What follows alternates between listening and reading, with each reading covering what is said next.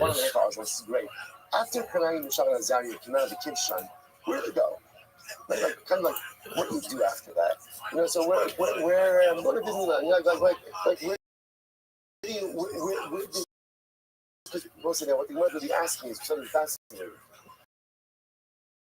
After that event, we never hear again. So where did they go? The Gemara says, Amara, the Ayin Hara Mesu. That is the result of Ayin Hara. The Ayin Hara. What does this mean? The subject of so much attention, and their piety became the subject of much attention. That level of attention is not helped. The Rok Tavu, they drowned incredible Marshal over here. So the Marshal says this doesn't make any sense. He says, listen to this. The Shlefari should derech Marshal, the idea of Kika Shelo, they go come to Israel, but Revaishno. So listen to this outside very, very, very quickly. Remember the Gemara just said before that after Chaim Mishal and Azariah came out. So the nation literally verbally beat up on the Jewish people and said, what is the matter with you people? Why are you worshiping other gods when your God is so great? So the Marshal said, what does it mean that Chaim Mishal around in the saliva? It meant that, so to speak, that the Jews were subject to the verbal abuse, theological verbal abuse of the Goyim. So something when people talk, so they spit a little bit. So the idea is that the Jews were being beaten up by the Umos Ha'olam, and they were being missed. So what does it mean that Chaim Mishal and Azariah died in the spit and the saliva? It means that even though Chaim Mishal and Azariah did something so beautiful and so spiritually heroic, what they did caused the embarrassment of Klal Yisrael. And because it caused the embarrassment, that's the saliva, right? The Umos Ha'olam spitting, not spitting, but talking, in the Musar, that embarrassment caused them to die.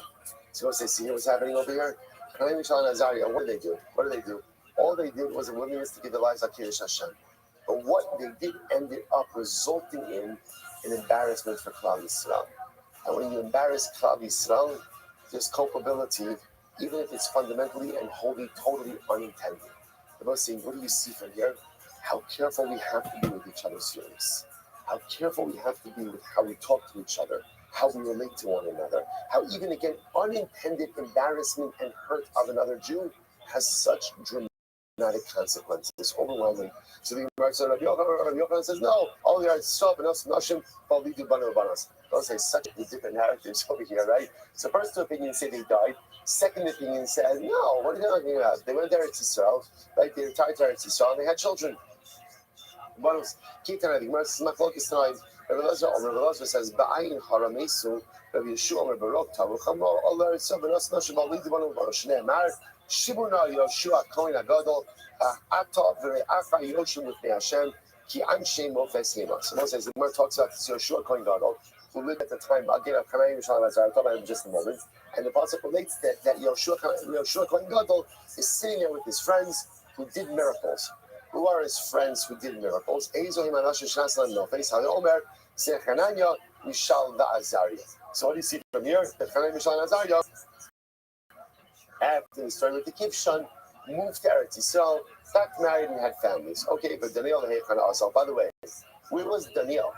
That's right, Daniel was the most trusted advisor of Nebuchadnezzar. He was the senior prophet of the time. Where was he when Chaim Mishal and Azariah were being thrown into the Kivshan Aish? Amarav Lemichra Nara Rab B'Tiberia. So Nebuchadnezzar actually dispatched him to go and create a big river, like the big body of water in Tiberia. Okay, he was on a civil engineering project. But he was there to begin to work out an import contract, right? For aspas. Aspas is like a type of animal food. To bring in aspas to the bottom. He was there to bring chazirim, to bring pigs from Alexandria. So apparently, again, Alexandria, right, of Egypt had the best chazirim, had the best pigs, and he would have to negotiate the contract to bring those animals into Baba. Is that true? But Tanya, the Todd Sarofe, Amar ain't part of the Chazir Yotzim Alexandria time, she ain't called Chnaim Shala, the Shoshaltele. No, I was saying it's fascinating. Alexandria, they would only sell livestock after removing the uterus of the animal. Why? Because they did not want their animals to reproduce outside Alexandria. They had a They cornered the market. They cornered the market on a certain type of robust livestock. So in other words, you couldn't. They would sterilize the animal before they would go to take the animal out. So how was Daniel able to import these animals? So again, like a good Yiddish cup. So the Gemara says, what did he do? So the Gemara says, Zutri Isi below that. He brought very young ones, so no one had a havamina that he was mating them and trying to reproduce them. Okay, point is, he wasn't involved when all of this occurred. There were three people involved to ensure that Daniel was not present when the story of Mishan Azari happened. We'll see what's going on. Who were they? So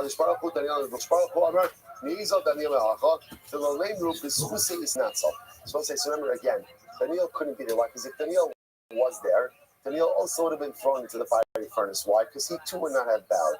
The issue is then when they would have been saved, people would have attributed the salvation to who? To the merit of Daniel and not to Hananiah, Mishael, and Azariah. And this was Hananiah, Mishael, and Azariah. This was their to shine. This was their moment to shine. And therefore, again, Daniel couldn't be there. Next, so the Gemara says, Daniel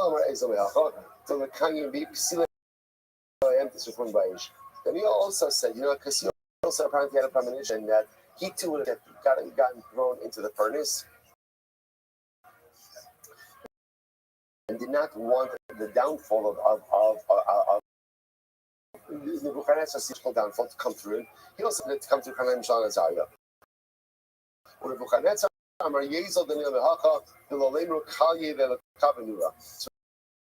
So it's interestingly enough, Nebuchadnezzar also sent Daniel away. Why?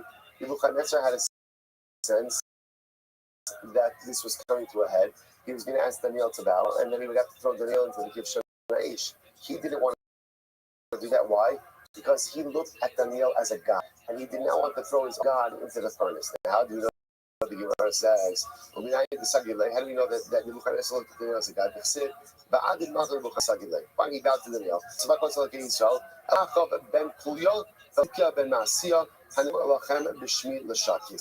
now, this is all happening at the same time. At the same time as Hananiah, Mishael, and Azariah. So obviously, again, so there were others who also wanted to be of prophetic stat. So these two guys, Chav ben Kuya and Tzidkiah ben Maasi. And they also posed as prophets, although they were to be a shaker of Sid. So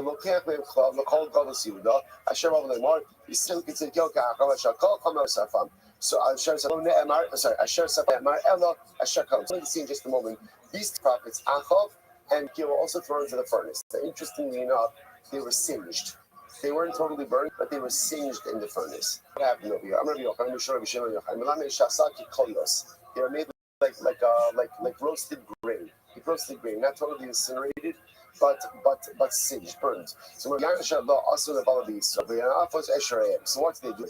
What did they do that was so bad that caused them to be thrown into the furnace? Listen to this. But also got me back to the Nebuchadnezzar. They went to the door of Nebuchadnezzar. Akav Amarla, Kamar Hashem Hashmiel Tzidkiah. The Tzidkiah Amar Hashem Hashmiel Akav. Interesting. So these two guys posing as prophets go up to the door of Nebuchadnezzar. So Akav says, listen, daughter of Nebuchadnezzar, I'm a prophet of God. I come speaking the word of God. God has told me to instruct you that when Tzidkiah propositions you, you should give yourself to him. Give yourself to him. And Tzidkiah goes over to her. I come to you with the word of God. When Akav petitions you, right, you should give yourself over to him. Okay, so the Gemara says, so Azla va'amra lavua. So I just want to point out something amazing, which is interesting, that you see the regard in which they held the Jewish prophets, right? She doesn't say, like, get out of here. Right, brother, again, she says, okay, she takes this to her father.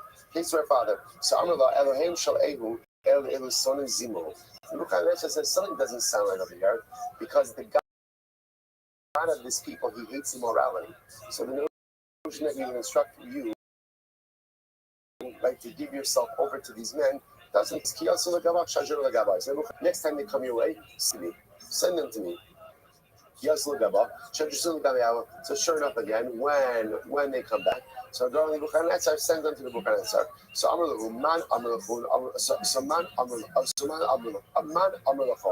Nebuchadnezzar said, tell me, who gave you this message? God. But Nebuchadnezzar says, listen, guys, I did a little fact checking. I asked Nebuchadnezzar, I asked Hananiah, Mishael, and Azariah about your supposed prophecy, and they told me fake news. told me totally fake news, right?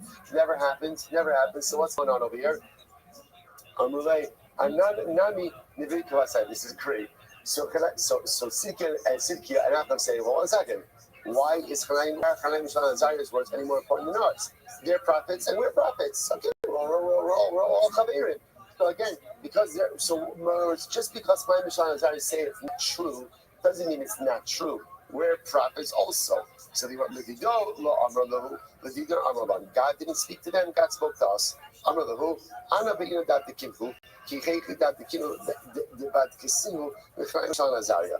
the Bukhari says, you know what, I have a good idea. The way I checked out Hanani Mishan Azaria's prophetic credentials was just a little fiery furnace test. So if you guys don't mind, I'm going to subject you to the same test. If you come out okay, then great, of course, then your word is gold. So Akav and Sidki say, hold up there. It's not fair. It's not fair. They were saved because there were 3 of them. Hanani Mishan Azaria. There's only 2 of us, Akav and Sidkiah. So Bukhari says, no problem. Phone a friend, right? Phone a friend, right? No worries. You know what? You get your guy. You can choose anyone you want, whoever you want for your furnace muzumin. Go ahead. You know, absolutely no problem. Choose whoever you want to go with you to the fiery furnace. So it's crazy. I was like, so they said, you know what? We choose Yoshua Kohen Gadol. Sabi Leisi Yoshua Gnafesh Sukisayu. Alon. So they said, okay, we're going to choose Yoshua Kohen Gadol. We'll say, remember again, we just heard Yoshua Kohen Gadol was the Kohen Gadol at the time. Remember again, he was friends. He became friends with Hanani Mishan Azariah.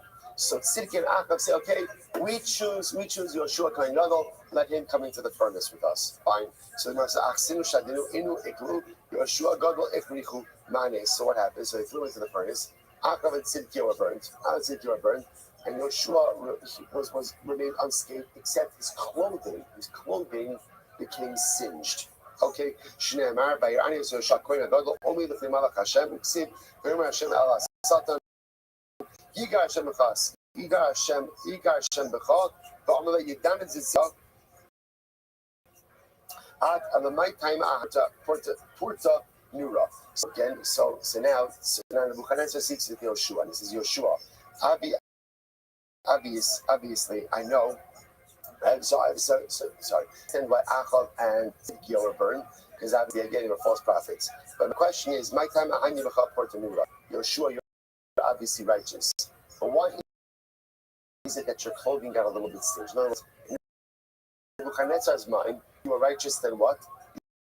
You should escape the flames in totality. So why is it that you totally survived with that, but your clothing was singed? So the Hanani Mishan and Azariah, says, you know, I just want to tell you, Hanani Mishan and Azariah, their clothing wasn't even singed. You know, it's like, can you imagine, like, it's like that moment, like, stop talking about Hanani Mishan and Azariah, right? I got it.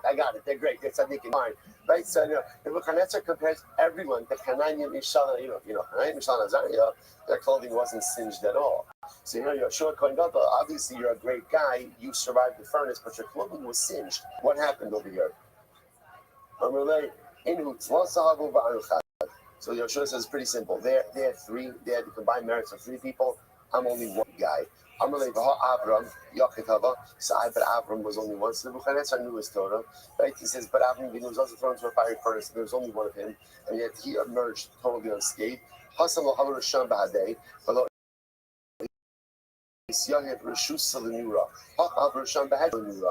say, so ultimately again, so to which Yoshua Kohen Gadol says, here's that ultimately Adam was thrown into the furnace by himself. Therefore the fire had no rishus at all. I was thrown into the furnace with Rishayim. The fire had rishus to have an impact on them. Once the fire was given some level of control, it impacted me as well. That's what people say, the famous adage, that if you have 2 dry sticks and 1 wet one, the dry ones could ignite the wet one. In other words, even though normally a wet stick is impervious to fire, but put enough fire around it, and ultimately, again, the wet stick ignites as well. A person will be very righteous will say, so the wet stick is the tzaddik. So the wet stick can be very righteous, but surround the wet stick by enough rishayim, and unfortunately, again, the rishayim had an impact on the tzaddik as well. Incredible, the impact of our surroundings. So the word says, by the way, Mike timing garnish. What's the real reason? So the Gemara feels that that's not the real reason, right? If Yoshua Kohen Gadol was really a big tzaddik, then at the end of the day, the fire should not have impacted him at all. Why did the fire impact him?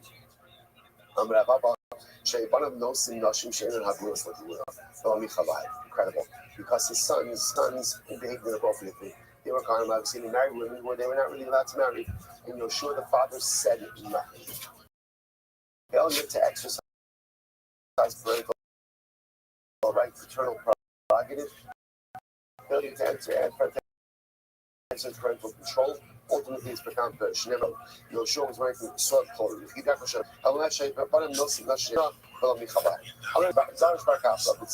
my pixie was in the past. She has all my even meaning. So I said, Gilas risk to the yoke of course. And literally again, the passage says that Boaz gave her 6 barleys. 6 barleys. So it was my Shisha saw it. What is it? 6 barleys. Even Shish son, man, literally gave her 6 barley kernels. So he must have Hidaka Shabbat Vite Matana Shish saw it. But Boaz just gave up one person 6 barley kernels. That doesn't make any sense. So it's like Shadi Gimel on the days 93b. Ella, Shish said, rather he gave her 6 saw. Now that's a lot of barley. So listen, if he doctor shall you shall eat on Shish said, is a woman going to be able to carry back 6 saws? That's a lot of barley. As a Rama's law, Shasidim Shisha Banam Lattes when mention is back on the Shish brachas. So we'll say, so in fact, interesting the Gemara says, in fact, he gave her 6 barley kernels. Why? It was a remnant, it was a metaphor, an illusion that she was going to have 6 sons who would each be benched with 6 wives. So it wasn't meant to be a sustaining gift, but rather it was meant to be a symbolic gift. So listen to this. Who are the 6 sons? Very in this example. Who are the 6 descendants? Who again, each of them blessed with 6 wives. David, Mashiach, Daniel, Hananiah, Mishael, and Azariah. And I'll say, by the way, this is Ruth's pedigree. Ruth's pedigree. And I'll say, brother, you know to trace it all to? The pivotal moment when the army was going back to Canaan, right? And the army said, don't come with me. And Arba goes back tomorrow, and they're supposed to Canaan. Sometimes in life, we stand at a crossroads, and the decision we make at that crossroads impacts not just us, but just us for generations. Sometimes we're at a crossroads, sometimes we're unaware they're at a crossroads. But this is the importance of living life with a kind of a mindfulness, so that when you stand at a crossroads, you know that you're in a moment of a critical decision, and you choose wisely. Incredible. So let's go through this. Here we go. David, the sin. Bayan Akad Me'anarid. I saw the son of Yishai, Yodea Nadi, the Gibor Cairo, Yiddish Milchama, Vinavon, right? Vinavon, the Ishtar. So what's about Shem Imo? So 6 brachas. Again, we'll define what each of these are. Just remember, these are the 6 attributes, 6 brachas.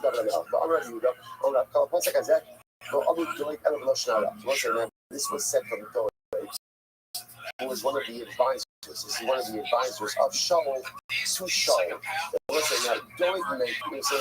somebody compliments someone, it's really disparaging. This was a compliment that was meant to be disparaging. Disparaging. We're meant to animosity. Here we go. He knows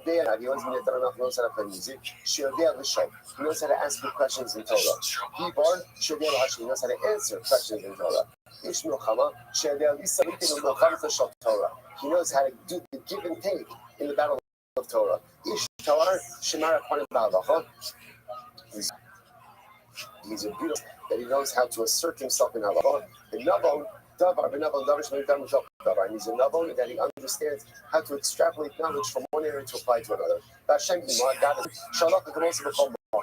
Ultimately, whenever David says halacha, the halacha always follows him. In all of these areas, Shaul said, this is beautiful. Noah's son has these same attributes. Again, when David said Hashem Imo, Hashem is looking meaning that the halacha always follows David. That David always has like the infallible sense of truth. Shaul didn't have that, and neither did Jonathan. That's when Shaul became jealous, and that, of course, sets off this entire dynamic where Shaul sees David as a threat and literally tries to kill him. The Shaul said, by Shaul it says, wherever he would set his eyes on, he would decimate. Talking about his enemies. The David says, wherever David would turn, ultimately again would be successful. Both are the shoulders of success. But David HaMelech has an elevated form of success over Shaul. Incredible. We know the Doeg. How do you know that it was Doeg who said these things? So it says, Shishim Ishmi Abdi Shaul B'Yom Ha'u Nezat Hashem Yishmo Blake Hadoni Sabir Ha'La'or Ma'Sher Shaul. Look, next he was Mashiach. Next. So therefore, I will say the point over here is Rus' descendants. Remember, Boaz gives Rus six crores of barley to highlight. We're going to have 6 descendants, where each bench themselves with 6 brothers. Now we just saw David, not one of those descendants, and the 6 brothers are David. Mashiach. Yo, what up? So it says, what's the bracha of Mashiach? Beautiful. Incredible.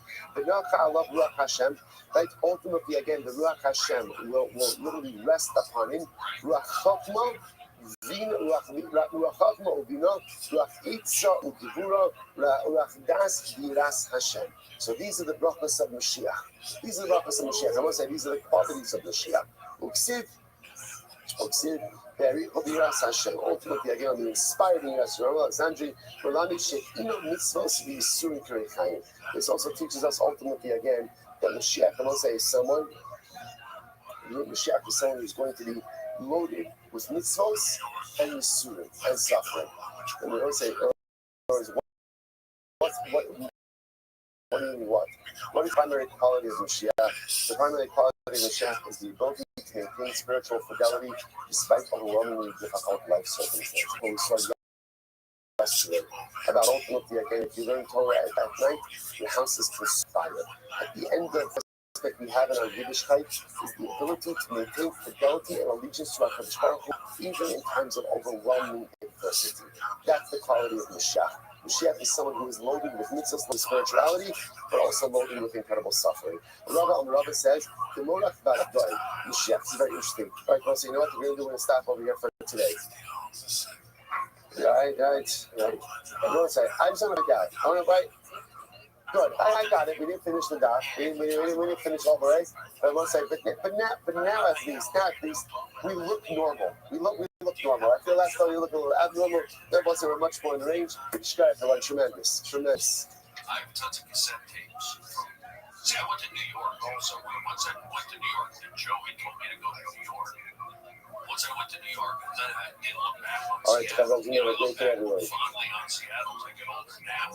Or some even though I just do. I've always had fondness for it, but I also have fondness for that New York conference. I can really spread my wings there. You're staying up to 4 or 5 in the morning, doing the tour guide stuff. I had to go to New York and prove to myself, can I be funny on the East Coast? Can I be funny in some of the toughest crowds? All right, we'll say good morning. Let us begin by thanking all of our sponsors for this morning show. To thank our annual Torah sponsor, the Tosin Mishpacha of Eretz Yisrael, for dedicating all the Shulin shows this year as a host for the Soros Tovos for Am Yisrael. Our Talmud Torah sponsors for the month of Adar, Haba Alim Tova, Terry and Steve Zinn. In loving memory of Terry's father, Dr. Harry Khan, C. Hirsch, Ben Yosef HaKohen, Ziv, Levin, and Berman families, in memory of William Ziv, Zev, Shmuel, Ben Yisrael. Our week of learning sponsors, Nathan and Beth Adler, in memory of Judy Goldman, Yehudis, Esther, Bas Elazar, Choni Bracha. And our day of learning sponsors, Levin Rakovsky, in memory of Ira Kasavsky and Lillian Waxton, Choni Bracha. We hope that in merit of our Talmud Torah, all of the Neshama Salam, the families in the Chama, all of those who need recovery to the Kol Chali, so that the Shprach Shemir should bring home all of our hostages and all these soldiers should be successful. So with that, let's go. Today's daf is Sadik Gimel 93. We are starting on Sadik Beis Amud Aleph 92a, 14 lines up from the bottom, but we got this. Rabbi Lazar Omer, Lazar says as follows: anyone who does not, literally again, allow Talmidei Chachamim to benefit from his possessions will not see bracha forever. Meaning, which is another way of saying that a person is supposed to share his possessions with Talmidei Chachamim, meaning support Torah. And if a person does not use his possessions to support Torah, he'll never go ahead and see blessing from those possessions. In other words, what's the logic over here? We're talking about someone who does not want to utilize his resources to help Talmidei Chachamim, to help Torah, thinking that by not giving them, he'll have more for himself. So therefore, the halacha says it doesn't work that way. If you don't use your resources to go and help Torah, at the end, ultimately, you'll just have less for yourself. Shnei Amar, Ein Sri Achla Akino Yachal Tuvon. The Ein Sri Elatami Hamil Shnei Sridim Asher Hashem Korei V'Am Rabbi Lazar. Rabbi Lazar says follows. Interesting halacha. Kol Shem Mishayir Pasha Shulchana In Rasim Rach Yoman. If at the end of the meal you don't leave over bread on the table, you will not see blessing. Which means, in other words, make sure to always leave over some bread on your table. Okay? And the Gemara says, on the other hand, the Gemara says, Shneimar in Sridli Achlo, Akilo Yachal Tivah. The Gemara says, Amar Balazar, Kol Mishayir Pesisin Al Shulchano, Shredav Olazara. But Rabbi Lazar said that whoever leaves over bread, literally pieces of bread on his table, ultimately it's as if he worships idolatry. So it sounds like obviously leaving over bread is not a good thing. So the Gemara says, "Shneimar Ochem Legad Shulchan, Malim Lamani Masak Lokashya Hadi Kishneim Bahadei Hadalek Kishneim Bahadei." So apparently, the way of Avodah Zarah, God, was the way you worshipped it was little pieces of bread together with a whole loaf. So if you leave little pieces with a whole loaf, that's what it looks like Avodah Zarah. But just go ahead and leave pieces. That's what there's Simon I will say. So what's the pshat? Leaving over bread represents the sin and bracha in one's house. So first of all, this could be a little bit more of like a Havdalah type motif of overflowing the cup. The idea is that there's extra. Then we overflow the cup of Havdalah because again we want it to be that literally our cup runneth over. That's what he wants. So leaving over extra bread indicates that there's surplus at home. That's one possibility. The other possibility is that halacha l'maisa, if there's leftover bread, that means a person didn't eat everything. If you didn't eat everything, that means I exercised some level of self-control. What's kedusha? What's kedusha to you? The Ramban says, kadesh is atzmicha b'mashem motorach. Is moderation. Is even not just drawing line between mutter and asur, but even within the world of that which is mutter. I limit myself. I moderate myself. So perhaps that's the shot as well. That if I have a meal and I actually things, but I leave a little bit over, that's ultimately again that's a display of moderation. And where there's moderation, ultimately there's kedusha. Okay. Interesting. Now, literally translated, Rashi says over here, means a person changes his voice, which makes it sound like a person is trying to conceal his identity. But the truth is, could also just mean a person doesn't keep his word. So whoever doesn't keep his word, it's as if he worships idolatry. Interesting. So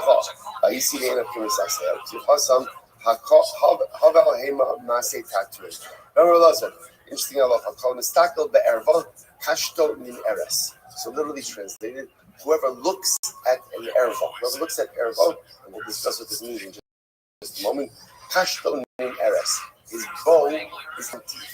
What does that mean? Take a look at Rashi. Kashton in Eretz over here. So the Gemara says, Koach kishui aver shalo ninar she'ena moli. So Rashi seems to be saying over here. Now again, we'll discuss what erva means. But if a person looks at erva, which means some types of something illicit, kashton in Eretz. Rashi understands this to be a metaphor that literally he becomes impotent. Right? So Koshi Iber Shalom, so getting over Shem Nirashin a moment, Shneimar, Area Mer, Kashtacha, Area Sha'atim, Shtaba, Mamish Bebasa, Kitar Kashtacha, Dara Akar, and the Stankel, and the Hashi Ba'arayos, the Ish, Kashta Growth. So, first approach of Rashi is that literally one looks at something they're not supposed to be looking at. So, right, if I look at things I'm not supposed to be looking at, or a second approach in Rashi is that a person thinks about a married woman. Could be even when he's with his own wife, he thinks about a married woman. Either we're talking about some type of either illicit thoughts or illicit or actually illicit looking at things which are illicit and inappropriate. What's inappropriate? What's the result of it? Kashton in Eretz. Bowl is empty. Now, so Rashi understands it being almost like literally like a restaurant. He's just not going to be able to father children. Perhaps also on a deeper level, what it's saying is like this: that the thing about arayos, the thing about immorality, it's all consuming. A person has a lust, a person has died for arayos. It takes over the individual, and literally it can sap a person of all of their strength.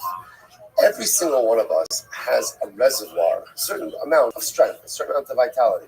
That's what we got, right? In other words, you can only go so long without sleep, right? You feel that this hour in the morning, right? Because I can only put it, in other words, as much as I want to say my potential is limitless, which is true, my cost is not. In other words, it does come a certain point in time where there's no more gas in the tank. I think what Chazal are telling us is, be careful what you use your energy for. Because there are certain things that are all consuming the realm of energy. And the truth is, arayos, immorality, is one of those things. It'll empty your bow, right? It'll empty the tank. It'll go ahead and sap you of all your vitality. And therefore, not only am I engaged in Avera, but at the end of the day, there's nothing left in the tank to be able to do good things as well. Profound Gemara. Let's go. Person should always be humble. Rashi says over here, be humble and you will live. Humility is the key to longevity. Fascinating. Interesting.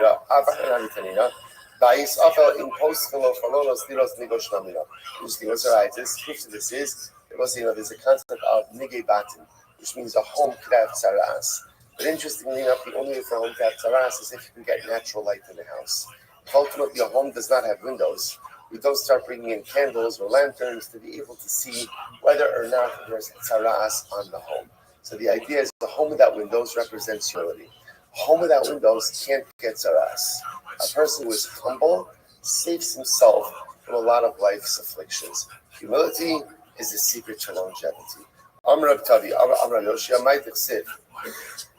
What's the meaning of the passage that says Sha'ol va'otzerechem eretz lo savei mayim? So the Hima Inyan Sha'ol Eitz Rechem. What's the connection between Sha'ol is the grave, Rechem is the womb. What's the connection between the grave and the womb? This is fascinating. Ma Rechem Machnis Umotzi. Right? Just like the Rechem, just like takes in, right? The womb takes in the semen and ultimately again emits the baby. Av Sha'ol Machnis Umotzi. So to the grave. So to the grave takes in, you bury the dead, but Motzi Tchias HaMesim. Ba'alot farm Kavachomer, Umar Rechem Shemaknisim B'Chashayim, Motzi also the Kolos, so the womb which takes in quietly, yet ultimately emits with great cries, birth of the baby. So Sha'ol Shemaknisim B'Kolos, Einon Din Shemotzim Mena B'Kole Kolos. So the grave, which again someone's buried, when something comes into the grave, there's much crying. Right? There's crying. So too when it emits, i.e. Tchias HaMesim, there's going to be even greater cries of joy.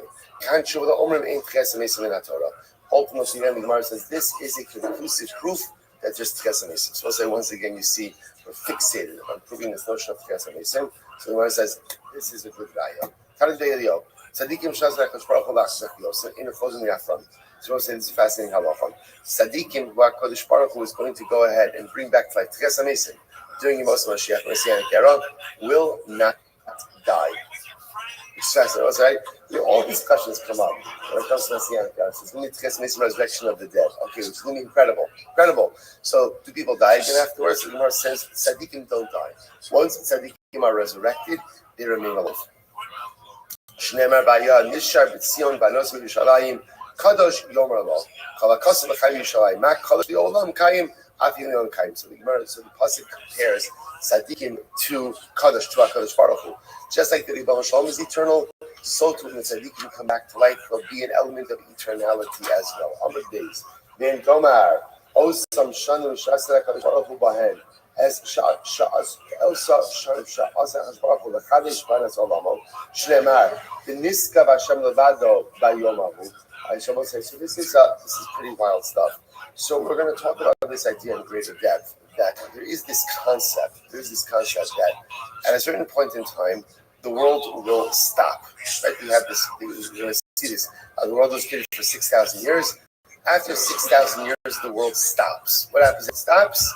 Take 2 or 3, whatever number we're up to. Right? This problem is going to recreate another world from you, which sounds like everything that exists will be erased, and this problem will start again.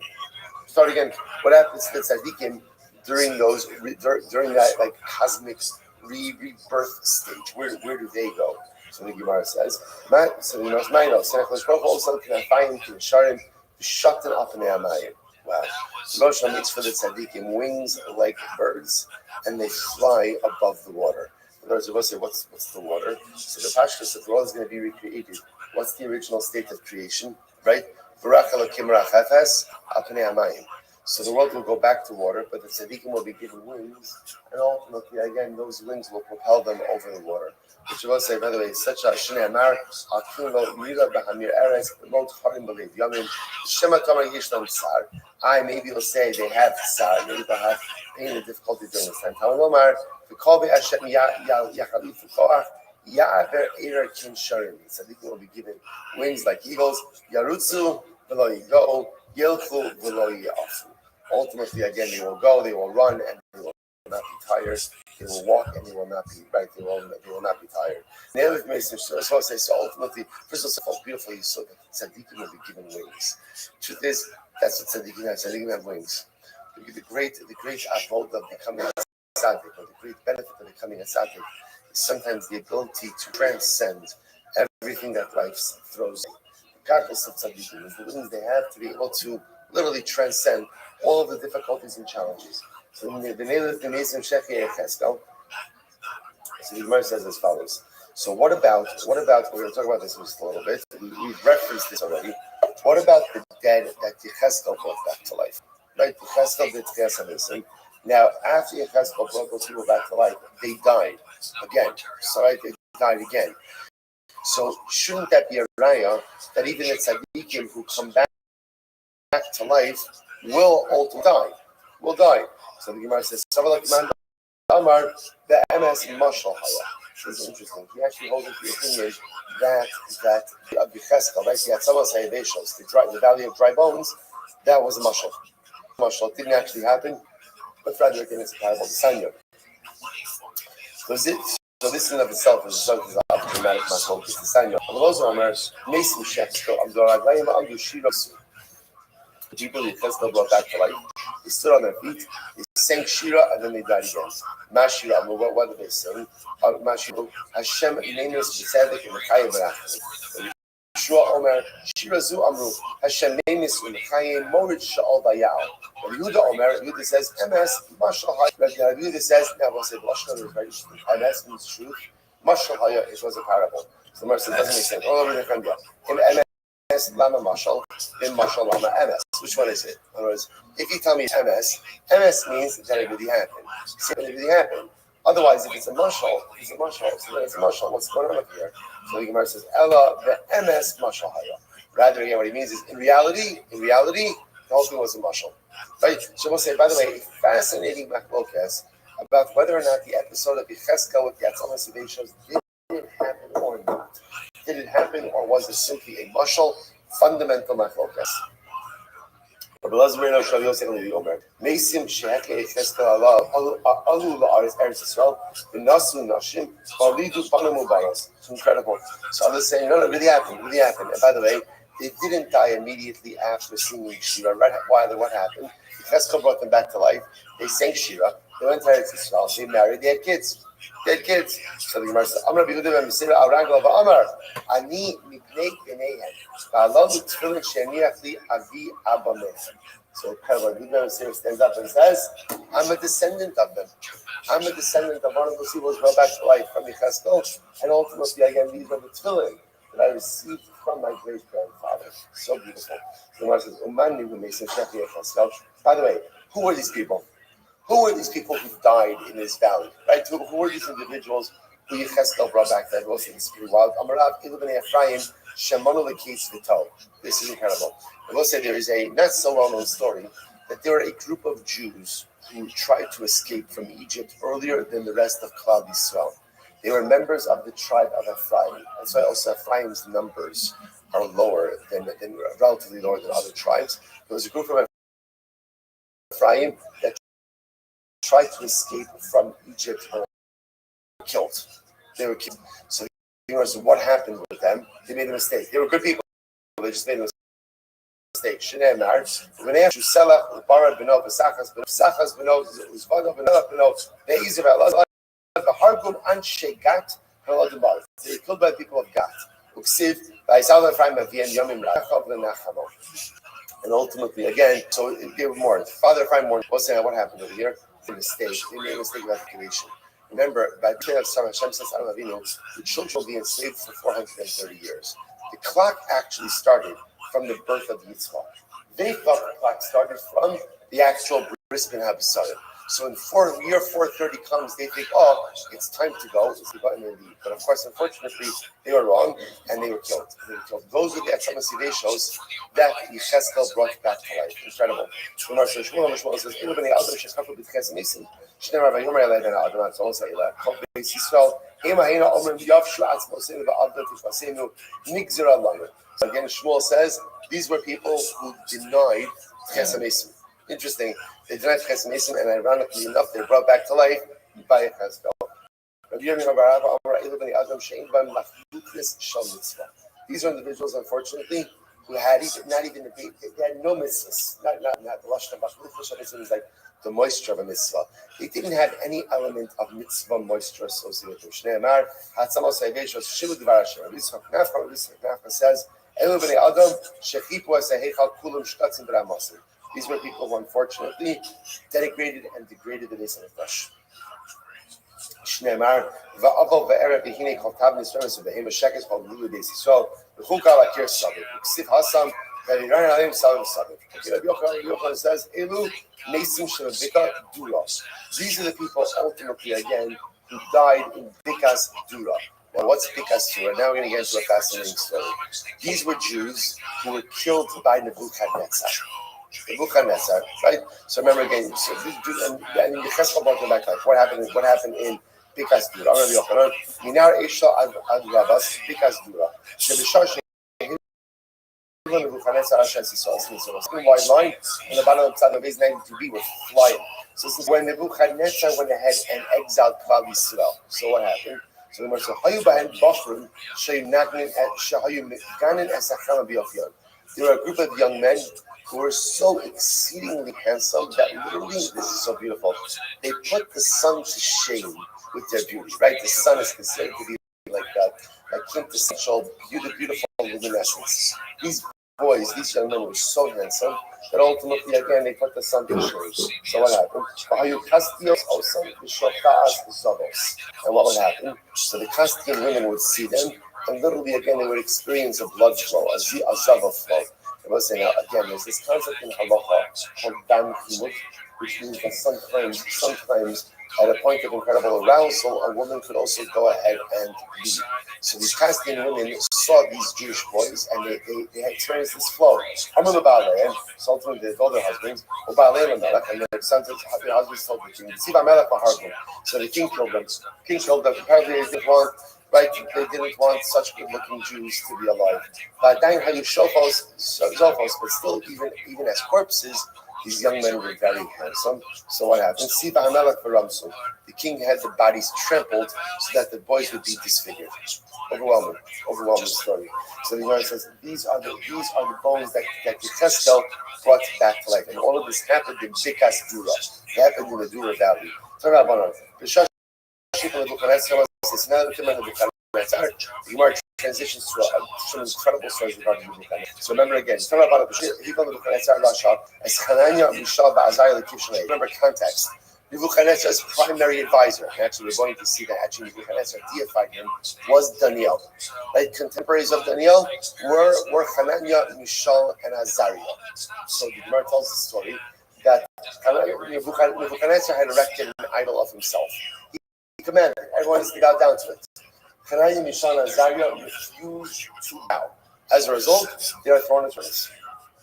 So the Gemara says, so I'm sorry. So he called Nebuchadnezzar as Hananiah, Mishael, and Azariah, the Givshon Aish. So again, at the time that Hananiah, Mishael, and Azariah thrown into the furnace, this is when Hashem tells Yechezkel, right? Yechezkel's contemporary of Daniel, Hananiah, Mishael, Azariah. Oh, that's incredible. By the way, can you imagine that generation? All of these great men. Says that as Hananiah, Mishael, and Azariah being thrown into the Kishon, Hashem tells Yechezkel, go and bring back the dead in the Dura Valley. Even Shek Yosef, what happened? So after the bones were brought back to life, so apparently it wasn't just the bones that were in the valley. All the bones of the people who had died were brought back to life. So interestingly enough, apparently, as crazy as this sounds, Nebuchadnezzar had fashioned a goblet out of the bones of some of his victims. So as the bones are brought back to life, he's drinking his wine. One of the bones from his goblet slaps him in the face. Slaps him in the face. So the Amar, so the Gemara says, Amar Mati Sha'ilu. So instead of Nebuchadnezzar says, what's up? What's going on here? So Amar So he said, the friend of these guys being Mishal and Azariah, is bringing back the dead in the Dura Valley. Pasach Amar Asali Kaman Ravrin. Vitasmoi Kama Taifin Mafusa Malchus Olam Shaltani in Darvadar. We'll say in this moment, it's incredible. In this moment, so Nebuchadnezzar begins to sing Shira to Hashem. It's pretty amazing. And if you look what he says, this God, look how great he is, look how strong he is. His monarchy is a monarchy forever, and his dominion is from generation to generation.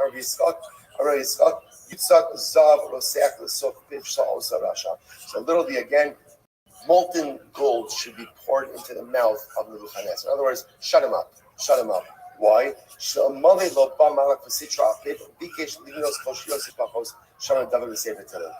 is incredible. Had the Malach not come and struck him on the face, Nebuchadnezzar would have sang more beautiful songs than David HaMelech, right?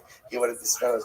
So as beautiful as everything that David HaMelech did in Tehillim, Nebuchadnezzar's Shira could have been even more beautiful. Now, you say to yourself, how could a Nebuchadnezzar make greater Shira than David HaMelech? So it's a simple cheshbon. Remember, the greater the evil, the greater the power for good. Every person has possible. Nebuchadnezzar, who was so evil that he could destroy the Beis Hamikdash and exile Klal Yisrael and subject our people to all of these terrible things, if he were to harness that power, and channel it towards good, there was no telling what he could accomplish. Incredible. 6 miracles happened that day. They're talking about the day that Hanai, Mishal, and Azariah were thrown into the Kivshan. What were they? Number one, Hila and Safa Kivshan. That was normally the cauldron was actually beneath, was underground. It rose above ground so that everybody would be able to see the miracle that was happening. Next, Nifras HaKivshan, part of the wall of the Kivshan cracked open so that people could see into the Kivshan what was happening. Chomak Sodo, the foundation cracked. Nepach Tzelam Al, the big idol of Achashaf,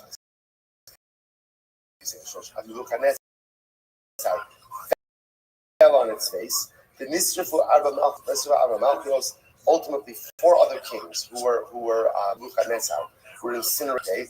The Hechia Cheskal Asabisem Bekasdura and Dura Valley. The Kula Gemara. Ultimately, again, all of these are tradition. All these miracles we have are tradition.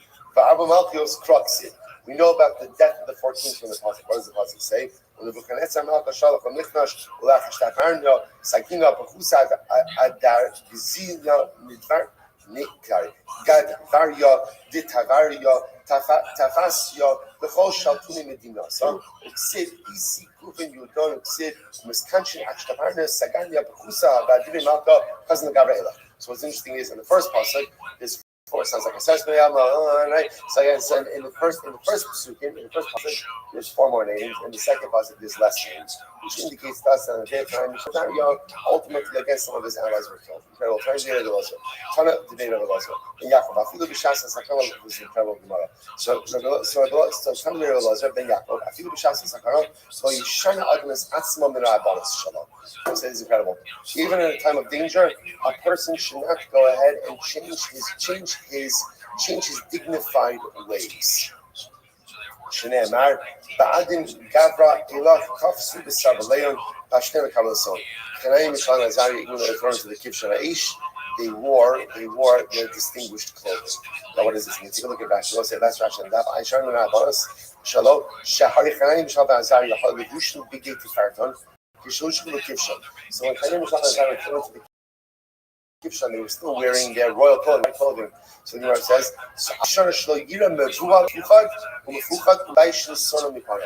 It's incredible Gemara. What is Elazar Yaakov saying? Elazar Yaakov saying, a person must always remain dignified, even in the face of adversity. Sometimes when we are overwhelmed by our circumstances, so ultimately, again, we become understanding, all confused, and we lose it. And as a result, we ourselves act in an undignified manner. The Gemara says the power of Yid is always to maintain dignity and level-headedness, even in the midst of overwhelming circumstances. So Hanani, Mishael, and Azariah, what did they do before they were going to the kitchen of Aish? They fixed the bekashas, right, and they went ahead, right, and they straightened themselves out, and they were ready. They were ready. I will say, by the way, this is the story of the Jew throughout the ages. Throughout the ages, the ability to maintain a dignity and a refinement, because deep down I know it's not my enemy who controls my fate. It's HaKadosh Baruch Hu. Because I'm always in the hands of HaKadosh Baruch Hu, I can keep level-headed, I can not use my wits, and I can maintain my dignified posture even in the face of overwhelming circumstances. Incredible. I'm going to be open. I will say, all right. Right, 93a. So if you don't Tzadikim, this is beautiful Gemara. Tzadikim are even greater than Malach. Shneimar, Chazak Gvar, Bar Shayim, Mahalkim, Bekomu, Chavalo, Iti, Behon, Right, Gomer the Bar. So the Tzaddik is mentioned in the Chazak before the Malach. I will say, the truth is that it's not a Kiddush. Of course, Tzadikim are greater than Malach. It's not even a Shaila. Right? Why? Because Malach don't have the ability to grow. Malachim don't have the ability to change. Malachim don't have the ability to transcend adversity or overcome adversity. So it's never pot that, of course, tzaddikim are greater than malachim. Incredible. Amr Tanchum Bachanivai. B'shash Yatzadai Mekishon Aish. Bal Kumas Ha'olam V'Taf Kumas Yisrael Apneim. Incredible. When Hanani Mishal Aliyah came out of when they came out of the furnace, so what happened? The Tav Kulas Yisrael Apneim.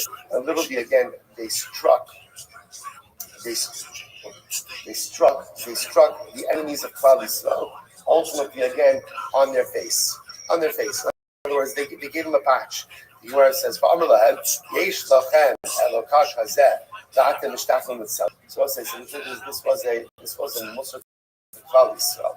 In other words, when Chanai, Mishael, and Azariah came out of the Kivshan, the nations of the world said to the Jews, "What is the matter with you guys? You have a God like this who saves from a fiery furnace, and you're worshiping our gods." Incredible, right? I would say sometimes the greatest Moshe that we receive is the Moshe from the nations of the world. Yeah, possible. Amru, L'chashem, Atzaka, Belandu, Boshis, Panim, Tiyamaz. Amru, Pshovan, Maria, I might see what you mean of us. Amarti, this is beautiful. Moshe. Amarti, Ella, the Kamar, of Zeb, the Sana. So say, what's the meaning of the pasuk that says, in Shir Shir? Literally, again, I said, I will go up on the palm tree, but I only take hold of branches. What's the pshat? So the Gemara says, Amarti ela b'tamar eli Yisrael. So again, the tamar, the palm tree, represents Klal Yisrael. So Baruch Hu essentially says, my goal, my desire, is to hold on to the palm tree in totality. Right? What I want more than anything is to be able to hold on to the palm tree. And unfortunately, I can't wrap my hands around the palm. Why? Because Klal Yisrael has rejected me. Instead, all I have are a couple of branches. Where are my branches? Ultimately, again, Hanani, Mishael, and Azariah.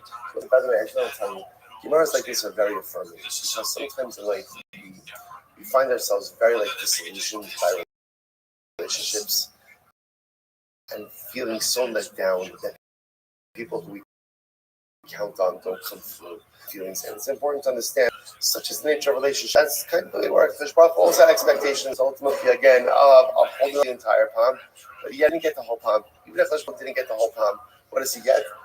He gets a couple of branches. It's called branches, beautiful branches, wonderful branches, but just branches. Sometimes, again, not getting exactly what you want, what you had anticipated relationships. It's par for the course. The Mar goes weiter. So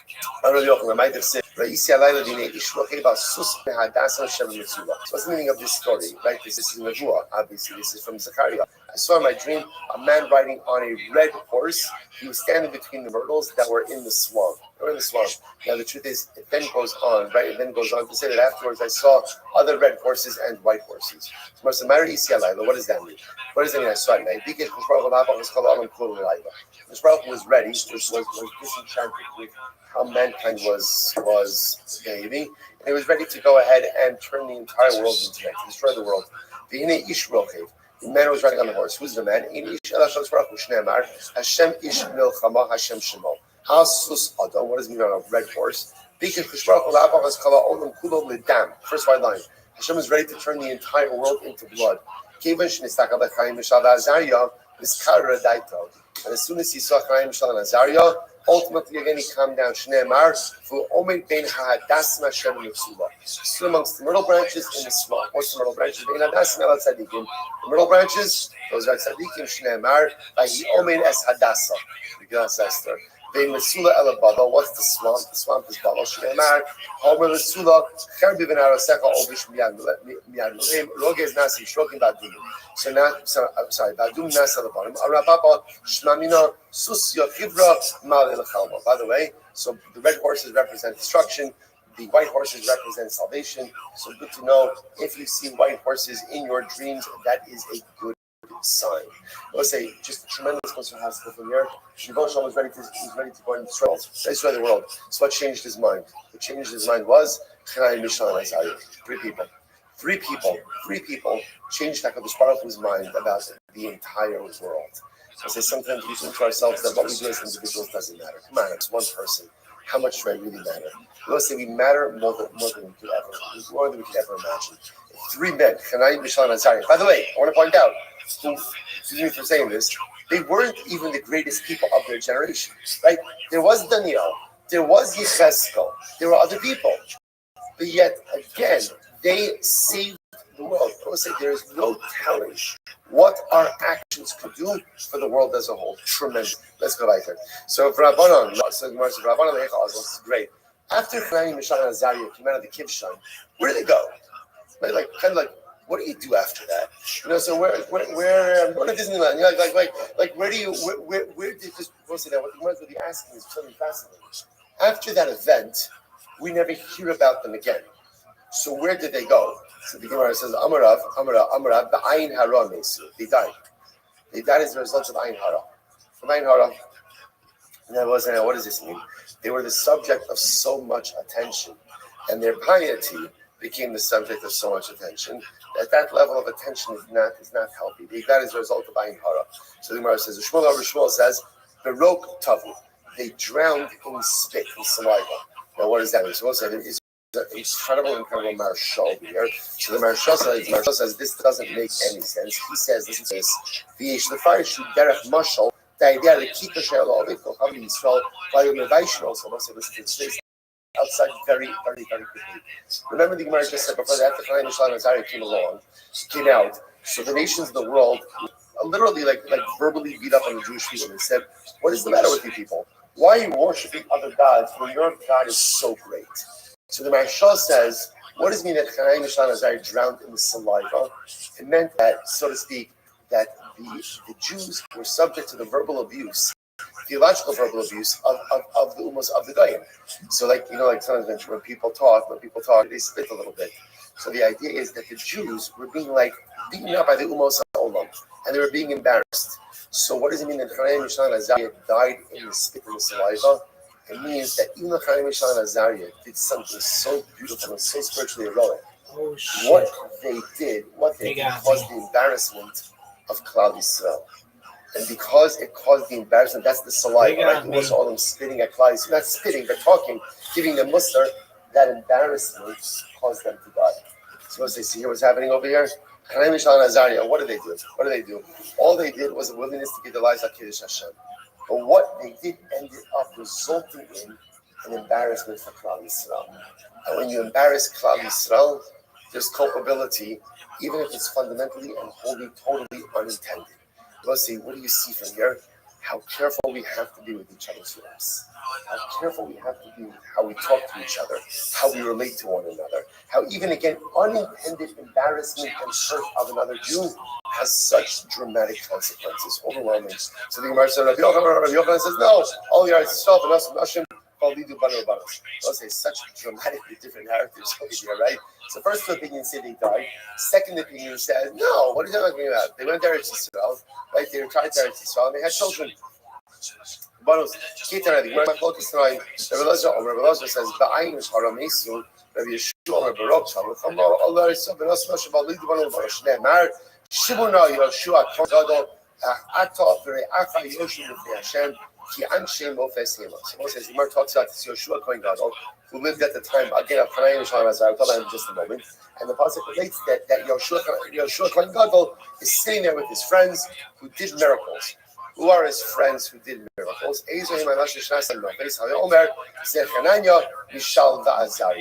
So what do you see from here? That Hanayim Mishael Azariah, after the story with the Kivshan, moved to Eretz Yisrael, got married and had families. Okay, but Daniel also. By the way, where was Daniel? Where was Daniel in all of this? Right? Daniel was the most trusted advisor. He was the senior prophet of the time. Where was he when Hanayim, Mishael, and Azariah were being thrown into the Kivshan Aish? So Nebuchadnezzar actually dispatched him to go and create a big river, right, a big body of water in Tiberia. Okay, he was on a civil engineering project. But he was there to begin to work out an import contract, right, for aspasta. Aspasta is like a type of animal food. To bring in aspasta to Babel. He was there to bring chazirim, to bring pigs from Alexandria. So apparently, again, Alexandria, right, of Egypt, had the best chazirim, had the best pigs, and you had to negotiate the contract to bring those animals into Babel. Is that true? Tanya, the Todas Harofe, Amra in part of the chazir yotzim Alexandria, she'in chol tchina'im shala b'shosh lateli. No, I was say it's fascinating. Alexandria, they would only sell livestock after removing the uterus of the animal. Why? Because they did not want people to. They did not want their animals to reproduce outside of Alexandria. They courted the market. They courted the market on a certain type of robust livestock. So they would sterilize the animal before they could take the animal out. So how was Daniel able to import these animals? So again, a good thing to check up. So the Gemara says, what did he do?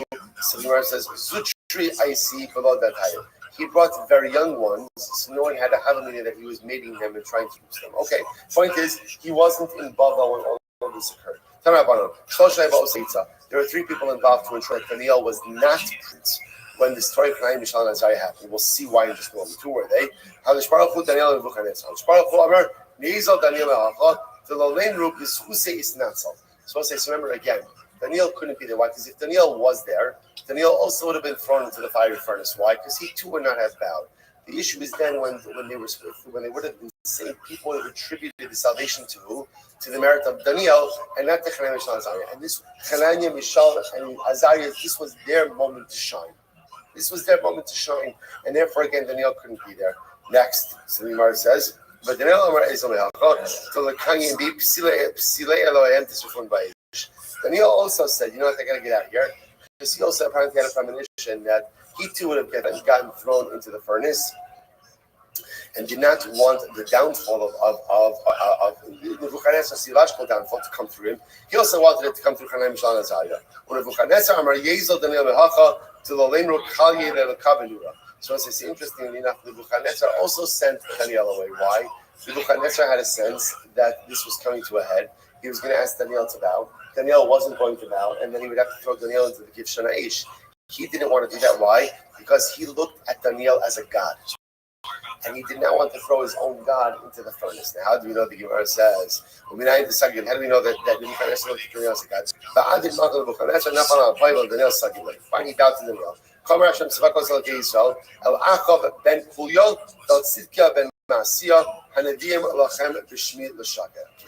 now, this is all happening at the same time. At the same time as Hanayim, Mishael, and Azariah. So obviously, again, so there were other people who also wanted to be of prophetic stature. So these two guys, Achav ben Kuya and Sidkia ben Maasiyah. And they also posed as prophets, although they were in a Bia Shekel. ולוקח מהם כבר וכל קולוס יהודה, אשר רב לאמור, ישמחה צדקיהו כאחאב אשר כל מלך בבל ואיש אשר שפם. So אשר שפם.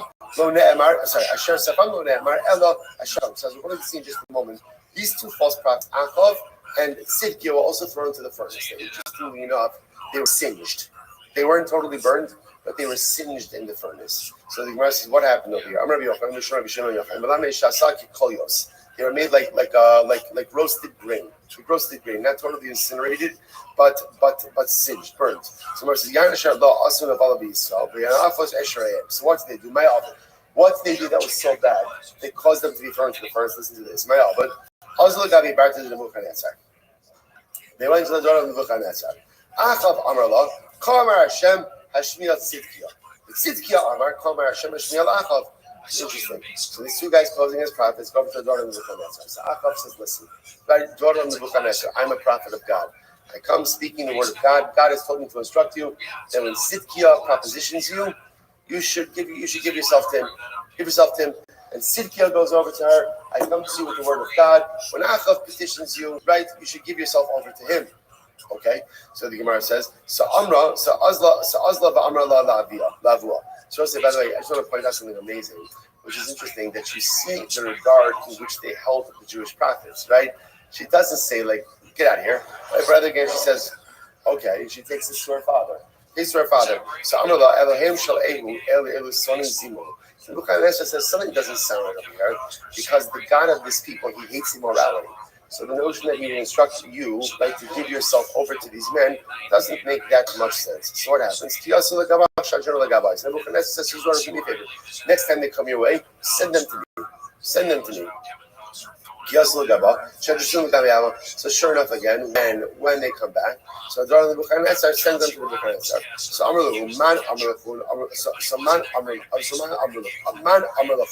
Nebuchadnezzar says, then tell me, who gave you this message? God.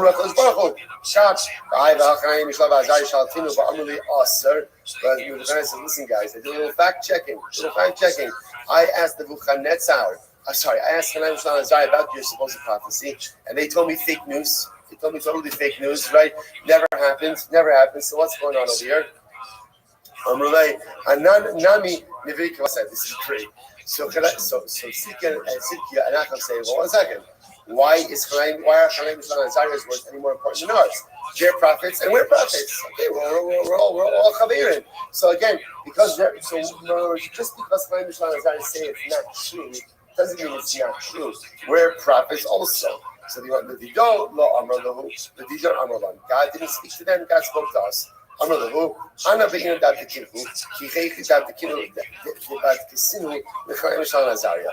Nebuchadnezzar says, you know what? I have a good idea. Where I checked out Hananiah, Mishael, and Azariah's prophetic credentials was just a little fiery furnace test. So if you guys don't mind, I'm going to subject you to the same test. If you come out okay, great. Of course, then your word is gold. So Achav and Tzidkiah say, hold up there. It's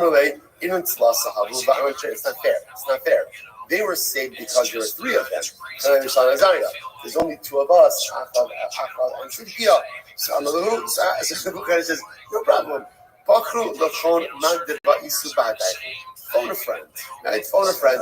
Like, no worries. You know, like, you get your guy. You can choose anyone you want, whatever you want for your furnace mizunim. Go ahead. You know, absolutely no problem. Choose whoever you want to go with you to the fiery furnace. So this is crazy what I'm saying. So they said, you know what? We choose Yoshua Kohen. Sabi Lesi Yoshua Nafesh Sayu Umagna Alon. So they said, okay, we're going to choose Yoshua Kohen. Remember again, we just heard Yoshua Kohen Gadol was the Kohen Gadol at the time. Remember again, he was friends. He became friends with Mishael and Azariah. So Tzidkiah and Achav say, okay, we choose Yoshua Kohen Gadol. Let him come into the furnace with us. Fine. So the Gemara says, Achsinu Shadinu Inu Iklu Yoshua Gadol Ichrichu Mane. So what happened? So they flew into the furnace. Achav and Tzidkiah were burned. And Yoshua remained unscathed, except his clothing became singed. Okay, Shneimar Vayirani Yoshua Kohen Gadol Omi Lefnei Malach Hashem Uksiv V'Yomer Hashem Al Satan Yigar Hashem B'Chal V'Omer Yedanet Tzidkiah At Alamai Time Ahayim B'Chal Porta Nura. So again, so now Nebuchadnezzar seeks Yoshua. This is Yoshua. Obviously, I know. And sorry. Yochanan says, I understand why Achav and Tzidkiah were burned, because obviously, again, you're false prophets. But my question is, my time, Yoshua, you're obviously righteous. But why is it that your clothing got a little bit singed? Whereas in Nebuchadnezzar's mind, if you were righteous, then what?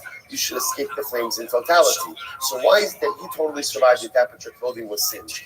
So the Gemara says, Hananiah, Mishael, and Azariah, Nebuchadnezzar says, you know, I just want to tell you, Hananiah, Mishael, and Azariah, their clothing wasn't even singed. You know, it's like, can you imagine, like, I'm like, stop talking about Hananiah, Mishael, and Azariah, right? I got it. great. That's I think they're fine. Right? So the Nebuchadnezzar compares everyone to their clothing wasn't singed at all.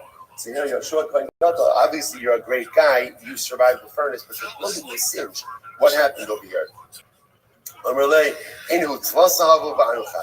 Yoshua says pretty simple. They had three. They had to combine marriage with three people. I'm only one guy. But Avram was only one. So Nebuchadnezzar knew his Torah. Right? He says, but Avram was also thrown into a fire furnace. There was only one of him, and yet he emerged totally unscathed. So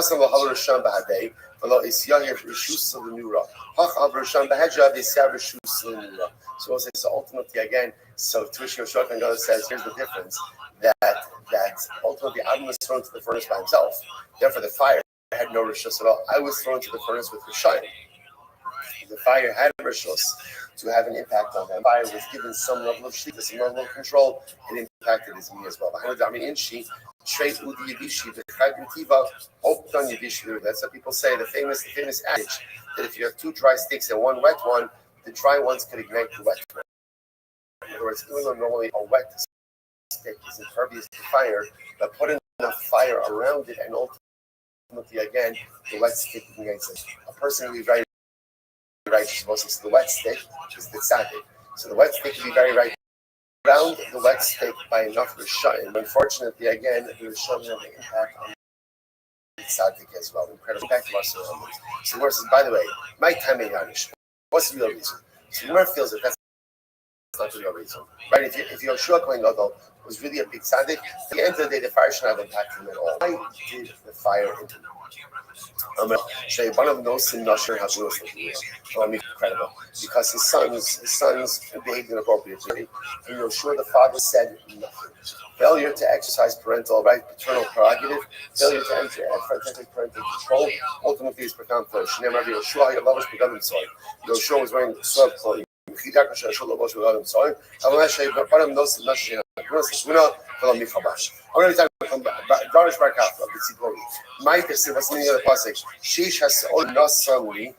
Megillas Rus.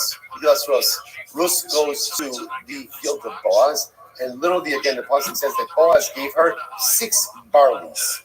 6 barleys. So it says, "My sheish hasorim." What does it mean? 6 barleys. If you literally he gave her 6 barley kernels. So the Gemara says,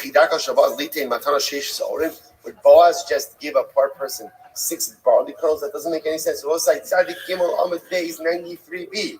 Ella sheish sin. Rather, he gave her 6 sa'ah. Now that's a lot of barley. So it says, is a woman going to be able to carry back 6 sa'ah? That's a lot of barley. Ella Ramazlah. So we'll say, so in fact, interesting that the Gemara says, in fact, he gave her 6 barley kernels. Why? It was a remez, it was a metaphor, an allusion that she was going to have 6 sons who would each be benched with 6 brachas. So it wasn't meant to be a sustaining gift, but rather it was meant to be a symbolic gift. So the Gemara says, listen to this. Who are the 6 sons? This is incredible. Who are Russ's 6 descendants? Who again, each of them blessed with 6 brothers. David, Mashiach, Daniel, Hananiah, Mishael, and Azariah. That was incredible. By the way, this is Russ's pedigree. Russ's pedigree. And I will say about trace it all too. That pivotal moment when Naomi was going back, right? And Naomi said, "Don't come with me." And Arpa goes back to Moab, and you're supposed to come. Sometimes in life we stand at a crossroads, and the decision we make at that crossroads impacts not just us, but impacts us for generations. Sometimes we're aware we're at a crossroads, sometimes we're unaware that we're at a crossroads. But this is the importance of living life in incredible mindfulness, that when you stand at a crossroads, you go to a moment of a critical decision, and you choose wisely. Incredible. So let's go through this. Here we go. David, it said, "Vayan echad me'anarim, vayomer hinei ra'isi ben Yishai beis halachni." I saw this son of Yishai, Yodeh Nagin, B'Gibor Chayil, V'ish Milchama, V'Navon, right? V'Navon Davar, V'Ishtar. So it's about Shem Imo. So 6 brachas. Again, we'll define what each of these are. 6 brachas. Well, I'll say now this was said from Doig, who was one of the advisors. This is one of the advisors of Shaul. I will say now, Doig did when somebody compliments someone, it's really disparaging. So this was a compliment that was meant to be disparaging. It meant to really, not even disparaging, but meant to treat animosity. Here we go. Yodea Nag, he always knows how to play music. Shiodea Lishol, he knows how to ask good questions in Torah. Gibar, Shiodea Lahashi, he knows how to answer questions in Torah. Ish Milchama, Shiodea Lisavlitim Milchamta Shal Torah. He knows how to do the give and take in the battle of Torah. Ish Tawar, Shemara Panabalacha. He's a beautiful appearance that he knows how to assert himself in halacha. The navon, he's a navon that he understands how to extrapolate knowledge from one area to apply to another. God is with him. Ultimately, whenever David says halacha, the halacha always follows him. In all of these areas, Shaul said this is beautiful. And my son Yonasan has these same attributes.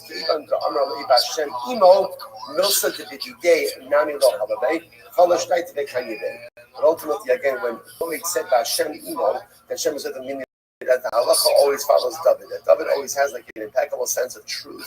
Shaul didn't have that, and neither was son. That's when Shaul became jealous, and that, of course, sets off this entire dynamic where Shaul sees David as a threat and literally tries to kill him. Shaul said, by Shaul it says wherever he would set his eyes on, he would decimate. Talking about his enemies. But David said, wherever David would turn, ultimately again it would be successful. So again, both are the shoulders of success. But David HaMelech has a success over Shaul. Incredible. We know the Doeg. How do you know that it was Doeg who said these things? So it says,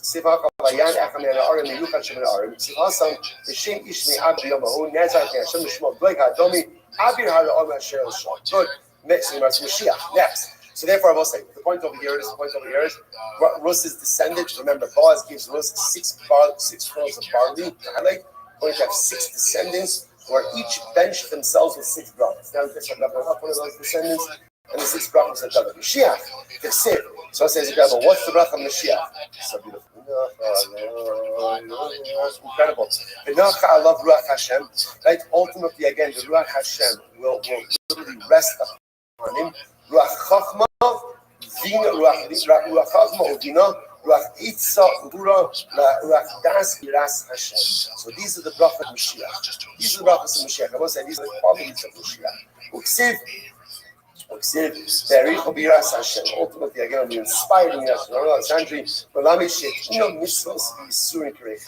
This also teaches us ultimately again that Mashiach, I want to say, is someone. Mashiach is someone who's going to be loaded with mitzvos and yisurim and suffering. And we always say, what do you mean what? What is the primary quality of Mashiach? The primary quality of Mashiach is the ability to maintain spiritual fidelity despite overwhelmingly difficult life circumstances. Yesterday, about ultimately again, if you learn Torah at night, your house is consumed by fire. At the end of the day, right, the most important aspect we have in our Yiddishkeit is the ability to maintain fidelity and allegiance to our Baruch Hu, even in times of overwhelming adversity. That's the quality of Mashiach. Mashiach is someone who is loaded with mitzvahs, loaded with spirituality, but also loaded with incredible suffering. Rabbi says, T'morach v'adoy. Mashiach is very interesting. Right, going to stop over here for today. Right. I just want to point out, right? We didn't finish with that. We didn't finish all the way. But I will say, but now at least, we look normal. We look normal. I feel last time you look a little abnormal. That was we're much more in range. Strive for tremendous.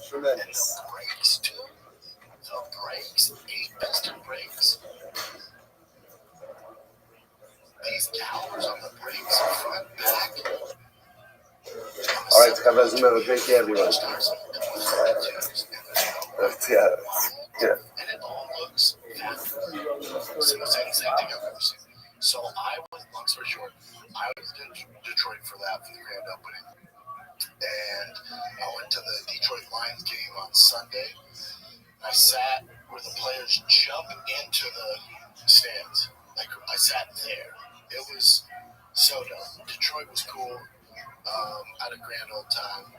It's hard to get me to leave, but I'm glad I left. I met some awesome people. Our Eternal says, good morning, good morning. Let us begin by thanking all of our sponsors for this morning's share. To thank our annual commentary sponsor, those who for dedicating all the students workers this year, as is close for the Torah for most of Israel. Our commentary sponsors for the month of Adar, carrying Steve Zinn, and Rabbi Tai's father, Dr. Harry Khan, Zivoni Rafa, Sirosh Ben Yosef Hakori, and Ziv Rubin and Ben Mutanis in memory of William Ziv Shmuel Ben Israel, the Rabbi the rest of our commentary. All we're doing shows how the families in the country, we'll bring all of our hostages home and our police soldiers successful. The whole Maaseh evening. But see, that's what else we have a lot to do today. Today's daf is Tzaddik Days 92. We are picking up on Tzaddik Aleph, 3 lines up from the bottom. Amalei Antonius the Rabbi. Again, but incredible, still more incredible, beautiful Gemara ahead of us. Additionally, we got 30 cycle. Like 8 years, or give it like an extra 6 months to kind of work through Gemaras like this, but alright. It's cool, man. So Sophia from the bottom, Tzaddik Aleph, and now 91a. Amalei Rabbi Antoninus the Rabbi. And let's say, so we're going to have a number of different conversations like this between Rabbi and Antoninus. Remember that Antoninus was a Roman official. A little bit of historical debate exactly who Antoninus was. Was he a Caesar? Was he someone else? So we'll just go with the idea that he was one of the Caesars. So fascinatingly enough, he developed a relationship with Rabbi Yudanos with Rabbi. And so the Gemara records multiple conversations between the two men who had tremendous respect for one another. And Antoninus actually helped out Rabbi on a number of different occasions. Antoninus says to the following: this is incredible. The body and the soul have the ability to kind of exempt each other from judgment. Meaning, essentially, another way of saying, body and soul have the ability to blame each other for failure. How so? All married. The body can say it's clearly Neshama's fault that I sinned. How so? It's very recent discussion. Shirim Shekinah, Harry Mutok, and Dolly McKever. From the speak that the Neshama left me, I have not gotten myself into any trouble. Right? The moment that the Neshama left, one of my DMs is laying there on the grave. So clearly, again, who is the instigator of all of my life's problems? It clearly was the Neshama. When the Neshama left, the Neshama could say, "Good cut no, it's the body that's the good." Shirim Shekinah, Harini Podcast Ba'adir Kitziko. Because the Neshama said, look at me. From the day that I left that fashioned in the body, look what happened. I'm flying in the heavens like a bird. I'm like a bird. Right? The body says it's clearly the Neshama's fault. The Neshama says it's clearly the body's fault. So it's this. So Antoninus is asking, what's the question there? Antoninus is questioning, so what is the mechanism of divine judgment? How does it hold the person accountable? But essentially, a person is composed of two opposing forces, and it's not clear who has responsibility, who has responsibility, ultimately for the failure of man. So it's beautiful. I'm going to show you how much the lot of that. So let me give you a mushroom. There's a lot of us. We shoot a special, especially for Netflix. So Theo, for whatever reason, it's a little mushroom. This is great. The Melech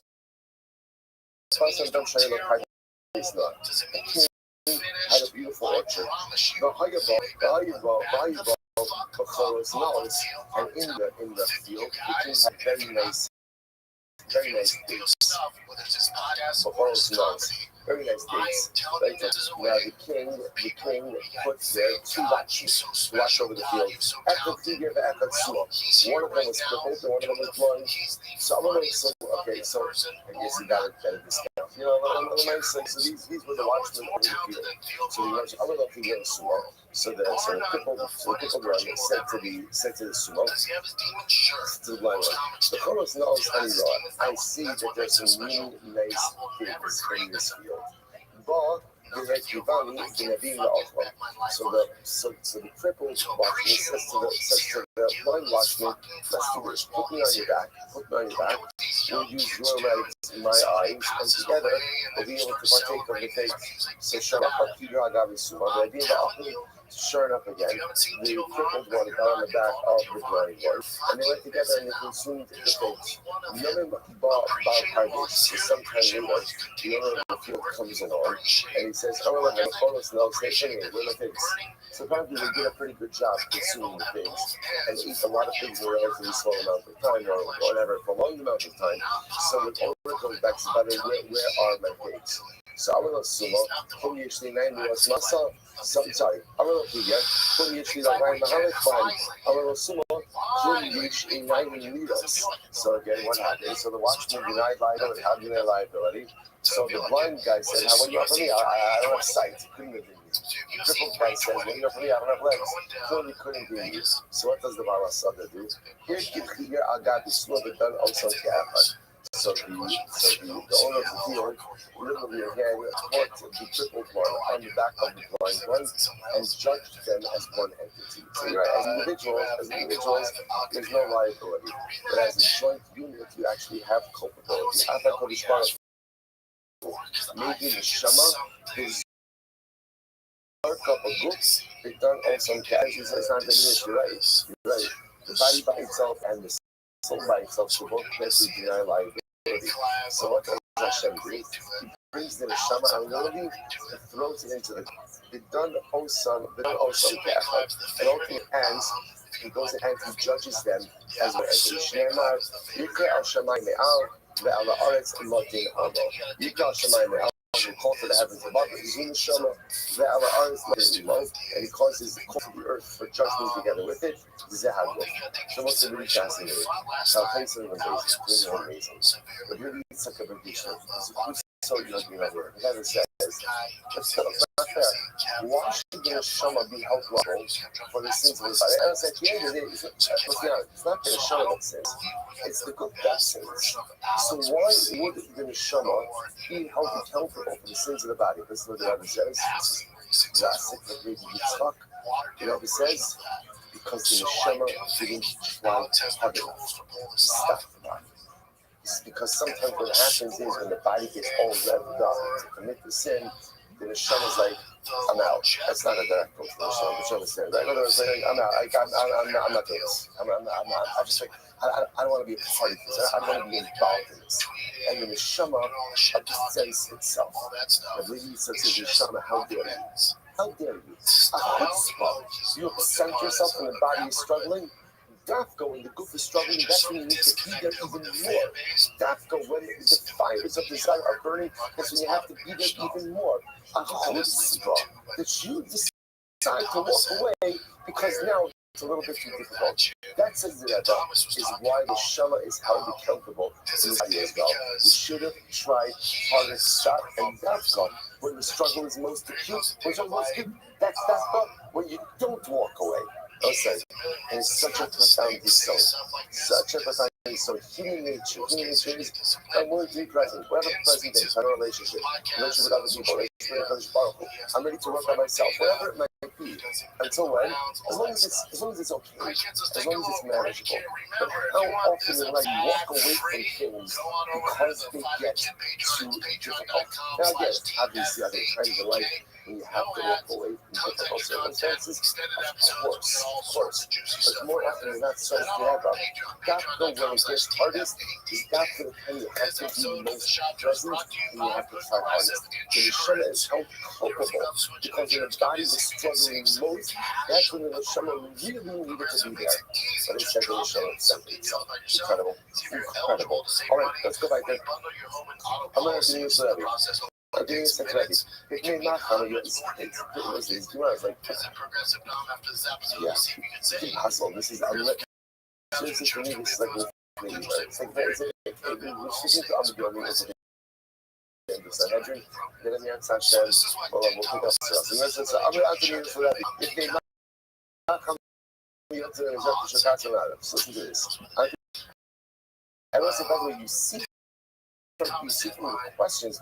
We're not supposed to say that sometimes when the Gemara records questions between Jews and non-Jews and Jews, the questions are often things, holes in our theology. If you notice by that, That's not the nature of these questions. Antoninus has actually like a real theological curiosity, and just like a real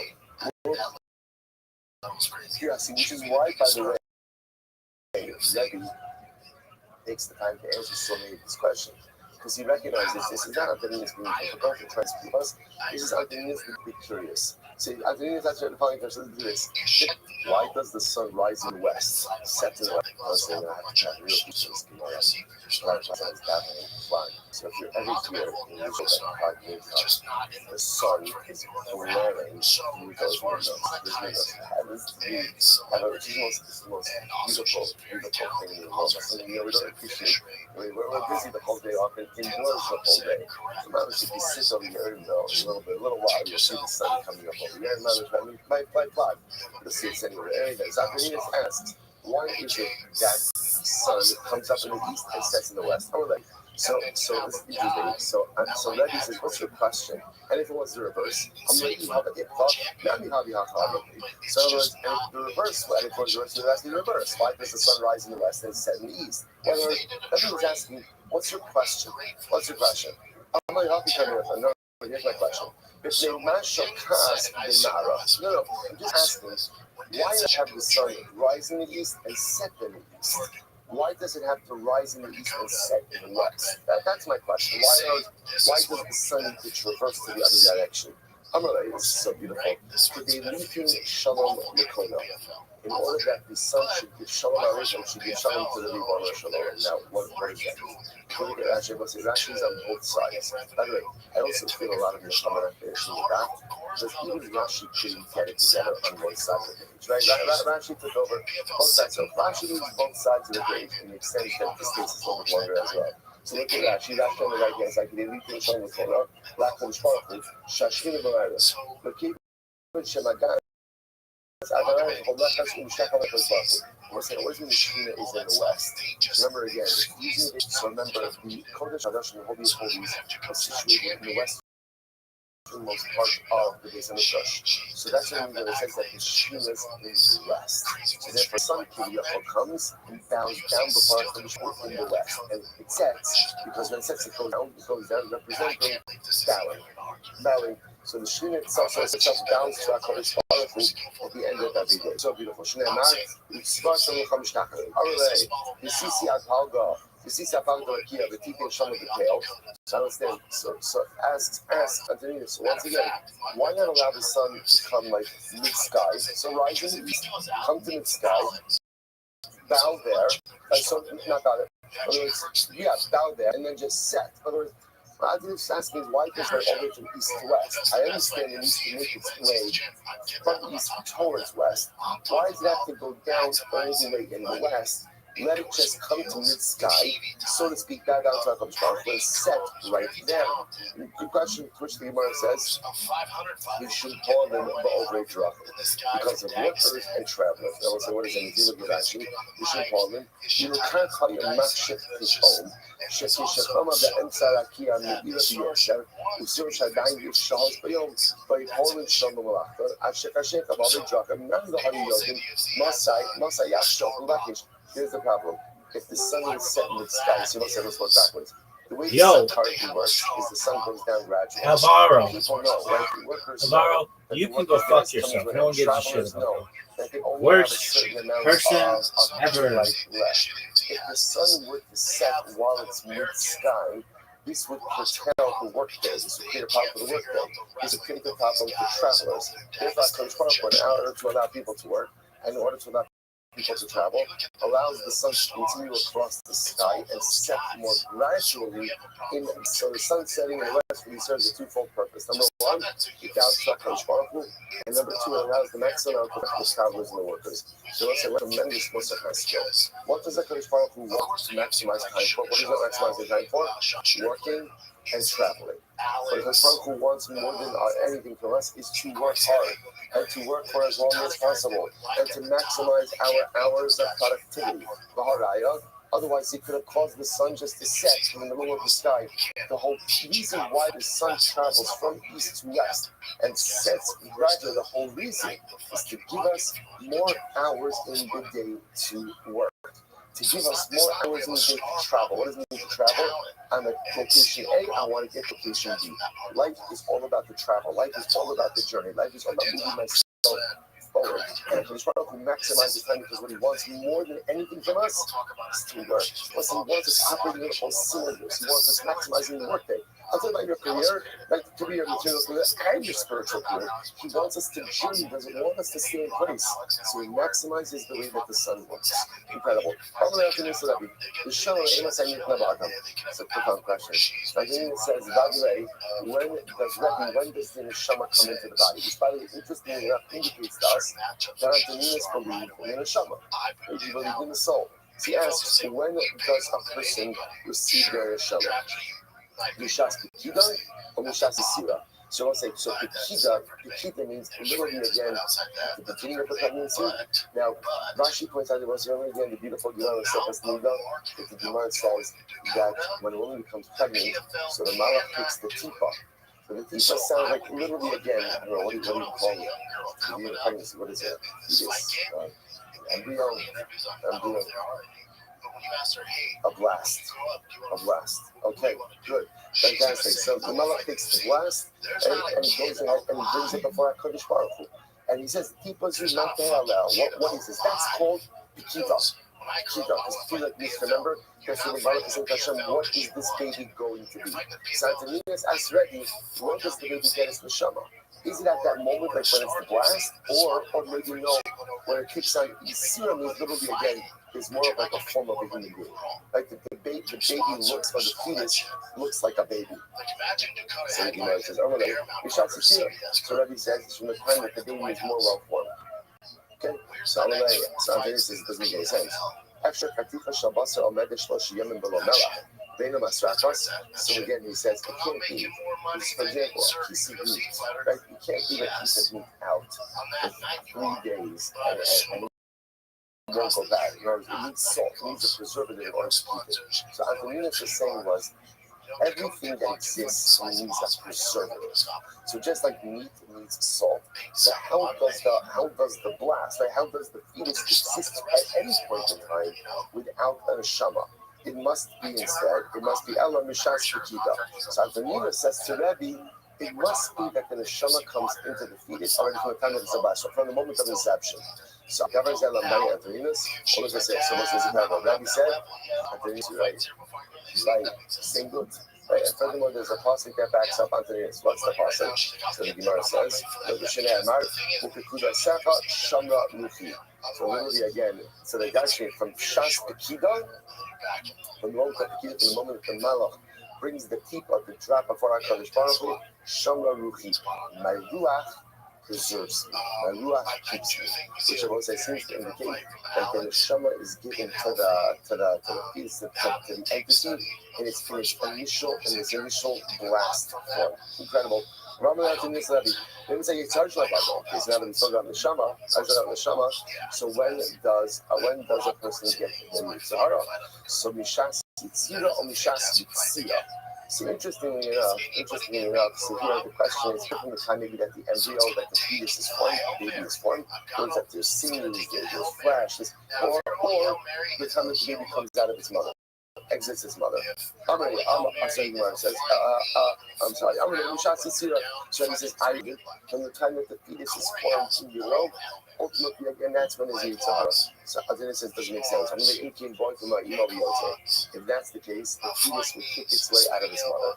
Which I will say, so we hear this. So if the baby had a Yitzhara, the fetus had a Yitzhara, it was kicking its way out of its mother. Which tells you something amazing. What does the Yitzhara do? What does the Yitzhara do? The Yitzhara causes us to kick.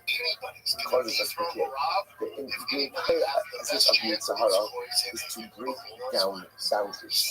Right? In other words, so the Yitzhara says, okay, I know that this is us, so I don't care. I know that I'm not allowed to do this, I don't care. That's not how the Yitzhara. But here's the interesting idea. The Yitzhara has a very profound piece as well. Because if I somehow am able to take that energy of the Yitzhara and channel it in the right way, then suddenly now I have a coffee inside of me that breaks down boundaries, which, by the way, can be the most incredible engine of growth. Right? Everything is about how you harness that power. So again, Antoninus says it can't be the baby has the Yitzhara, because literally it will kick its way out of the womb. It must be that it receives the Yitzhara when it comes into this world. Rabbi says, covers on Dani Anthonius. So Rabbi once again agrees with Anthonius. He's right. He's absolutely right. Right? It must be that the baby receives it when exiting. Umikra Messiah, and ultimately again, there is a pasuk that supports this as well. Shneimar, the pasuk locates. The pasuk says that literally sin awaits you at the entrance. Now, of course, again, this is talking about Cain. Because by Cain, it's a metaphor. The pasuk is that at the opening, at the entry to the world, sin crouches. The Yitzhara is there. And I will say this seems to be the adapted approach as well. Very interesting. As the Yitzhara comes about, ultimately, again, when we enter into this world. I will say that this is so that the first of all, it's interesting to see, and we know this we also our own lives. That what does the Yitzhara do? The Yitzhara gets to kick down boundaries. But again, if I can harness that, if I can channel that, then it will be a profound engine for personalistic growth. Sigmar says, Rishlak Shronik so Rishlak is contrasted to Psukim. And one thing says it was like, so Bom, Iber, Upisea, Halav Yovadas, Yachta, Uksiv, as Yigali Ta'ayot, Pisea, Vitro Vashon, Ilen, Kinitku, Mitbar Nai, Vinachalim, Ba'arava. So as I said, interestingly enough, two different Psukim that refer to Moshe and Kara. So the Gemara wrote to Tchias. One passage seems to indicate that people come back with all of their physical blemishes. The other passage seems to indicate that people come back healed. Which I is one of the questions that we have. We saw it right in yesterday's daf. Like, how do people come back to the chest and they say clothed, unclothed? Do they come back with their injuries, with their blemishes, with their disabilities? Like, how do people come back? Which the Gemara says, you're right, talk to yourself. In reality, we come back again with our movement, and we are healed by our Kadosh Baruch Hu. Incredible. And we'll say now, why not just come back healed? Because again, there's a greater appreciation when you come back with all of your injuries, right? I come back with all of my broken kite. I come back with all of it. And then in Tchias and Nisma Kadosh Baruch Hu goes down and heals me. That's tremendous. Let's go back to Ula Ramiksid. Ula brings down to Psum. Let's say second white line. And Tzadik Aleph on the case. Ula Ramiksid. Bila Hamavas Netzach Umak Hashem Jerayah Kalpanu. So literally again, death will be swallowed up forever. And Hashem will erase every tear from every face. You see it? So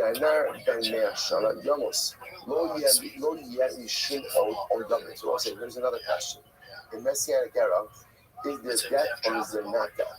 One passage seems to indicate there's no more death. Other passages seem to indicate that no, there will be death. But when a person dies at 100, it will be like the death of a young person. Which sounds like we'll live much longer, but there will still be death. Look, Hashem, can be talking about Jews or non-Jews. Apparently, again, by Jews there won't be death. By non-Jews there won't be death. What are non-Jews doing in Muslim Mashiach? In other words, what? This is interesting. Like, is it Tchias and Nisma for non-Jews? Like, what is that? So the Gemara says, my Baal Hashem, Hanaf Tiksibu, La'andu Zarim. Because again, apparently there will be non-Jews. First of all, there's a whole discussion of righteous Gentiles, what they have, both in law and in Moshe Mashiach. Interestingly enough, this seems to be the idea that Moshe Mashiach is much more of like a spiritual experience, in which we will have others to tend to our material needs. So there'll be a Gentile population to attend to the material needs of Am Yisrael, will be fully focused ultimately again on spiritual growth. And what's interestingly enough, this isn't in a whole submatter, which is what is the Messianic death, right? What is it?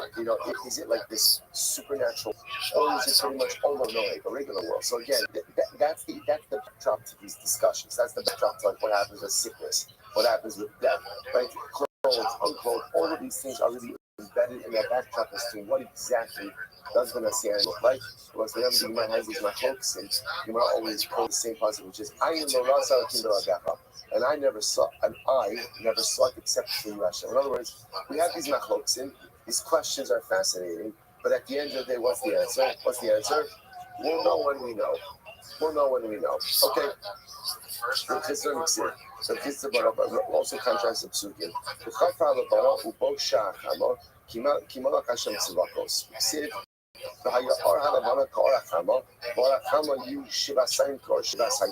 So what's this interestingly enough?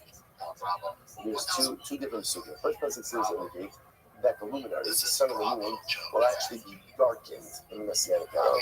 The second pasuk seems to indicate that they'll shine even brighter. Even the moon will shine as bright as the sun. So which one is it?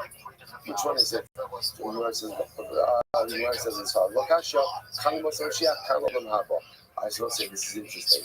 One is talking about the Messianic era, and one is talking about ultimately again Yemos Mashiach. So let's say, so what does this mean? So apparently Yemos Mashiach in Olam Haba, there's the light of Hashem. Where there is only the light of Hashem, the light of the luminaries is Yemos Mashiach. That's when all the luminaries will shine even brighter. In the Shmuel, Yamar being Olam Hazel, Yemos Mashiach, Alashim, Bono, but according to Shmuel, he says that there is no distinction between this world and the Messianic era, except Shibud Golos. It wasn't Shibud Golos literally means we're not enslaved by any other nation, but more than that, it means everyone leaves us the head alone. Right? Everyone leaves us alone, which, by the way, would be the greatest miracle of all time. Like, we don't need your help, we don't need your love, we don't need this, just leave us alone. That's Shibud Malchus. Plus, of course, is a recognition, ultimately, again, of the oneness of HaKadosh. So how do you understand this whole thing about the luminaries? Lokasha, Kama Machar Tzadikim, Kama Machar Shechina. This is beautiful. So to speak, in the world to come, so you don't need the luminaries because the Rebbe shines bright. In the fact, Tzadikim, that's when the luminaries shine even brighter. Incredible. Rabbi said, the other contrast with speaking, and Nisra'at said, Machatzki Ba'ani Erfa. So that's interesting. The Pasuk says, literally Hashem says, I struck death and I will bring back to life. Machatzki, I broke and I will heal. So the words are very powerful. Mashri means Ani Mechayev, but other Mashri Machatzki Ani Erfa. The Prophet says, that which I took life from, I will give life to, and that which I broke, I will heal. This goes back to what I said before. That how does Kiyas and Nisim work? Where Kiyas and Nisim works is first, the dead are brought back to life. But they're brought back to life with all of their health issues, handicaps, problems, challenges, and then what happens? Then HaKadosh Baruch Hu goes in and heals them. Almost like amplify the miracle of Kiyas and Nisim. That again, we come back how we were, and then ultimately again during the process. Of course, also the one part that the Gemara doesn't discuss over here, which is interesting. The $5 million question is, how old are you? Like, when do we come back? Like, what is it? I'd rather come back a little bit younger. You guys. So that, again, so I was like I said, remember, as many of these questions, so to speak, as we're addressing, there's a million other ones, right? Let's say, a show is asked, like, a person was married more than once, right? Who do they come back with, right? They get a little awkward, how does that work? So there's like a lot of stuff. Why do you want to happy the first time around? Get a second chance, to do things a little differently. So there's a lot of discussions with this. So like I said, the Gemara is attempting to give us insight and give us a window, but at the end of the day, remember, it's always going to be the picture's always going to be the incomplete.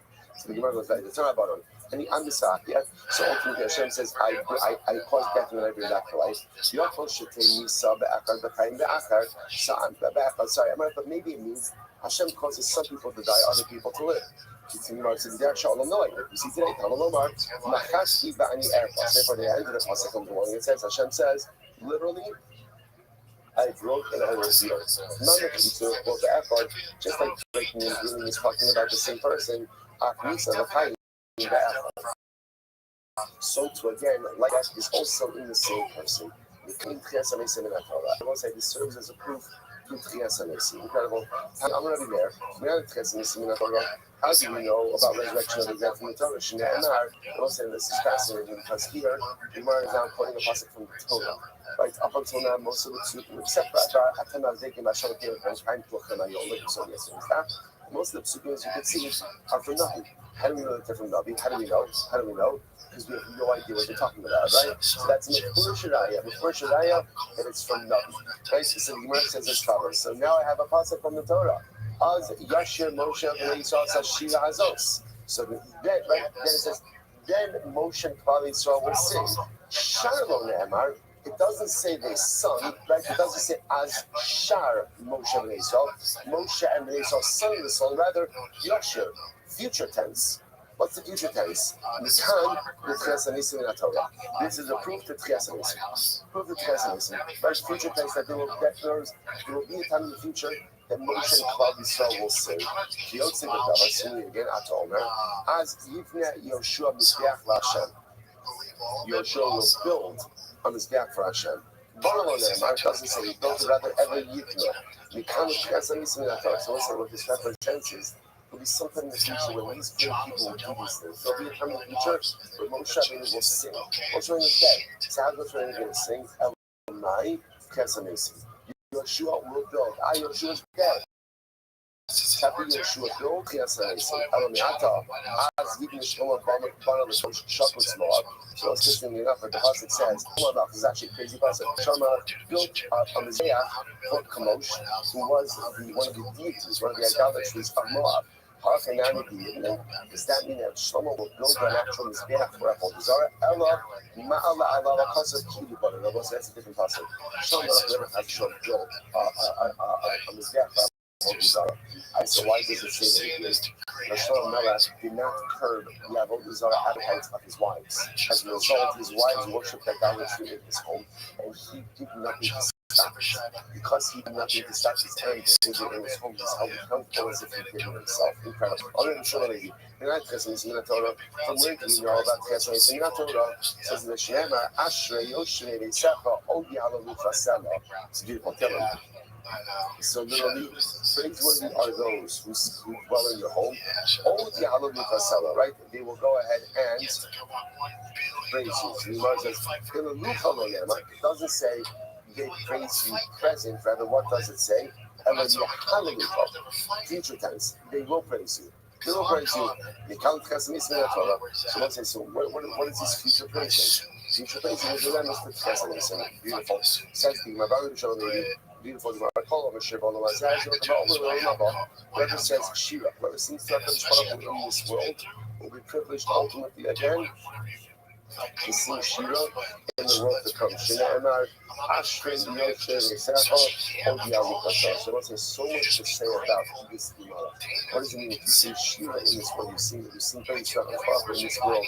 Ultimately, again, you will sing the Tchias HaNisim on the most basic and all the Rabbi. I don't know what it means. So I say, the Olam Haba you have is a direct reflection of Olam Hazeh you create for yourself. They'll say, what is Olam Haba? What is Olam Haba? The Rambam writes, Olam Haba is keeping Yoshvim v'ataraseyim v'rashem v'nezid hashchina. So ultimately, again, the righteous sit, right? They sit around the Kadosh Baruch Hu, the deeds of the crown of their good deeds is upon their head, and they derive benefit from the Shechina. That's Olam Haba. I will say, sometimes a person will be saying, is there like a TV? Is there like a Shreki coming? Is it phone? Is that it? Is that it? And also, a lot of times you see, that sounds really good. You're right. Olam Haba is only meaningful if at the end of the day, you value a relationship with Hashem and Olam Hazeh. If a relationship with HaKadosh Baruch Hu is not my priority in this world, then Olam Haba doesn't look all that appealing. Because all Olam Haba is connection to Hashem. So if that is something that I value in this world, and I strive for in this world, then Olam Haba is something amazing. But it always much more all about the material, and all about the enjoyment, and all about the stuff, and all about the acquisitions, which are beautiful and important. But if that's pretty much what life is all about, Olam Haba is a big letdown, a tremendous letdown. So I say, so it's interesting. If you want to enjoy Olam Haba, my Olam Hazeh has to look a certain way. And perhaps that's the Gemara saying over here as well. If you see Shira in this world, right, if your world, if this life is about connection to HaKadosh Baruch Hu, then at the end of the day, Olam Haba will be great. But if not, if Olam Hazeh really is just about the material or just about the mundane, Olam Haba doesn't sound all that exciting to you. We're going to keep our United Prince and East Minatora, Schneemer, we live in Minator, Schneemer, Folks of Pekka Nosu called Yachta Uranino, Renewable Nema El Uranino. We can't with Prince and East Minator. So once again, the voices of Sofeka, of those of your Nevi'im, of those who see you, right? They will go ahead and call out Uranino, they will praise you, future tense. Once again, future tense, not present. So we hear about Abba Amr, Asidim called Nevi'im, Kuban, Omen, Shira Bakalaka. This is so beautiful. In the future, all of the Nevi'im will say Shira with one voice. Was the Shene Emar called Sofaka Nasu called Yakta Yarninu. So how beautiful is that? All the Nevi'im speaking in one voice. Right? All of the leaders of Klal Yisrael speaking in one voice. How incredible is that? How overwhelming is that? How beautiful. That's the most Moshiach. Again, as you saw, remember, every Nevi'im was different. You saw it already before. But nevertheless, speaking in one unified voice. I'm going to read goes on so it's profound. If a person is capable of teaching Torah but withholds their Torah from their Talmud, withholds Torah from the Talmud, I will say this could be a Rebbe, this could be a parent, this could be anyone. I have the ability to impart Torah upon someone, but I don't do it. I withhold it. It's as if you're stealing that person's inheritance. Isn't that incredible? So one second. So again, I have the ability to convey Torah to someone. I don't convey it. It's as if I'm stealing their inheritance. Shne'emar Torah tzivon Moshe Morosha Kihilas Yaakov. Morosha he l'chol yisrael mishesh shnei bereshis. So once you hear the pasuk refers to Torah, it's a Morosha. Morosha is an inheritance. It's our inheritance from the beginning of time, from Sheshes Bereshis. Rashi points out that what is in Mishesh Bereshis. So the Rashi knows that the sake Bereshis Barak is Shirator Smith Bereshis. Remember, Rashi points out in Torah.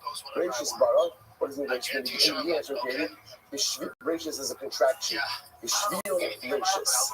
Because of that which was created first, HaKadosh Baruch Hu created the world. The world was created for Torah. Torah was given to Klal Yisrael, and therefore, again, if I withhold the Torah from someone who I can give it to, this is I'm taking their inheritance. I'm not familiar about this. No, I'm going to see that. Talmud, if a Rabbi withholds halacha from a Talmud. In other words, a Rabbi has an ability to teach a Talmud, and he doesn't teach Torah. Such a Rebbe is even by fetuses in utero. Intense. ואין לאום אלא אוגרים לאומי, כבוד fetuses שנאמר ולאום לאומי אמץ, ואין כבוד אלא כבוד כבוד מתפרסם שנאמר מהכל לא כבוד כבוד. Bar Torah. Bar Yisrael Shneimar, Nosh Gubat and Yana. Someone say, what does this mean? What does this mean? Someone who doesn't say that like someone who's Mechal Shabbos is cursed even by fetuses. What does it mean? So the Rebbe didn't teach. The Rebbe didn't teach the Talmud Torah. And therefore what? And therefore he's cursed even by the organ, even by the fetuses. What's the pshat with that? Was that sometimes the worst thing that a person could do is withhold the growth opportunity from someone else. We make a mistake that sometimes the greatest things we accomplish are the things we do for ourselves. And that's not true. Sometimes the greatest things you do in life is the growth that you enable in the other. When you do something for someone else, so what is it we're talking about here? A Rebbe has an opportunity to teach a Talmud. A Rebbe has an opportunity to give over halacha to a Talmud, which means you have the ability to be the enabler of someone else's growth. And I don't do that. That's an abdication of the highest level of personalistic responsibility. That's my avoda. Our avoda in life is not going to enable our own growth, but it's to enable the growth of others. And failure to do so, the world curses you for that. Incredible. So the Gemara goes like, if you don't, right, if you withhold Torah from the student, then literally again, so it means they pierce you like a seed. Okay, I want to say that. What Rashi points out, it means pierce like a seed. It means you get your learning. Just like if you put something into a seed, the contents filter through. A Rebbe who doesn't share his Torah with other people loses his learning. Because if he doesn't share it, what does that show? That shows that he thinks that his Torah is his. Torah is not yours. Nothing is in life. Nothing is mine. Like nothing belongs to us. Everything is responsible. Everything that Hashem gives me, whether it's my money that He gives me ultimately to do for others, or again, it's my Torah that He gives me to convey to others. That's the And therefore, if I don't share my Torah with others, ultimately, I lose it. I lose it. By Shoah and after those, the Sid Alpha, you can also Vayiko for the Delta. The Amar Abaye, the Okra, see you. Literally felt like a longer days. Alright? In one dose, and what happens if you kill a Torah? Also, so at least over you with whole Torah. What happened, Rabbi? But Torah is not Rishon, teaches his family in Torah. That's his reward. I'm not sure he says, Zoka, Lebir, Pas, Yosef. Rachos, Yosef. Incredible. So, something Rabbi, I was about to say, Rabbi, Torah, put it down. Rabbi doesn't have to be a rabbi, doesn't have to be a rebbe, right? A rebbe is anyone who has the ability to give over Torah. So you take your Torah and you share the most. I think they hold important. One of the most incredible things that sometimes we don't realize that we have the ability to do is to have a chavrusa with something. And especially sometimes you know there are different types of chavusas. Sometimes there's a chavrusa and both of you are on the same level. There's a chavrusa with someone and you have the opportunity to really help someone grow in their learning. You become a Rabbi. It's a Rabbi Chavrusa, it's a Rabbi Chavrusa partnership. And I want to say the most profound thing you think whenever we see these Gemara, you like automatically shit, oh, he's talking about a Rabbi, a rabbi, a rabbi. No, this is every single one of us. If you take all of us have Torah, and all of us can convey it, and if you convey that Torah, what happens? Zoka leberchas ki Yosef. You are privileged to have brachos like Yosef. Shene Emar, Uban Rosh Mashpir. Ve'im Mashpir, Elo Yosef. Shene Emar, Yosef was showing ala aretz. Who are Mashpir l'chol am aretz. Yosef, by the way, so what's the pshat? What's the pshat? If someone shares their Torah, they get brachos like Yosef. Why not bracha like Avram? Why bracha like Yosef? What was the entire about of Yosef? Yosef took his brachos. What did Yosef do with his brachos? What did he do with it? He shared it with everyone else. That was the entire essence of Yosef. But Yosef, after everything that he had been through and every right to say, forget about the rest of you. I'm not going to take revenge. I'm not helping you. I'm not doing anything. Instead, every single bracha that comes Yosef's way, what does he do? He takes it and he uses it to help the other. That was Yosef. That was Yosef outside. Kalamalani is beautiful. Kalamalani Torah Olam Hazeh, Zocha Umalam Devi Olam Haba. Wow. Let's say whoever teaches Torah in this world, is Zocha to teach it in the world to come. Now, by the way, what does that mean? Once again, remember, we always come back to our question of what's Olam Haba? What does the Gemara mean? Is Olam Haba where you go when you die? Is Olam Haba the Messianic era? Either way, it's really good. Either way, it's really good. Like I want to say, that if you teach Torah in this world, it is recommended to teach Torah Olam Haba as well. Which I want to say, hopefully means also that the people you learn Torah with, and you have to show you the Zohar to learn in this world the next one. Once again, if you have a Chabura, if you have a Shem in Olam Haba, I feel like we're going to move faster, right? I don't know if it's faster. And you have to show us how incredible is that, please? But there's no time at all. At least in the afterlife from that, right? That'll be better. So once again, you see this fixation, by the way, with Kesemes, right? I don't know if there's any other Gemara that tries to do so many riots for a quest. This is now already 3 block. Feels like 7 block, but it's actually 1.5 block. Right, so 1.5 block is, right, that again, Minai. So first of all, because again, the notion of Kesemes is such an incredibly important episode that the Gemara wants to find as many proofs for it as we can. So Kesemes is not over. Shneimar, Yichi Ruben, Va'al Yavos, Ruben will not die. Parshas Vayechi. Yichi Ruben Ba'ol Mazeh. No, not Parshas Vayechi. Sorry. So it's not bracha. It's not the bracha of Yaakov. It's the bracha of Moshe Rabbeinu. Yichi Ruben Va'al Yavos. Yichi Ruben Ba'ol Mazeh. Ruben will live in this world. Va'al Yavos Olam Haba. He will not die in the world. You know, Amar Alpha. This is here. Rabbi Yishir Hagmas Apam Yakitsu. Heinu Lakai Olav. Heinu Lakai also will be wrong. So it's incredibly enough. A number of these psukim from Daniel are actually quite explicit, right? So many of those who sleep in the earth will wake back up, some for the world to come and some for degradation. The Rashi says from here, the act of lake locates And now ultimately again, you go to your place and rest, but stand right literally again, return the Garalach, return to your destiny at the end of the day. So it's actually interesting because one of these psukim, we actually say the Kula. This is actually the pasuk that we say after the Kula is completed. Before the Avelim leaves the kever and walk back through the shul, walk back through the line, you actually explode it. It's not a halacha, but it's a minhag. Many of the minhag to actually recite this pasuk, addressing it to the neshama.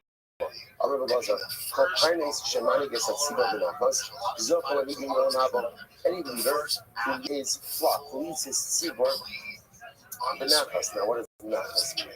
Nachas means with a gentle kite.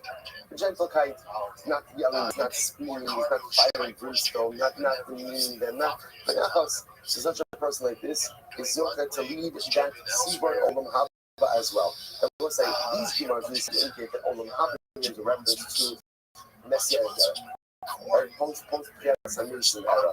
Shene'emar, Kimrachim Yihad Ma'imina, Ma'amar Lazar, Gidolodea, Shenit Ben Shteosios, Dea, wisdom. Now we're going to define what wisdom is in a little bit. Wisdom is great. Why? Because it was given between, it literally means between two letters. What it actually means is between two names of Hashem. Shene'emar, Kel Deos Hashem. So once they see that, Deos is mentioned in the middle of Kel and Hashem. So the Gemara says that's incredible if something is given over between two names of the Rebbe Shalom. Otherwise, a Gadol Mikdash. And they say Mikdash is great. Shmita and Ben Shteos, because it is given over between two names of Hashem. Shneimar, Alta Hashem, Mikdash Hashem. Hallelujah. So it's like Mikdash is sandwiched between two names of HaKadosh Baruch Hu. Maski Pe'avada, Maski Pe'avada, Kashmina, Elam, Ata, Gidolim, Kama, Shemita, Ben Shteos. Oh, you're going to use that model. And the come of vengeance. Vengeance is also great because vengeance is given between two names of Hashem. The Sid, Kel, Nekamos, Hashem. Right? The pasuk says, right? Kel, Nekamos, Hashem. Kel, Nekamos, Sophia. Right?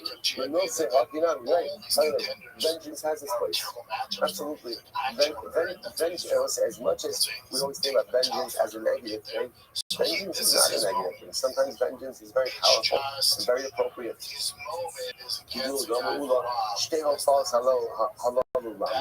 why do I need two revelations? How far I do like a revelation?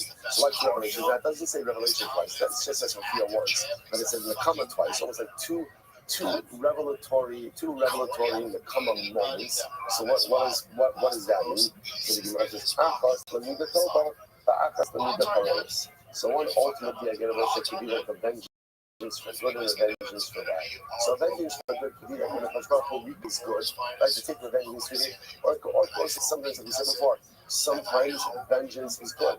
Sometimes vengeance is in our favor, especially when it's taken out on those who have oppressed us. And sometimes vengeance, Chas Shalom, could be punitive in nature. So I'm going to call Adam Sheish Bodea, of course, is beautiful. Call any person who has Dea, who has understanding, it's as if the Beis Hamikdash was built in his base. Shezeh is the Gemara's wife. Shezeh anything made Shteosios. Shezeh anything made Shteosios. Because ultimately, again, as we said before, Dea is the two names of Hashem, and Mikdash is the two names of Hashem. Now, what that means? What does that mean? Any person who has Dea, has wisdom, it's as if the Beis Hamikdash was rebuilt. We're going to come back to that Gemara. So you can underline it. We're going to come back to it after we get a working definition of really what Dea means. Fine. Okay, yeah, to give it a few minutes. I'm going to go actually right now. I'm going to go to so Adam Sheish Bodea, the self misashim. Any person who has Dea will become wealthy. Shene'emar, will be das chalidim yimavu kolhon, yikarvim Amar Lazar, kol Adam she'in Bodea, aslu lachim avas. Any person who doesn't have Dea, ultimately again you can't have rachmanas on him. Shene'emar, ki lo am binasu, hakim lo yirachamenu aseh v'yotzor ha'ichem. Amar Lazar, kol chanosim kitol mishum Bodea, yisum b'nalav. Whoever gives bread to someone who doesn't have Dea, ultimately again bad things will happen. So we'll say it's very interesting. You see this Gemara, you can't have compassion upon someone who doesn't have Dea. You can't go ahead and give your bread to someone who doesn't have Dea. Now let's say, what's the pshat with this? What's the pshat with this? So we'll say, let me tell you this now. What's Dea? What's this? We translate it as wisdom. So we'll say, but what if you think about it, it's just from a basic perspective, what is the core component of like what is like the most basic aspect of wisdom? What's wisdom? So it's interesting. Remember in Chazal, right? Remember his brachas. It's like Havdalah Shmona Esrei. Chazal, so where did Chazal put Havdalah? Where does Havdalah go? Atachonin la'adam das. The most basic concept of das is the ability to be mapped, the ability to distinguish between Kodesh and Chol. Das and its most basic. Before you get into all the deeper layers of what wisdom actually means, what wisdom means on its most core level is I can distinguish between right and wrong. I can distinguish between Kodesh and Chol. I can distinguish between Tameh and Tar. And I will say that is something that every single person has the ability to do. You know, to be a chacham, right? Remember again, there's chachma, there's bina, there's that. Okay, so chachma, bina, those might be higher levels, and maybe not every person has the ability to access it.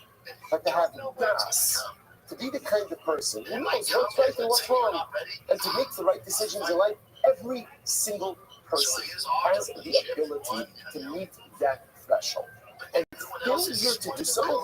failure to do so is only one person's fault, and that's mine. And that's like Chazal saying, if somebody doesn't have De'ah, don't have Rachmanas on them. Don't have Rachmanas on them. Why? Because they're hurting themselves. They're not a victim of anything. They're hurting themselves. If someone doesn't have De'ah, don't give them bread. Right? Why? Because you are enabling an errant lifestyle. I will say a person has to have a moral compass. Know what's right, what's wrong. And if they don't have, if you help them, you're enabling them to continue on that broken path. And that's why the Gemara says over here, as it says, any person who has De'ah, he will live your base and look right? Ultimately, again, because listen, to the end of the day, there's only really one thing I need in this world to be successful. De'ah. I have to know what's kosher, what's trade, what's tameh, what's tahar, what's kodesh, what's chol, what's mutter, what's asr, what's tov, what's ra. And as long as I have that, I'm good. The rest, I'll acquire or I won't. But as long as I have De'ah, I will be successful. But conversely, if I don't have De'ah, number one, if I don't have De'ah, it's my fault. Don't blame it on anyone else. If I don't have De'ah, it's my fault. And failure to acquire it is the highest level of personalistic culpability. To the point, you can't even help out a person like that. Such an overwhelmingly incredible Gemara. And that's why the Gemara says, all right, this is like, I'm going to realize that. Let's say people are saying about De'ah, you're similar to love. That's why, again, if you give your bread to someone who doesn't have De'ah, the giver will suffer. Why? Because you are enabling someone.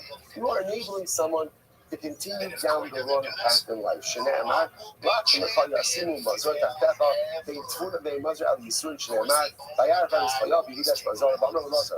כל אדם שאין בו דעה, סוף הגולה. Person doesn't have De'ah, ultimately be exiled. Makes a lot of sense. Why? Because if I don't have De'ah, build a solid life. I'll be able to build shit because if you don't know what's right, you can't build a relationship. It's as simple as almost like there are people who refuse, not that they can't, they refuse to see right from wrong. They'll make every single excuse why what they're doing is okay, even though it's clearly not. Can't build relationships, can't build a home, can't build a life. As soon as the self-goal, we don't want שנאמר, לוקחים זולה מפליטה, שם לא, so חבל אין בו דברי תורה, לשמוע בו בלילה. אין שם בוס, כמו say nothing can do us. That's De'ah. I said, this is a ridiculous Gemara. Any home in which words of Torah are not heard in at night, or any home in which it is not Torah in at night, a fire will consume it. שנאמר, כל חושך תמר וצפונות, תוך האש, לא יפתח יאללה, סריד באוהלו. ואין סריד על תמתחם, וזמתחם שנאמר, ובסרידים אשר השם קורא, but fine, listen, so what does that mean? Any home in which Torah is not learning at night, fire will consume it. That's a pretty strong word. Especially alongside, it tells us very important belief, in addition to coming to shul for night sleep and the beautiful inspiration, which is everybody has an obligation on night sleep, even if it's for 15 minutes. Everybody has an obligation for night sleep. It's not like that means. What do you come with us, right? So you have to have night sleep. But really, it's actually not joking around. Like a Maybe it has to come to this medrash to learn a little bit at night, even if it's just for a couple of minutes. Start very much on this medrash. Wake up. In addition to that, a person also has to learn at home. A person has to have Torah in their house. Right? And it's so important for so many different reasons. A wife should see her husband learning Torah. Children should see their father learning Torah. The walls of my home should see me learning Torah. So Pshat in the Gemara says over here, in any home in which Torah is not heard at night, fire consumes it. Perhaps it means like this. Night is always a metaphor for difficulties. That's like light is always a metaphor for difficult times. Perhaps the Gemara is like this. Both bias. Shane, Divrei Torah, Nishma, and Bo Balai, right? So any home in which Torah is not heard at night, whether it's any home where things become difficult, the Torah stops. Right? And as soon as it becomes Lila, as soon as life becomes difficult, the first thing that kind of goes away is Torah. Just understand, Eish of Rasa. Fire, not literal fire. Fire is also destructive. Destructive forces will consume. If during difficult periods in life, the first thing that gets stopped is spirituality, just understand the fire of the negative circumstances, or wrong circumstances, will consume that hope. The staying power of a home, the staying power of anything in life, rooted in its connection to witness. So even during the lighter periods of life, there is Torah in my home. There is Torah in my life, and I will be safe from the ravaging effects of even the most difficult of my circumstances. Conversely, if in the moment that difficulty set in, the first thing that goes is Torah, the first thing that stops is Torah, then Eshav Rasa. Then the fire of every single difficult circumstance will ultimately consume me, consume my home, and consume all the circumstances. So I have to stop over here. I have to stop over here. Shkoya. By the way, we did more than a block already. Fantastic. Wrong block, but that's the detail. Let's say, well, I think tomorrow's going to be a catch-up day because the Mirza Hashem much shorter. Gemara. The Mirza Hashem. Shkoya, everyone. Whatever. Such a Shkoya, everyone. Finish at night, so it's not a bad idea. Not a bad idea at all. Oh, was it on you also? All right.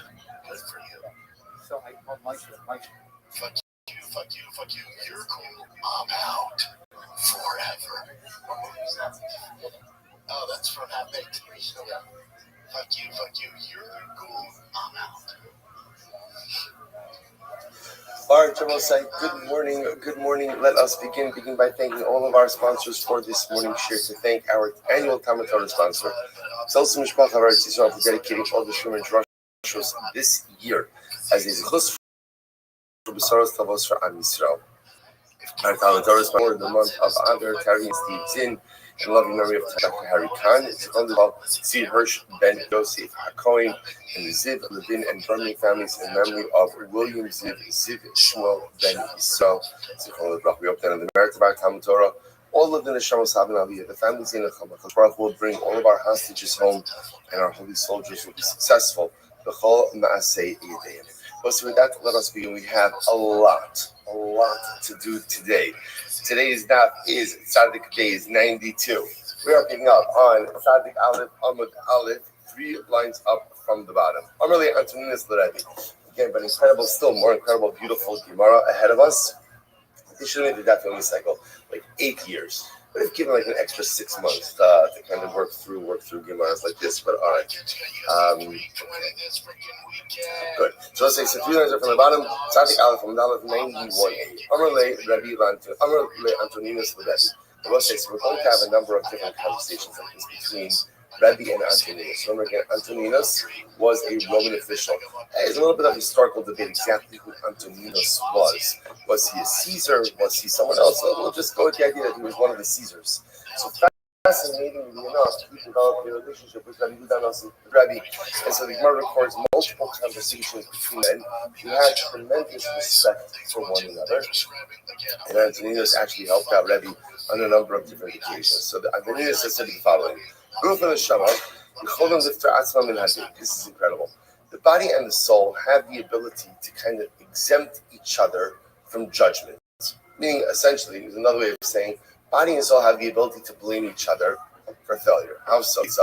Guf Omer, Neshama Chatasa, Neshama Chatas. The body can say it's clearly the Neshama's fault that I've sinned. How so? It's very listen to this question. Shem Shapir Shemeni, how are you moved to a cabin? Go in return. Because the body can say, look, I find that the Neshama left me. I have not gotten myself into any trouble. Right? The moment that the Neshama left, what am I doing? I'm just laying here in the grave. So clearly, again, who is the instigator of all of my life's problems? It clearly was the Neshama. When the Neshama could say, Guf Chata. No, it's the body that sinned. What's the proof? Shiyum Shepirashti Mimenu, Harini Porachas Ba'avir Ketzipa. There's the Neshama that said, look at me. From the day that I left, that's Fashkun in the body. Look what happened. I'm flying in the heavens like a bird. I'm free like a bird. Right? So the body says it's clearly the Neshama's fault. The Neshama says it's clearly the body's fault. So listen to this. So Antoninus was asking, what's the question? Antoninus was questioning, so what is the mechanism of divine judgment? So how does the Baruch hold the person accountable when essentially a person is composed of these two opposing forces, and it's not clear who has responsibility ultimately for the failure of man. So this is beautiful. So I'm going to give you a mashal. Let me give you a mashal. Good. I'll give you a little mashal. Listen to this. This is great. The Melech Basar Dam Shayla Pardisma. The king had a beautiful orchard. V'hayabo on the base. You can have one already. V'hayabo b'choros nose. And in the orchard or in the field, the king had very nice dates. B'choros nose. Very nice dates. Right, or very nice figs. Now the king put there two watchmen to watch over the field. One of them was crippled and one of them was blind. Some of those. Okay, so you got a discount. Let me say again. So these were the watchmen over the field. So the crippled one said to the sumo, to the blind one, the Choros knows I see that there's some really nice things in this field. So the crippled watchman says to the blind watchman, let's put me on your back. We'll use your legs and my eyes, and together we'll be able to partake of the figs. So sure enough, again, the crippled one got on the back of the blind one, and they went together and they consumed the figs. So sometime later, the owner of the field comes along and he says, where are my figs? So apparently they did a pretty good job consuming the figs and they eat a lot of figs in a relatively small amount of time or whatever, prolonged amount of time. So the owner comes back and says, by the way, where are my figs? So I'm sorry.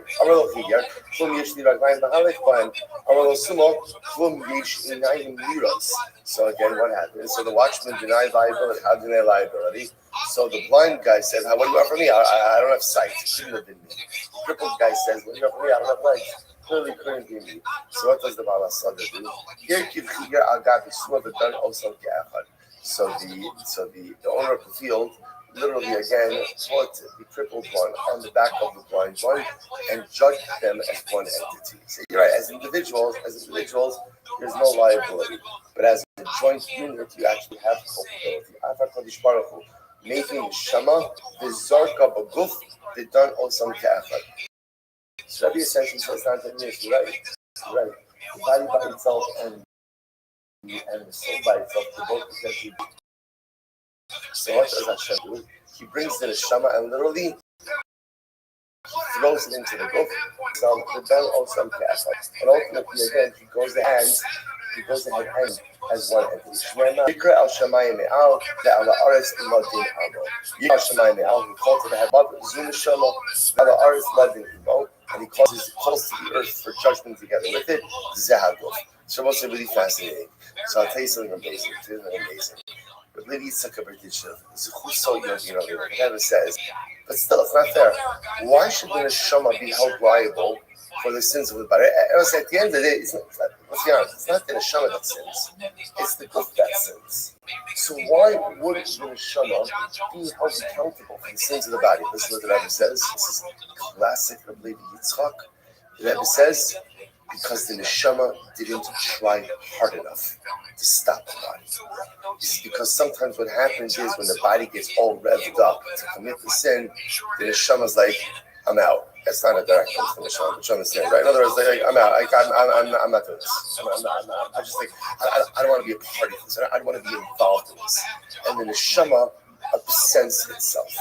The lady says, neshama, how dare you? How dare you? A chutzpah. You absent yourself when the body is struggling. Dafka, when the goof is struggling, that's when you need to be there even more. Dafka, when the fires of desire are burning, that's when you have to be there even more. A chutzpah, that you decide to walk away because now it's a little bit too difficult. That's the Zereba, is why the neshama is held accountable in the sins of the body as well. You should have tried harder to stop and dafka. When the struggle is most acute, that's dafka when you don't walk away. And it's such a profound thing. Such a profound human nature. Human nature is I'm willing to be present. Whatever present is in a relationship with people, relationship with Baruch. I'm working on myself, whatever it might be. Until when? As long as it's okay. As long as it's manageable. But how often do you walk away from things because it's too difficult? Now again, obviously there are times in life when you have to walk away from difficult circumstances. Of course. But more often than not, says the Rebbe, dafka when it gets hardest is dafka when you have to be most present and you have to try hardest. The neshama is held culpable because when the body was struggling most, that's when the neshama really needed to be there. But instead, the neshama absented itself. Incredible. All right, let's go back there. I'm going to have to do this to Rabbi. I'm doing this to Rabbi. It's crazy. What's these? Come on, it's like, yeah, it's impossible. This is seriously for me. This is like with me. It's like switching to Amud Yomi into the end of Sanhedrin. Then I'm here at Sashen. We'll pick up with the rest of the Kali. So I'm going to Antoninus Rabbi. So listen to this. Antoninus asks Rabbi. I will say, by the way, you see from the questions, these are not. I'm saying, sometimes when the Gemara reports questions between Jews and non-Jews and Jews, the questions are often baiting questions meant to somehow, poke holes in our theology. If you notice that, that's not the nature of these questions. Antoninus has actually like a real theological curiosity, and just like a world curiosity, which is why, by the way, Rabbi takes the time to answer so many of these questions, because he recognizes this is not Antoninus being difficult or trying to disprove us. This is Antoninus legitimately curious. So Antoninus asks Rabbi the following question. Listen to this. Why does the sun rise in the east and set in the west? I'll say that I have real appreciation for this. The last couple of days I was diving in the fly. So over here in this show by 5 minutes time, the sun is glaring through those windows. I know it's the most beautiful thing in the world. Something we don't appreciate. We're busy the whole day, often indoors the whole day. If you sit on for a little while, you'll see the sun coming up over here. By plot, you'll see it setting over there. Anyway, so Antoninus asks, why is it that the sun comes up in the east and sets in the west? Anyway, so this is interesting. So Rabbi says, what's your question? And if it was the reverse, I'm going to let you have a kickball. Let me have you have a So in other words, and if the reverse, and if it was the reverse, you would ask me the reverse. Why does the sun rise in the west and set in the east? Well, in other words, Rabbi was asking, what's your question? What's your question? I'm going to help you come here. No, here's my question. No, just asking. Why not just have the sun rise in the east and set in the east? Why does it have to rise in the east and set in the west? That's my question. Why does the sun need to traverse to the other direction? This is so beautiful. In order that the sun should give shalom aleichem, should give shalom to the Ribono Shalom. What is that? If you look at Rashi, I must say Rashi is on both sides. By the way, I also feel a lot of the Nechama not finishing the daf, because even she couldn't get it together on one side of the page, right? Rashi took over both sides. Rashi needs both sides of the page in the sense that this takes a little bit longer as well. So look at Rashi. Rashi on the right hand side, Gelitin Shalom Lakona, Lak Hadosh Baruch Hu, Shashkina B'Marav. The Kibbutz Shemagaz Adamad Chomesh B'Mishnach HaLadech Baruch Hu. Listen, what does mean the Shekhinah is in the west? So remember, using the Beis Hamikdash model, so remember, the Kodesh HaKadosh, the Holy of Holies, was situated in the westernmost part of the Beis Hamikdash. So that's what it means when it says that the Shekhinah is in the west. So therefore, the sun Kiviyachol comes and bows down before HaKadosh Baruch Hu in the west. And it sets, because when it sets, it goes down, representing bowing. So the Shekhinah itself, so the sun itself bows to HaKadosh Baruch Hu at the end of every day. So beautiful. Shneimar, utzva shem l'chamish tachlim. Arolei, sisi apalga, sisi apalga rakia, v'titei shem of the tail. So I understand. So ask Antoninus, once again, why not allow the sun to come like midnight, so rise in the east, come to mid-sky, bow there, right? Sort of, not bow there. In other words, bow there, and then just set. In other words, I was just asking is why does it not make its way all the way from east to west? I understand it needs to make its way from east towards west. Why does it have to go down all the way in the west? Let it just come to mid-sky, so to speak, bow down to like a and set right there. Good question, which the Gemara says, we should call them the overage dropping because of workers and travelers. I will say, what does that mean? Actually, we should call them the Lukan Hayamatchik Piton, Shekishafama Ve'emsa Rakia Meira Biosel, Usur Shadai Ishahos Bayom, by Poland Shalom Rachel, Ashekashek of overage dropping, not the Hayodin, Masai Yaksha, Lakish. Here's the problem. If the sun was set in the sky, so let's go backwards. The way the sun currently works is the sun goes down gradually. People know, right? The workers know that the work is there is coming to an end. Travelers know that they only have a certain amount of daylight left. If the sun were to set while it's mid-sky, this would tell the workday. This would create a problem for the workday. This would create a problem for travelers. Therefore, HaKadosh Baruch Hu would allow people to work, and in order to allow people to travel, allows the sun to continue across the sky and set more gradually in the west. So the sun setting in the west serves a twofold purpose. Number one, it bows to HaKadosh Baruch Hu, and number two, it allows the maximum amount of time for the travelers and the workers. So let's say, what a tremendous Musar has skill. What does HaKadosh Baruch Hu want to maximize time for? What is that maximizing time for? Working and traveling. But HaKadosh Baruch Hu wants more than anything to us is to work hard and to work for as long as possible and to maximize our hours of productivity. Otherwise, he could have caused the sun just to set in the middle of the sky. The whole reason why the sun travels from east to west and sets gradually, the whole reason is to give us more hours in the day to work. To give us more hours in the day to travel. What does it mean to travel? I'm at location A, I want to get to location B. Life is all about the travel. Life is all about the journey. Life is all about moving myself forward. And I can try to maximize the time because what he wants more than anything else is to work. Listen, he wants us operating on all cylinders. He wants us maximizing the workday. I'm talking about your career, right? It could be your material career and your spiritual career. He wants us to journey, but he wants us to stay in place. So he maximizes the way that the sun works. Incredible. From the afternoon, Rabbi, the Shalom Amos I need so profound questions. So Angelina says, by the way, when does the neshama come into the body? Which, by the way, interestingly enough, indicates to us that Antoninus believes in the neshama. So he believes in the soul. So he asks, when does a person receive their neshama? Mishas Pekida or Mishas Yisira? So let's say, so Pekida means literally again at the beginning of the pregnancy. Now, Rashi points out, remember again, the beautiful Gemara Sefes Nida, that the Gemara says that when a woman becomes pregnant, so the malach takes the tipa. So the tipa sounds like literally again, I don't know, what do you call it? The beginning of pregnancy, what is it? Fetus, embryo, a blast. Okay, good, fantastic. So the malach takes the blast and he goes ahead and he brings it before HaKadosh Baruch Hu. And he says, Tipazu Mate'alel. What is this? That's called Pekida.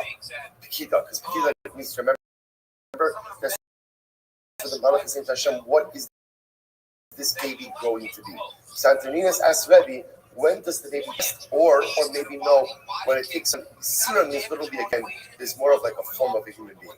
Like the baby looks, or the fetus looks like a baby. So the Gemara says, Amalei, Bishas Yitzira. So Rabbi says it's from the time that the baby is more well formed. Okay? So Amalei, so Antoninus says it doesn't make any sense. So again he says it can't be is, for example, a piece of meat, right? You can't leave a piece of meat out for 3 days and it won't go bad. In other words, it needs salt, it needs a preservative in order to keep it. So Antoninus was saying was, everything that exists needs a preservative. So just like meat needs salt, so how does the blast, right? How does the fetus exist at any point in time without a neshama? It must be instead, it must be Elo Mishas Pekiba. So Antoninus says to Rabbi, it must be that the neshama comes into the fetus already from the context of Basra, from the moment of inception.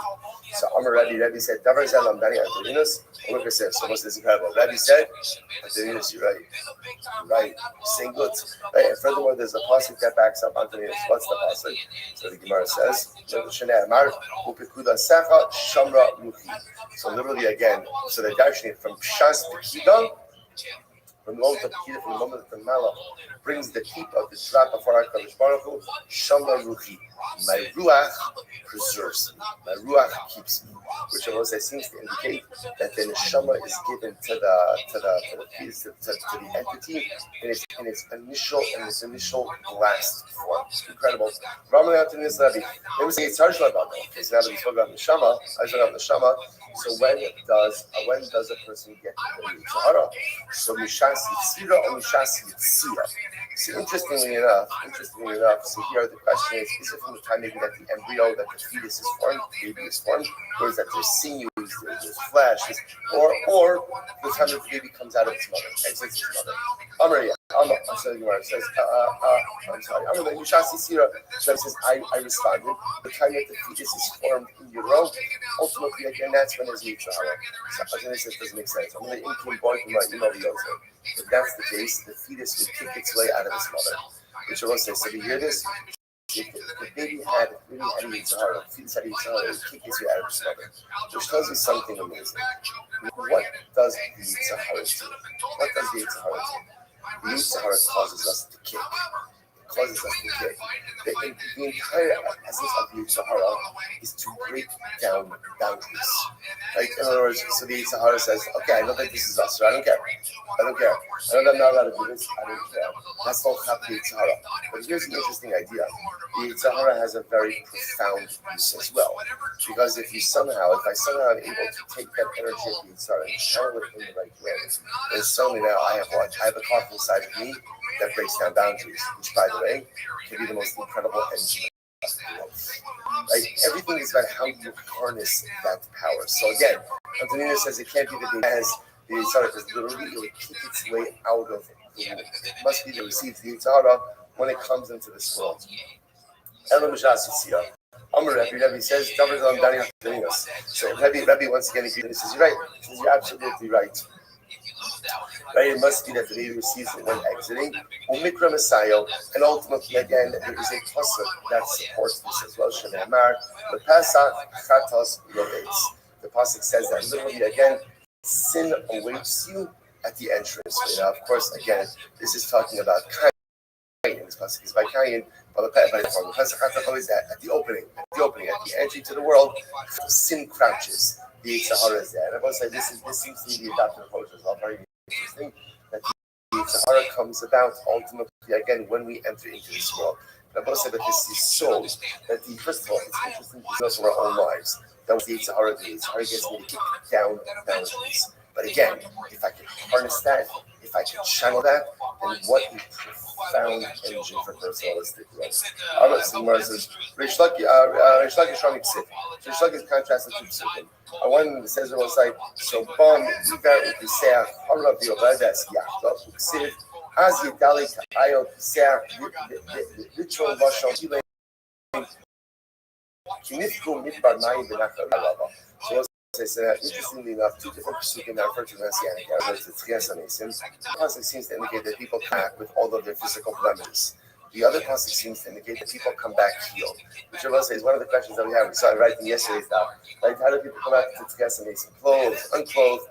Do they come back with their injuries, with their blemishes, with their disabilities? Like, how do people come back? To which the Gemara says, you're right. In reality, we come back again with our mumin, but then we are healed by HaKadosh Baruch Hu. Incredible. I will say now, why not just come back healed? because again, there's a greater appreciation when you come back with all of your injuries, right? I come back with all of my broken kites. I come back with all of it, and then in Tchias Amisim HaKadosh Baruch Hu goes there and heals me. That's tremendous. Let's go back to Ula Ramixes. Ula brings down to Tzir. Let's say some white line and Tzadik Aleph on the days. Ula Ramixes. Bila Hamavas Netzach Umar Hashem Dinali Alkal Panim. So literally again, death will be swallowed up forever, and Hashem will erase every tear from every face. Kianar ben Mea Shana Lamos. Lo Yem Shum Od Gabu. So I'll say, here's another question. In Messianic era, is there death or is there not death? One pasuk seems to indicate there's no more death. Other pasuk seems to indicate that no, there will be death. But when a person dies at 100, it'll be like the death of a young person, which sounds like we'll live much longer, but there will still be death. So which one is it? Lo Kashio, can be saw, can be all big, one is about Jews, one is about non-Jews. So kind of again, by Jews, there won't be death. By non-Jews, there won't be death. I have what are non-Jews doing in the Moshe Mashiach? This is interesting. Like, is there Tchias Amisim for non-Jews? Like, what is that? So the Gemara says, my Bauhasam, Hanach Tziburu, Va'amdu Zarim, Ru'utsan Achem, U'Beninecha Ikar Mecholim. We're saying apparently there will be non-Jews. First of all, there's a whole discussion in terms of like righteous Gentiles, what they have, both in Olam Haba and in Moshe Mashiach. But interestingly enough, this Gemara seems to reflect the idea that the Moshe Mashiach is much more of like a spiritual experience in which we will have others to tend to our material needs. So there'll be a Gentile population to attend to the material needs of Am Yisrael. Will be fully focused ultimately again on the spiritual growth. Now, what's interestingly enough, this is embedded in the whole sub-machlokes, which is what is the Messianic era? Like, what is it? Is it like this supernatural world, or is it pretty much Olam, like a regular world? So again, that's the backdrop of these discussions. That's the backdrop to like what happens with sickness, what happens with death, right? Clothes, unclothed, all of these things are really embedded in that backdrop as to what exactly does the Messianic era look like? Because whenever the Gemara has these machlokes, the Gemara always quotes the same passage, which is "Ayin lo rasa kindol adecha," and I never saw it except through Hashem. In other words, we have these machlokes, these questions are fascinating, but at the end of the day, what's the answer? We'll know when we know. Okay. Rav Chisra Niksiv. Rav Chisra Barab also contrasts it to the Chafal of Barab, and both Shachama, Kimara Hashem Tzivachos. Siv, Kahaya Or Halabana, Korakama, Korakama, Yi Shivasai, or Shivasayam. So this is interestingly enough. There's two different secrets. The first person seems to indicate that the luminaries, the sun and the moon, will actually be darkened in the Messianic era. And second person seems to indicate that they'll shine even brighter. Even the moon will shine as bright as the sun. So which one is it? The Gemara says as follows. Lakasha, Kalimos Mashiach, Kal Olam Haba. I just want to say this is interesting. One is talking about the Messianic era, and one is talking about ultimately again Yemos Mashiach. So what does this mean? So apparently Yemos Mashiach in Olam Haba, there's the light of Hashem. Where there is only the light of Hashem, the light to the luminaries is dim. In Yemos Mashiach, that's when all the luminaries will shine even brighter. In Shmuel, but according to Shmuel, who says that there is no distinction between this world and the Messianic era, except Shibud Golos. It must say Shibud Golos literally means we're not enslaved by any other nation, but more than that, it means everyone leaves us the heck alone. Right? Everyone leaves us alone, which, by the way, would be the greatest miracle of all. Right? We don't need your help, we don't need your love, we don't need this. Leave us alone. That's Shibud Golos. Plus, of course, there's a recognition ultimately again of the oneness of our. So how do you understand this whole thing about the luminaries? This is beautiful. So to speak, in the world to come, in the camp of the Shekhinah, so you don't even know. The both of them shines bright. In the camp of Tzadikim, that's where the luminaries shine even brighter. Incredible. Rabbi Ksiv. So Rabbi contracted with Psukim, Ani Amista'ach Yau Ksiv, Machatzti Ba'ani Erba. So this is interesting. So the pasuk says, literally Hashem says, I brought death and I will bring back to life. Machasti, I broke and I will heal. So the words are Mashi Nemis Ani Machayeh. The other Mashi Machasti Ani Erba. The Shmuel says, that which I took life from, I will give life to. and that which I broke, I will heal. This goes back to what the Gemara said before. But how does Tchias Anisim work? The way Tchias Anisim works is first, the dead are brought back to life. But they're brought back to life with all of their health issues, handicaps, problems, challenges, and then what happens? Then HaKadosh Baruch Hu goes there and heals them. Almost like to amplify the miracle of Tchias Anisim. That again, we come back how we were, and ultimately again the healing process. Of course, as I said, the one part that the Gemara doesn't discuss over here, which is interesting, is the $5 million question is, how old are we? Like when we come back? Like why is it? I'd rather come back a little younger. It would be nice. It'd be nice. So that again, so I was like I said, remember, as many of these questions, so to speak, as we're addressing, there's a million other ones, right? Say like Hashem is asked like a person who's married more than once, right? Who do they come back with? Right? Get a little awkward, like the nice, how does that work? So there's a lot of stuff, or what if you weren't happy the first time around? The second chance, they do things a little bit differently. So there's a lot of discussions with this. So like I said, the Gemara is attempting to give us insight and give us a window. But at the end of the day, remember, it's always going to be, the picture is always going to be incomplete. So the Gemara goes like, it's not about it. And I'm Misak, yes? So ultimately, Hashem says, I cause death and I bring back to life. Sorry, I thought maybe it means Hashem causes some people to die, other people to live. So the end of the passage comes along, it says, Hashem says, literally, I broke and I will heal. Just like breaking and healing is talking about the same person. So too again, life and death is also in the same person. And I will say this serves as a proof to Tchias Anisim. Incredible. Tanya Rabbi Meir, how do we know about resurrection of the dead from the Torah? I will say this is fascinating because here the Gemara is now quoting a passage from the Torah. Right, up until now, most of the psukim, except for most of the psukim, as you can see, are from Navi. How do we know the different Navi? How do we know? Because we have no idea what they're talking about, right? So that's a Mefurish Raya that it's from Navi. Right? So the Gemara says as follows. So now I have a passage from the Torah. Az Yashir Moshe B'nei Yisrael Sashira Hazos. So then, right? Then it says, then Moshe and Klal Yisrael will sing. Shar lo ne'amar.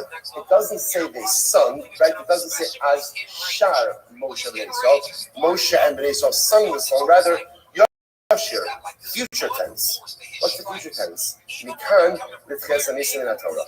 This is a proof that Tchias Anisim. Right? Future tense that there will be a time in the future that Moshe and Klal Yisrael will sing.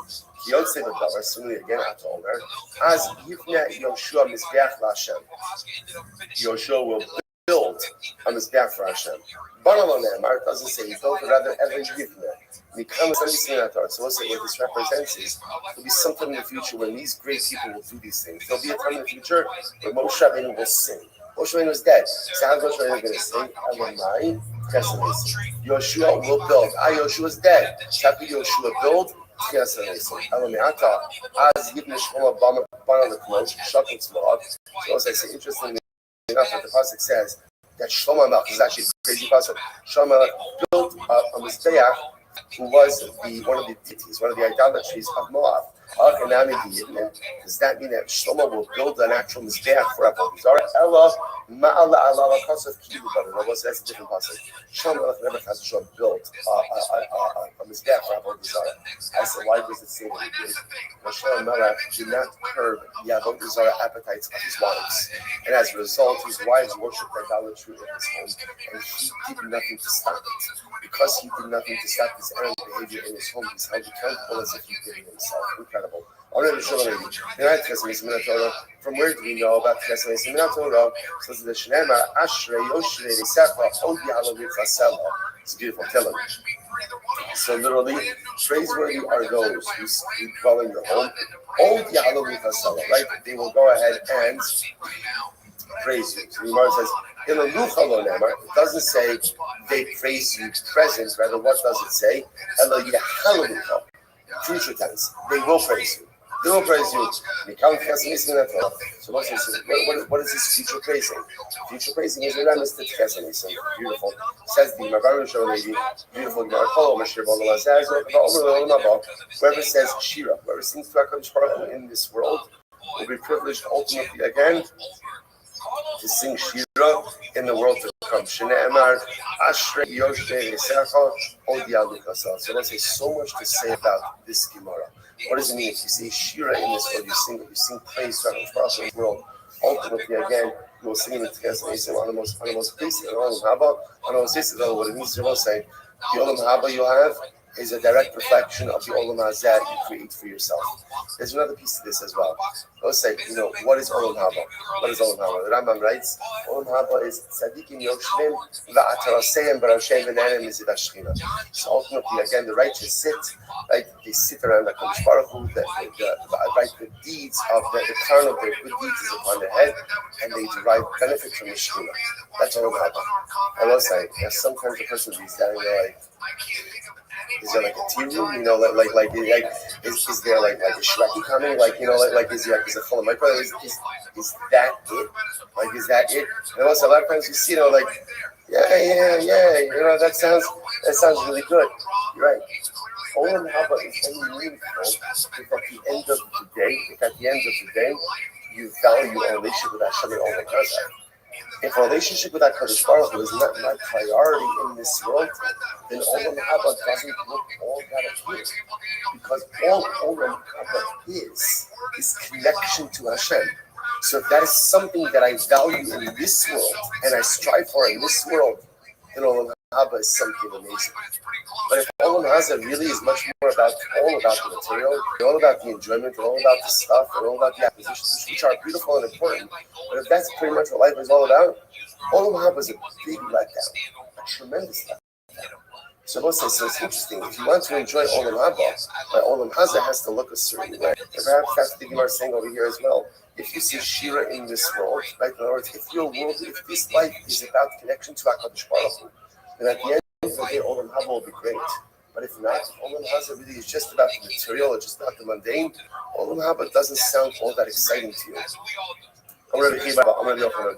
Minayel Tchias Anisim Min HaTorah. Shneimar, we're going to finish from the Torah. Shneimar, Kol Tzofach Al Nosu Kol Yachtav Yiranenu. Rinilu Lo Ne'emar El Yiranenu. Becomes the Tchias Anisim Min HaTorah. So once again, the voices of Tzofach, of those of your Nevi'im, of those who see you, right? They will go ahead and call out Yiranenu. They will praise you, future tense. Once again, future tense, not present. I'm Rabbi Chiba, Abba, I'm Rabbi Yochanan. Asivim Kol Nevi'im Kuban Omrim Shira B'Kolach. This is so beautiful. In the future, all of the Nevi'im will say Shira with one voice. Shne'emar, Kol Tzofach HaNasu Kol Yachtav Yiranenu. Let's say how beautiful is that? All the Nevi'im speaking in one voice, right? All the leaders of Klal Yisrael speaking in one voice. How incredible is that? How overwhelming is that? How beautiful. That's the most Mashiach. As we saw, remember, every Nevi'im was different. We saw this already before. But nevertheless, speaking in one unified voice. Amar of Yehuda, Amar Rav. Kol Moreh Halacha L'Pitalmud, Ki'ilu goes lo minach v'asabosav. So let's say this is profound. If a person is capable of teaching Torah, but withholds their Torah from their Talmud, withholds Torah from the Talmud, and let's say, this could be a Rebbe, this could be a parent, this could be anyone. Whereas I have the ability to impart Torah upon someone, but I don't do it. I withhold it. It's as if you're stealing that person's inheritance. Isn't that incredible? So let's say, so again, I have the ability to convey Torah to someone, I don't convey it. It's as if I'm stealing their inheritance. Shne'emar Torah tzivalanu Moshe Morosha Kihilas Yaakov. Morosha Ki Nechol Yisrael Mishesh Shnei Bereishis. So listen, you hear how you got the pasuk refers to Torah. It's a Morosha. Morosha is an inheritance. It's our inheritance from the beginning of time. From Sheshes Yimei Bereishis. Rashi points out the words in Mishesh Shnei Bereishis. So again, Rashi points out that Sid Bereishis Bara B'Shir Torah Shnei Bereishis. So remember Rashi, first Rashi in Torah. Bereshis bara, what does it mean Bereshis? In the beginning, Hashem created Bereshis contraction, B'shvil Bereshis. Because of that which was created first, HaKadosh Baruch Hu created the world. The world was created for Torah. Torah was Klal Yisrael, and therefore, again, if I withhold Torah from someone, who I can give it to, it's as if I'm taking their inheritance. Amar Rav Huna bar Bizna, Amar Rav Shimon Chasida. if a Rebbe withholds halacha from a Talmud. In other words, a Rebbe has an ability to teach a Talmud, and he doesn't so. Such a Rebbe is cursed even by fetuses in utero. Depends. Shneimar monea bar type of tzaddik days. Monea bar yikavol la'om ve'im la'om el ubrin la'om fetuses shneimar u'la'om la'om yamatz ve'im kavo el klala kavo person shneimar ma'akov lo kavo kel by John. Ve'im bar el Torah bar misor shneimar nosh kubar hen yamatz. So we'll say, what does this mean? What does this mean? Someone who doesn't say that like someone who's mechal Shabbos is cursed even by fetuses. What does it mean? So the Rebbe didn't teach the Talmud Torah, and therefore what? And therefore he's cooking by the Ubrin, even by the fetuses. What's the pshat with that? Well, says sometimes the worst thing that a person could do is withhold the growth opportunity from someone else. You'll say we make a mistake that sometimes the greatest things we accomplish are the things we do ourselves, and that's not true. Sometimes the greatest things you do in life is the growth that you enable in the other. When you do something for someone else, so what is it we're talking about here? A Rebbe has an opportunity to teach a Talmud. A Rebbe has an opportunity to give over halacha to a Talmud, which means you have the ability to be the enabler of someone else's growth. And if I don't do that, that's an abdication of the highest level of personalistic responsibility. That's my avoda. Our avoda in life is not going to enable our own growth, but it's to enable the growth of others. And failure to do so, the world curses you for that. Incredible. So the Gemara goes like, Ula bar Yishmael Omer, Menakton also Kikabra. If you don't, right, if you withhold Torah from a student, literally again, so it means they pierce you like a seed. Okay, but let's say now, what Rashi goes out, what does it pierce like a seed? It means you forget your learning. Just like right, if you put something into a seed, the contents filter through. A Rebbe who doesn't share his Torah with other people loses his learning. Because if he doesn't share it, what does that show? It shows that he thinks that his Torah is his. Torah is not yours. Nothing is nothing is mine. Like nothing belongs to us. Everything that Hashem gives me, whether it's my money that He gives me ultimately to do good for others, or again, it's my Torah that He gives me to convey to others. That's the whole level of life. And therefore, if I don't share my Torah with others, ultimately, I lose it. Ula bar Yishmael Omer Menakton also good. Ksiv Hafa.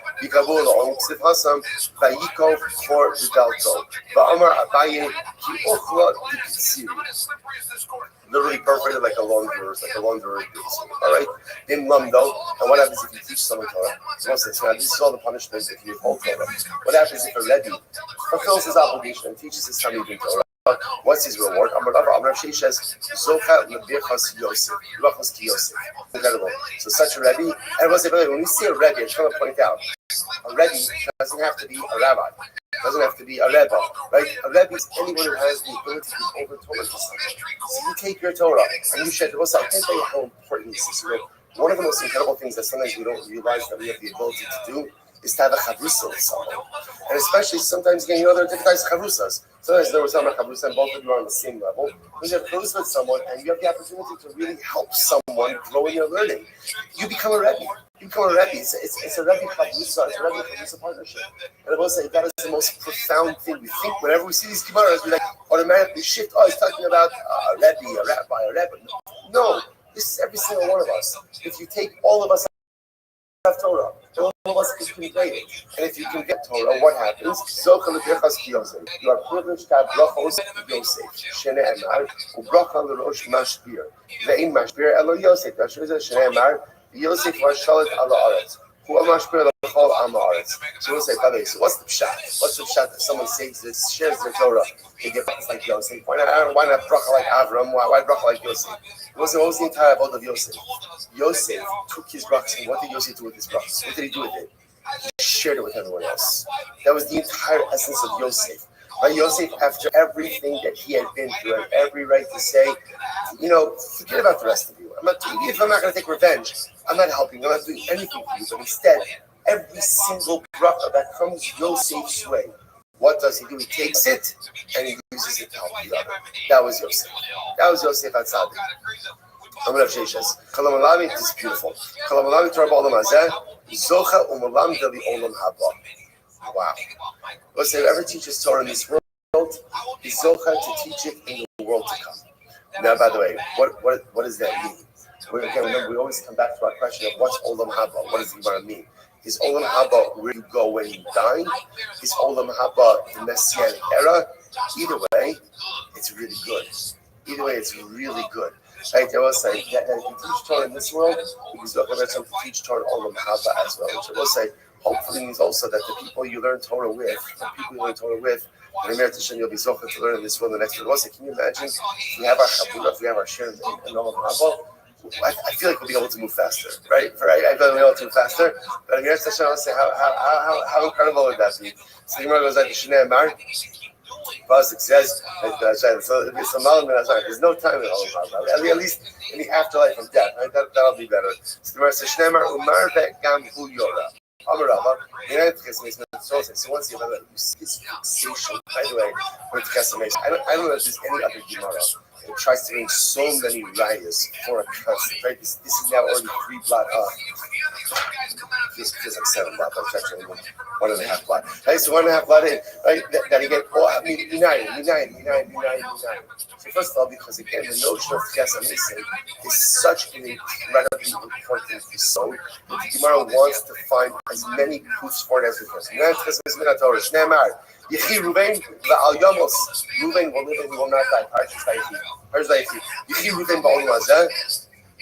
No, not Parshas Vayechi. Sorry. So Sabracha. This bracha. It's not the bracha. It's Yaakov. The bracha is the Moshe Rabbeinu.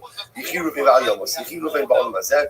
Ruvain will live in this world. Va'al Yamos the Olam Haba, and he will not die in the world to come. Rabbi Amar Alpha Rabbi says here, the Rabbi Mishine Admas Afar Yakitsu.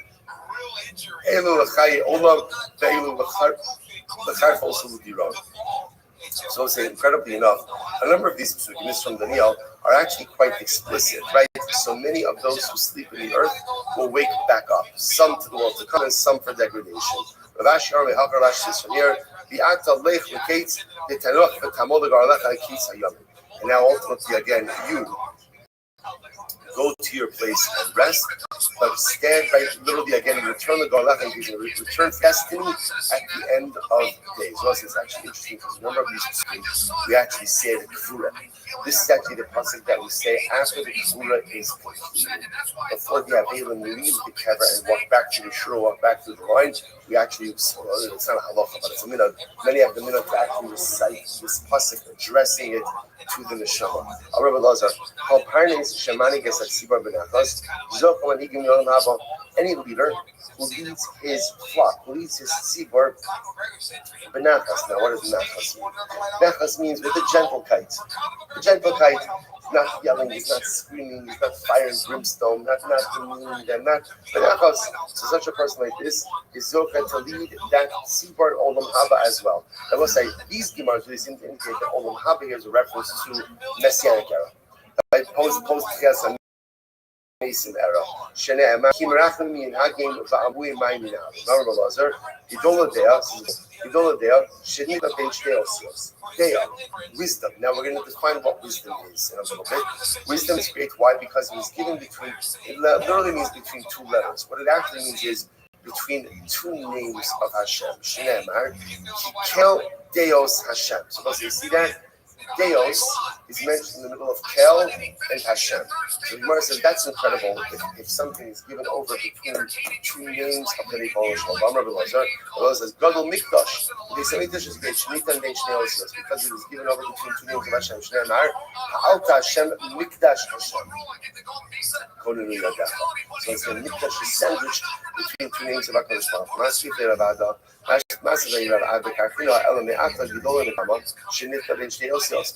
you're going to use that model. And the come of vengeance. Vengeance is also great because vengeance is given between 2 names of Hashem. Sid, Kel, Mikamos, Hashem. Right? The pasuk says, right? Kel, Mikamos, Hashem. Kel, Mikamos, Sophia. Amalei, the Milse, Hakinan. Right? Vengeance has its place. Absolutely. Vengeance, as much as we always think about vengeance as a negative. thing. Vengeance is not a thing. Sometimes vengeance is very powerful and appropriate. So why do I need two revelations? So far, right means like a revelation. So why two revelations? That doesn't say revelation twice. That just says Sophia once, but it says Nekama twice. Almost like two revelatory Nekama moments. So what does that mean? So the Gemara says Achas Lamida Toba, Achas Lamida Parvis. So one ultimately identical thing could be like a vengeance for good and a vengeance for bad. So a vengeance for good could be like a you pays good, right? To take your misbehave. Or it could also mean that sometimes, like we said before, sometimes vengeance is good. Sometimes vengeance is in our favor, especially when it's taken out on those who have oppressed us. And sometimes vengeance, Hashem, could be punitive in nature. So I'm Rabbi Lazar, call Adam Sheish Bodea, this is a beautiful Gemara. Call any person who has Dea, who has understanding, Kilinivna based on Mikdash Biyama. It's as if the Beis Hamikdash was built in his days. Shezet is the Gemara's wife. Shezet nitei ben shtei osios. Shezet nitei ben shtei osios. Because ultimately, again, as we just said before, Dea is between two names of Hashem, and Mikdash is between Hashem. Now, what that means, what exactly that means? Any person who has Dea, has wisdom, is as if Beis Hamikdash was rebuilt. We're going to come back to that Gemara. So you can underline it. We'll come back to it after we get a working definition of really what Dea means. Fine. Okay, yeah, let's give it a few more minutes. I'm Rabbi Lazar, actually right now. I'm Rabbi Lazar. Call Adam Dea, the Sof Misasha. Any person who has Dea will become wealthy. Shnei Amar, will be das Aridim Yimozu Kovos, Karvin Nam. I'm Rabbi Lazar. Call Adam She'in Bo Dea, Asilu Rachim Alav. Any person who doesn't have Dea, ultimately, again, you can't have Rachmanas on him. Shnei Amar, Kilo Am Binasu, Hakim Bo Yirachamenu Al Seo V'Yotzer Lo Yichareinu. Rabbi Lazar, Kol Hanosim Pita L'Mishein Bo Dea, Yisrum Bar Alav. Whoever gives bread to someone who doesn't have Dea, ultimately, again, bad things will happen. So we'll say, it's very interesting. He says, this Gemara, you can't have compassion upon someone who doesn't have Dea. You can't go ahead and give your bread to someone who doesn't have Dea. And we'll say, now, what's the pshat in this? So we'll say, let me say this now. What's Dea? So we translate it as wisdom. But we'll say, but if you think about this just from a basic perspective, what is the core component of wisdom, right? What is like the most basic aspect of wisdom? What's wisdom? So it's interesting. Remember again, Chazal, right? Remember Sachas Brachas. It speaks about Havdalah and Shmona Esrei. Chazal. So where did Chazal quote Havdalah? Where does Havdalah go? Atochonin la'adam das. The most basic concept of das is the ability to be mafia, the ability to distinguish between kodesh and chayv. Das and its most big. But before you get into all of the deeper layers of what wisdom actually means, what wisdom means on its most core level is I can distinguish between right and wrong. I can distinguish between kodesh and chol.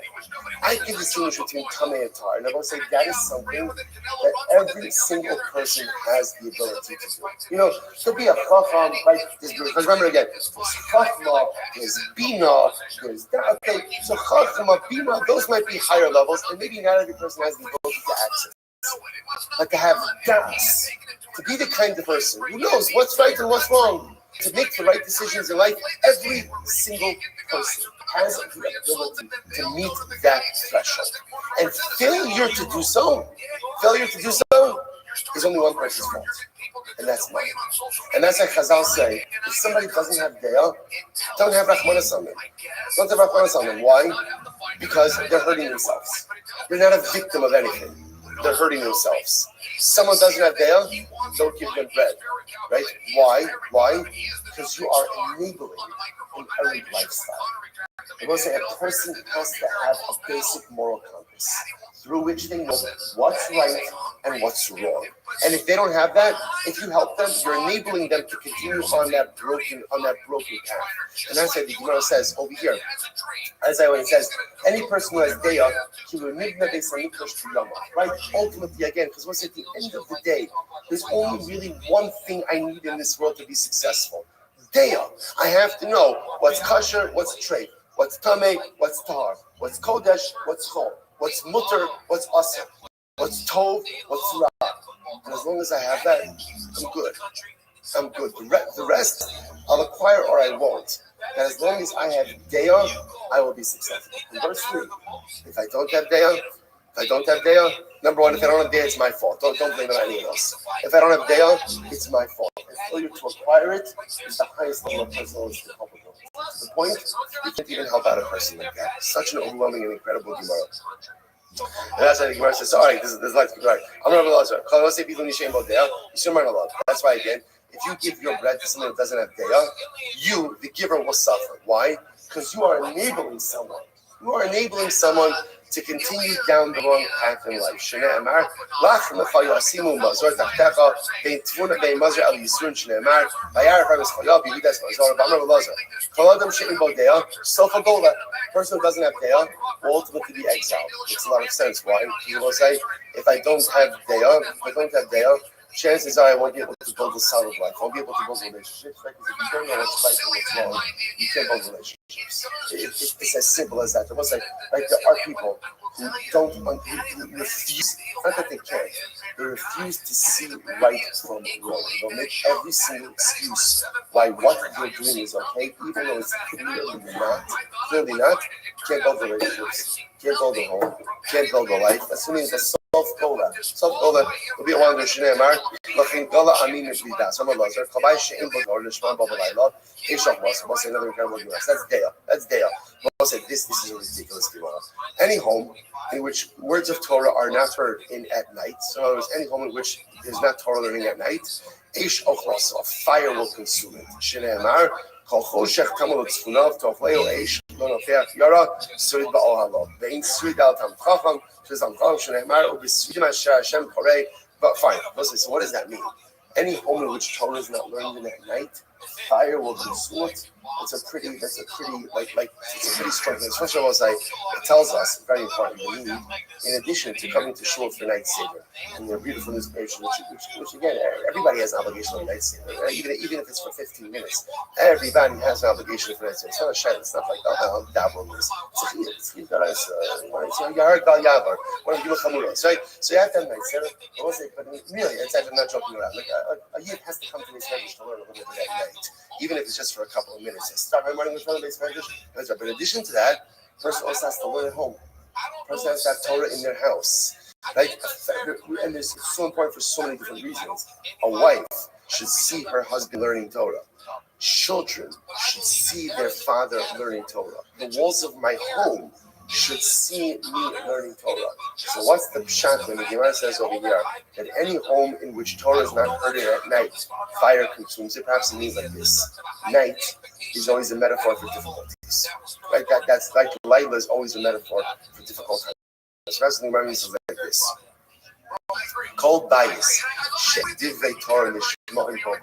right? So any home in which Torah is not heard at night, whether it's any home where things become difficult, the Torah stops. Right? In other words, as soon as it becomes Laila, as soon as life becomes difficult, the first thing that kind of goes away is Torah. Just understand,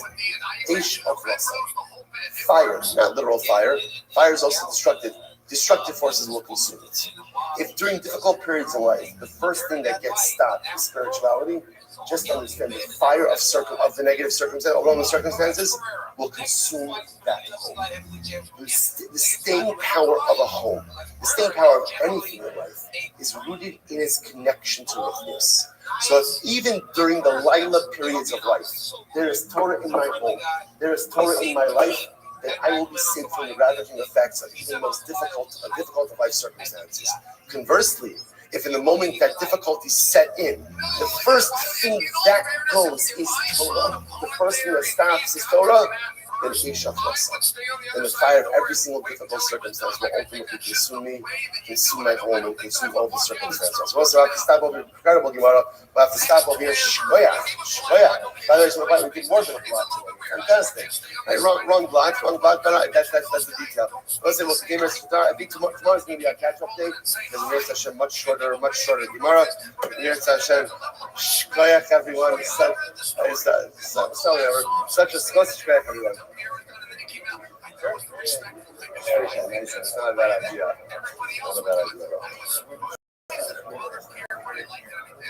Oh, was it on your other? All right. Yeah. The fans did not demand a rematch. There was no controversy in the first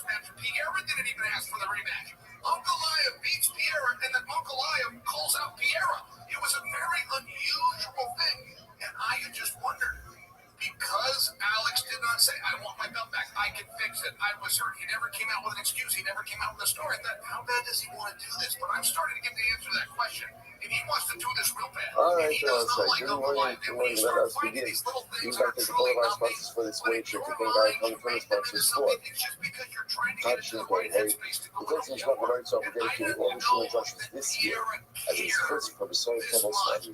From the first sponsors for the month of Hagar, Habar in the Torah Tari, and Steve Zero, with Tari's father, Dr. Harry Khan, Steve Hirsch, Ben Yosef Hakori, and the Zir, and the Jim, and Gordon, and Daniel's memory of William Zir, and Sid, and Ben Shmoy, his 12 to home, the American about Torah, all the things Shabbos Latin of the Daniel Zir, and all those things, Bush, Shabbat, to the Kol, and Israel, so Shinas, Hashem, Zir, all of our hostages, to allow our police soldiers to be successful. Call Massey. But with that, let us begin. Today's document is target out of 91. We have a little steep climb here. Yes, I said, but we're going to make it. We are taking off on Tzaddik on days 90B. I got to count down from the top. So we are 2, 4, 6, 8, 10, 12, about 12 lines down from the top. So again, you should understand the following. Let's just remember again, we're in the sugya of trying to find some type of scriptural allusion to Tchiasanis. Quite familiar that there's Tchias in the Torah. So what we ended off yesterday is the passage that says, you shall give Truma to Aaron. Now, Aaron was it's very interesting. Aaron receives many things in life. One thing he never ever received was Truma. Why? Because Truma is more effective in going to Eretz Yisrael, and Aaron never made it into Eretz Yisrael. So at the end of the day, what can this mean? But ultimately, again, you give Truma to Aaron. So again, it must be at the possibility that it's going to be so the Gemara says, Aaron, Aaron. So what does it mean? You have to give Truma to someone like Aaron. Meaning what? Aaron Chaver, Akon of Chaver. Just like Aaron is a Chaver, just like Aaron has to come Chacham, and therefore knows how to go ahead and deal with Truma in the appropriate way. So in general, you have to give Tachon Chaver. Only the Shorah money, only the other side. Now I'm saying those things when you're calling out Aretz, how do you know that you can't give Truma to a Kohen who is ignorant?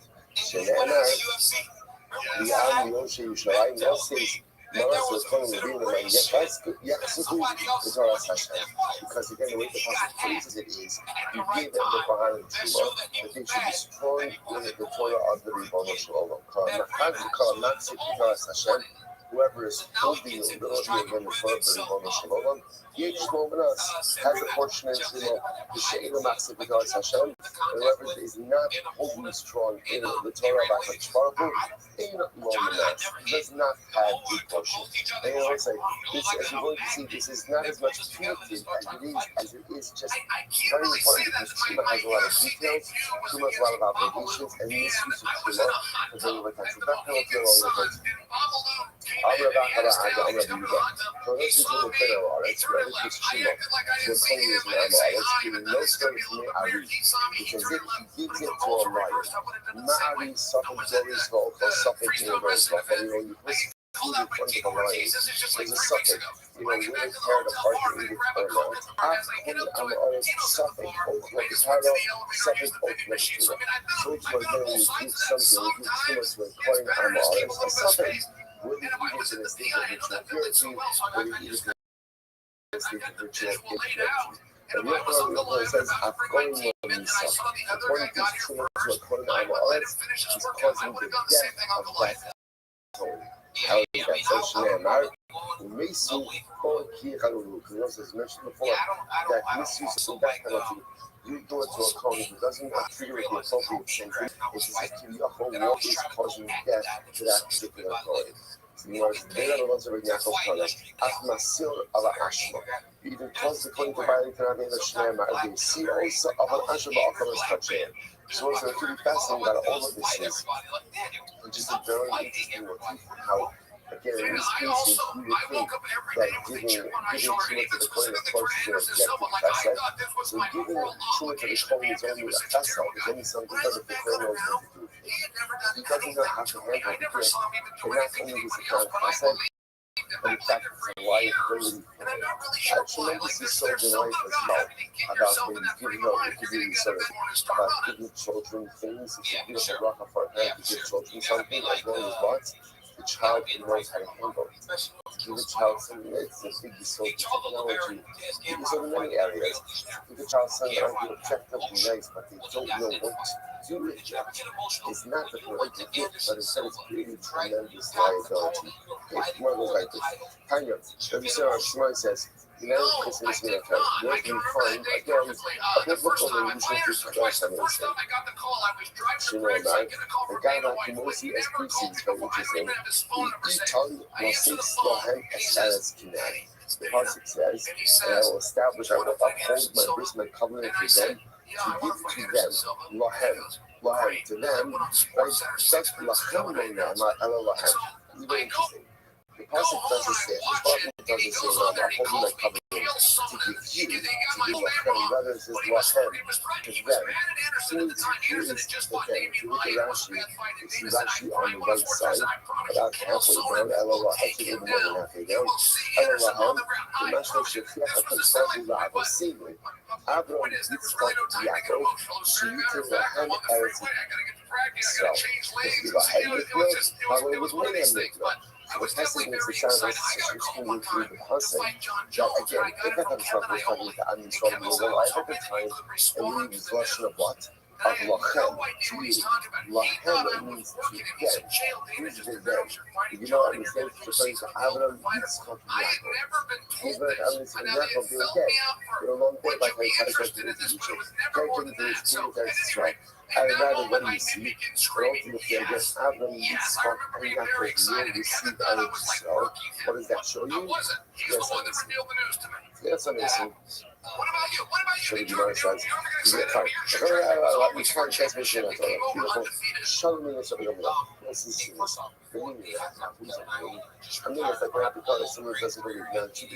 We're going to see, we use the terms many happy colors very interchangeably. But we're going to see is in fact, they really refer to different levels of heritage. I should say, people who don't believe in certain things. So distinctions. Shalom meaning something on the up. So the meaning of the up. You know shepherd is not from the Chinese. From where do you have your running back to dead? Haram, in the Torah, in the Rabbi, in the Next. Rabbi says, I'm going to bring you a proof from Torah being Exuber. Don't keep it on that. All of the Rabbi's proofs, they rejected. We'll see what happens. In the Torah. So number one, what's the guy in the Torah? It said, I don't know Moshe. Showcase in Mavasecha, become pretty explicit. As Hashem says to Moshe, you are going to literally again die. You're going to leave your forefathers become, and you are going to arise. Wow, pretty explicit. Yes, amazing. So how do they disprove it? No. They said, You're putting the comma in the wrong place. The Dillah, the Kari Ha'am Hazeh, Zana. The Pasuk is as follows: Moshe, you're going to die, and after you die, the Kam Ha'am Hazeh, Zana. The people are going to rebel. When you die, the people also idolatry. The Kam is not going on Moshe, but rather the Kam is going on other people. Incredible. So the Moshe is okay, so they rejected that first proof. Next, what's the proof from Nabi? It said, you Mesecha, Yivasi, Hakitsu, Vanin, Shofir, Afa, Kipal, Oros, Kalecha, the Eretz, with fine Kusa. So what's it say? This puzzle, what do you see in this phrase? The phrase is, Hakitsu, Vanin, Shofir, Afa. Those who sleep in the dust will once again wake up. Hakitsu, Vanin, and the sleep place to Hashem. That's a pretty clear statement. And then on, it's instruction in Tesla. The BSF one is going that the Tesla went back to life. Who's the Tesla going back to life? That's the acceleration, right? That's the driver, W drivers. So that's the specific episode it's referring to. Next, in function, if you check out the INTO, homeless with don't even insure Dovere Sifsei machine. So what was it? The Pasuk. Yeah, the Pasuk is repetition, right? Look again, that phrase, Dovere Sifsei machine. The lips of those who sleep will move. Sleep of reference to death. lips, they will move through the records that the other says that they speak. Yes, and listen, if they want to push your actions for say the alma, words in the room. So the meaning said, so the meaning said to the meaning for said the meal, the meaning is referring to the fact that sometimes the lips of the dead move in the grave. Now, when do the lips of the dead move in the grave? So the verse says, we're done on your so beautiful. Come شنم هوا شما با so some words together. So beautiful. When a person dies, if someone says over halacha, now by the way, what doesn't just have to be the halacha. What that means is when a person dies and someone says over a piece of their Torah in this world, the deceased's lips move in the grave. So the words, right? Shemai, I'm sorry. Come look. Kevin Shneeman, don't go to six this is a really beautiful idea. When a person needs over Torah, the person needs over lessons for their families, the person needs over the souls that are set over even after they are no longer alive at that issue. It's going to continue in this world. So a person dies, someone says over the Torah, someone says over the saying, someone says over the soul, the lips move in the grave. Incredible. I show how it does that. So for me, when you not believe anything that everybody else says, until everybody will give them over the following idea, over the following idea. So Hashem Lavasechem, Maseis Lohem. So your reference says, go again, that Hashem has sworn to give over to you. Now, Josh say to them, Lochem or Lord, right? It doesn't say Hashem is giving it over to you. Rather, what does it say? Elo Lohem, to them. Become a Chesanis in the Torah. So from here you see ultimately again a reference to Chesanis min HaTorah. Incredible, because once again, we're giving over to them. Who's the them? The assumption is this is Avram Yitzchak and Yaakov. So from here you see explicitly into this idea that Hashem declared that again the dead will come back to life. Now, what we show me on the class that I will probably say, but I'm going to come into the passage, Muslims is so beautiful. The Atem had taken Hashem Others say that from this passage, now really translated what does it mean? And meaning to cling to Hashem your God, right? So it seems to translate this, you will live fully today or you are fully alive today. It says the Gemara Pshita, the kind of Kulchem Hayom, that's obvious. Muslims talking to them. So of course they're alive today. Ella, even beyond Shekol HaOlam Kulam Mesim. Even at a time when everyone else is dead, you will be alive. So the idea that we must be in this passage is ultimately again, you will think like a Torah Chaim Kulchem Hayom. Hayom means you will come back to life. And even on a day where everyone else is dead, you will come back to life. Such a beautiful and incredible Yisod. So we want to like show you there's much to say about that passage as well, but if you have time, I'll come back to it later. Showing Robin as Rabbi Yoshalem Kananya. So ultimately, the Romans, after Yoshalem Kananya, what should we ask him? Yo, how are you? What up, baby? 2 prime questions. Number one, how do we know the resurrection of the dead? And number two, how do we know Big Dog, how are you?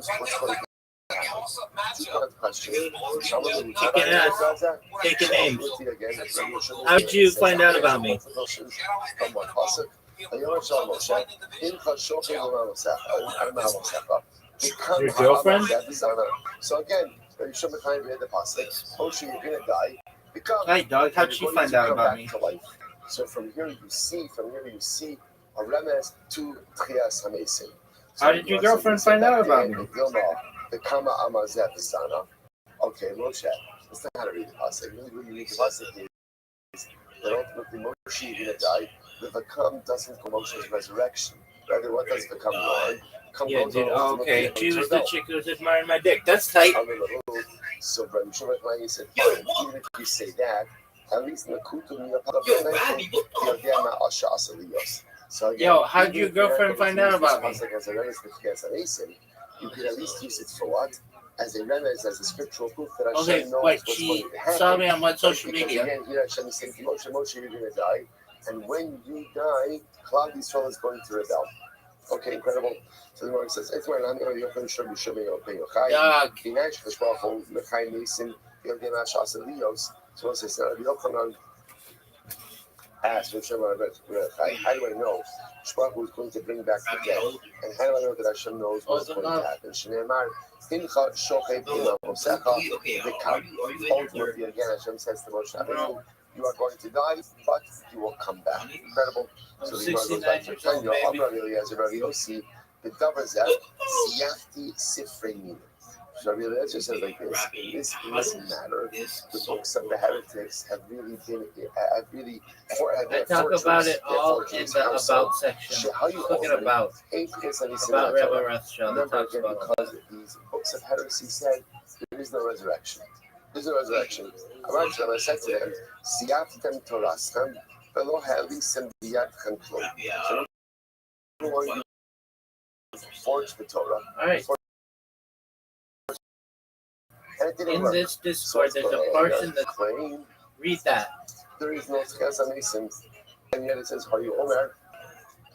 Tikaris Haneh Shahi Avonaba." So there is a double lashon of Tikaris. Why the double lashon? So the Gemara says, I'm sorry. Tikaris Avonaba. Tikaris Ba'olam Hazeh. Avonaba le'ema. So we'll say what Tikaris means that the sin will be cut off from this world. Avonaba, its sin will remain with it. Le'ema. So what is that? Lavi Olam Haba does not refer to the world to come. So from there you see ultimately again Raya for Tchesa Mason. So the Gemara says Tikaris good. Let me start that. Amali Rabbi Abaye. So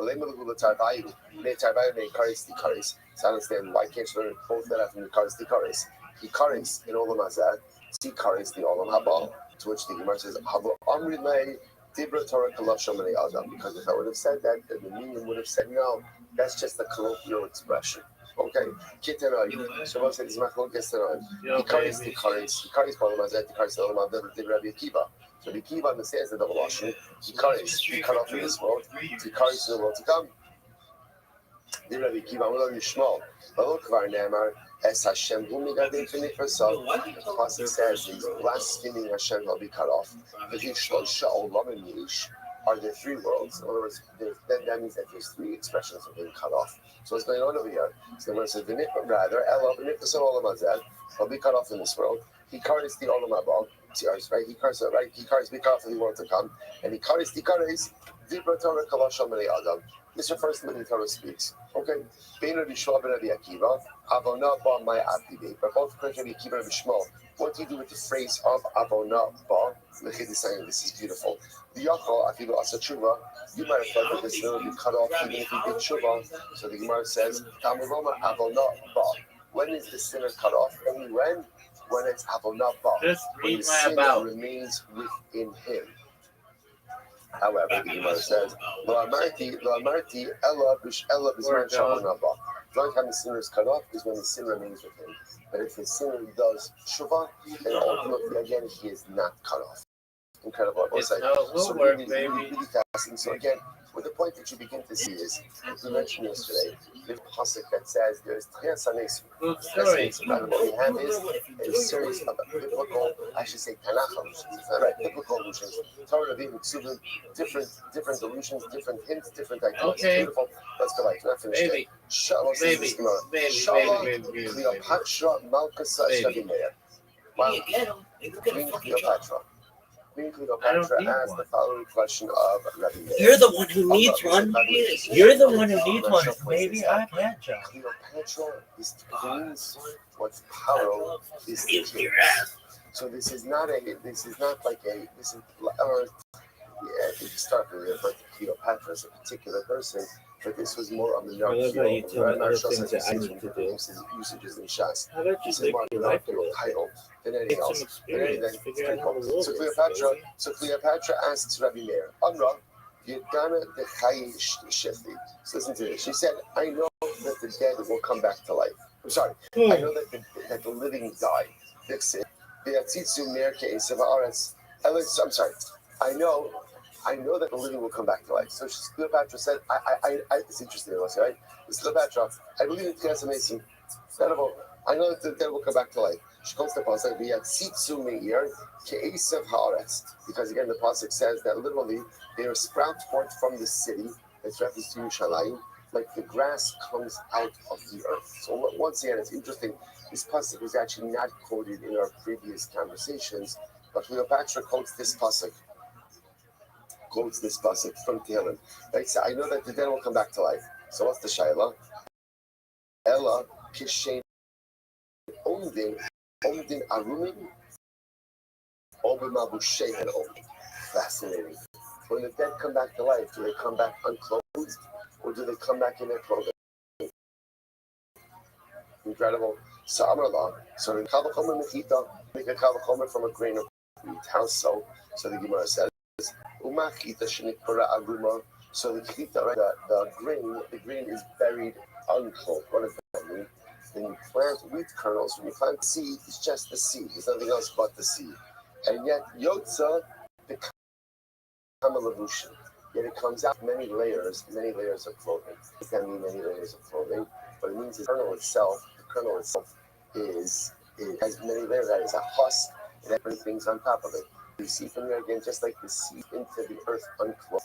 Ultimately, again, it comes out with many layers. So the Gemara says, "Tzadikim shenik barim b'bilavushein," but ultimately, again, with their clothing, Allah v'kama. Now, tzaddik again is buried in ladaf clothing, dachrichim, but shrouds. So the tzaddik who is buried with clothing, all the more so, he will come out clothed as well. So it's such a see. First of all, you could just say stam. It's just like a fascination question. But then again, I believe in the resurrection of the dead. And how exactly does this work? When the dead come out of the grave, what is it? Unclothed, clothed. So I'll say what's interesting is it could very well be clothing.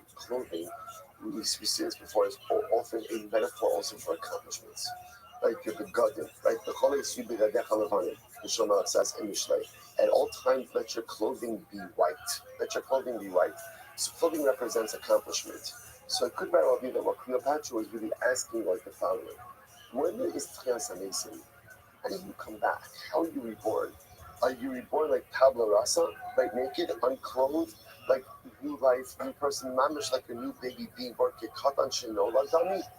Or is your resurrected life somehow a continuity of your previous life? Are you born with your clothing? In other words, do you come back? And again, I have my Maisim Tovim. I have my mitzvahs. So again, it's a fascinating question. Is resurrection a continuation of my previous life? Do I come back with my clothing? Or again, am I born unclothed? Is it a brand new life? To which Rabbi Meir responds, resurrected life is a continuity of previous life. Which I will say is so fascinating because what that does is it really urges us to maximize the life we have here in this world. Because the way I live here not only impacts me in this world, not only impacts me in what we'll call Olam Haba, which is the place where I go after I die, but it even impacts me in resurrected life as well. Everything I do in this world follows me in the multiple stages and iterations of my life. Such a profound Gemara. So the Caesar said to the Caesar de Gomio, Amrisu the Shakti Chaye. I heard that you guys say that the dead come back to life. Okay, so it's interesting. So as opposed to Cleopatra, who believed in Tchias HaMesim, but just had some detailed questions about it. So you see over here that the Caesar doesn't believe it. Caesar doesn't. So Caesar says, I don't understand. You guys say, Amrisu, you guys say the Shakti Chaye, then will come back to life. I don't understand how that works. Havu Afra, Va'afra Mikachaye. The dead ultimately again become dust, right? And dust can't come back to life. Dust can't come back to life. So the Gemara says, top of Tzaddik 91a, Amrulahu Barte, Shavke Va'anim Mahadra. So this, again, these changes are fascinating. So the daughter of the Caesar said to Rabbi Gamliel, I got this, right? She wanted to answer this particular question. Okay, so she says, Sabani Mahadra, Shnei second line, Tzaddik Alpha, 91a, second line in. Shnei Yotzim Yishbiri. There are two people, two fashioners, creators of stuff, right? Pottery people. Yishbiri, right? Rashi says over here, Shnei Yotzim Birinu, Akazot Shekilim Minaman. they create utensils. Two people create utensils into this. One creates utensils from water, and one creates utensils from clay. So who's better? To which the Caesar responds is, of course, of course, again, it's a much greater feat to create utensils from water than it is to create from clay. So the word says, she said to him, so Hashem fashions people from water. Now, what does that mean, water? It's a reference to Zerah, to the drop of semen, which creates a baby. So if Kishbaru creates human life from literally minor, from water, then Allah has kama v'kama, He can create it from dirt. In other words, right? It's a greater feat to create utensils from water than it is from clay. But everyone agrees you can create utensils from clay. HaKadosh Baruch Hu goes ahead and creates life, ultimately again from water, can certainly go ahead and create life from clay, from dirt as well. The name of Yishmael Tanakh, Kavachomer Miklis Chuchis, is beautiful. Then you can read the Kavachomer from the creation of glass. The creation of glass, the Tchias Anisim. Maklis Chuchis, Sha'amalan, Beruach, Basar Dam. By Hasmi, you blow glass. You blow glass. So glass is made through the breath of man. And Nishparu Yishlan Takana. And even if glass breaks, you could melt it down to refashion it. Man who is made with the breath of Hashem. Right? Hashem being life into us. Allah has kama v'kama. All the more so that if it breaks, so to speak, and dies, it can be put back together. Such a profound Gemara. Amar Yahu, so I'll say, also just there's so much to say on each of these Gemaras because each of these statements are tremendous metaphors for different aspects of our lives. But again, I underline this, so we'll come back to it at some point.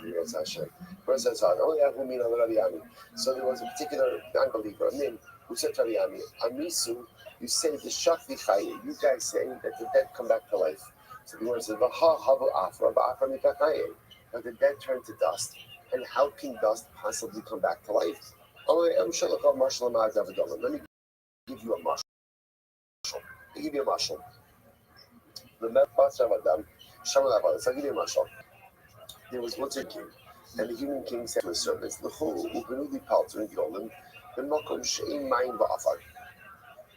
and build from your palace. There's only one problem.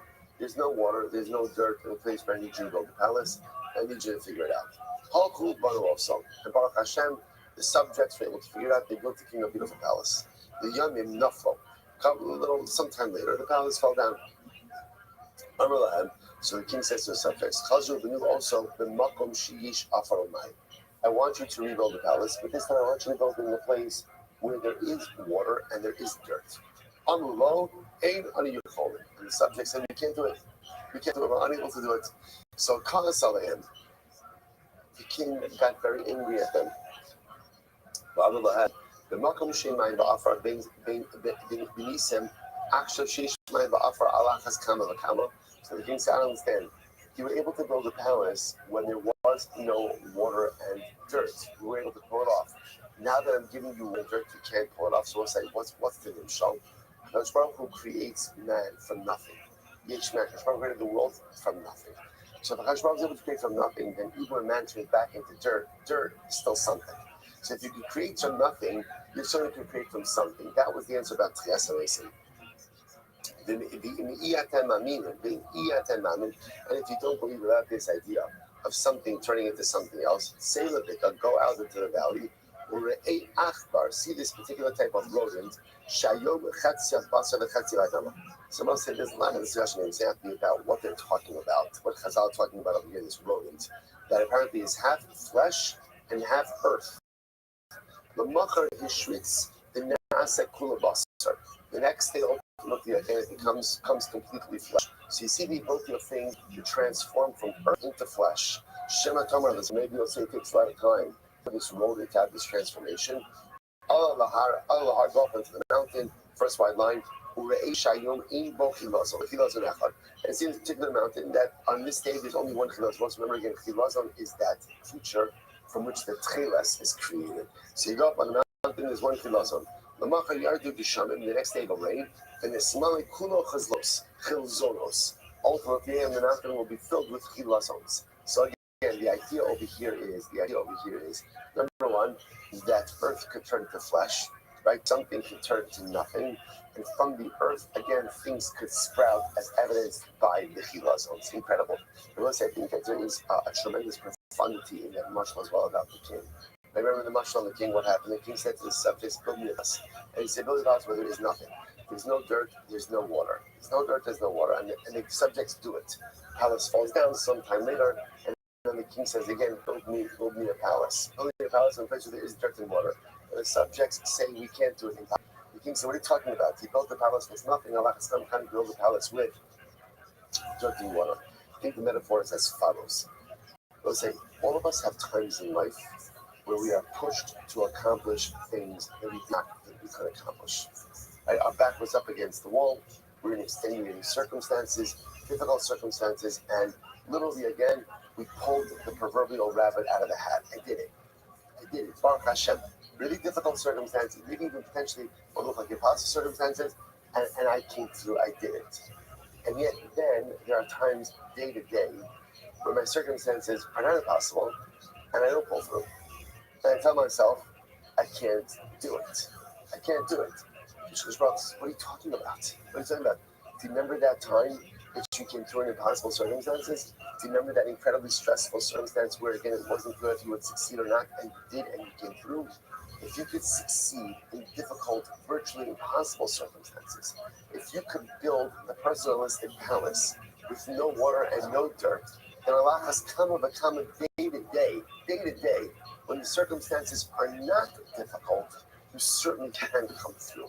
And I've also, we all have situations like this. We're really difficult situations. If you don't have situations like this, is a piece of. I think almost all of us have situations like this, really difficult circumstances where I said to myself, I don't know if I'm able to get through this. And I got through it. And I got through it. And then I got through it, but I succeeded and I grew. And if I could do that in the extenuating circumstance in life, then I certainly could perform in day-to-day life. If I could make things happen where there was no dirt, there was no water, the more so I could build a personalistic palace where there is dirt and there is no water. Incredibly useful for life. You want those back there. I'll say this is a great series of stories. This particular man who said to Kaviyah ben Pesisa, that name, Kaviyah ben Pesisa, Rashi points out over here, Kach Shmo B'Haisam Lo Akmus B'Gabo. Interesting enough, so this guy Kaviyah ben Pesisa, and he was a hunchback. We're going to see that part of the story in just a little bit. Rashi points out over here, he was a hunchback. Okay, so what happened? So there was a man who came over to him, and this man said to him, "Vai lechon chaydes, damiso nesi chayim, the chayim nisi, the nisi chayim." So then what this Apikoris comes over to Kaviyah ben Pesisa, and he says, "What's the matter with you guys?" Speaking about the Jews, right? He called the Jews Rishon. You're Rishon. Why you Rishon? Because you espouse false ideology. You say that the dead come back to life. It's not possible. That which is alive dies. Can you possibly say that which is dead comes back to life? Amalei. So Kaviyah ben Pesisa responds, "Vai lechon chayde. You're the Rishon. The amrison meisi lo chayim. The lo havi chaya. The havi chaya lo kol shekein." So let's say, so Kaviyah ben Pesisa said back to the man, he says, "You're the Rasha. I'll tell you why. That which is not alive does come back to life. Every birth. How does every birth start? There wasn't life, and then life occurs. So you see, by definition, just simple propagation of the species requires no life to life. So we have a paradigm for this. What are you talking about? You're the Rasha. Because probably every single life starts with no life and then goes to life. So what's crazy to think that the dead could go back to life? So Kaviyah ben Pesisa, he called this Apikoris a Rasha. Amalei, Apikoris says to Kaviyah ben Pesisa, "You're calling me a Rasha? If I would be over there, you're lucky someone's holding me back, right? If I would come over to you, but if not, I would kick you so hard that I would kick out your hunchback, right? That's what I was. This is incredible, right? People are people. Nothing changes over time, right? You're lucky my friend is holding you back. I would kick you kick you straight, right? I would kick you, that you would kick out your hunchback. So it's great. So Kaviyah ben Pesisa, Amalei, and Ata Osikin, Rofe Uman Tikra, Uschar harbe tito. Do it, man. Right? Do it. Absolutely. If you could do that, I would give you a shkoyach. Not only would I give you a shkoyach, but I would pay you a handsome amount of money, handsome copay. Handsome copay for that visit to the doctor. Incredible. Well, they don't have on. They're going to say, now, that's our introduction to Gavia Ben Pesisa. The next number of stories, we're going to be dealing with Gavia Ben Pesisa as well. And I will say, we're going to see something fascinating just about his personality. That's about Baba Nisan. On the 24th of Nisan, it's Natilu Dimusunoi Yehuda Yerushalayim. So again, those are oppressors. Our oppressors left Yehuda and Yerushalayim. Now again, what oppressors? What are you talking about? So watch this. Kishabo b'nei Africa, Lavun Israel. When the people of Africa came to the Romans with a legal claim against the Jewish people. What was their claim? Let's say Alexander's most known. So again, actually, before Alexander the Great, Alexander the Macedonian, right? So really not Rome, right? But they came before Alexander the Macedonian for a din Torah with Klavi. So Amalo, Eretz Canaan shall. I'm not saying that. By the way, Jews like Alexander. Right? How do we know that Jews liked Alexander? Because also there are Jews named Alexander, which is the strangest thing in the world. I don't mean an English name. I mean like a Hebrew name, Alexander, right? Which is very strange because considering it is not exactly a Yiddish name, right? It's not a Hebrew name. But again, this was outside Karas. I told that Jews had to. I told Alexander the Great. The name stuck. So the people of Africa come with a din Torah against the Jews. Amlo, Eretz Canaan Shalan. What's their claim? The land of Canaan belongs to us. So I just want to point out, there is nothing new under the sun. Right? So before there was a Hague, right? Before there was any of these other mechanisms, the nations of the world were always bringing their legal claims against the Jewish people to say we don't own the land. By the way, Africa is a pretty big place. Eretz Yisrael, not so big. Right? You wonder again, what does Africa need with Israel? What they need another desert? Right? But again, I was saying, this is the derech of humanity. The derech of humanity is they cannot leave Klal Israel alone. They cannot bear, the world can't bear that Jews have some, again, it hurts us to say because we'd like to think that the world has changed and we all love each other and there's no anti-Semitism and everybody loves us, and clearly again that illusion has been blown to smithereens, right? We see that that's no longer the case. And again, it's actually very affirming. It's the same narrative. The world can't, for some reason, can't be so well that Jews have something, all the more so that Jews can defend themselves, that Jews can stand up for themselves. Right, so again, they come before Alexander the Great. Canaan is ours. Now, what's the claim? The Chsid, and again, they bring it right from the Torah. These are from Africans. The Chsid, Eretz Canaan Ligvulasah. It says that the land of Canaan is included in all of the boundaries. Now, what are the boundaries? Well, Canaan.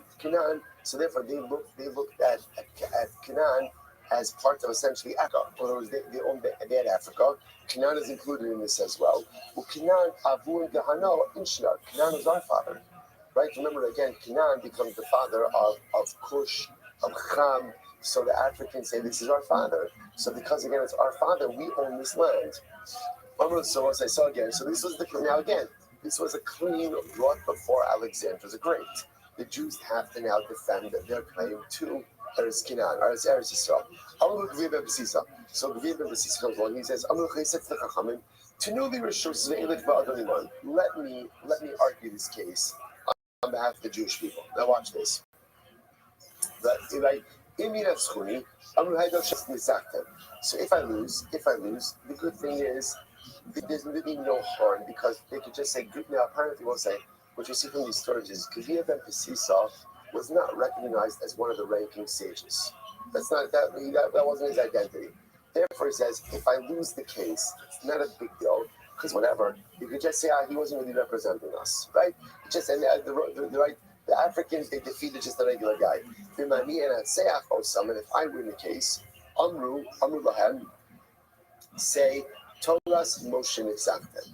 The victory will not be attributed to me, rather what will the victory be attributed to Torah. Which will say, by the way, you begin to see the beauty and the power of the personality of Gavir ben Pesisa. that all of this was literally about Torah. This was about HaKadosh Baruch Hu. Kedivna B'sisa saw himself as an ambassador of the Ribono Shalom. So if I lose, the loss is mine. But if I win, the win is the Ribono Shalom. Incredibly selfless. Okay, so that's the just for Allah. Okay, so he gets permission from the Rabbanim. He represents Klai funded Alexander the Great. So he says to the Africans, where are you bringing the proof from? The Torah. The Torah, we just said it. I'll also bring it right from the Torah. What's the pasuk? Shneimar, Vayomer, Arur Kinan, Evet Avodim Yelachav. Kinan is cursed, and Kinan should be a slave to his brothers. If that's the case, Evet. So again, Chevra, who's here, is the children of Kinan. Kinan was cursed. Kinan are Avodim. Evet Shekana Avodim Nechasim. Evet Lemi Nechasim Lemi. If an Eved acquires property, who does the property belong to? For that matter, who does the Eved himself belong to? For law owed, not only that, so furthermore, again, you guys owe us back wages, back service. Why? Because we're the slaves to Klal Yisrael, and what? You have not been working for years. So not only do you not own land, right, but we own you, and you owe us back wages, back payment for all of your delinquent service. Okay, so what happened? Alexandra Malka, so Alexander says the Africans do. What say you? You know what? Right? What's your response? So they said to Alexander, give us 3 days. Give us 3 days to come back with an answer. Nasal gave them the time, but so ultimately they gave a search, but they could not find an answer. So the Africans ran away. And what happened? The Kameh Kishen the Tuos.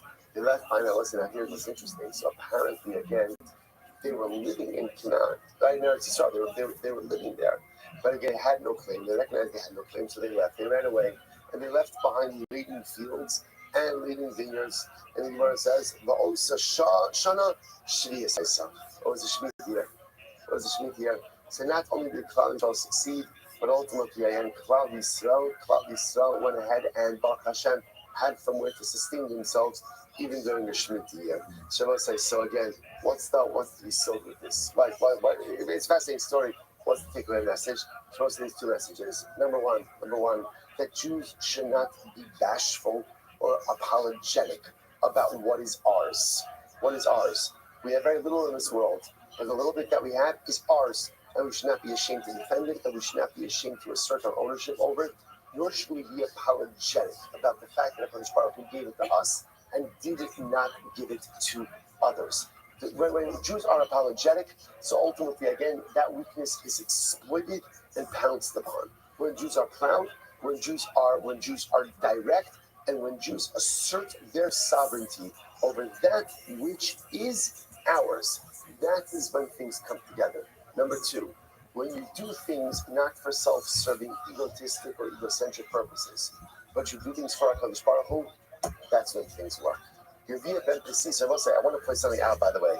If you think about it, it's interesting to note, it's not like Yevia ben Pesis came with like a whole shekel over here, right? Well, welcome to my big Torah. I'd like to thank my parents for this. It says in the Rabbi, it says in the Rabbi, he doesn't know, because it's a passing.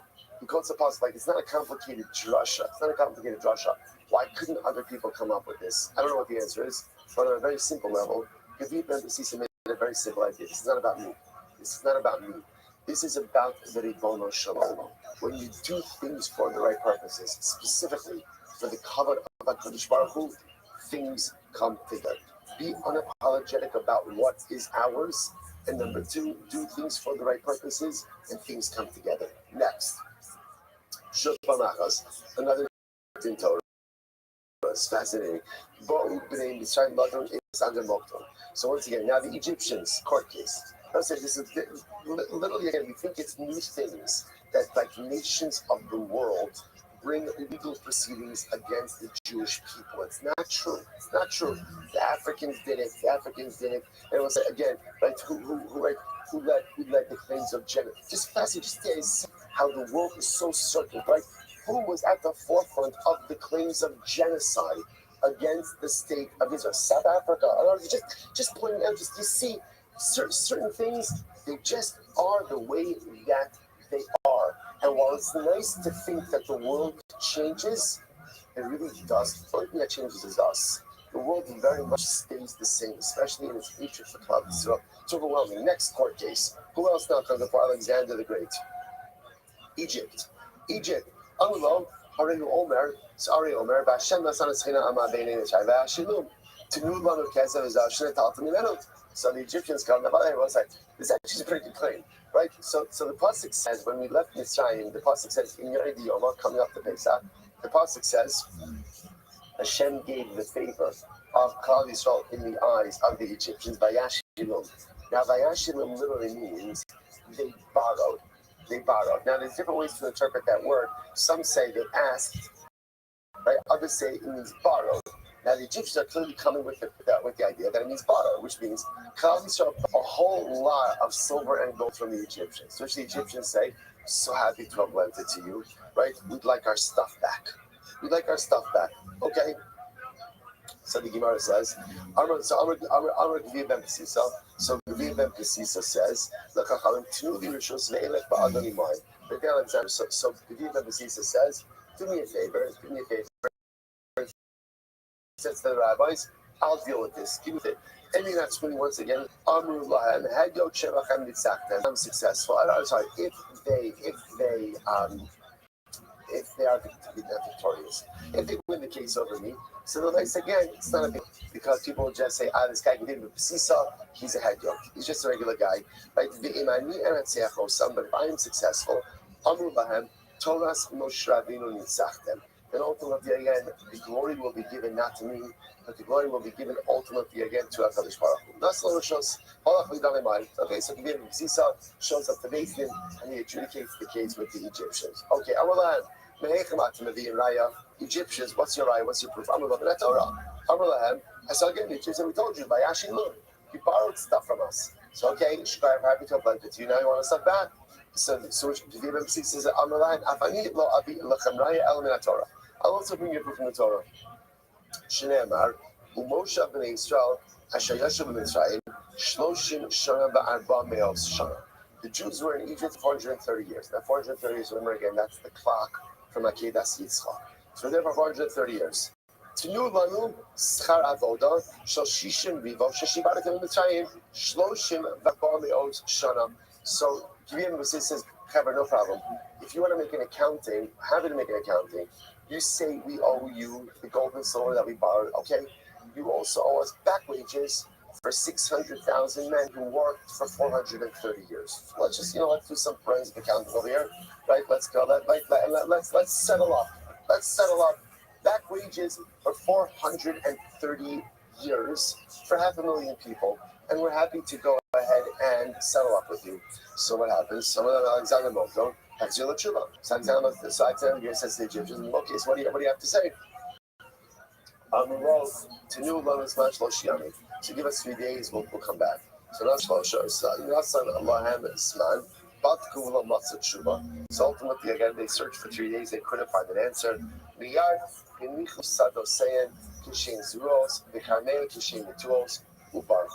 left behind the fields, right? The laden fields, laden vineyards. And it was a Shemitah year. Incredible. The Jews had the benefit of this. I just want to point out something very interesting. Why is it that both the Africans and the Egyptians run away? Right? Why, come back. Be a man. Right? And say, you know what? We don't have an answer. I will say, because here's the difference. At the end of the day, when you're arguing for MS, if you don't have an answer, you can come back and you can say, you're right, I'm sorry, I don't have an answer. When you recognize that what you're doing is smoking mirrors, and only an attempt to rob people of what is rightfully theirs, you don't even have the backbone to show back up in court. And that's what we want to teach us over here. These weren't real claims, right? Because if you're real claim, again, in every court case, someone wins, someone loses. That's the way it works. Again, all you want is just a fair shake, recognizing you might win, you might lose. When you can't even show back up, when you can't even show your face again, when you can't even follow back up, that shows the emptiness of your claims to begin with. So profound. They want to like Shupam Achas, Bobene Yishmael. That is incredible. Okay, so I'll say this is great. So everybody is jumping on the bandwagon over here. So who comes? Sons of Yishmael, B'nai Keturah. Lodun im Yisrael, they have Tzadrus Moto. So what's Yishmael's claim? What's that? Amalo, Eretz Kinaan Shalom. Okay, yeah, let's do this, right? Let's do this, right? So B'nai Yishmael, Eretz Kinaan is ours. So what happened? Here's what's interesting. Yishmael comes with a different claim. They say Eretz Yisrael Shalanu Lachem, right? So Yishmael in this context says we're not saying it's solely ours. We're saying it's also ours. Now this is very different, right? Africans claimed all ours, right? Canaan claimed, right? Mitzrayim wanted back wages, right? They wanted money, right? At the end of the day, so it's interesting. Yishmael, and we're going to see why Yishmael's claiming this. So Yishmael says we're not claiming it's all ours. We're just claiming we're partners in it. We're partners in it. Why? So the Gemara says, Yishmael told us Yishmael ben Avram. Yishmael told us Yitzchak ben Avram. So again, what's Yishmael's claim? By the way, Yishmael's claim is not a bad claim, right? What's Yishmael's claim? We're also children of Avram. We're also children of Avram. The land was given to Avram. We too are the children of Avram. So why should we not have a share in Eretz Canaan? So once again, I'm going to give you this is a come. So once again, you give the Sisa. Let me do this. I'll judge it. I'll adjudicate it. Not adjudicate. I'll argue it. Any Natsuni, I'm going to head out Shavachan Mitzachtem. ואם אני אנצח אותם, אמר להם תורת משה רבינו ניצחתם. Right? So ultimately, again, so then it says, if I lose, they defeated a commoner. If I win, it's Torah that has won the victory. So what happened? So he says to Bnei Yishmael, what's your ayah? What's your proof? So again, we just quoted it. We are also the children of Avram Avinu. Let's bring up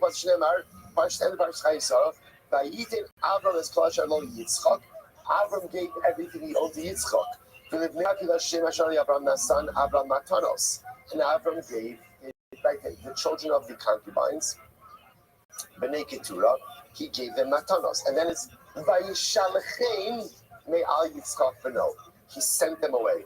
So the Gemara says, Nasan Avram, so the Gemara says, Nasan Avram matanos. Av shenasan agatem lebanav b'chayu. V'shiger zeh me'al zeh. Klum yish lazeh al zeh klum. If a father gives gifts to a son and then sends that son away, does the sent away son have any claims on the primary son? Of course not. Essentially what the Rabbi was saying is, what are you guys talking about? If Avram gave Yishmael and the other sons of the concubines gifts, and then what did he do? He sent them away. And what does that mean? He said, Chevra, this is yours. I love you. I do love you. Right? That's what we saw before in the Gemara with Yaakov. Amrina says, I have two sons. I love them both. Yishmael, I love you. And that's why I'm giving you stuff, but now I'm sending you away. You have a different destiny than Yitzchak. So the Gemara says as follows. My matanos, by the way, one of the matanos, Shem Tuma. Right? Ultimately, again, he gave them sorcery. So the Gemara says, so therefore, again, and interestingly enough, what I want to point out, what's fascinating about that story is if you notice, the conversation ends there. Right? It's not like the Egyptians say, Yishmael says, we need 3 days in order to come back. Gibiyah ben Basisa's raya was so compelling. It was like a mic drop. That was it. That was the end of the story right then and there. Yes, your father is the son of Avram Avinu. And Avram loved your father as well. But Avram gave your father gifts. He gave him stuff, and then he sent them away. When a father sends a son away, that means he doesn't want the second son to have anything to do with the first son. Hashem did not want Yitzchak, and Avram did not want Yitzchak and Yishmael.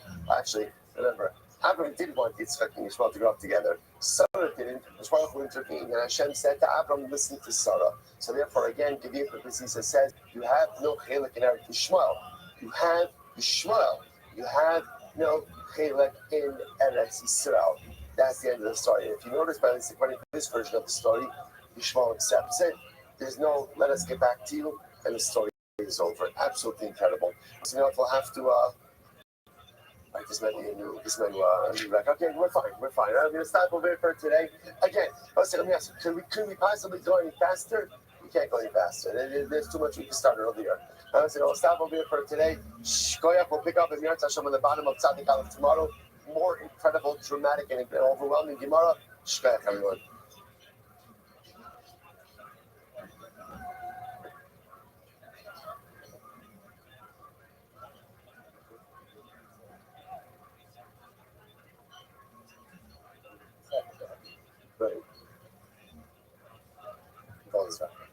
you don't have something substantive to respond, what else do you have? You have your fist. Yeah.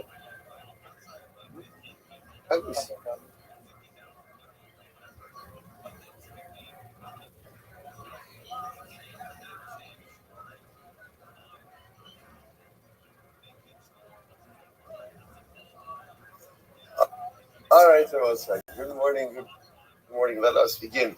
Begin by thanking all of our sponsors for this morning share. To thank our Talmud Torah sponsors for Tavshin Tehei, the Tilson Mishpach of Eretz for dedicating all the Shuman Joshua's this year as his chus for Besoros Tovos Sham Yisrael. Our Talmud Torah sponsors for the month of Hadar, Abanim Latova Tari and Steve Zim, loving memory of Tari's father, Dr. Harry Kahn, C. Hirsch Ben Yosef HaKohen, and the Ziv Levin Berman family's memory of Mr. William Ziv Ben Shmuel Yisrael Zichron Rabbi Yochanan, and merit of our Talmud Torah. All of the Neshama Sadhan Aliyah, the families in the Chama, all those who are Fush haven't been home for Israel. Hashem Shemers, Hashem bring home all of our hostages and allow our holy soldiers to be successful. Kachol Maaseh Dehem. But with that, let us begin. Today's daf is Tzadik Aleph 91. We have a steep climb today, yes, Hashem, but we're going to make it. We are picking up on Tzadik on days 90b. I got a countdown from the top. So we are 2, 4, 6, 8, 10, 12, about 12 lines down from the top. The day Rabbi Tana. So again, Yeshiva Rabbi Shmuel, they taught the following. Let's just remember again, we're in the sugya of trying to find some type of scriptural allusion to Tchias HaMesim. Right? From regular letters to Tchias HaMesim in the Torah. So what we ended off with yesterday is a pasuk that says, Unisatan mimenu es trumas Hashem ni Aaron HaKohen. You shall give truma to Aaron. Now remember, I'll say, it's very interesting. Aaron received many things in life. The one thing he never ever received was truma. Why? Because truma only goes into effect when you go into Eretz Yisrael, and Aaron never made it into Eretz Yisrael. So at the end of the day, what can this mean? That ultimately, again, you give truma to Aaron. So remember, again, it must be that the pasuk means that Tchias HaMesim. So the Gemara says, the Gemara goes right. The very short time of Aaron. So what does it mean? We have to give truma to someone like Aaron. Meaning what? Ma Aaron chaver afban of chavir. Just like Aaron is a chaver, right? Just like Aaron again is a Talmud, and therefore knows how to go ahead and deal with truma in the appropriate way. So too again, in general, you have to give to al chavir. How do you know that you can't give truma to a kohen who is ignorant? Shene'emar li'am li'oshe Yishalayim lo says manas v'konim levim yachzuku b'toras Hashem. Because again, the way the phrases it is, you give the kohanim truma that they should be strong in the Torah of the Ribono Shel Olam. Whoever is holding literally again the Torah of the Ribono Shel Olam, Yesh Lo Minas, has a portion in truma. V'she'ino machzik b'toras Hashem. And whoever is not holding strong in the Torah of HaKadosh Baruch Hu, in Lo Minas, does not have a portion. And I will say this, as we're going to see, this is not as much punitive as it is just very important, because truma has a lot of details, truma has a lot of obligations, and misuse of truma can bring the attention. That penalty along with it. Whoever gives truma, who is an Amaretz, it's as if he gives it to a lion. Ma'ari safik doris v'olcha, safik in a doris v'olcha. You put food in front of a lion. There's a safik. Will it tear it apart and eat it or not? Af koin amaretz safik ochla b'tara, safik ochla b'tuva. So too again, when you give something, you give truma to a koin amaretz, a safik. Will he eat it in a state of ritual purity? Will he eat it in a state of ritual impurity? Rabbi Yochanan says, af korin lo misaf. One gives truma to a kohen amaretz, death of that kohen. How is that? So Shneimar umesu bo kiechalulu. Because also as mentioned before, misuse of truma results in death penalty. You give truma to a kohen who doesn't know how to treat it with the appropriate sanctity. It is if the whole one is causing death to that particular kohen. So Gemara says, "Beirav Elazar ben Yaakov Tana, af masion ava ashma."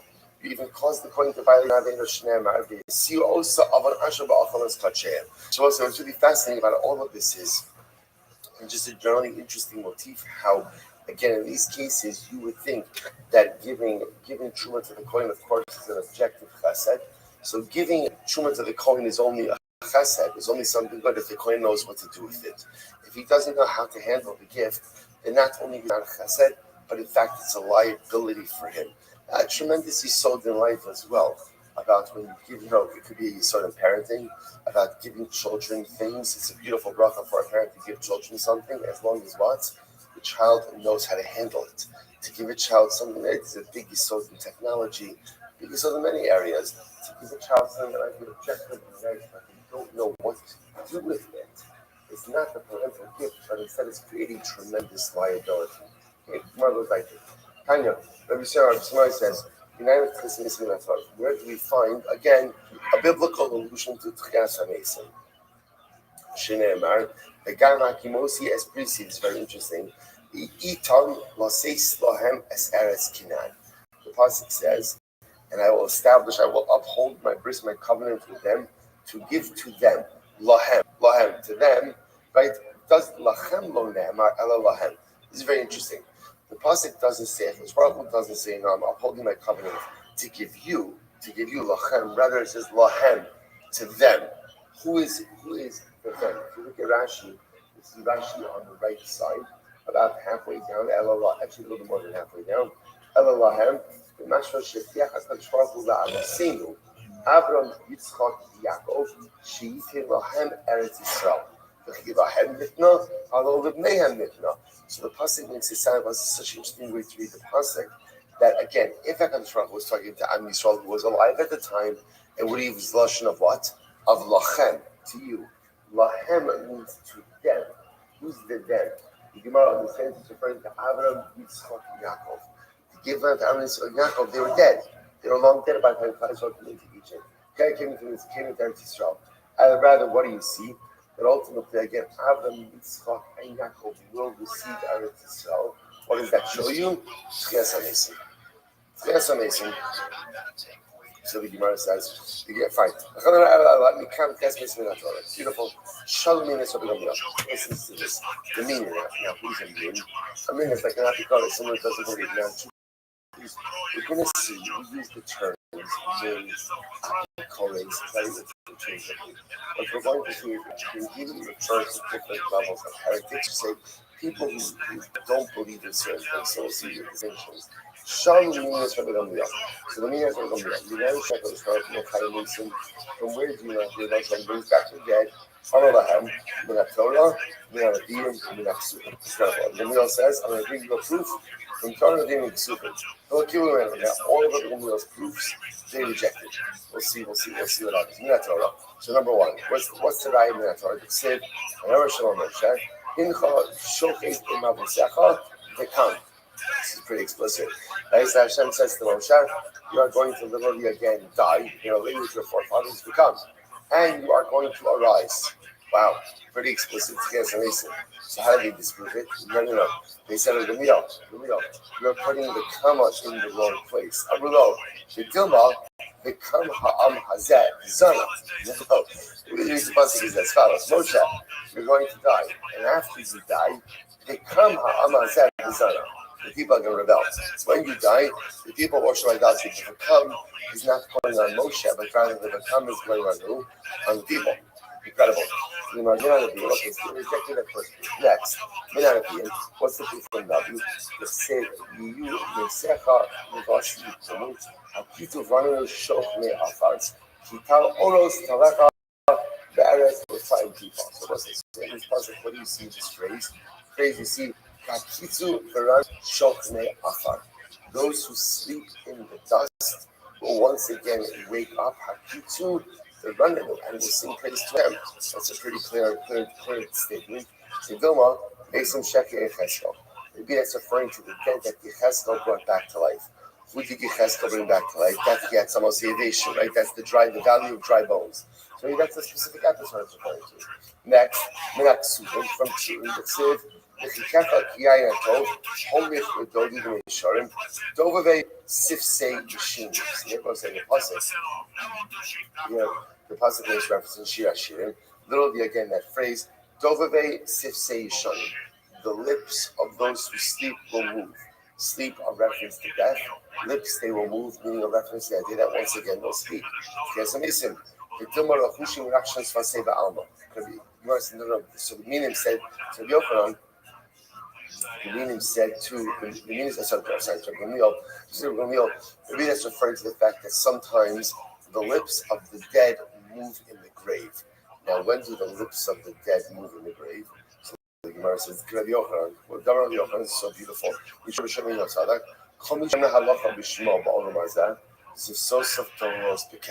So beautiful. Whenever, also when a person dies, if someone says over a halacha, now by the way, halacha doesn't just have to mean a halacha. What that means is when a person dies and someone says over a piece of their Torah in this world, lips, the deceased lips move in the grave. So the Gemara says, I'm sorry.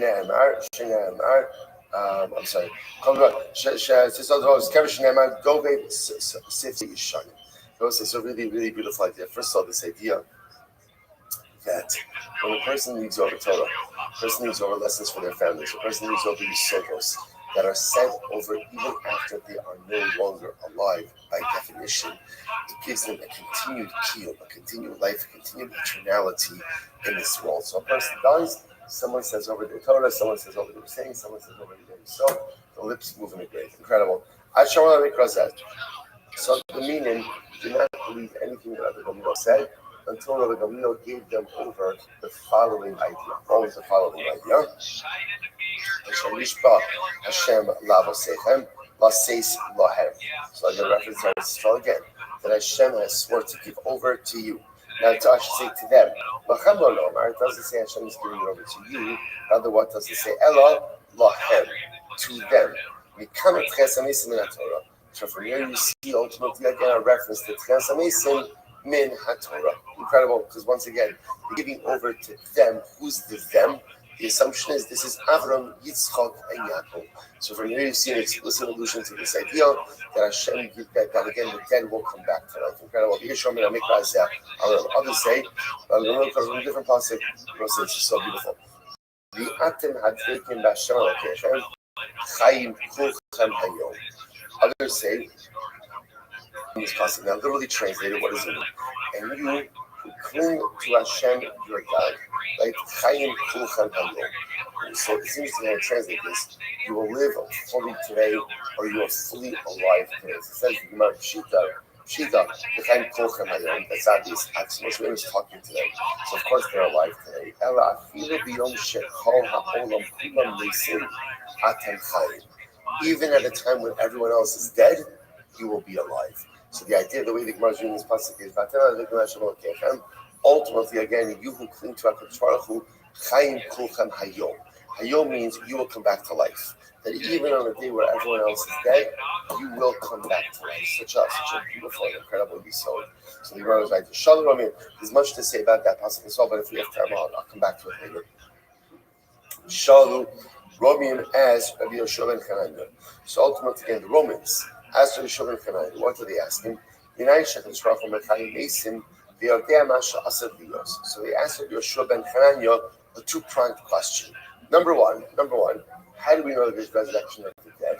And number two, how do we know that Hashem knows what's going to happen? Two-pronged question. So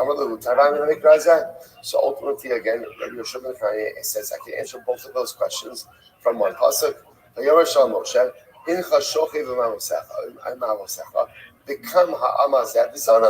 again, Rabbi Yoshua ben Chananya read the pasuk. Moshe, you're going to die. Become, and you're going to come back to life. So from here you see, as to Tchias HaMesim. The Gemara says they said back to him, V'dilma, V'kama Amazeh V'zana. Okay, Moshe, that's not how to read the pasuk. The way you read the pasuk is that ultimately Moshe, you're going to die. The V'kam doesn't go on Moshe's resurrection. Rather, what does V'kam go on? V'kam goes on ultimately, again, the Klais are going to rebel. So Rabbi Yoshua ben Chananya said, fine, even if you say that, at least in the Klutim, so again, even if you're not going to use this concept as a language for Tchias HaMesim, you could at least use it for what? as they memorize as a scriptural proof that Hashem knows what's going to happen, right? Because again, here Hashem is saying to Moshe, Moshe, you're going to die, and when you die, Klal Yisrael is going to rebel. Okay, incredible. So, it's my land, you're going to show me that thing. Right? The Nash Baruch Hu, the Mash Asavios, supposed to say, Yochanan asked Moshe, Rabbi, how do I know? Baruch Hu is going to bring back the dead. And how do I know that Hashem knows what is going to happen? Shneimar, Incha Shochet Imavosecha V'kam. Ultimately, again, Hashem says to Moshe Rabbeinu, you are going to die, but you will come back. Incredible. So the Gemara goes back to Tanya, Amra Eliezer, Rabbi Yossi, who covers that, Ziyafti Sifrei. So Rabbi Eliezer says like this, in this matter, the books of the heretics have really been, they have forgeries. How so? Shehayu Omrim, Ain't Kisanisim in Torah. Remember again, because these books of heresy said there is no resurrection. There's no resurrection. I said to them, Siyaftem Torastam, Velo Ha'elisem Biyadchem Klim. So number one, you forged the Torah, and it didn't work. So what's going on over here? Sha'atem Omrim Ain't Kisanisim in Torah, for you claim there is no Kisanisim, and yet it says, for you, Omer, Tikaris, and Nefesh Avonaba. So we'll say there is a double lashon of Tikaris. Why the double lashon? Because it says, I'm sorry. Tikaris ba'olam hazeh, Avonaba le'ema. So we'll say what Tikaris means that the sin will be cut off from this world. Avonaba, its sin will remain with it. Le'emas. When is that? La bi'olam does not refer to the world to come. So from here you see ultimately again Raya for Tchesimation. So the Gemara says Tikaris, and good. Let me start that one.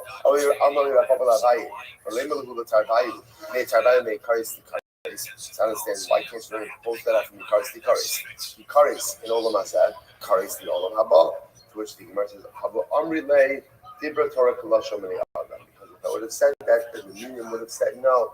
That's just a colloquial expression. Okay? Kittenon. Shabbos says he's not going to get Kittenon. Tikaris, Balamazet, Tikaris, Balamazet, the Rabbi. So the Kiva understands the double lashon. Tikaris, be cut off in this world. Tikaris in the world to come. The Rabbi Kiva, Melo Yishmo. Velo Kvar Ne'emar, Es Hashem, Hu Migadei F'Nikrasa. The Pasuk says that he's blaspheming Hashem, he'll be cut off. V'chi Shlosha Olam Yish.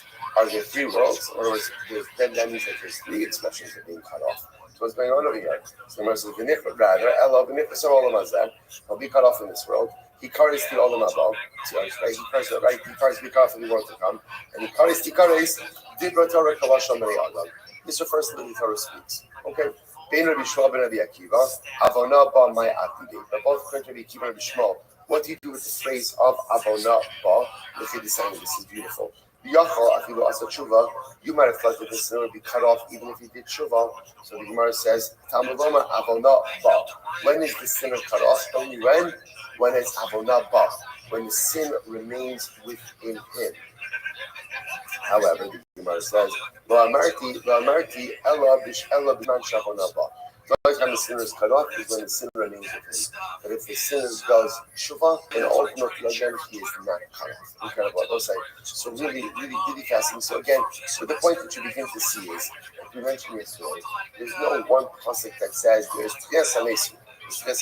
What we have is a series of biblical, I should say Tanakh allusions. Is that right? Biblical allusions. Torah, Rabbi, Ksubim, different allusions, different hints, different ideas. Beautiful. Let's go. Shala Cleopatra Malchusa Escabinea. Wow, Cleopatra. Queen Cleopatra asked the following question of Rabbi Meir. Amra said, by the way, just so you should know, Maharsha points this out. Cleopatra is the queens, what Paro is the kings. So this is not like start with Cleopatra is a particular person, but this is more of a monarchical. Maharsha says we see it from different shots. This is more of a monarchical title than anything else. But anyway, it's pretty cool. So Cleopatra asks Rabbi Meir, Amra, Yedgana Dechayu Shifri. Listen to this. She said, I know that the dead will come back to life. Sorry, I know that the living died. This is I'm sorry. I know that the living will come back to life. So Cleopatra said, it's interesting, right? It's Cleopatra. I believe in Tchias Mason. It's incredible. I know that the dead will come back to life. Because again, the pasuk says that literally they are sprouted forth from the city, and threatens to Yerushalayim, like the grass comes out of the earth. Once again, it's interesting. This pasuk was actually not quoted in our previous conversations, but Cleopatra quotes this pasuk. From Tehillim. Right? So I know that the dead will come back to life. So what's the shayla? Ella kishein omdin alumin obemavushein omdin. Fascinating. When the dead come back to life, do they come back unclothed or do they come back in their clothing? It's incredible. So Amallah. So Rainier says back to Cleopatra. Kavachomer mechita, make a kavachomer from a grain of wheat. How so? So the Gemara says, Umachita shmikpara aguma. So the chita, right? The grain is buried unclothed. What does that mean? When you plant wheat kernels, when you plant the seed, it's just the seed. There's nothing else but the seed. And yet, yotza become a lavushin. Yet it comes out with many layers of clothing. Now, what does that mean, many layers of clothing? What it means is, again, the kernel itself it has many layers. Right? It's a husk. It has different things on top of it. So you see here again, just like the seed goes into the earth unclothed, ultimately, again, it comes out with many layers. So the Gemara says, Tzadikim shenikbarim be'lavushein, but Tzadikim ultimately, again, who are buried with their clothing, Allah has kama v'kama. Now, Tzadik ultimately, again, is buried now, not just clothing, but tachrichim, but shrouds. So the Tzadik who is buried with clothing, all the more so, he will come out clothed as well. So it's such a, see, first of all, you just say stam, it's just like a fascination question. Like that, I believe in the resurrection of the dead, but how exactly does this work? When the dead come out of the grave, what is it? Unclothed, clothed? So also, what's interesting also is it could very well be clothing. We've seen this before, is often a metaphor also for accomplishments. Like your begotten, right? The Cholei Shibir Gadecha Levani, the Shlomo says in Mishlei. At all times, let your clothing be white. So clothing represents accomplishment. So it could very well be that what Cleopatra was really asking was the following. When there is Tchias Mason, how do you come back? How are you reborn? Are you reborn like tabla rasa, right? Naked, unclothed, like new life, new person, like a new baby being born, or is your elected life somehow a continuity of your previous life? Are you born with your clothing? In other words, do you come back? And again, I have my nice clothing. I have my mitzvahs. So again, it's a fascinating question. Is resurrection a continuation of my previous life? Do I come back with my clothing?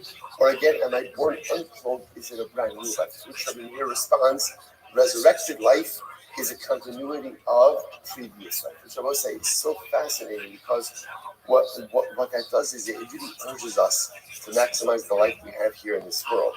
Because the way I live here not only impacts me in this world, not only impacts me what we'll call Olam Haba, which is the place where I go after I die, but it even impacts me in resurrected life as well. Everything I do in this world follows me in the multiple stages and iterations of my life. Such a profound Gemara. I'm going to case of Rabbi. So the Caesar said to Rabbi, Caesar to Rabbi, Amrisu Yishaki Chaye. I heard that you guys say that the dead come back to life. Okay, so it's interesting. So as opposed to Cleopatra, who believed in Tchias Mason, but just had some detailed questions about it. So you see already that the Caesar doesn't believe it. Caesar doesn't say. Caesar says, I don't understand. You guys say, Amrisu, you guys say the Yishaki Chaye. The dead will come back to life. I don't understand how that works. Havu Afra, Afra Mikachaye. The dead ultimately again become dust. And dust can't come back to life. Dust can't come back to life. So the Gemara says, top of Tzadik Alf 91a. Amruhu Barthay, Shafke Ba'ana Mahadra. So again, these changes are fascinating. So the daughter of the Caesar said to Rabbi, I got this, right? She wanted to answer this particular question. Okay, so she says, so Ba'ana Mahadra. We'll say second line, Tzadik Alpha, raise 91a, second line in. Shnei Yotzim each period. There are two people, to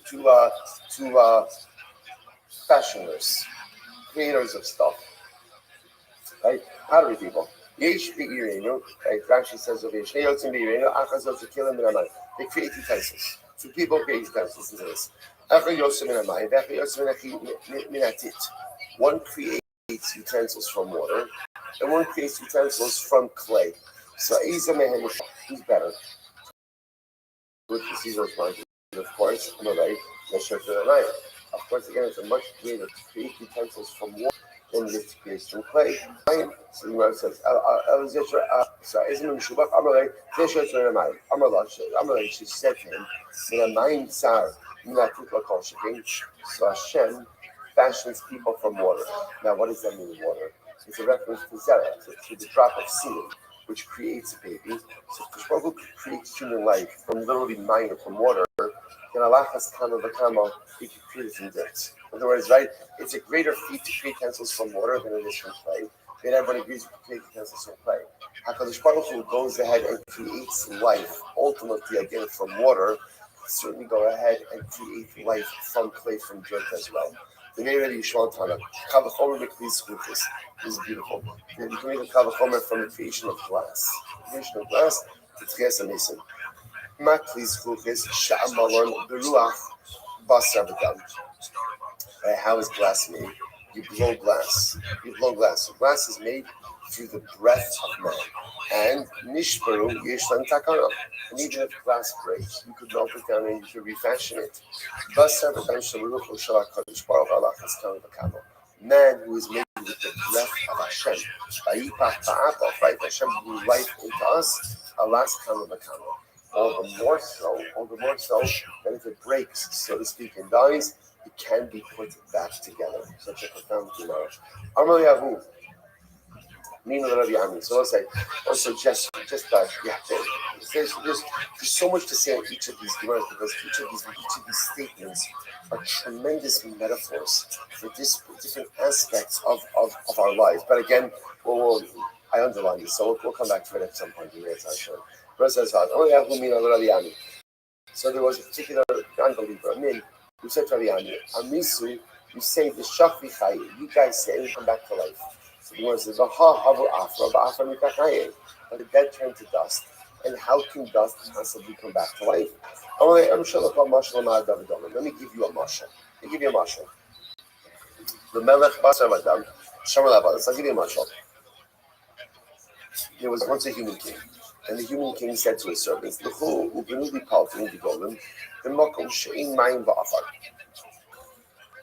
build from your palace. There's only one problem. There's no water, there's no dirt in the place where I need you to build the palace. I need you to figure it out. Hopefully, also. The Baruch Hashem, the subjects were able to figure it out. They built the king a beautiful palace. The Yamin Nafal, sometime later, the palace fell down. So the king says to his subjects, also the Makom Shiyish Afalomai. I want you to rebuild the palace, but this time I want you to build it in a place where there is water and there is dirt. Amrulo, Ein Ani Yucholim. And the subject said, we can't do it, we're unable to do it. So Kanasalayim, the king got very angry at them. The Makom Shemaim Ba'afar Ben Benisem, Achsha Shishmaim Ba'afar Alachas Kama V'Kama. So the king said, I don't understand. You were able to build a palace when there was no water and dirt. You were able to pull it off. Now that I'm giving you water and dirt, you can't pull it off. So we'll say, what's the Rothschild? Because Baruch creates man from nothing. Yeshmek, Baruch the world from nothing. So if Baruch was created from nothing, then even when man comes back into dirt is still something. So if you can create from nothing, you certainly can create from something. That was the answer back to yesterday. And if you don't believe without this idea of something turning into something else, say a bit, go out into the valley, or see this particular type of rodent. So most of this is not a discussion exactly about what they're talking about. What Chazal are talking about over here is rodent. That apparently is half flesh and half earth. The machar gishwitz, the naaseh kula basar. The next day, ultimately, again, it comes completely flesh. So you see the ability of things to transform from earth into flesh. Shema Tamar Lizman, but maybe you'll say it takes a lot of time for this rodent to have this transformation. Allah Har, go up onto the mountain. First 5 lines. Urei Shayom in Bo Chilazon. Ela Chilazon Echad. It's in a particular mountain that on this day there's only one Chilazon. Remember again, Chilazon is that future from which the Tchelas is created. So you go up on the mountain, there's one Chilazon. The next day the rain, then the smelly Kulo Chilzonos. Ultimately, and the mountain will be filled with chilazons. So again, the idea over here is number one, that earth could turn to flesh, right? Something could turn to nothing, and from the earth again, things could sprout as evidenced by the chilazons. Incredible. I will say, I think that there is a tremendous profundity in that mashal as well about the king. I remember the mashal on the king. What happened? The king said to his subjects, "Build me a palace," and he said, "Build a palace where there is nothing." There's no dirt, there's no water. There's no dirt, there's no water. And the subjects do it. Palace falls down sometime later, and then the king says again, build me a palace. Build me a palace in a place where there is dirt and water. And the subjects say, we can't do it, impossible. The king said, what are you talking about? You built the palace with nothing. Allah is trying to build the palace with dirt and water. I think the metaphor is as follows. We'll say, all of us have times in life where we are pushed to accomplish things that we do not think we can accomplish. Our back is up against the wall, we're in extenuating circumstances, difficult circumstances, and literally again, we pulled the proverbial rabbit out of the hat. I did it. Baruch Hashem. Really difficult circumstances, maybe even potentially what look like impossible circumstances, and I came through, I did it. And yet then, there are times day to day where my circumstances are not impossible, and I don't pull through. And I tell myself, I can't do it. What are you talking about? Do you remember that time that you came through in impossible circumstances? Do you remember that incredibly stressful circumstance where, again, it wasn't clear if you would succeed or not, and you did, and you came through? If you could succeed in difficult, virtually impossible circumstances, if you could build the personalistic palace with no water and no dirt, then Allah has come day to day, when the circumstances are not difficult, you certainly can come through. And I must say, we all have situations like this. We're really difficult situations. If you don't have situations like this, is a chisa. I think almost all of us have situations like this, really difficult circumstances where I said to myself, I don't know if I'll be able to get through this. And I got through it. Not only did I get through it, but I succeeded and I grew. And if I could do that in the extenuating circumstances in life, then I certainly could perform in day-to-day life. If I could make things happen where there was no dirt, there was no water, the more so I could build a personalistic palace where there is dirt and there is no water. Incredible use for life. You want those weiter.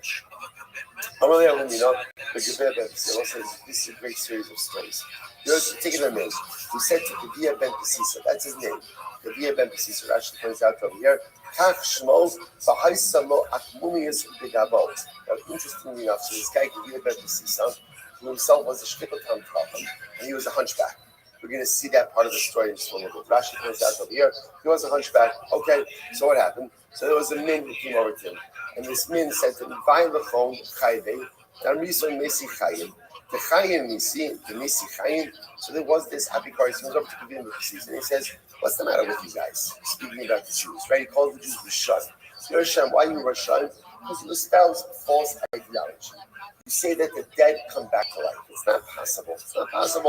That which is alive dies.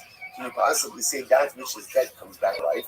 Amalei. So Rabbi ben Pesisa responds, Vay lechon chayvei. You're the Rishon. Da'amrison meisi lo chayim. Telo havichaya. Telo havichaya lo kol shekein.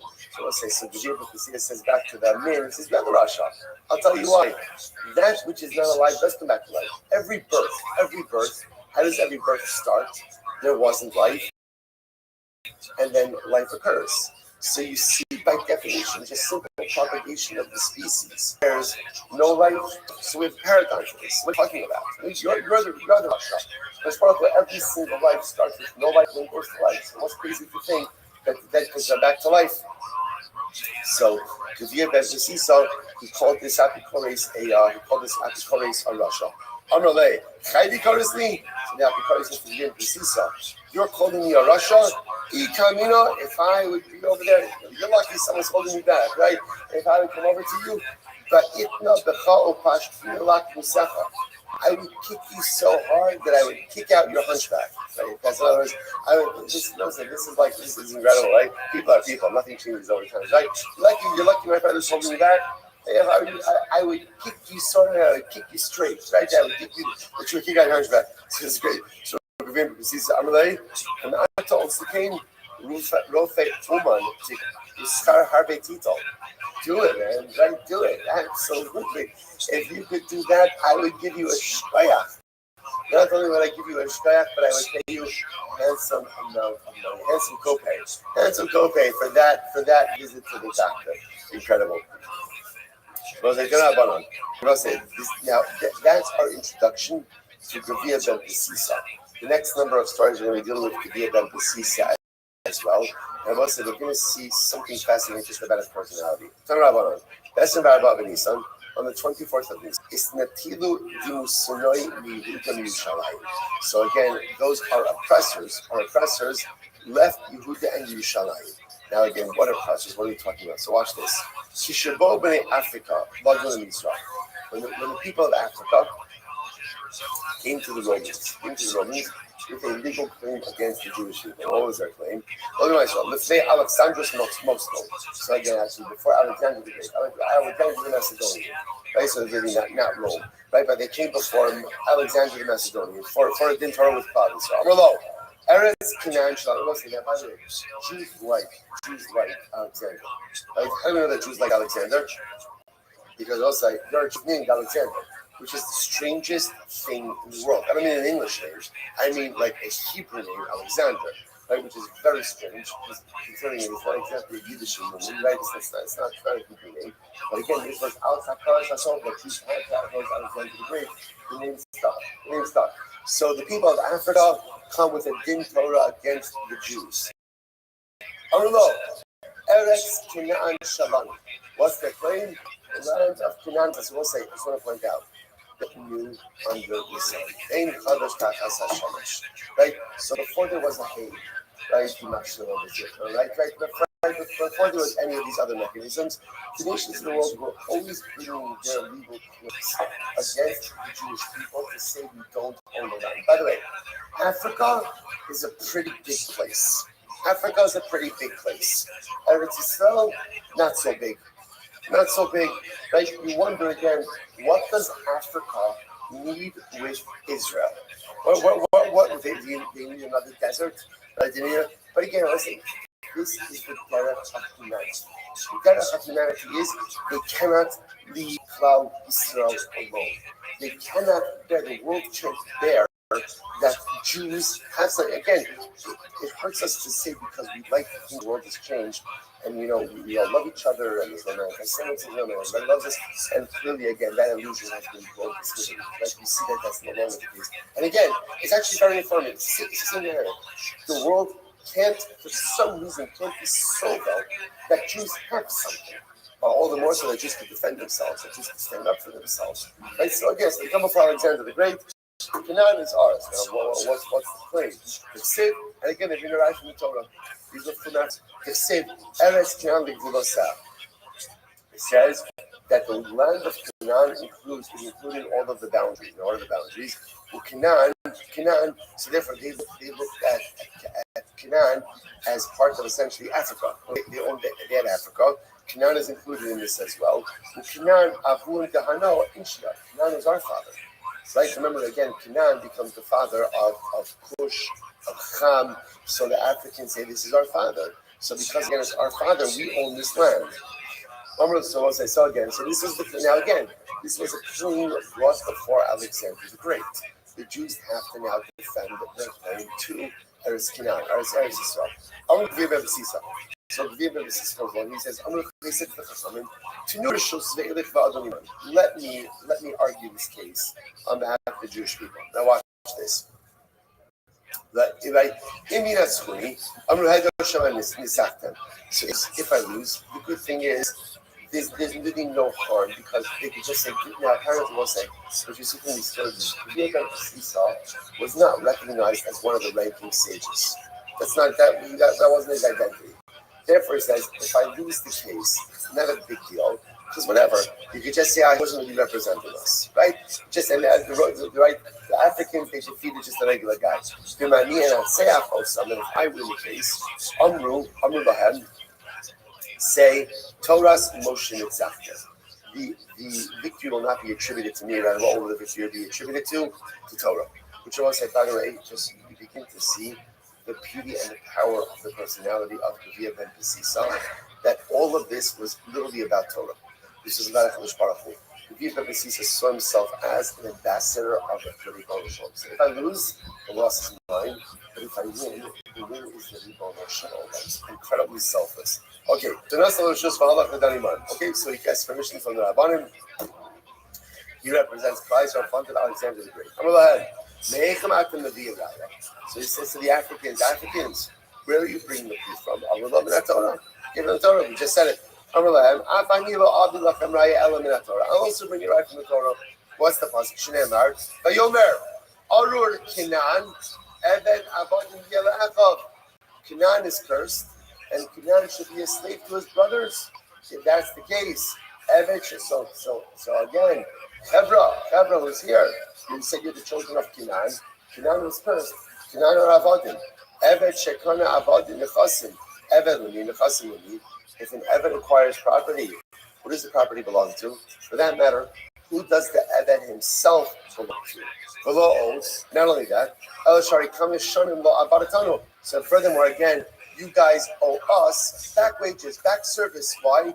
Because you're the slaves to Klal Yisrael, and what?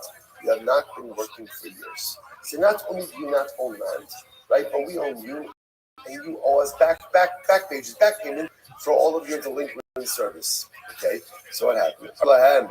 Alexander Malka, so Alexander says to the Africans, well, what say you? You know what? What's your response? So they said to Alexander, give us 3 days. Give us 3 days to come back with an answer. No, so let's man. He gave them the time, but so ultimately again they searched, but they could not find an answer. Miyad Barku, so the Africans, man, what happened? They Carmen Kishen to us. Let's find out what's that. Here's what's interesting. So apparently, again, they were in Canaan. Right in Eretz Yisrael, they were living there. But they had no claim. They recognized they had no claim. They left. They ran away. And they left behind laden fields and laden vineyards. And the Gemara says, Shana Shrias Haisa. It was a Shemitah year. So not only did Klal succeed, but ultimately, Klal Yisrael went ahead and Baruch Hashem had somewhere to sustain themselves even during the Shemitah year. So I must say, so again, what's the result with this? It's a fascinating story. What's the takeaway message? So there's 2 messages. Number one, that Jews should not be bashful or apologetic about what is ours. What is ours? We have very little in this world, but the little bit that we have is ours, and we should not be ashamed to defend it, and we should not be ashamed to assert our ownership over it, nor should we be apologetic about the fact that HaKadosh Baruch Hu gave it to us and did not give it to others.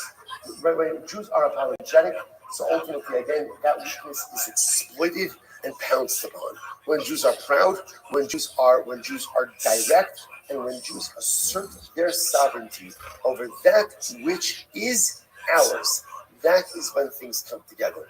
Number 2, when you do things not for self-serving, egotistic, or egocentric purposes, but you do things for HaKadosh Baruch Hu, that's when things work.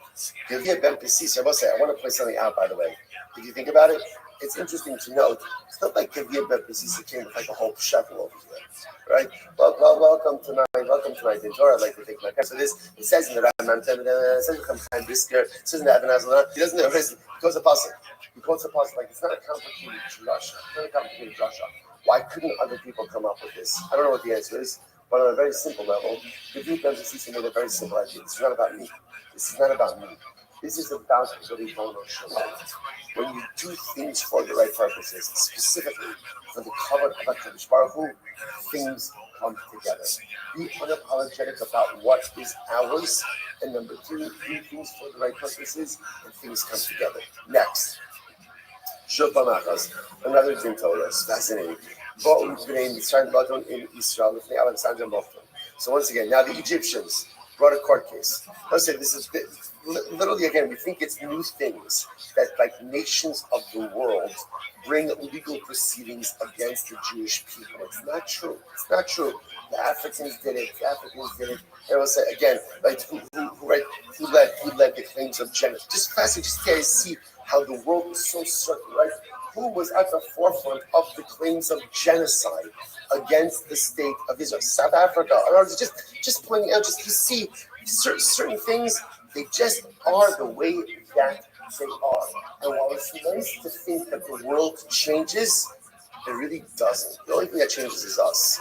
The world very much stays the same, especially in its hatred for Klal Yisrael. It's overwhelming. Next court case. Who else now comes before Alexander the Great? Egypt. Anulo, Harehu Omer, Sari Omer, Vashem Nasana Skina Amabene, Vashinum. Tinulanu Kazel is Alshnet Alfunulenu. So the Egyptians come, by the way, this actually is a pretty good claim, right? So the Pasuk says, when we left Mitzrayim, the Pasuk says, in Yom Yoma, coming up to Pesach, the Pasuk says, Hashem gave the favor of Klal Yisrael in the eyes of the Egyptians, Vayashilum. Now, Vayashilum literally means they borrowed. Now, there's different ways to interpret that word. Some say they asked, right? Others say it means borrowed. Now, the Egyptians are clearly coming with the idea that it means borrow, which means Klal Yisrael borrowed a whole lot of silver and gold from the Egyptians. Which the Egyptians say, so happy to have lent it to you, right? We'd like our stuff back. Okay. So the Gemara says, so the Gvir ben Pesisa says, the Alexander. So the Gvir ben Pesisa says, do me a favor. It says to the rabbis, I'll deal with this. Give me Rishos, I'll deal with it. Amy Natsuni once again, Amru Lahem, Hedyo Chelachem Nitzachtem. Say if I'm successful. I'm sorry, if they are victorious. If they win the case over me, so then I say again, it's not a big deal because people will just say, this guy did Sisa, he's a headyo. He's just a regular guy.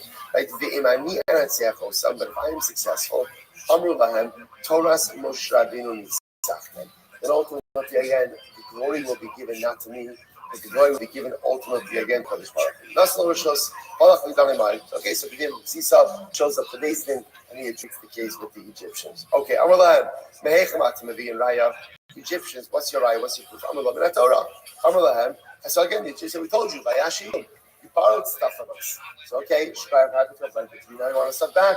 So which the Yidam says, Amrulahem, Afani, Lo Avi, Lachem Raya, Elamina Torah. I'll also bring you a proof from the Torah. Shneimar, Umoshe Bnei Yisrael, Hashayashu B'Mitzrayim, Shloshim Shana Va'arba Me'os Shana. The Jews were in Egypt for 430 years. And 430 years, remember again, that's the clock from Akedas Yitzchak. So we're there for 430 years. Tinu Lanu Schar Avoda, Shoshishim Vivo, Shoshibarat Mitzrayim, Shloshim Va'arba Me'os Shana. So, Gideon says, no problem. If you want to make an accounting, happy to make an accounting. You say we owe you the gold and silver that we borrowed, okay? You also owe us back wages for 600,000 men who worked for 430 years. Let's do some forensic accounting over here, right? Let's go. Let's settle up. Let's settle up back wages for 430 years for 500,000 people, and we're happy to go ahead and settle up with you. So what happens? Some of them Alexander Mokdo, so Alexander says to the Egyptians, okay, so what do you have to say? So give us 3 days, we'll come back. So Nasan Shlosha, so Nasan Lahem Zman, but Kula Matzit Shuba. So ultimately again they searched for 3 days, they couldn't find an answer. Miyad, Kenichu Sadoseyan, Kishin Zros, Karne, Kishin Naturos, Ubarfu. They left behind their fields, right? The laden fields, laden vineyards, but also Shona Shvi, and it was a Shemitah year. Incredible. The Jews had benefits. I just want to point out something really interesting.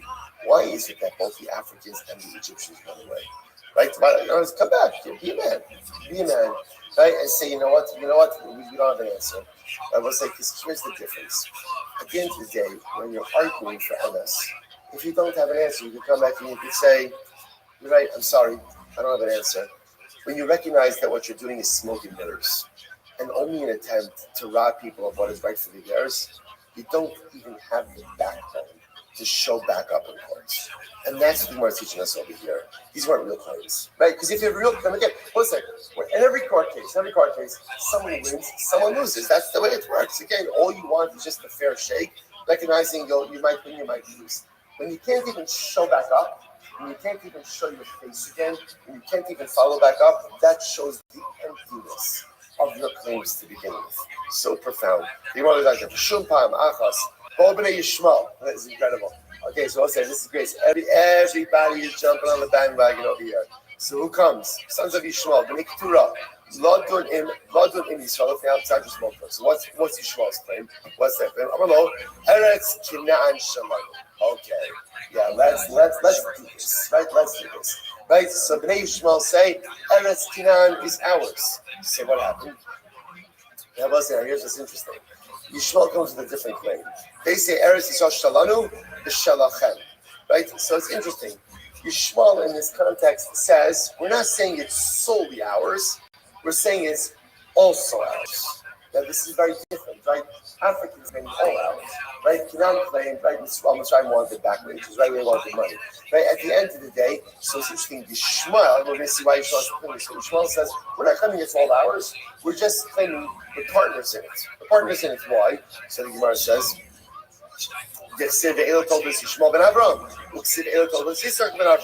So again, what's Yishmael's claim? By the way, Yishmael's claim is not a bad claim, right? What's Yishmael's claim? We're also children of Avram.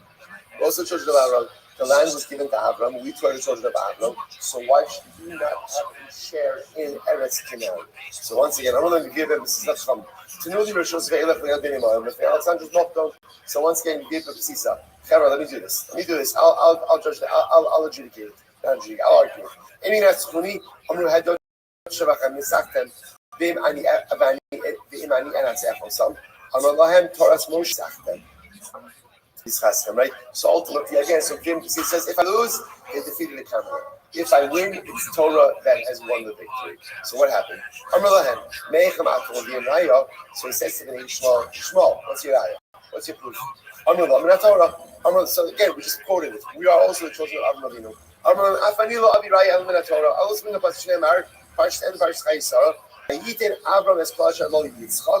Avram gave everything he owned to Yitzchak. And Avram gave, like the children of the concubines, B'nai Keturah, he gave them matanos. And then it says, Vayishalchem me'al Yitzchak b'no. He sent them away. So the Gemara says, Nasar Avram, so the Gemara says, Nasar Avram, Av Shenasar, I got them, the Ban of Bechayim, the Shigas and Al Zeh, Klum Yish Lazeh Al Zeh Klum. If a father gives gifts to a son and then sends that son away, does the sent away son have any claims on the primary son? Of course not. Essentially what the Biblia is saying is, what are you guys talking about? If Avram gave Ishmael and the other sons of the concubines gifts, and then what did he do? He sent them away. And what does that mean? He said, Chevra, this is yours. I love you. I do love you. Right? After all we saw before in the Gemara with Yaakov. Amr says, I have two sons. I love them both. Ishmael, I love you. And that's why I'm giving you stuff, but I'm sending you away. You have a different destiny than Yitzchak. So the Gemara says as follows. My matanos, by the way, one of the matanos that he gave them, right? Ultimately, again, he gave them sorcery. So the Gemara says, so therefore, again, and interestingly enough, what I want to point out, what's fascinating about that story is if you notice, the conversation ends there. Right? It's not like the Egyptians say, Yishmael says, we need 3 days in order to come back. The Gevia ben Basisa's raya was so compelling. It was like a mic drop. That was it. That was the end of the story right then and there. Yes, your father is the son of Avram Avinu. And Avram loved your father as well. But Avram gave your father gifts. He gave him stuff, and then he sent them away. When a father sends a son away, that means he doesn't want the second son to have anything to do with the first son. Hashem did not want Yitzchak, or Avram did not want Yitzchak and Yishmael. Actually, remember, Avram did want Yitzchak and Yishmael to go up together. Sarah didn't. The Baruch Hu intervened, and Hashem said to Avram, listen to Sarah. So therefore, again, to be able to see, it says, you have no chelik in Yishmael. You have Yishmael. You have no chelik in Eretz Yisrael. That's the end of the story. If you notice by this version of the story, Yishmael accepts it. There's no let us get back to you, and the story is over. Absolutely incredible. All right, boss, you know what? We'll have to.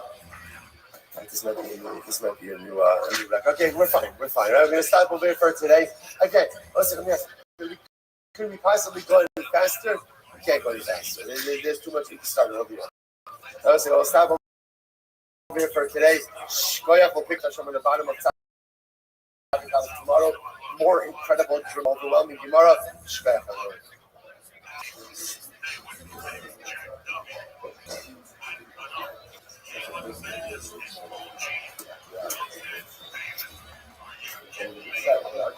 Right.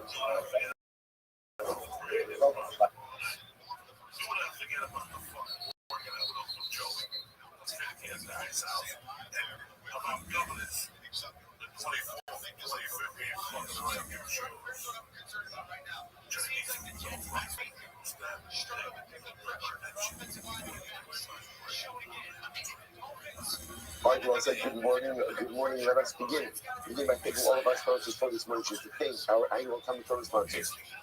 For Top Shoot Day, the Tilton Sprachavan to start with dedicated overshooting Rothschilds this year, and it's supposed to be so almost for all of our Israel. Coming from the sponsors for the month of April. Linear Clovis, Terry and Steve Zinn, loving memory of Perry's father, Dr. Harry Khan, and Sue Hirsch, Ben Yosef Hakohen, the Ziv that we bring and burning memories in memory of Mr. Wade, Zed, Shmuel, Ben Yisrael, Rabbi, the American Bible Torah, all of the Yisrael Rabbi, the families in the world, all those who need a Ruach should have one delivered cold for the Yisrael, and 12 Shmir, for some being our hostages home, and I hope these soldiers should be successful with all of mass saved there. Once with that, let us begin. We have an incredible and overwhelming and beautiful day ahead of us today. Today's day is Sadik 90. We are picking up on K-Test on the days, 89B, 14 lines up from the bottom. Smack in the middle of the story of the Akedah. So remember again, which probably says to Abnavinu as Mincha, fights your son, which Abnavinu responds to the biggest part of you. She has two sons. I have two sons. Ezekimcha, your only son. This one is a single son for his mother, and this one is a single son for his mother. Each of my children again have very unique singularity. Asher Hafta, the one who you love. Tarvayu Rechonu, I love them both. Very incredible Gemara right there. Adam Green says, you think I don't love you small? You think I don't love you small? The father loves his son. You have the son do exactly what the father wants. As Yitzchak. So finally, who says to him, okay, Yitzchak, I asked the Gemara, the Kachlama, so why don't you just say from the beginning of Yitzchak? Why the whole game over here? Just say from the beginning, go ahead and sacrifice Yitzchak. In order for Avnavinu not to be overwhelmed by all of this. In other words, the Prophet recognized the idea that Halacha L'Maisa, this would have been an overwhelming test. Obviously, it wasn't an overwhelming test for Avnavinu. So the Prophet, in order to allow Avnavinu to, so to speak, ease into this and intellectually ingest this, emotionally ingest this, lays it out slowly, which is also a fascinating idea about sometimes how to convey difficult information. Sometimes it's not just about blurting it out. It's not just about saying, but again, sometimes a person has to be able to ease into a brand new reality. Incredible. Kid yourself on that. So this is not what happens. I'm going to be on his way to the appearance. It also shows, by the way, how even I'm not going to see this a little bit more. Again, getting Avnavinu to be able to get into the mindset of being willing and ready and able to do the Akiva was also a process. So it's a process. As good as Avnavinu was, it's not like you flipped the switch and said, okay, I'm ready to do the Akiva.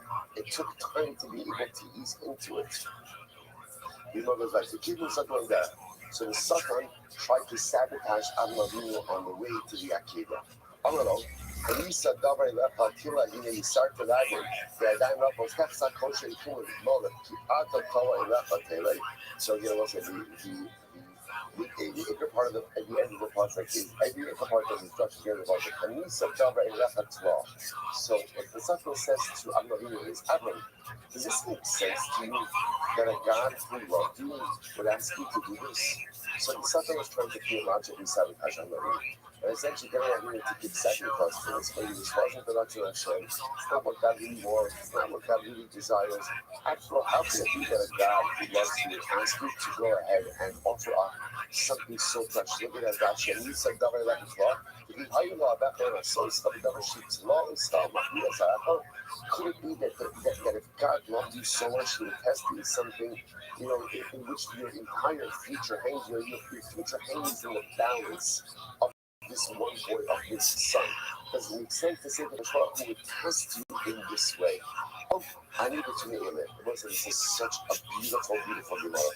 To which I'm in response, I walk in my simplicity. Like coming Tiana Shema Yaakov. Simplicity, completeness, whatever Rabbi essentially says, he says, what Amuna is? What Amuna represents is the ability to give oneself over in totality to the Ribbon Shalom. His backness, I'm about myself to Hashem. I'm about myself to Hashem. So therefore, again, he says, it's not about that. It's about giving myself over to God. I need between Amos and walk with completion to HaKadosh Baruch Hu. Whatever the Ribbon Shalom tells me to do, that's what I'm going to do. That's my avodah. Incredible. Hello, you lost stuff. So the suffers in that already know. But maybe your Yira, maybe your Shemai, maybe your fear of heaven is making you foolish.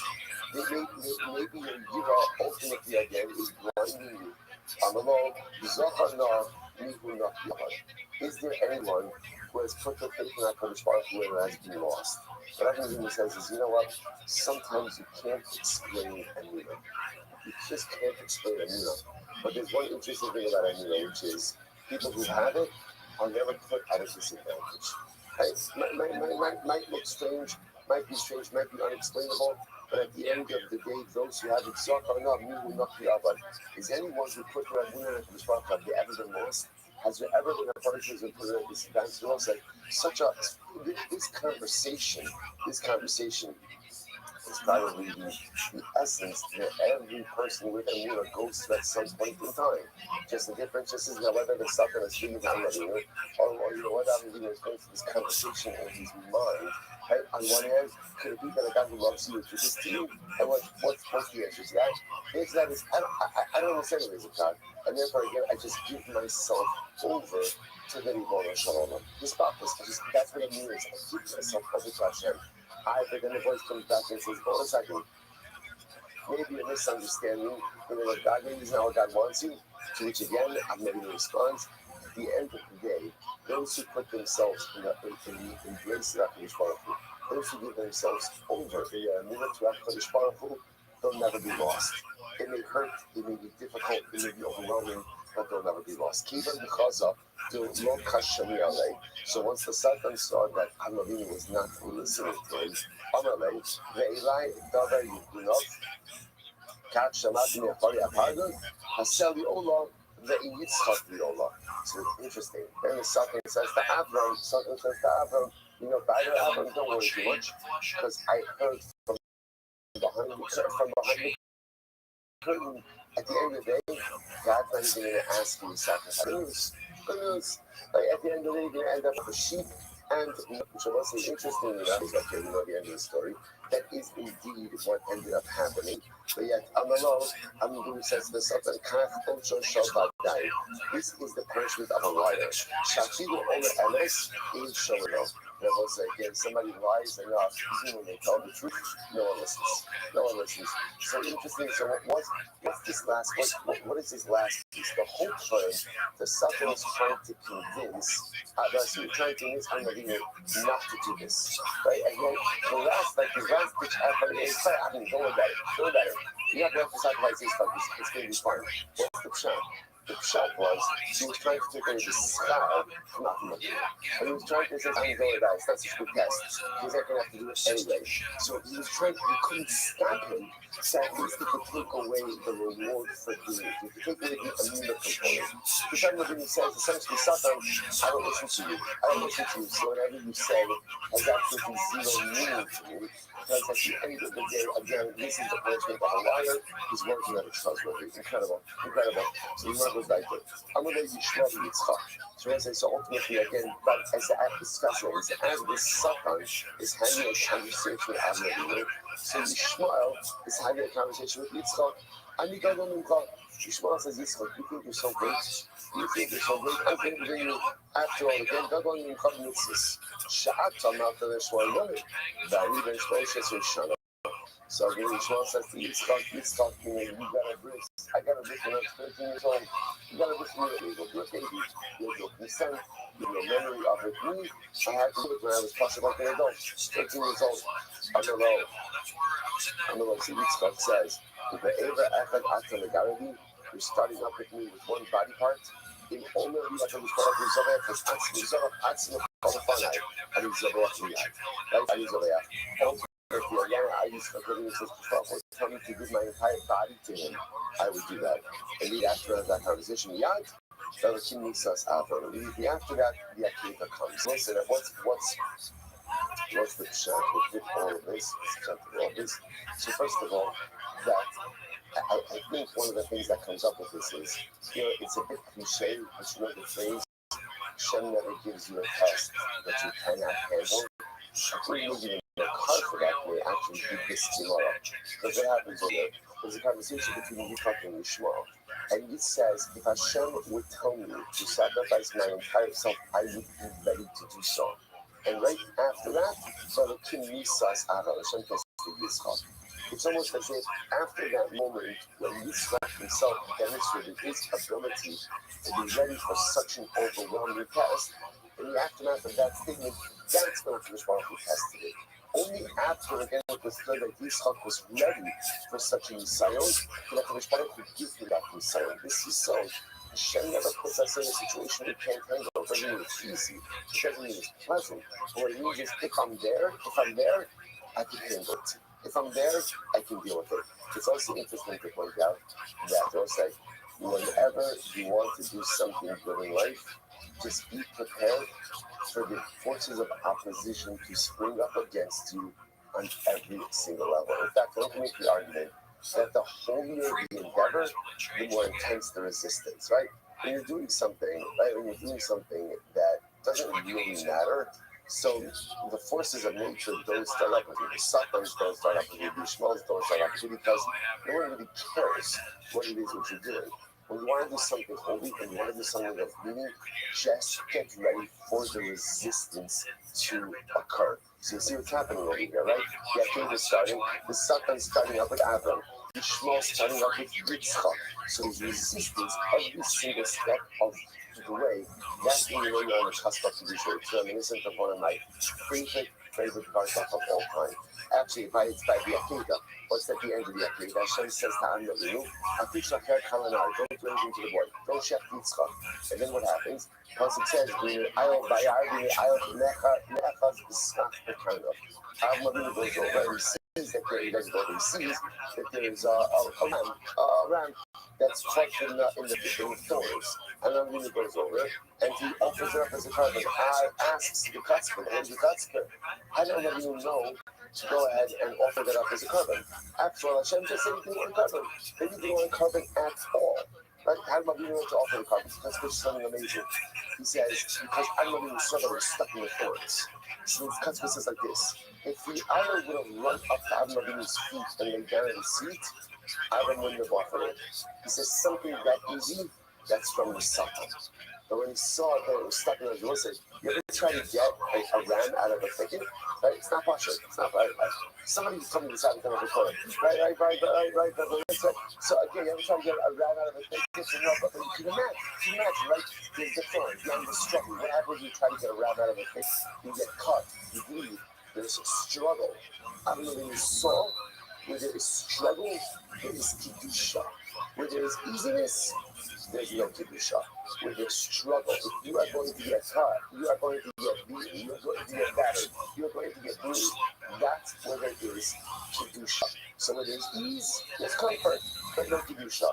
Where there's struggle, is absolute holiness. And I will say that's the story. Satan starting off with Avram Avinu, Yitzchak, Yishmael starting off with Yitzchak. Sometimes in life, we undertake holy endeavors and then they get difficult. But we make the mistake of thinking that if Hashem really wanted this to happen, it would have been easy.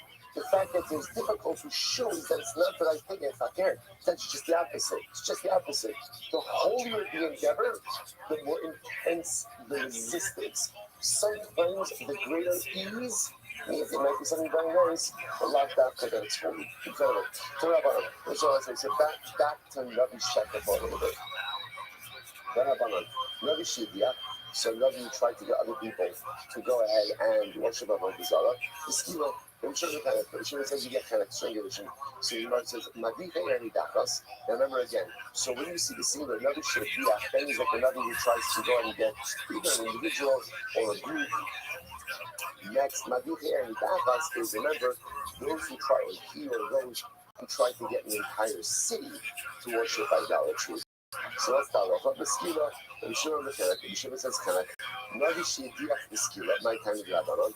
So now we try to get people to worship Avodah Zarah to get skila. Why is that? What's logical to Rabbanon? So he must say, Asya Hadocha Mimesis.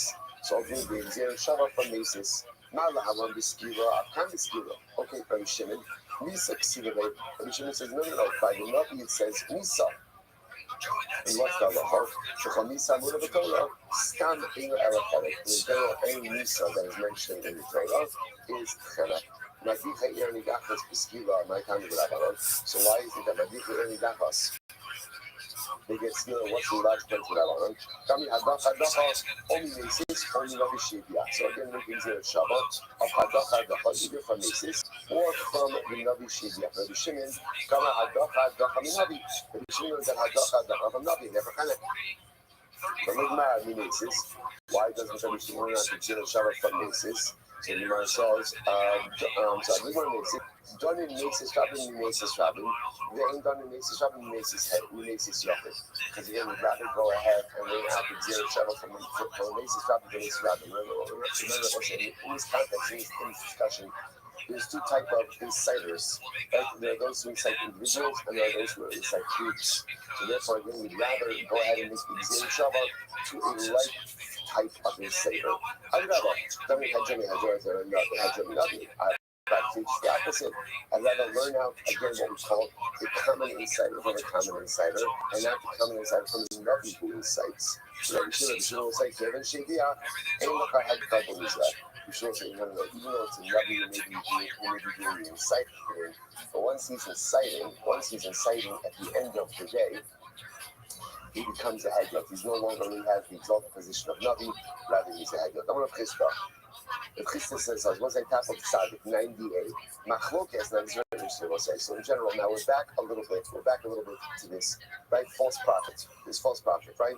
So now the Shaila is, what exactly is it that he has to do in order to go ahead and be considered a false prophet? Now obviously, or a Mesis. Now, obviously, if he's inciting people to worship Avodah Zarah, fine, but let's listen to this. Machlokes ba'oker haguf ta'avodas kochavim, v'kiyum mitzas u'pitom mitzas ta'avodas kochavim. I want to say everything interesting. Machlokes case comes up in the following situation. If he goes ahead and literally again uproots some total halacha of Avodah Zarah, but and then in other respects maintains certain aspects of the prohibition of Avodah Zarah. I think we'll get actually just a moment. First, actually, it's Adi Kodalef. Machlokes, Rabban Rabbi Shimon. And let's say now, obviously, Rabban Rabbi Shimon, Halacha L'Maisa, obviously, Rabbi Shekha is going to be Chayiv Misa. What's the Machlokes?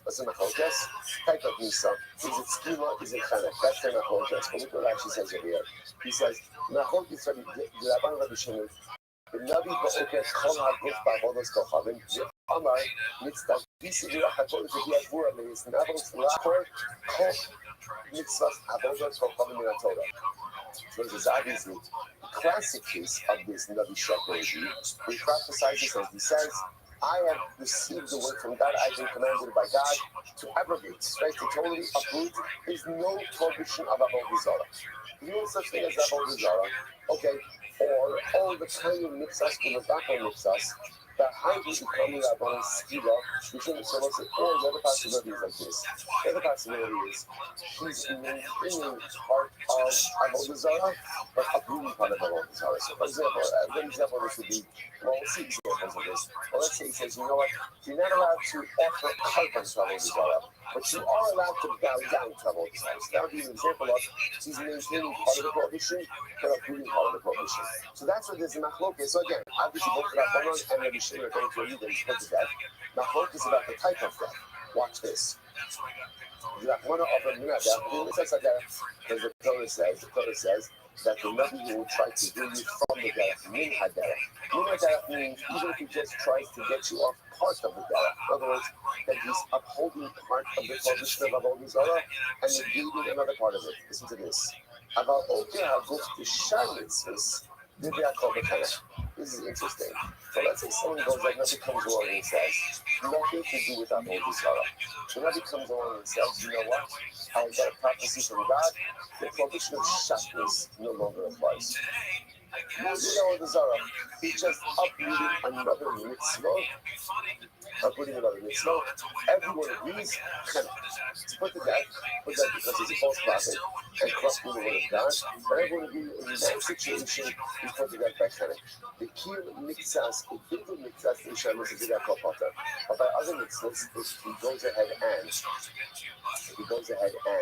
let's say uproots part, but then goes ahead and maintains part by other mitzvahs, everyone agrees potter. Well, the example of that, he says that on Pesach, you only have to keep 6 days instead of 7 days. It's not something like that. In other words, so it's shamitz. So there's 3 categories. Category 1 is Avodah Zarah. Whenever a false prophet comes along and either uproots the entire prohibition of Avodah Zarah, or even if he uproots part of it, that's the machlokes for the Shimon and the Rabbanon. Schai bisa, is it skila, is it charek? That's category 1. Category 2, uprooting another mitzvah, not Avodah Zarah in its entirety. Saying another mitzvah or another idea doesn't apply. Everyone agrees, charek. Category 3, interesting, category 3 is in another mitzvah, he uproots part of it, maintains part of it. Interesting, what's that up over there? Pater. Pater doesn't mean that it's fine, right? Pater just means that David is not putting him to death. So the Gemara says, "Massive Rav is 1 second." Lalachas. Now, the pasuk that the Gemara is quoting is the pasuk. You must keep Sarah Allah since it's talking about the Nabi Shepherd, the false prophet. Now the Gemara is dissecting that pasuk a little bit. Lalachas, right? Because again, remember, he's going ahead, right? He's veering you from the path that Hashem told you to follow. Lalachas, Zum Mitzvah Saseh. This refers to a positive commandment. Ba, Zum Mitzvah Lo Saseh. Prohibition. So I say, what does it sound like? It sounds like that even if the Nabi messes with other parts of the Torah, he should still be put to death. So what's going on over here? Please have like Kabbalah Kochavim. I say, Kabbalah Kochavim Eitu Mishkachasla. And if you want to think he's talking about idolatry, I will say, is there any positive commandment associated with idolatry? Which the verse is up. Funny you should ask. There is. So Gemara Krista, then tax them. There is a positive commandment. What's the positive commandment? I will say, is you're supposed to break apart the mizbeachos, the altars of Avodah Zarah. Rav Hamuna Amar. So we said Rav Hamuna therefore has another version of this. Rav Hamuna says like this. I will say, first of all, tremendous mazel tov from our learner on the new coffee machine. So mazel tov feels like a grandchild almost, like mazel tov, mazel tov. Shed much continued nachas and mitzvah Hashem to follow the ways of that Masada Kadisha. But as I say, really, it's an opportunity. This is now Avi's second machine on the job of Rabbi. Thank you very much for everything that you do for us, morning in and morning out. Tremendous. I could not start the shoot at 5:41 this morning. There wasn't a Zoom period this morning, which is strange. But then you saw about some of the commotion, dedication. So thank you really for all the late nights, the early mornings, and the coffee is delicious. Thank you very much. I will say. I never get a round of applause. It's like, wow, okay, I'll start making the coffee. Funny, you're going to say as follows. Ramuna says as follows. Ramuna says like this. Our machlokes ba'okeh haguf. Being Babel is coming every Shabbos. So it's like Rav Hamuna comes along, and Rav Hamuna, he has a different approach. He says like this. Anytime a Nabi, a false prophet, comes along and uproots something, totality, something from the Torah.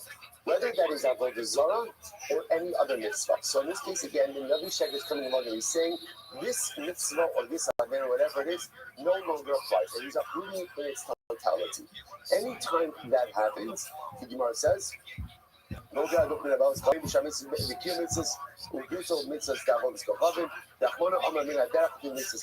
say so again. There are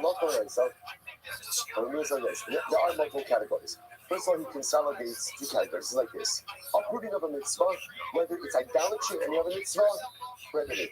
Punishable like that. Furthermore, when it comes to idolatry, whether you go ahead and you uproot part of idolatry or all of idolatry, punishable by death.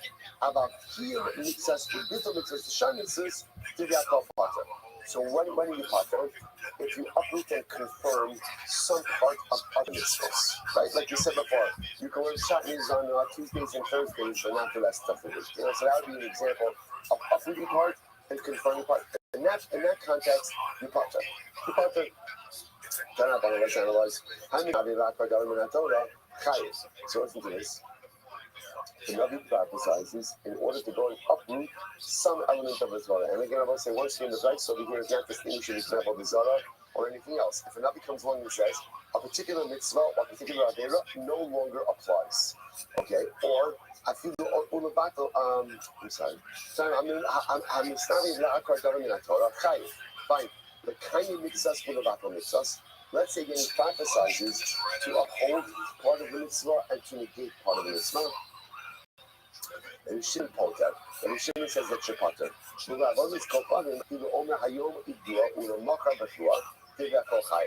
By avodah zarah, even if you partially uphold it, partially negate it, ultimately again you're going to be chayiv. You're going to be chayiv. Another example of that is, let's say he says, on Mondays you're allowed to worship avodah zarah, the rest of the week you can't. There's still liability for that. Abaye is so much of Christo, so therefore, say now we have essentially three different versions about how this machlokas ultimately unfold. So Abaye holds like Rav Chisda, so let's just go through. So Abaye holds like Rav Chisda, when the Torah is like Rav Chisda, and he therefore interprets this entire discussion like Rav Chisda. How so? Rava holds his Rava is like Rav Amuna, or the Torah is like Rav Amuna, so Rava holds like Rav Amuna, and ultimately again goes ahead and interprets it like Rav Amuna. Here we go. Abaye is like Rav Chisda, the Torah is like Rav Chisda, so Abaye holds like Rav Chisda, and interprets this entire discussion like Rav Chisda. Hamasnabi, here we go. Hamasnabi, Lachar Davinat Torah, Divya Kol B'Chanek. Again, if another comes along and uproots the mitzvah from the Torah. Now, what's the definition of uprooting? In totality. You say a particular mitzvah doesn't apply, particular avera doesn't apply. Whether you're talking about avodah zarah or shar mitzvahs. The halacha is Divya Kol B'Chanek. Everyone agrees. Punishable like B'Chanek. The kayin mitzvahs from the vacuum mitzvahs. What happens if the Rabbi comes along by mitzvah and says, we uphold part of it, we give part of it. Rabbi Shimon calls out, Rabbi Shimon says that's your pater. That's by shar mitzvahs. By shar mitzvahs. And so to the Rabbanon hold this. When it comes to idolatry, I feel hayom but when it comes to idolatry, even if the false prophet is partially upholding it and partially negating it, everyone agrees there is liability, right? Let's say when you mess with avodah zarah, whether it's full negation, partial negation, there's going to be a chiyuv misa. What's the chiyuv misa? Marki didn't say marki. That's not focus. That's not focus. Chenek versus skila. First, that's Abaye. Rava saw like Rav Amuna, Amudasik Rav Amuna. Rava like Rav Amuna, and in Turkey it's the vice like Rav Amuna. Honestly, lack or government Torah. I've always said baby shamis. So chayiv. Marki this way. If a false prophet comes along and comes to uproot something in the Torah, right? Full negation. Whether it's avodah zarah or something else, chayiv nisa. What's the nisa? Again, according to this approach, machlokas, chenek versus skila. Fine. The kayin mitzvahs will be the shanises. What happens if the Rabbi comes along by other mitzvahs, not by avodah zarah, and you hold part of the mitzvah and against part of the mitzvah? What's that? Rabbi Shimon says that you're pater. But the Rabbanon, so the Rabbanon, when it comes to idolatry, idolatry is a partial negation, it's still going to be liability. What's the liability? Marshidi Islay, Marshidi Islay. That's the machlokas. Yes. Okay, so let's say, so what's interesting to note here is, so really what it comes down to is, the machlokas is really about the nature of the punishment, not as much about the nature of the halacha. So essentially, here's what everyone is agreeing upon.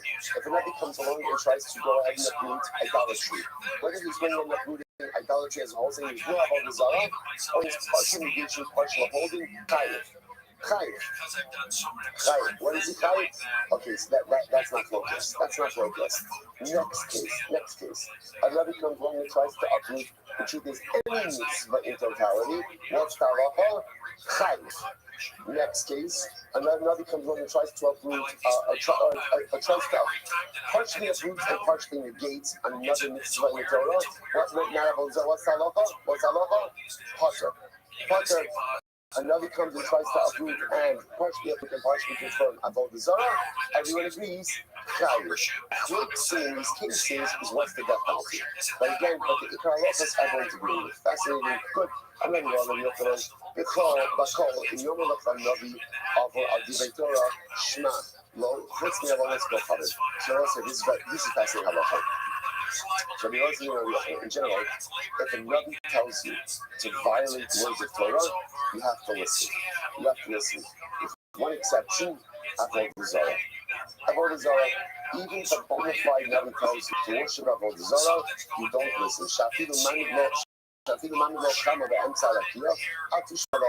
Even if the Rabbi literally can perform a tremendous miracle, causes the sun to stop and over the sky, the sun doesn't set, and he says, look, I'm preventing the sun from setting. Go worship Avodah Zarah. We don't listen to him. I will say, this is a very important halacha. What is this? So remember, we have biblical precedent for this. Is yesterday's daf. Eliyahu Navi, like in Harakarmel. Eliyahu Navi expected tribes also to be saying that is biblically prohibited. I need to worship, to offer kabbalas outside of the Mishkan, outside of his mikdash.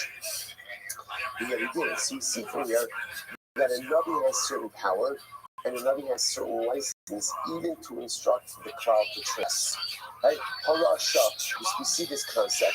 You see this concept. The exception or the line that we don't by idolatry.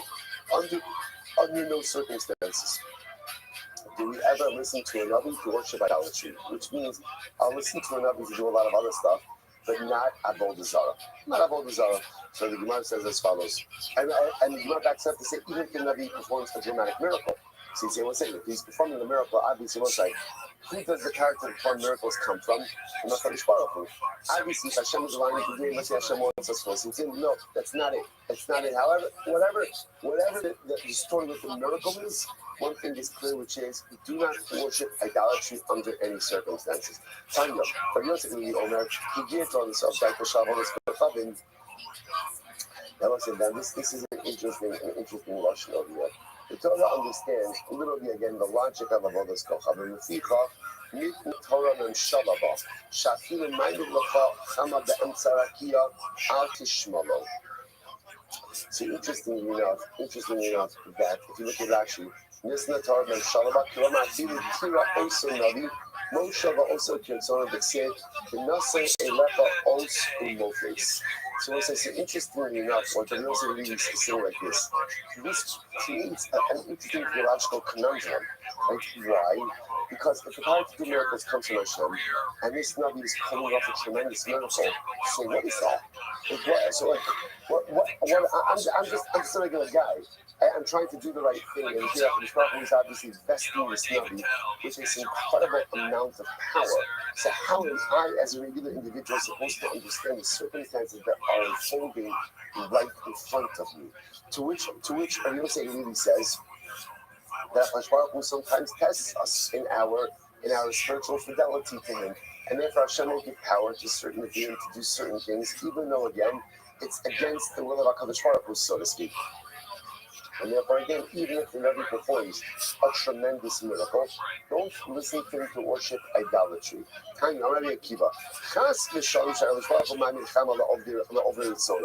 Rabbi says, what are you talking about? What are you talking about? How can you imagine for a moment that Hashem would give power over nature to someone who is defying? How would that even work? What are you talking about? Hashem is going to give the ability to give power to a Navi Sheker? It doesn't make any sense. אלא כגון חנניה בן עזור שמתחילת נביא אמס ולבסוף נביא שקר. Rabbi Kiva says, no. Where does the Navi Sheker scenario arise? Well, so where does it arise? Well, unfortunately, good Navi went bad. Good Navi went bad. So what happened? It happens. It happens, right? Sometimes good Navis go bad. Otherwise, that reminds you of someone who has his credentials as a bona fide Navi, right? And what happened? Unfortunately, he loses his way. There was even the Mishnah Alpha says, "I'll come in the Atzmachad Yom Moscha." Do not believe in yourself until the day that you die. You can be a Navi. Just because you're a Navi doesn't mean that you can't lose your way. Rabbi Kiva says that's the case of a Navi Sheker. So the Navi Sheker is someone who everyone knows. He's proven himself through real miracles. Because once upon a time he was on Team God. And then what happens? He loses his way. He's not performing any new miracles now, right? But he's got credibility because he was a good Navi. Even if that guy comes along and tells you, Chavra, the Rothschild spoke to me, I heard the Lord, and he said, hey, let's worship idolatry. Don't listen to him. And even if this is the kind of Navi who, when he was a good Navi, kept the sun from setting, you still don't listen to him. You don't listen to him. But Rabbi Akiva says there's no way a false prophet will ever be able to perform any miracles. Okay, last part is only last story. Remember last story. Remember again. But Bas Cohen, what's your punishment? Right? Bas Cohen who commits adultery, what's your punishment? Straight up. So the Mishnah said that interesting enough, if even someone who testify about her, they don't get protected straight. But rather, what do they get? They get chenek. So does her adulterer, right? Remember who she committed adultery. So what's behind you? Where is from? Amr Acha Beidar Ika, Ishan Rav Yossi, or Yossi says, Mata Lomar, Basisen Lo Kasher Zomam, Lasos the Ochi. The Pasuk says, by Ibn Zomam, you have to do to the Ibn what they can aspire to do to their brother. So the Gemara says, why? If you should call Hamizomanim, so in general, the way Eden Zoman works is what kind of punishment is it? Reciprocal punishment. Whatever the Eden wanted to visit upon the defendant is exactly the punishment that they themselves get. Now listen to this. The words Bas Kohen, keep the straight, obey more love straight up. So what happens? So now we know a Bas Kohen who commits adultery, she is put to death with Shrefa. Now we know that her Boel, the man with whom she commits adultery, she doesn't get straight, all right? Because again, the Torah hands down that you punishment to her. Zolumin, in Mohokshu, or that they do Zolumin. So what says now, here's what's interesting. You have two people committing the same crime, but yet their punishments are dramatically different. The Bas Kohen is going to get straight, the guy is going to get chenek, right? So, what are they getting? What are they getting?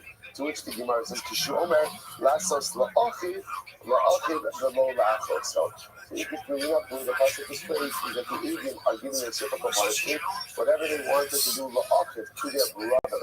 So, what do you see from here?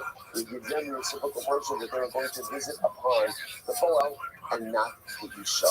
And if Allah and they get chenek as well. Hajar Allah, Elohim Hanesh. Let's say Mazel Tov.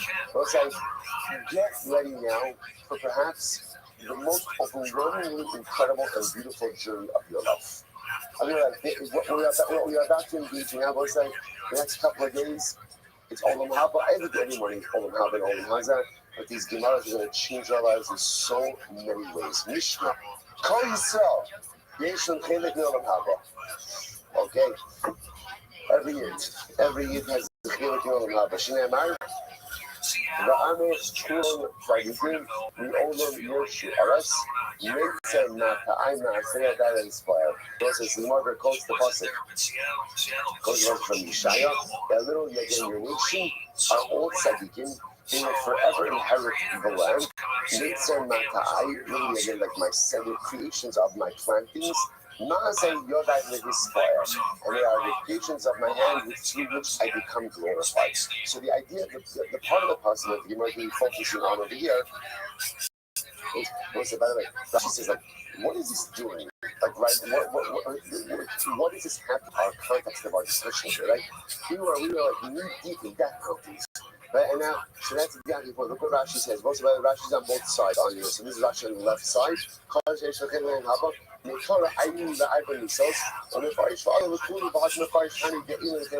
again, so Rashi says over here, we're talking about death penalties, and now we're going to talk about Olam Haba.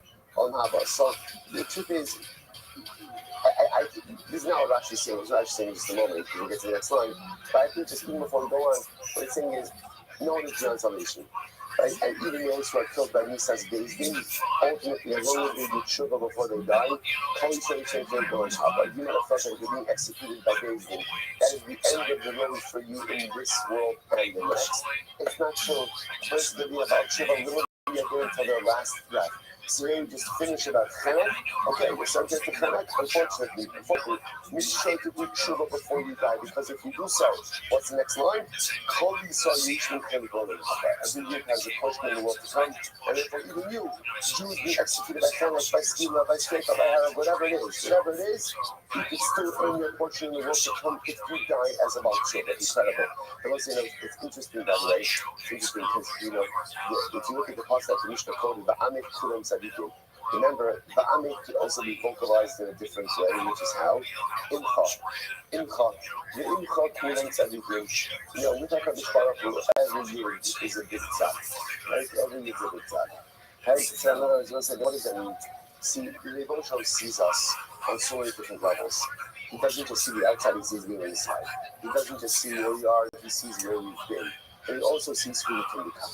So because the Rothschild is the one entity in this world who is able to see potential, in the eyes of every single person is a tzaddik. Because once again, he doesn't just look at us through the prism of what we are right now, he looks at us through the prism of who and what we can become. And every youth has such incredible potential, and therefore, that's the first line. And then the Mishnah says, and these are the people who don't have a personal wealth to come. So obviously, there's an inherent contradiction right here. So what's the pshat? Everyone has, every Dresser, every Jew has a portion of to come. And these are the ones who don't have a portion of to come. So I say, so how do you reconcile that? It's very simple. What's the distinction also between the first line and the second line? Kol Yisrael. If you are a member of Klal Yisrael, if you identify as part of, in other words, if you embed yourself within the cloud, you have a portion in the world to come. When do you lose your portion? The moment you remove yourself from the cloud. Because if you notice again, it doesn't say Ve'elu shall Yisrael Shem. It says Ve'elu. So you can either be Yisrael or you can be Elu.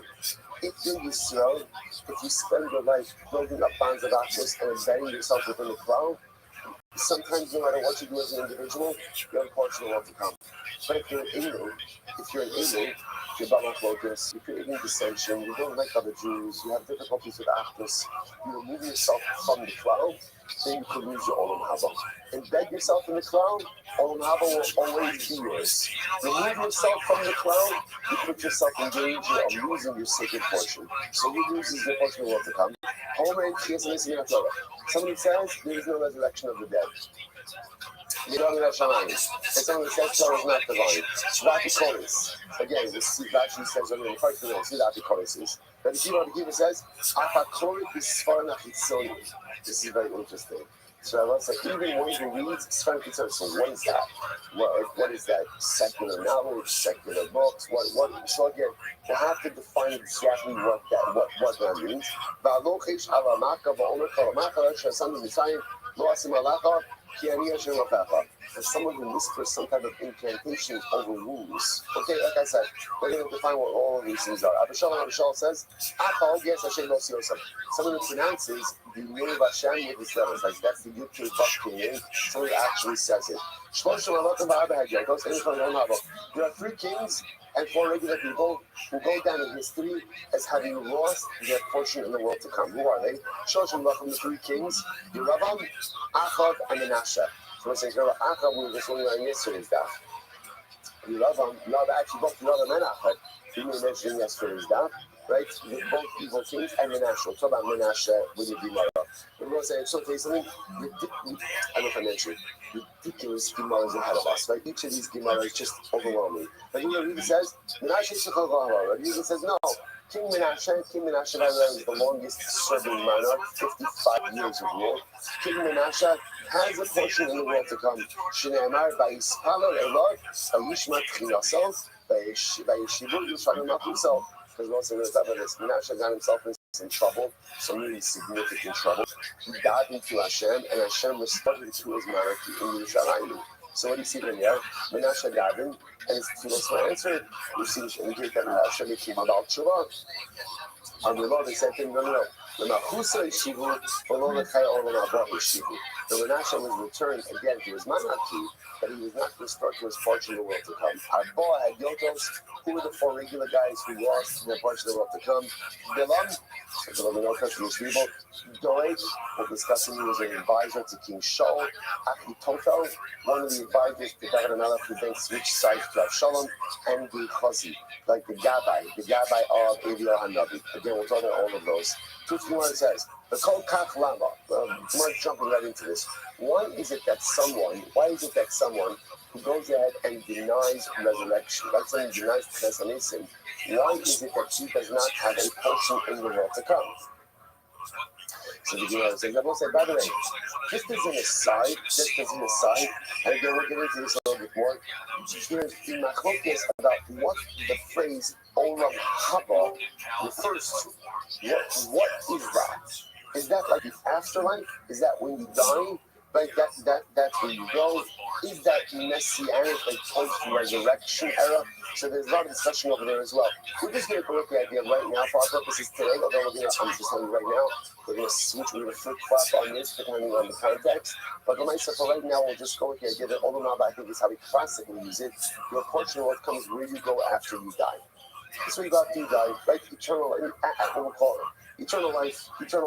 Now again, what happens? What's the interface between Olam Haba and Messianic resurrection? I have no idea. Right. But my side again, we'll see some allusions to this in there. So I told you. So Gemara says, I understand, because a guy denies resurrection, he loses his Olam Haba. To which the Gemara says, yeah, Gemara says, who comes to Tchesanesim? See, he rejects the notion of Tchesanesim. I must say, interestingly enough, from the Gemara's usage, Gemara makes it sound like Olam Haba in this context actually means Messianic era. Because the Gemara says, like, this is like a Mida. This guy, he rejected the notion of Tchias HaMesim, and therefore, again, he gets no Tchias HaMesim, which, by the way, makes sense. If you don't believe it, you don't get it. See, you don't believe in resurrection of the dead, you don't get resurrection of the dead. You want to say the way that devotion works is with reciprocity. You get tick for tat, reciprocity. You're not drawing up money, I'm not your son. And no, that the pass reciprocity. Listen to this. It's interesting where the Gemara exactly, even though there are other passages in the Torah which seem to indicate this, but the Gemara chooses this story. It's actually quite fascinating. But I'm going to be Shimu Dvar Hashem, Ka'is Macha, Sa'ar Solas B'Shakel, U'Sasayin Sa'ar B'Shakel, B'Shar Shomron. Okay. Context. The army of Aram has been sieged to Yerushalayim. Now what happened is famine. Obviously it's famine. So there's no food available at all. Elisha gets up in the middle of the city and says, Chevra, do not worry. This time tomorrow, you'll be able to buy a ton of food for very little money. In other words, you overabundance of food. So what happens? So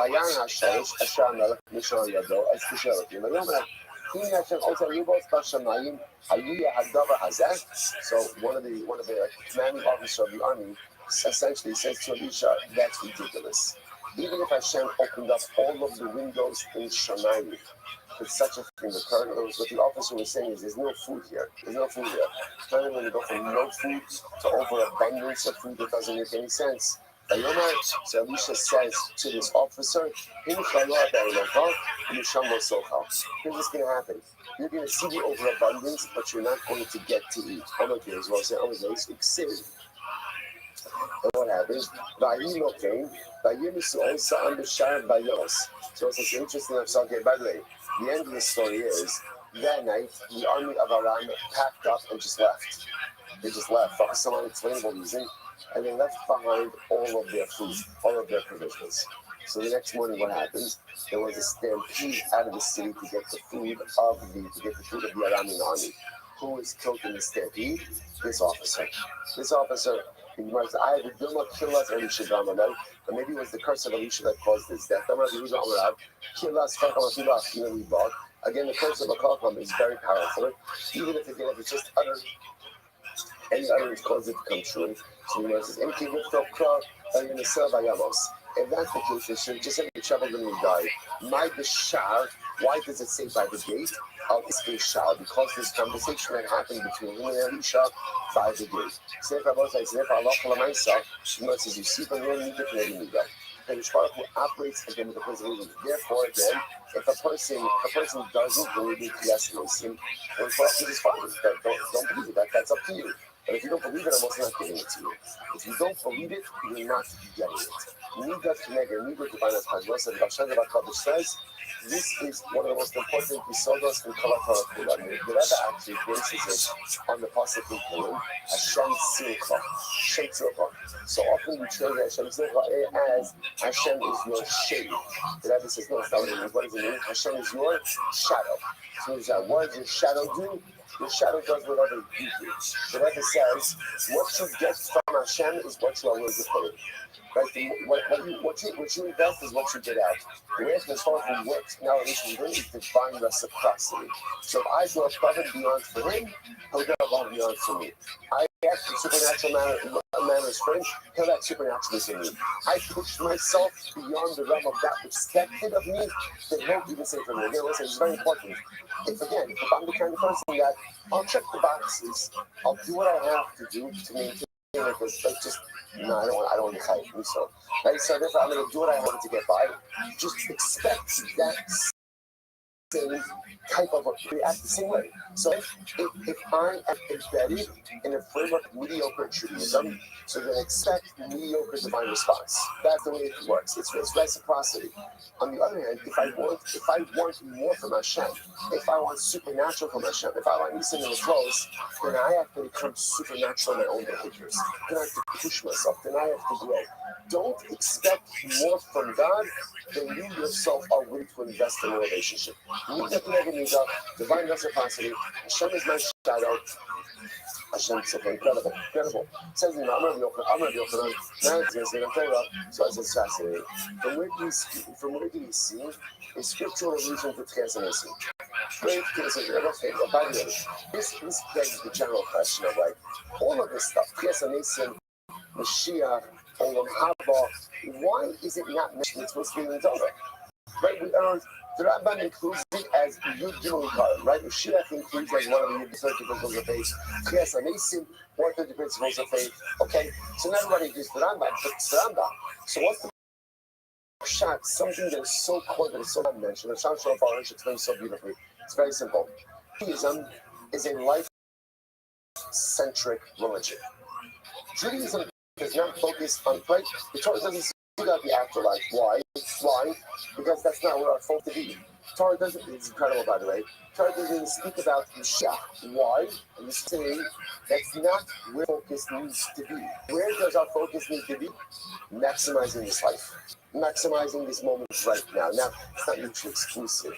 Right? But Lamaisa, that's what Shemshon Hirsch makes an observation. If Hirsch says, by the way, if you notice, or say, if you ever drive by, the fundamental distinction between what you'll see in virtually every church and every shul. Fundamental distinction is cemeteries. Churches often have cemeteries attached to it. Shuls never had cemeteries. The only places often you'll find shuls with cemeteries is like in Europe. And that was because of land ownership. Like that was just often because Jewish community was given like a plot of land, and you had to do like you have to live and die on that same plot of land, right? So that's why you have cemeteries. But if you know, it's like no one ever. It's not like we could have had like a nice court over here, the courtyard over there, right? So it would have generated much needed funds, right? But nice, right? Come right, go to Jewish clubs, and like your parents, like it would be beautiful, right? All together. Right? So the nice, so like, why is it that should for cemeteries? It's very simple. Judaism is a life-affirming religion. It's a life-affirming religion. It's really not about what happens after 120. It's not even about what happens after Mashiach comes. It's about now. It's Monday. It's Monday. So what am I doing to maximize my Monday? What am I doing to make today something spectacularly amazing? It's not about where I go after I die. It's about what am I doing in this world to maximize the life that I've been given. That's why, again, you'll find out since the Gemara asks, by the way, can you at least give me a hint? This is so beautiful. Pasuk says, you will give the truma to Aaron. You must what? What does that mean? I'm supposed to give my truma to Aaron, but Aaron's dead. Aaron's dead. So he doesn't give my truma to Aaron. You must follow. Here's the bigger problem. Not only is Aaron dead, but what? Aaron never came into Eretz Yisrael. Aaron, according to God, behind the vote, he never came into Eretz Yisrael. So what does it mean I'm giving him a truma and allowing us to be Yisrael not to know truma? So what does it mean? It means that one day Aaron Cohen is going to come back to life, and there's Hashem Klal will be Zohar to give him your truma. You can't. You have to in the Torah. And there's a lemons to Chiesa. So how beautiful is that? Which means that the days going to come, the Chiesa and the third days, which is going to be revealed. Aaron Cohen is going to come back to life, and each of us will have the opportunity to bring our truma to Aaron Cohen. The fact that the Pasuk phrases is that way, that is a scriptural reason. Translation. We'll stop and wait for today. We are right on schedule. Do not worry. Do not look ahead. But great. That's a tremendous, incredible week ahead of us. Shkayach, everyone.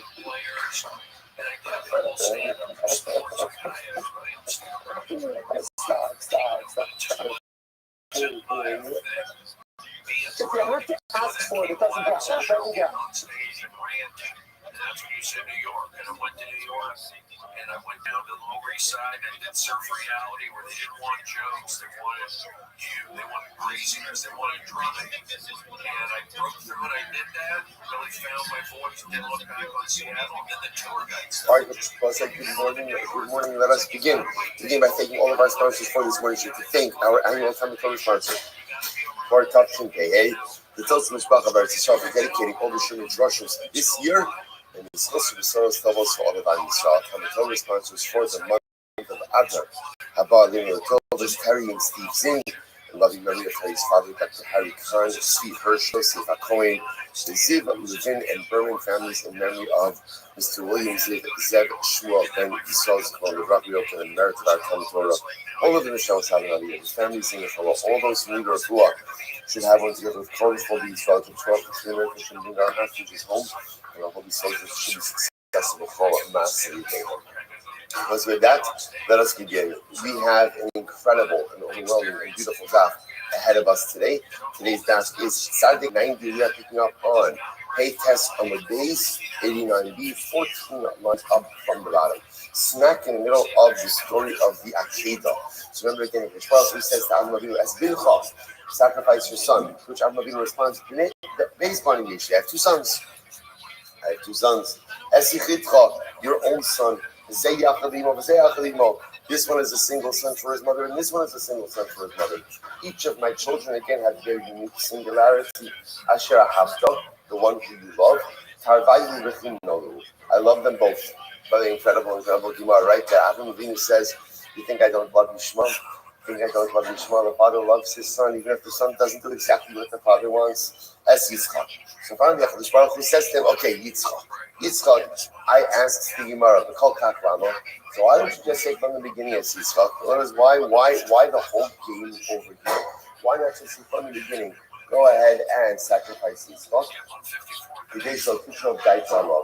In order that Avram Avinu not be overwhelmed by all of this. In other words, the Baruch Hu recognized the idea that halacha l'maisa, this would have been an overwhelming test.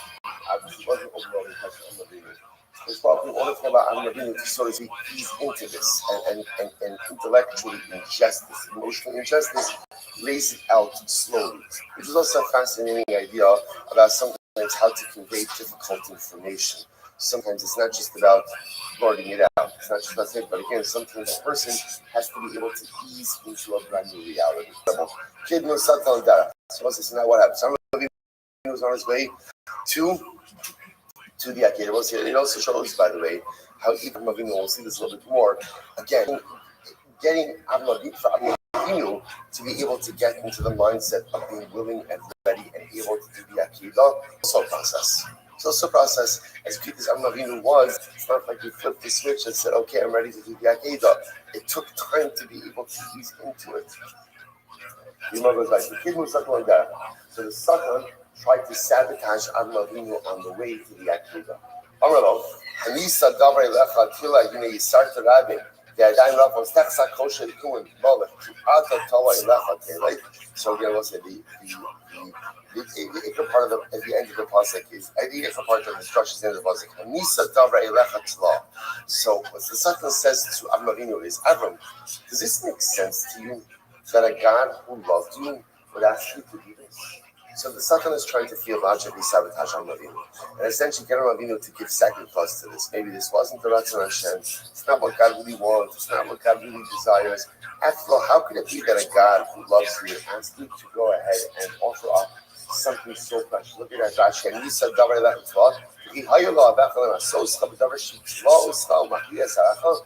it be that if God loved you so much, He would test you with something, in which your entire future hangs, your future hangs in the balance of this one boy, of this son?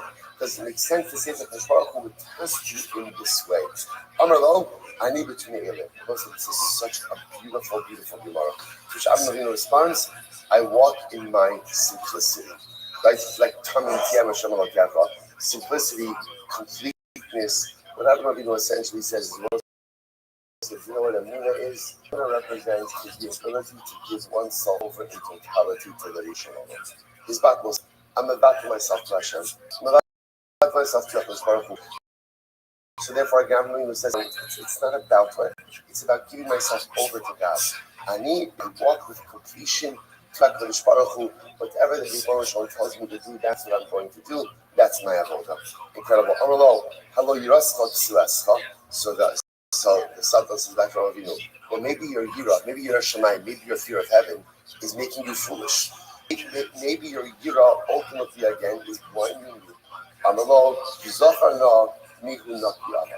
Is there anyone who has put their faith in HaKadosh Baruch Hu and has been lost? What Avinu says is, you know what? Sometimes you can't explain Amira. You just can't explain Amira. Because one interesting thing about Amira, which is people who have it are never put at a disadvantage. Right? Might look strange, might be unexplainable, but at the end of the day, those who have it, is anyone who put their Amira in the spot, have they ever been lost? Has there ever been a person who's put at a disadvantage? Like this conversation is probably the essence that every person with Emunah goes through at some point in time. Just the difference is now whether the Satan is feeding Avinu, or whether Avinu is going through this conversation in his mind. Right? On one hand, could it be that a God who loves you would do this to you? And what's the answer to that? I don't understand this God, and therefore again I just give myself over to the that's what I'm doing. I give myself over to Hashem. But then the back and says, hold on a second. Maybe a misunderstanding the will of God, maybe not what God wants you, to which again, Avinu responds, at the end of the day, those who put themselves in the embrace of HaKadosh Baruch Hu, those who give themselves over in their emunah to HaKadosh Baruch Hu, they'll never be lost. It may hurt, it may be difficult, it may be overwhelming, but they'll never be lost. Kiban b'chaza to lo kashami alei. So once the Satan saw that Avinu was not listening to him, Amalei, ve'ilai davar yikinov, kach shamatni achari apardu, hasel yola ve'in yitzchak yola. So it's interesting. Then the Satan says to Avram, by the way, Avram, don't worry too much, because I heard from behind the curtain. At the end of the day, God's not even going to ask you to sacrifice Yitzchak. Good news. Right? At the end of the day, you're going to end up offering up a sheep and not Yitzchak, which was the interesting thing after this. Okay, we know the end of the story. That is indeed what ended up happening.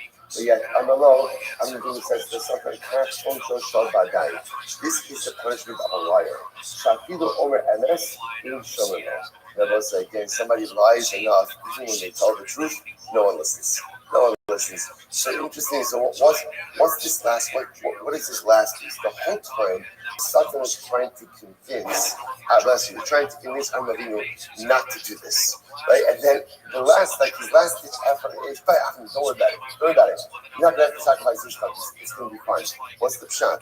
The pshat was he was trying to take away the schar from Amavinu, but he was trying to say, I'm don't worry about it. It's not such a big test. He's not gonna have to do it anyway. So he was trying to stop him. So at least if you take away the reward for doing it, you can take away the anula component. Which Rabbi says essentially, Satan, I don't listen to you. I don't listen to you. So whatever you say has absolutely zero meaning to me. Because at the end of the day, again, this is the punishment of a liar. His words are never trustworthy. Incredible. Incredible. So the Gemara goes back to it. Amrlo Yishmael Yitzchak. So ultimately, again, it's fascinating. As the Satan is having a conversation with Avinu, so Yishmael is having a conversation with Yitzchak. Ani gadol mincha. Yishmael says, Yitzchak, you think you're so great? You think you're so great? I'm greater than you. After all, again, gadol mincha mitzvahs. Sha'ata malta neshmar yomish. V'ani ben shloshes v'shana. So again, Yishmael says to Yitzchak, you got a bris. I got a bris when I was 13 years old. You got a bris when you were 8 days old. You're a baby. You had no consent. You have no memory of it. Me, I had to do it when I was possibly like an adult, 13 years old. Amrlo. So Yitzchak says, you're starting up with me with one body part. In honor of the right? Ultimately, again, Yitzchak says, will tell me to give my entire body to him. I would do that. Immediately after that conversation, immediately after that, the Akiva comes. What's the pshat with all of this? So first of all, that I think one of the things that comes up with this is, it's a bit cliche, but the phrase, Hashem never gives you a test that you cannot handle. I think maybe the makar for that may actually be this Gemara. But what happens over here? There's a conversation between Yitzchak and Yishmael. And Yitzchak says, if Hashem would tell me to sacrifice my entire self, I would be ready to do so. And right after that, it's almost as if after that moment when Yitzchak himself demonstrated his ability to be ready for such an overwhelming test, in the aftermath of that statement, that's when HaKadosh Baruch Hu tested it. Only after the day that Yitzchak was ready for such an Nisayon, did HaKadosh Baruch Hu give him that Nisayon. This is so. Hashem never puts us in a situation we can't handle. It doesn't mean it's easy. It doesn't mean it's pleasant.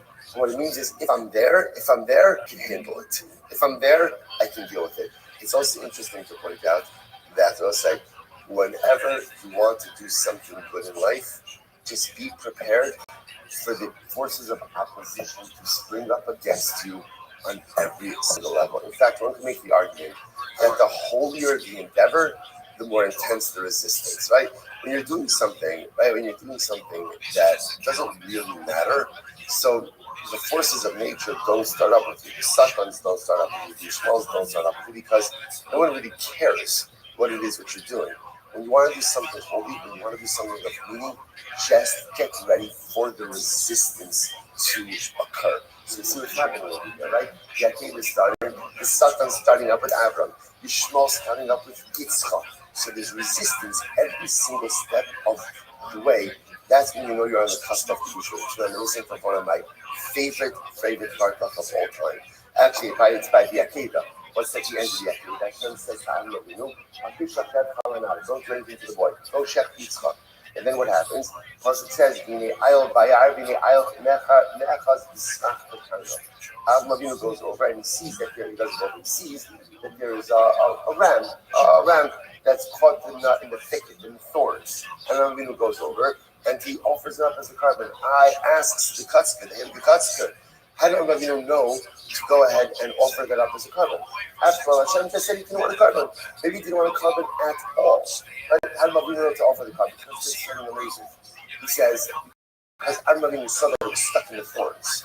So the Kutzker says like this: if the ayah would have run up to Abraham's feet and laid down in his seat, Abraham wouldn't have offered. He says something that easy from the Satan. And when he saw that it was stuck in his roadside, you ever try to get a ram out of a thicket? Right? It's not Pasha. It's not right.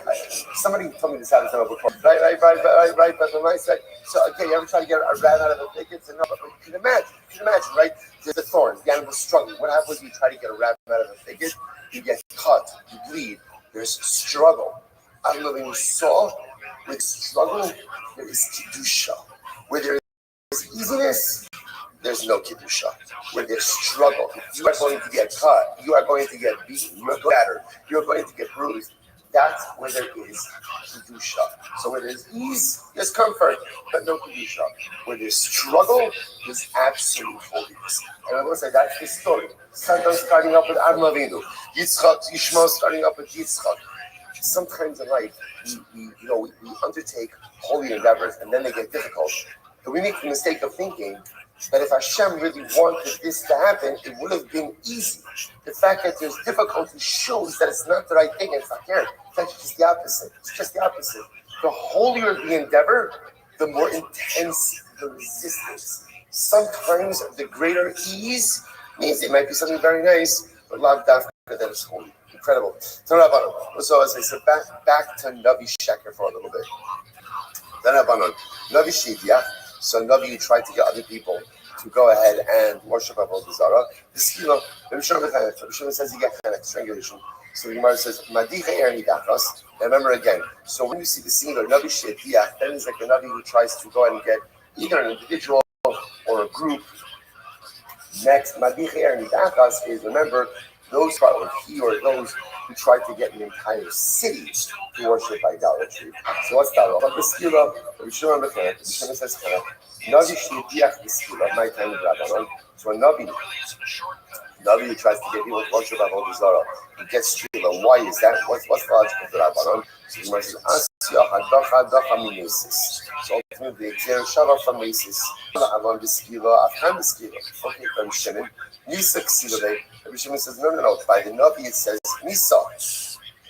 And what's the halacha? The Chamisa Mura Torah, Stam Inger Elacheret. In general, any Nisa that is mentioned in the Torah is Madicha Eri Dachas B'Skila, my time with Rabbanon. So why is it that Madicha Eri, they get Skila, what's the relevance to Rabbanon? Kami Hadacha, Omi Nesis, Omi Navi Shivya. So again, making Zira Shava of Hadacha, either from Nesis, or from the Navi Shivya. Rabbi Shimon, Kamar Hadacha Minavi. Rabbi Shimon is that Hadacha from Navi. Never kind of.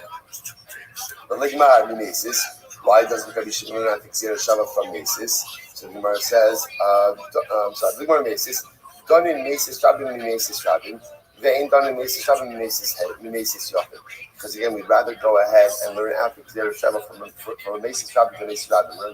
Remember, in this context, in this discussion, there's two types of inciters, right? There are those who incite individuals, and there are those who incite groups. So therefore, again, we'd rather go ahead and make the Gzeir Shava to a like type of inciter.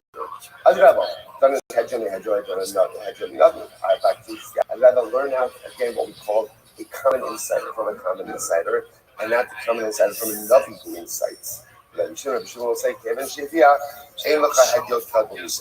Yeshua said, no, even though it's a Navi who may be doing the inciting, but once he's inciting at the end of the day, he becomes a headshot. He's no longer really has the exalted position of Navi, rather he's a headshot. The word of Chizah. If Chizah says, what's that top of the side? 98. Machlokes, so in general, now we're back a little bit to this, right? False prophet, right? So now the shaila is, what exactly is it that he has to do in order to go ahead and be considered a false prophet? Now, obviously, if he's inciting people to worship Zara, fine, but let's listen to this. Machlokes ba'oker haguf ta'im v'kiyum mixas b'tom mixas ta'avolas b'chavim. I want to say interesting. Machlokes case comes up in the following situation. If he goes ahead and literally again uproots some total halacha of Avodah Zarah, but then in other respects maintains certain aspects of the prohibition of Avodah Zarah. And take a look at Rashi for just a moment. First Rashi is Adikol Dalef. Machlokes Rabban Rabbi Shimon. I must say now, obviously, both Rabban Rabbi Shimon hold that halacha l'maisa, obviously Navi Sheker is going to be Chayiv Misa. What's the machlokes? Type of Misa. Is it skila? Is it chanach? That's the machlokes. But look what Rashi says over here. He says, "Machlokes Rabbi Rabban Rabbi Shimon, Shenavi ba'oker kol haguf ba'avodas kochavim ve'amar mitzadisi gurach hakodesh v'yadvura leis navos la'akor kol mitzvahs avodas kochavim min haTorah." So this is obviously the classic case of this Navi Sheker would be where he prophesizes and he says, "I have received the word from God. I've been commanded by God to abrogate, right, to totally uproot. There's no prohibition of avodah zarah. There's no such thing as avodah zarah." Okay, or the kayin mitzvahs ulevako mitzvahs. Or the other possibility is like this. The other possibility is he's maintaining part of avodah, but uprooting part of avodah zarah. So, for example, a good example of this, examples of this. Well, let's say he says, "You know what? You're not allowed to offer a carbon avodah zarah, but you are allowed to bow down to avodah zarah." So that would be an example of he's maintaining part of the prohibition, but uprooting part of the prohibition. So that's where there's a machlokes. So again, obviously both Rabbanan and Rabbi Shimon are going to agree that he's put to death. Machlokes about the type of death. Watch this. Because the Torah says that the Navi will try to bring you from the derech, min haderech. Min haderech means even if he just tries to get you off part of the derech. In other words, that he's upholding part of the prohibition of avodah zarah and negating another part of it. Listen to this. Aval oker haguf t'shar mitzvos divrei kol b'cherech. This is interesting. But let's say someone goes ahead, Navi comes along and says, nothing to do with avodah zarah. The Navi comes along and says, "You know what? I got a prophecy from God. The prohibition of shatnez no longer applies." Nothing to do with avodah zarah. He's just uprooting another mitzvah. Everyone agrees. Chenek. He's put to death because he's a false prophet and corrupting the word of God. But everyone agrees in that situation, he's put to death by chenek. The kiyum mitzvahs ubitul mitzvahs t'mishamis atzivah kol pater. But by other mitzvahs, if he goes ahead and let's say uproots part, but then goes ahead and maintains part by other mitzvahs, everyone agrees pater. Will be an example of that. I don't know. He says that on Pesach, you only have to keep 6 days instead of 7 days. Something like that. In other words, so it's shar mitzvahs. So again, I will say, so there's 3 categories. Category 1 is avodah zarah. Whenever a false prophet comes along and either uproots the entire prohibition of avodah zarah, or even if he maintains part of it, uproots part of it, that's the machlokes Rabbi Shimon and the Rabbanan. Schai bisa, is it skila or is it chenek? That's category 1. Category 2, uprooting another mitzvah, not avodah zarah in its entirety. Saying another mitzvah or another adher doesn't apply. Everyone agrees, chenek. Category 3, interesting. Category 3 is in another mitzvah, he uproots part of it, maintains part of it. Interesting enough, what's that over there? Pater. Pater doesn't mean that it's fine. Right? Pater just means that Bezin is not putting him to death. So the Gemara says, "Maser Rav Hamnuna." So Hamnuna says, 1 second. Lalachas. Now, the pasuk that the Gemara is quoting is the pasuk. Va'novi ha'u ol cholim ha'chalamahu. You must keep Sarah Allah Shalokechem Hotzias Amisayim Abotcha. So this is talking about the Navi Sheker, the false prophet. Now the Gemara is dissecting that pasuk a little bit. Malachas, right? Because you can remember, he's going ahead, right? He's veering you from the path that Hashem told you to follow. Malachas, Zum Mitzvah Saseh. This refers to a positive commandment. Ba Zum Mitzvahs Lo Saseh. Prohibition. So say, what does this sound like? It sounds like that even if the Navi messes with other parts of the Torah, he should still be put to death. So what's going on over here?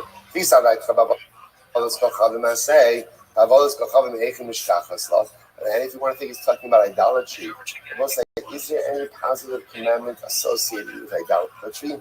To which the Gemara says, you should ask. There is. So Gemara Chista, then he touched them. There is a positive commandment. What's the positive commandment? Saying that you're supposed to break apart the altars of avodah zarah. That Hamnuna Amar, supposed to Rav Hamnuna therefore has another version of this. Hamnuna says like this. I will say, first of all, tremendous Mazel Tov to our learner on the new coffee machine. So Mazel Tov feels like a grandchild almost, like Mazel Tov, Mazel Tov. Shem much continued nachas in Meretz Hashem to follow in the ways of Yaakov Saba Kadisha. But I will say, really, it's an opportunity. This is now Avi's second machine on the job. Rabbi, thank you very much for everything that you do for us, morning in and morning out. tremendous. I could not start the shir at 5:49 this morning. There wasn't a Zoom during this message, right? Which is strange. But then you saw Baruch Hashem, the commotion and occasion. So thank you really for all the late nights, the early mornings, and the coffee is delicious. Thank you very much.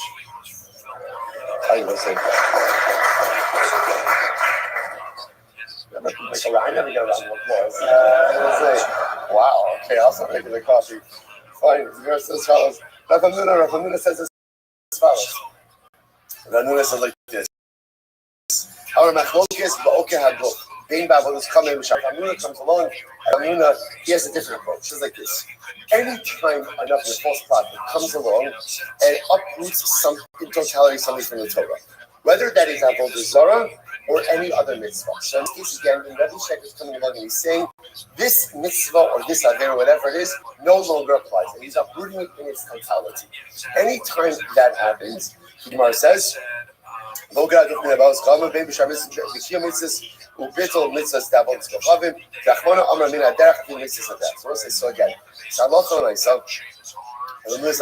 there are multiple categories.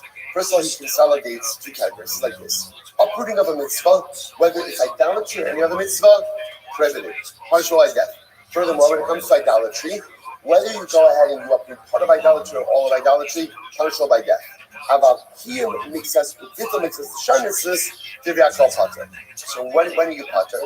If you uproot and confirm some part of other mitzvahs, right? Like we said before, you can wear shatnez on Tuesdays and Thursdays, but not the rest of it. So that would be an example of uprooting part and confirming part. In that context, you pater. Let's analyze. So listen to this. If the Navi prophesizes in order to go and uproot some element of the Torah, and again, I will say once again, the Bryce over here is not distinguishing between Avodah Zarah or anything else. If the Navi comes along and says a particular mitzvah or a particular avera no longer applies, okay? Or afilu ulabato. I'm sorry. Fine.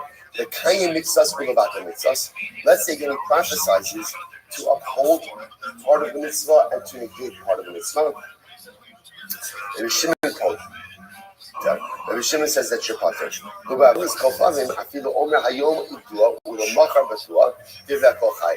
By Avodah Zarah, even if you partially uphold it, partially negate it, ultimately again you're going to be chayiv. His example of that is, let's say it says, on Mondays you're allowed to worship Avodah Zarah, the rest of the week you can't. There's still liability for that. Abaye is Sarah Krefkista. So therefore, I will say now we have essentially three different versions about how this machlokes ultimately unfolds. So Abaye holds like Rav Chisda. Let's just go through. So Abaye holds like Rav Chisda, or Mataris like Rav Chisda, and he therefore interprets this entire discussion like Rav Chisda. How so? Rava, what was he saying? Rava Sarah like Rav Hamnuna, or Mataris like Rav Hamnuna. So Rava holds like Rav Hamnuna, and ultimately again goes ahead and interprets this like Rav Hamnuna. Here we go. Abaye Sarah like Rav Chisda, Mataris like Rav Chisda. So Abaye holds like Rav Chisda, and interprets this entire discussion like Rav Chisda. Hamisnavi, here we go. Hamisnavi, Lakar Davinah Torah, give back all the Chanek. Again, if the Navi comes along and uproots the mitzvah from the Torah. Now, what's the definition of uprooting? In totality. You say a particular mitzvah doesn't apply, a particular aver doesn't apply. Whether we're talking about Avodah Zarah or Shar mitzvahs. Now, give back all the Chanek. Everyone agrees, punishable by Chanek. The Kanye mitzvahs will the mitzvahs. What happens if the Navi comes along by a mitzvah and says, he upholds part of it, negates part of it. Rabbi Shimon Poter. Rabbi Shimon says that you're Poter. That's by Shar mitzvahs. By Shar mitzvahs. Ruad din l'Rabbanon. And so do the Rabbanon hold this. When it comes to idolatry, afilu amar hayom ibdua u'lemacha b'dua chayiv. But when it comes to idolatry, even if the false prophet is partially upholding it and partially negating it, everyone agrees there is liability, right? When you mess with Avodah Zarah, whether it's full negation, partial negation, there's going to be a chiyuv misa. What's the chiyuv misa? Market this, market this. That's my focus. That's my focus. Like versus Skibo. Good. That's Abaye.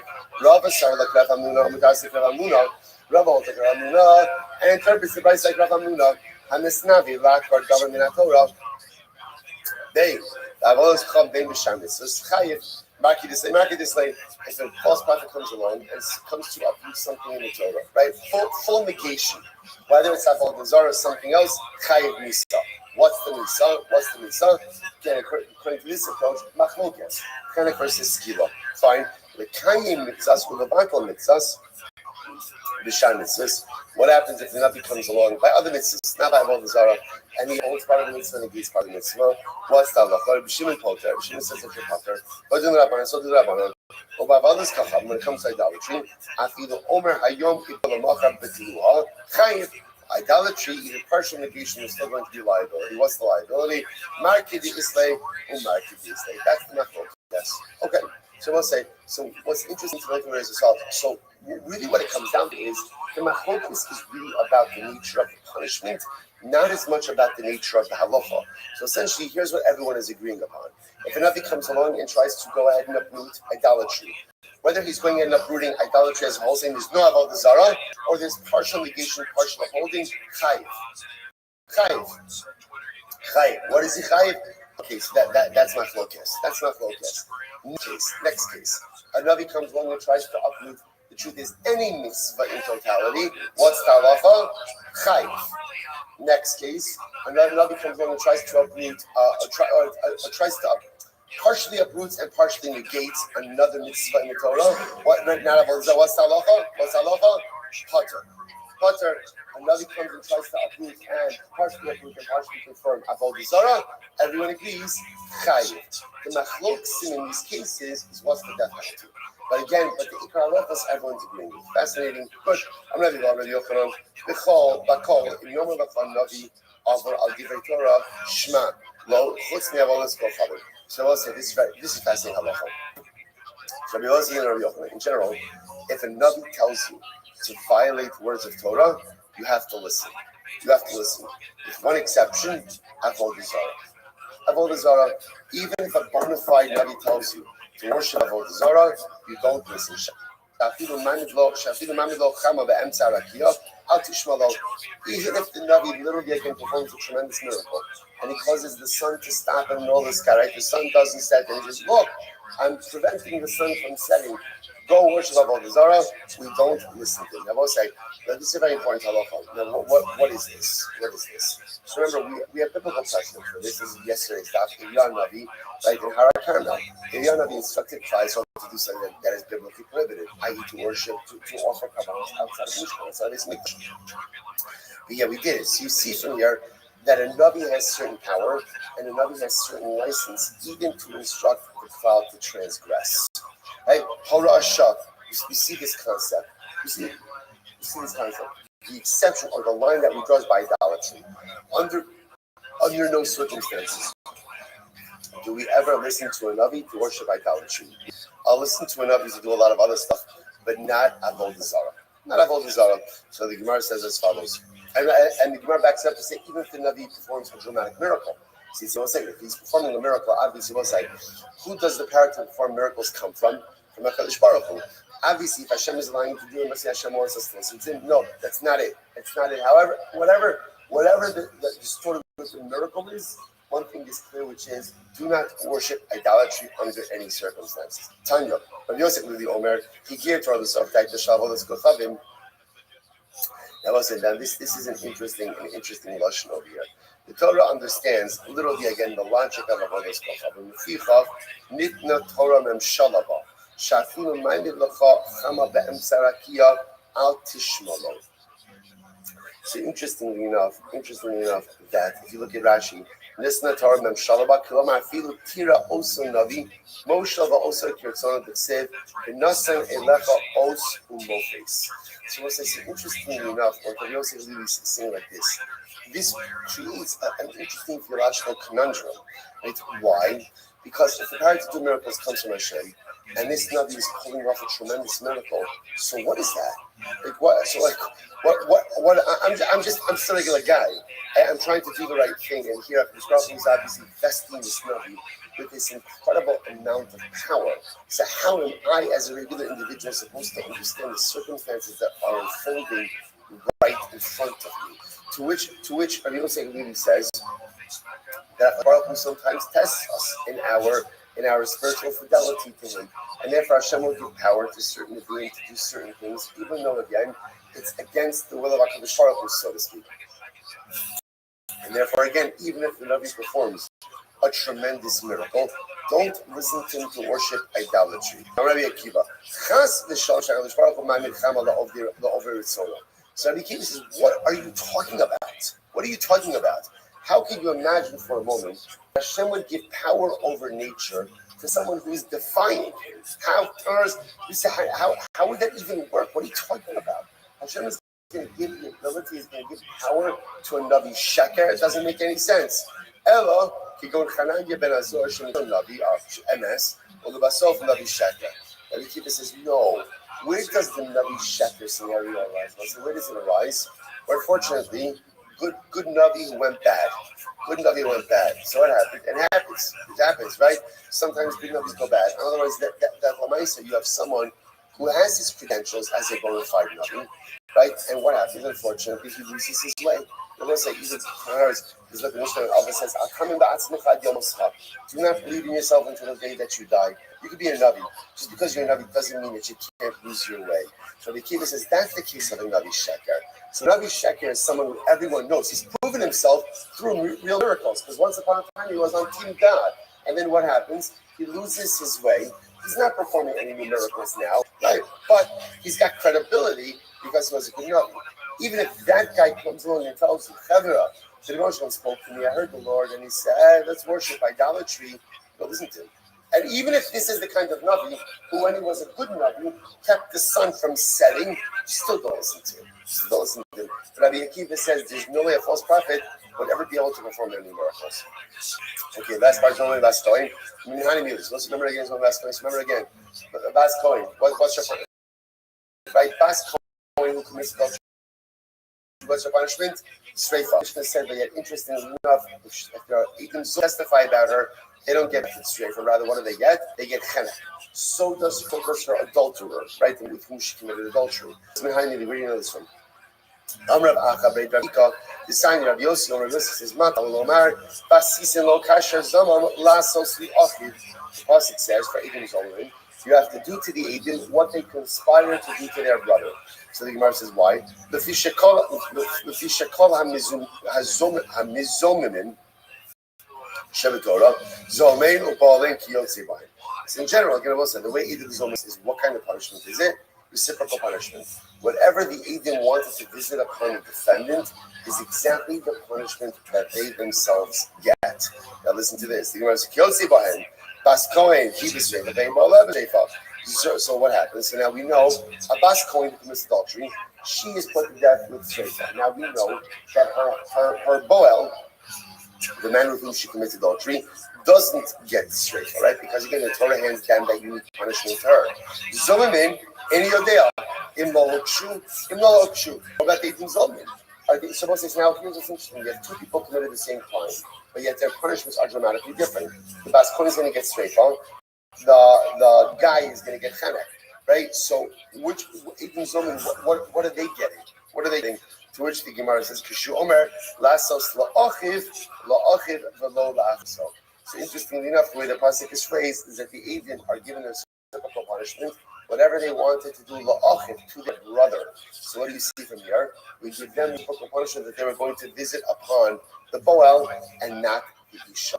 And therefore Allah said they get chenek as well. Hadran Allah Elohein hanechnakim. We'll say Mazel Tov. We'll say, get ready now for perhaps the most overwhelmingly incredible and beautiful journey of your life.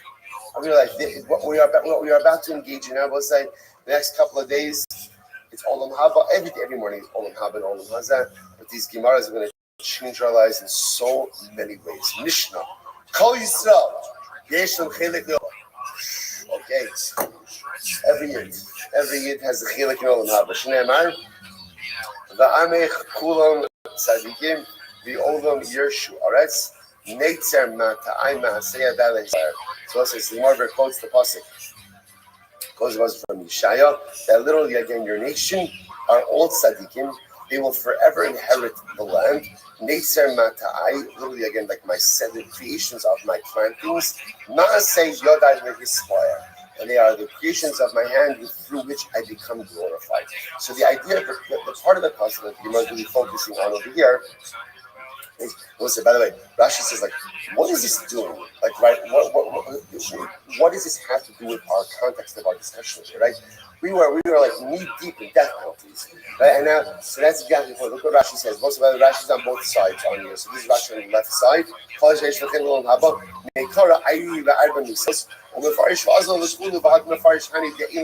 So again, so Rashi says over here, we're talking about death penalties, and now we're going to talk about Olam Haba. Olam Haba. So the truth is, I think this is not what Rashi's saying. What Rashi's saying in just a moment, when we get to the next line. But I think just even before we go on, what he's saying is, no one is beyond salvation, right? And even those who are killed by Misa's Beis Din, ultimately, as long as they do tshuva before they die, you might have thought that if you're being executed by Beis Din, that is the end of the road for you in this world and the next. It's not true. First, it can be about tshuva literally again until their last breath. So here we just finish about chenek. Okay, you're subject to chenek. Unfortunately, make sure to do tshuva before you die, because if you do so, what's the next line? Every yid has a portion in the world to come, and therefore even you, just being executed by chenek, by skila, by streifa, by harag, whatever it is, you could still earn your portion in the world to come if you die as a Baal Tshuva. Incredible. But also, it's interesting, by the way. It's interesting because, if you look at the pasuk that the Mishnah quoted, "Va'amech kulam tzadikim." Remember, "Va'amech" could also be vocalized in a different way, which is how imcha, ve'imcha kulam tzadikim. With HaKadosh Baruch Hu, every yid is a big tzaddik, right? Every yid's a big tzaddik. Right? So in other words, what does that mean? See, the Rebbe Shalom sees us on so many different levels. He doesn't just see the outside, he sees the inside. He doesn't just see where we are, he sees where we've been. And he also sees who we can become. So because the Rebbe Shalom is the one entity in this world who is able to see potential, the Imcha Kulam Tzadikim, in the eyes of HaKadosh Baruch Hu, every single person is a tzaddik. Because once again, he doesn't just look at us through the prism of what you are right now, he looks at us through the prism of who and what we can become. And every yid has such incredible potential, and therefore, that's the first line. And then the mission says, okay. And these are the people who don't have a portion of the world to come. So obviously, there's an inherent contradiction right here. In other words, so what's the pshat? Everyone has, every Jew has a portion of the world to come. And these are the ones who don't have a portion of the world to come. So I'll say, how do you reconcile that? It's very simple. What's the distinction between the first line and the second line? Kol Yisrael. If you are a member of Klal Yisrael, if you identify as part of Klal Yisrael, in other words, if you embed yourself within the Klal, you have a portion in the world to come. When do you lose your portion? The moment you remove yourself from the cloud. Because if you notice again, it doesn't say V'elu shall Yisrael Shem Lechem. It says V'elu. So you can either be Yisrael or you can be Elu. If you're Yisrael, if you spend your life building upon the gospel, embedding yourself within the cloud, sometimes no matter what you do as an individual, you have a portion of the world to come. But if you're an Elu, if you're Bamachlokas, if you're eating dissension, you don't like other Jews, you have difficulties with actus, you remove yourself from the cloud, then you could lose your Olam Haba. Embed yourself in the cloud, Olam Haba will always be yours. Remove yourself from the cloud, you put yourself in danger of losing your sacred portion. So who loses their portion of the world to come? Someone who says there is no resurrection of the dead. And someone who says Torah is not divine. Vapikoris. Again, we'll see Rashi says earlier in the first, we don't do the Apikoris. Rabbi Kiva says, Afakori bisfar nachitzoni. This is very interesting. So I will say, even one who reads strong consensus, what is that? What is that? Secular knowledge, secular books. What? So again, we'll have to define exactly what that means.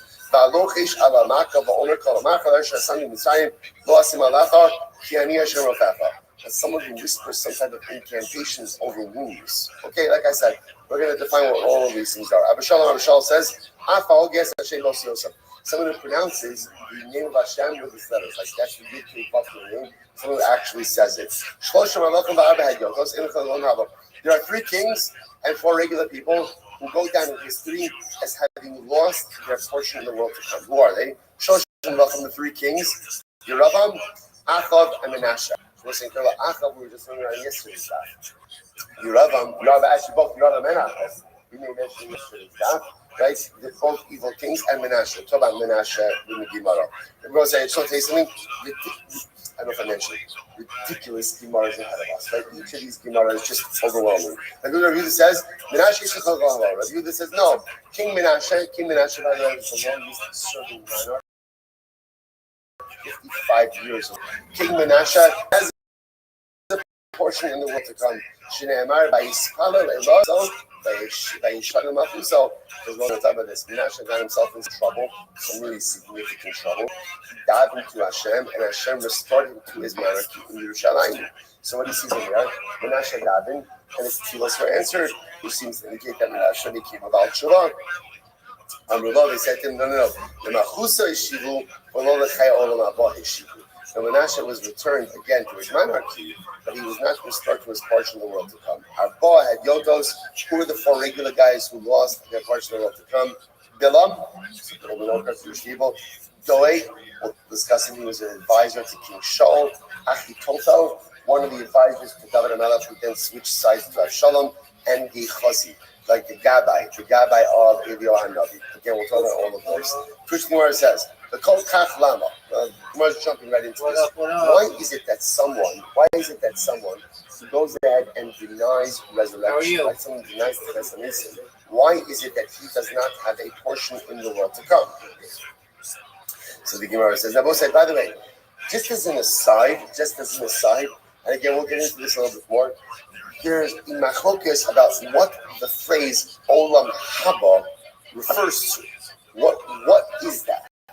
Is that like the afterlife? Is that when you die?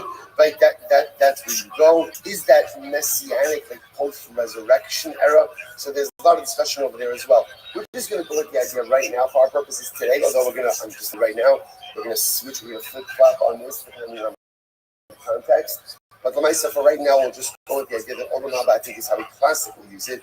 Your portion of what comes after you die. So after you die, right? Eternal, what we'll call it. Eternal life. Now again, what happens? What's the interface between Olam Haba and Messianic resurrection?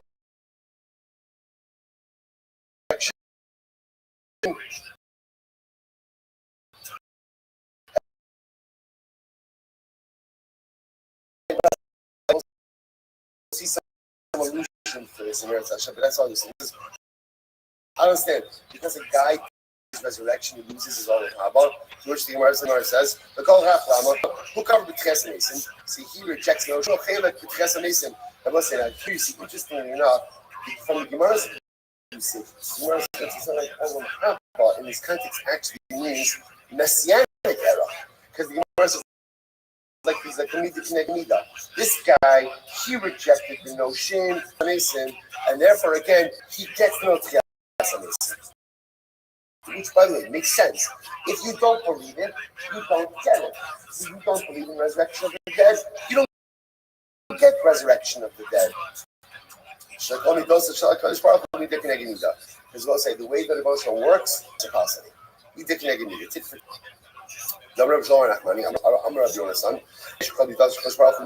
How do you know that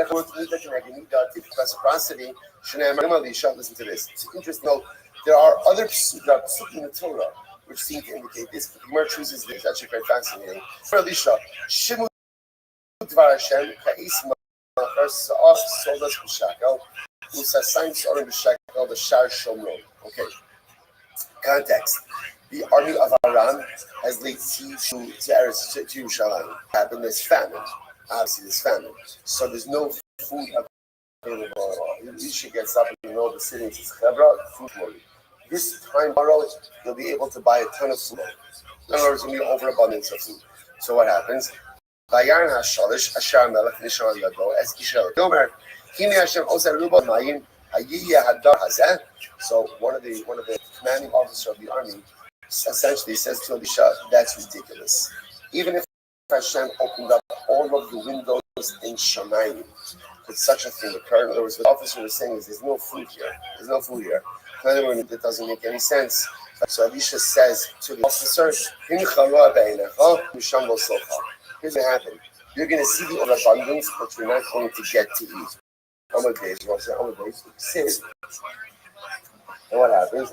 Vayim is interesting. Okay, by the way, the end of the story, that night, the army packed up and just left. They just left for some explainable reason, and they left behind all of their food, all of their provisions. So the next morning, what happens? There was a stampede out of the sea to get the food of the Aramean army. Who was killed in the stampede? This officer.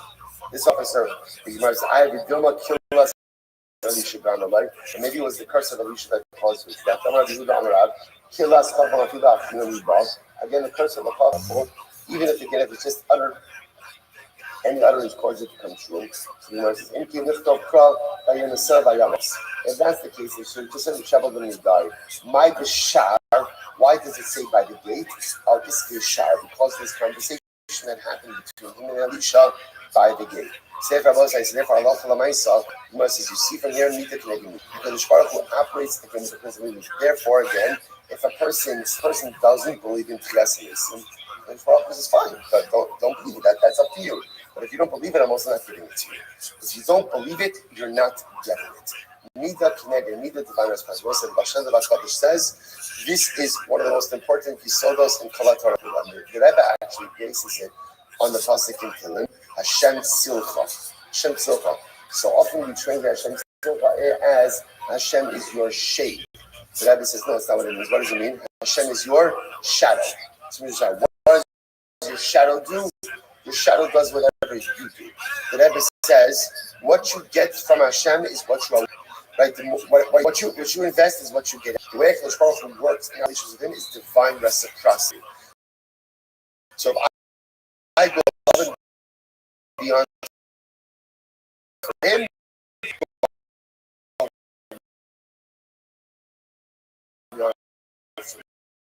I act in supernatural manner for him. Correct. Supernaturally for me.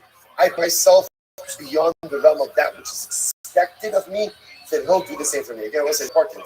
If I'm the kind of person that I'll check the boxes, I'll do what I have to do to maintain no, I don't really fight so therefore I'm going to do what I have to in order to get.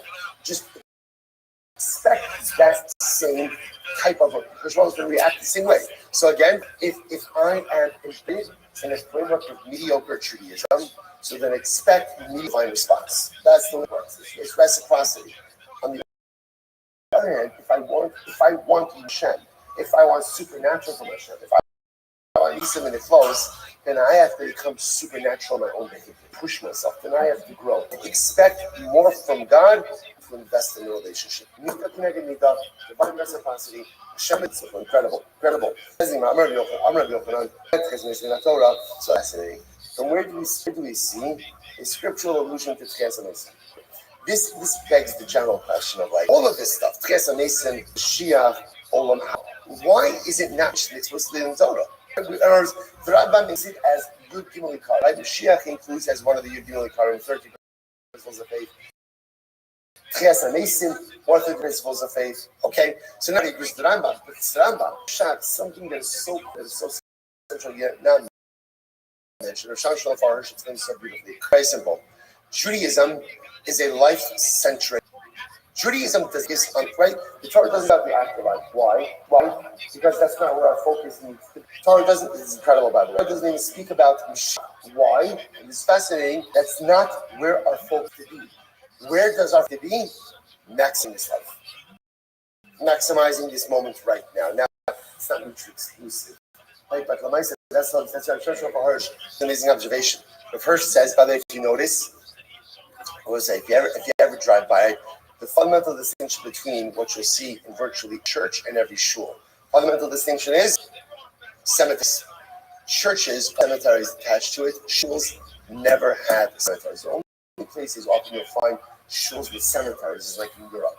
And that was because of land ownership. That was just often because this community was given a plot of land, and you had to live and die on that same plot of land, right? So that's why you have cemeteries. But if you notice, right, no one ever. It's not like you could have had a nice house over here, the courtyard over here, right? So they would have generated much needed funds, right? But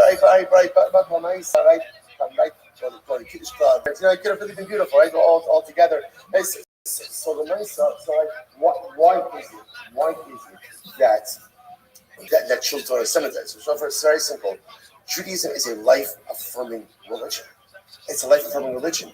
It's really not about what happens after 120. It's not even about what happens after Mashiach comes. It's about now. It's Monday. It's Monday. So what am I doing to maximize my money? To make today something spectacularly amazing. It's not about go after I die. It's about what am I doing in this world to maximize the life that I've been getting. That's why, again, you'll find those lessons. By the way, can you at least give me a hint? This is so beautiful. Pasuk says, you will give the truma to Aaron. You must, what? What does that mean? I'm supposed to give my truma to Aaron, but Aaron's dead. Aaron's dead. So you're supposed to give my truma to Aaron. Here's a bigger problem. Not only is Aaron dead, but what? Aaron never came into Eretz Yisrael. Aaron HaKohen died behind the vote. He never came into Eretz Yisrael. So what does it mean that I'm giving him my truma? So we'll say, what does it mean? It means that one day Aaron HaKohen is going to come back to life, and then there's Hashem Klal Yisrael will be zocheh to give him their truma. Mikan and here is a remez to Tchias. So we'll say, how beautiful is that? Which means that we'll say that the day is going to come. Mashiach is going to come. This mission is going to be rebuilt. Aaron HaKohen is going to come back to life, and each of us will have the opportunity to bring our truma to Aaron HaKohen. The fact that the pasuk phrases is that way, that is a scriptural allusion to Tchias. So we'll stop over here for today. We are right on schedule. Do not worry. Do not look ahead. We're great. Let's say tremendous to start this incredible week ahead of us. Shkaya Chaviva.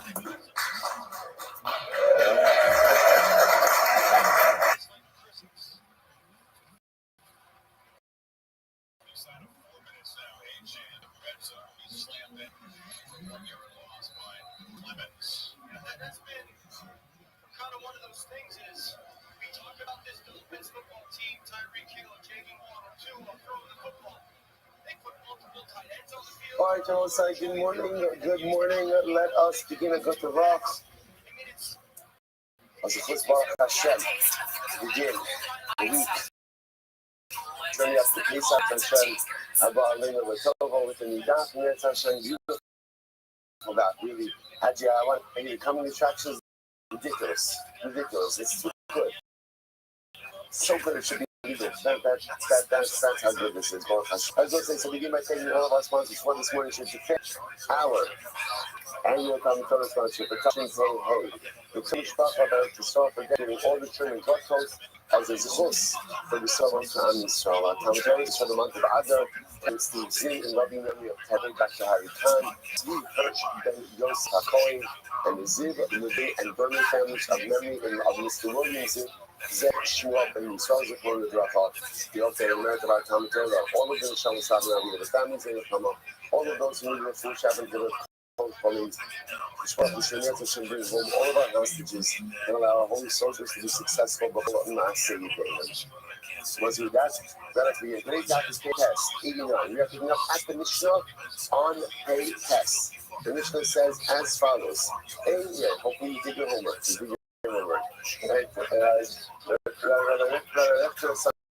Homework last night at the end of Shir.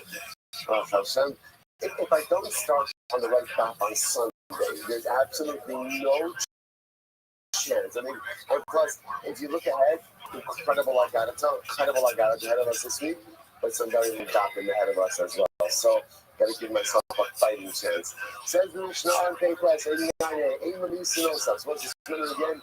We are still on the incredible sugya on Zakat Mamre. So remember again, when the halach is concerned, when a zakin mamre is put in, what type of machlokes really making it no zakin? Now it comes to the actual execution. So the Mishnah says, not executing in the Bezdin in his city, nor to be executed in the Bezdin in Yavne. Now, by the way, what's the Bezdin in Yavne? So we look at Rashi. Rashi is about 12 days of Yavne. Initially, the base in Shalishkas Hagazis. וחזו לגילו ושי ימים עד שגוסה סנג'י גדולה ליבנה ועדיין הבייס קיים ואחר כן הולך בתחילו in Ixos of Yavnes. Now again, interestingly enough, Yavne was one of the locations that the Beis Hamikdash was exiled to. So what the Mishnah saying is like this: in order to go ahead and execute the Zakin Mamre, the Sanhedrin Agogol has to be situated in the Lishkas Hagozis in the chamber of his stone in the Beis Hamikdash compound. So if the Sanhedrin is not sitting in its place, rightful place, even if the Beis Hamikdash is still standing, you can't execute the Zakin Mamre. Ella, Mali also a Beis Hamikdash in Yerushalayim, Zakin Mamre up to the Beis Hamikdash to the High Court in Yerushalayim, or Mishamrit also Ad HaRayel. Also so what we do is we incarcerate this holding cell. It's next upcoming yom. The next upcoming yom. One of the regalim based actually was Sukkis. Let's sort of point out how incredible is this? Remember again, this is the first chapter, the first post-Torah that doesn't make reference to the regalim. Right? Everyone's on a journey. Everyone is like, we're always journeying to something else. We think that's the beauty of the youth, right? The youth never dictionary. It's not, okay, let's sit back. We're always traveling towards the next thing. Time is now behind us. It's again, we have the privilege to be residents of Yerushalayim. So again, for the rest of the time, time's a little bit behind us. But now, again, Baruch Hashem, it's okay. When something's behind us, there's always something new in front of us. So we keep, again, according to the first thing the Mishnah will see, they keep the Zakin Mamre in a holding cell up until the next regal, up until the next Yom Tov. And the reason that's regal, we executing on Yom Tov, which is really, which is fascinating. Now, why? Why? Shene'emar, Yishmu'u Ro, V'lo Yizidin of the Rabbi Akiva. Because the Pasuk says literally, the entire nation will hear, they will fear, and essentially they will not follow in the footsteps. These are Rabbi Akiva. So Rabbi Akiva says is like this: you gotta make a spectacle. Whereas people have to see this, people have to understand this. There has to be a public part to this. So that again, unfortunately, people see this kind of thing. You see this by Soko, so people see certain things. So Rabbi Akiva says you can't go execute in front of the government, so become public spectacle. And Rabbi Akiva says no. So Rabbi Yehuda says no. We do not delay judgment like that. In other words, there's absolutely no need to do that. Also miyad. So what we do is we execute them immediately. It comes in the shulchan, shulchan in the cholos. And what do? So here's the issue. Everyone agrees that means all right. So you need some element of publicity with this. So according to Akiva, the publicity component is established by holding you in front of the government and executing again on the regal. But he says no, we don't do that. When I say Ima Anya Sakin means we do not corrupt judges. If somebody's liable to death penalty, we execute him. In other words, we're not going to go ahead and hold him potentially for months at a time. Rather, go ahead and execute him. And what we'll do is we'll send out letters. To all the community, say each point in the sky we celebrate them. And again, that's how we'll go ahead and we'll fulfill the publicity, write about it, and we will send it out. We'll say, I'm not going to guess about how we go ahead, or I should say, when we go ahead and execute the Zakin Mamre. Let's analyze. Any reason also, motivation should be this. Was this a miracle to Brisa, which pretty much echoes the result. The Brisa says as follows. In the reason also, motivation should be so we don't execute the Zakin Mamre in his local based in, but motivation should be Yavne. Not even the Yavne. Once again, the Yavne, but the Sanhedrin was exiled to. Ella, Marvin also they Shalayim. Rather, again, we have to bring this up, remember, up to the court in Shalayim. Shamit also Adharega. And we wait, we hold him, like the holding cell up until Yom Tov. And we see also the Rega. And we execute him on Yom Tov. Shema, the Chala, and Yishmuhu, Yizrael, Diver Yad Yakiva. Because the Pasuk says, everyone will hear and they will fear. They will fear These are the words of Rabbi Akiva. So again, remember, Rabbi Akiva is actually the Chol Ha'am. We're going to have a time when everybody can hear about this, but probably it's also said that you shall only put it right. I'm going to Yehuda. Does the pasuk say that we should fear and we should see? That Yehuda is making this about that people should see the Zakim Mamre executed. And Yehuda says, does the pasuk say that they should fear and they should see? All it says is that they should hear and they should fear. So it's actually again that Yehuda says, as long as people hear about it, they don't need to see it. As long as they hear about it, that's more than enough. Furthermore, again, why go ahead and delay his judgment? Lama does that. But I will say that it's interesting that Yehuda's mistake is to be like an evil doing is a corruption of the day. It's interesting something like, life is, and I was like a little bit of an uncanny joke, but I'll call it a joke. Like every child stuff that their parents always say over and over and over. So my parents are doing a joke, like the mom stuff. Like I can always try to tell my kids, is whatever is going on in life, you need to just be into it.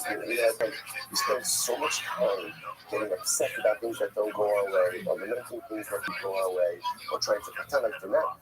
Just lean into it. Sometimes in life is so much about taking on those kind of circumstances. Just lean into it and just go. You're going to be great. You're going to be fine. You're going to figure it out. So it's interesting. Sometimes the anxiety in life is when you know that something negative is going to happen, but it's not happening now. I'm waiting for it. I know it's going to happen. It's like, sometimes in life you don't know how something's going to turn out. That's one level of anxiety. But then I know what is going to happen. So it's always going to be this. Why did you do this to this person? God got it. He's in the execution. He's up in my right. So you got to execute it. You definitely have to execute him. But why did you delay it? What's the point? It's also we've seen this motif that even when you have to execute someone, you execute with Rachmanis. Now, to the world, that might sound like a little contradiction, but if you understand that, sometimes you have to do difficult things, but difficult things have to be done with Rachmanis as well. So he's like, okay, he brought a ticket, that's it, he's going to be executed. But why delay? Just let get it over with, and that's it. So Rabbi, I mean, he's no somebody. As the cousin is shot on the Makom, is forming his high needs subordination. And again, how do we perform facilities? Like letters, send out the letters to all the different Jewish communities. So and so is executed as the second member. So much this is the Rabbi Akiva and Rabbi Yehuda, how we execute the second member. Okay, we gotta go. Turn about it. So let's go back to turn about it. Now, it's interesting also because clearly what you see with the second member is it's not just that we execute it, but there is this thing of this publicity to it that people have to see, people have to know what it is that's happening. By the way, there are four situations where in general just enough to execute, but a public announcement has to be made. What are they? Number one, Hamesis. Not Mesis. Mesis is the one who goes out and incites to worship Avodah Zarah. Solar in Molar, Zakim Mamre, and Usolomon. Considering all of these four need Hachraza, the new announcements. Rashi says over at Raza, floating links for written out Sha'avra de Rasul, to the Lirgos as Hakir. So literally, these will announce so and so is executed because it's committed to the Radela, and all of this is done in order to create the public example that people shouldn't follow suit. It says, Kum Sibu, the Kolaan, the Kol Yisrael. So ultimately, again, the Kolaan. So like all of these situations, it is the Kolaan, the entire nation will see. Interestingly enough, the Kol Yisrael, they resolve Ksivan Sharim, the local Dasa, this is Sahadusa Sari. This is interestingly enough that it is only the Russian is the Hamish Sharim. Those who are left over, like those who remain. Why doesn't it use the same expensive Russian ultimately again as Kolaan, the Holy Israel? What reason? Because like Agos, not everyone is strict for Agos. Agos is always more limited for why? Because there was some limitations because they can't go ahead and do it. First, the commission idea that can't see that there was 10 ages. So because English itself is not open to the general public, therefore again the public admonition of it also doesn't have to be is not as sweeping as the other circumstances. Okay. The Bible says, Mishnah, from the whole Mishnah, whole Gemara. Great. Mishnah, Navi Sheker, Navi Hashem. We'll say, next guy is hiding something. Navi Sheker, false prophet. Okay, so what is he? Hamisnavi Shemo Shama, Uma Shemo Ne'emar Lo. So we'll say, so what's the Navi Sheker? So again, there are a couple of different examples of this. Number one could be a person who prophesied something that he did not hear, okay, or something that was not said to him. That wasn't interesting enough, or he wasn't very nice to him. So let's say again, I'm standing around with my friend at Kiddush. A lot of stuff happens at Kiddush, right? So what happens? My friend gets Nevuah at Kiddush. By the way, never again.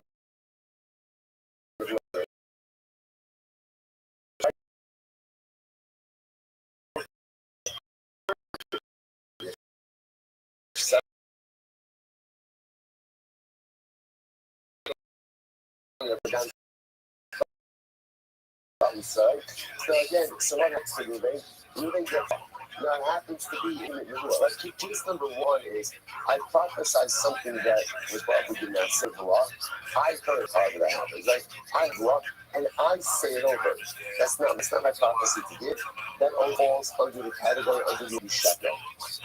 These cases, necessity to these individuals like is executed by court. Avala Kovich is Nevuah. So I don't say this is fascinating. Kovich will also someone who received Nevuah or refuses to share it. Like Kovich means like the count of something. So receive Nevuah and refuse to share it. I'll give a Rabbi. Or one who goes ahead and simply disregards, ignores the word of the Rabbi, or another who receives the law, but violates the only received. So all of these cases, most of us are necessity to Shemayim. Individuals again get married. That at the hand.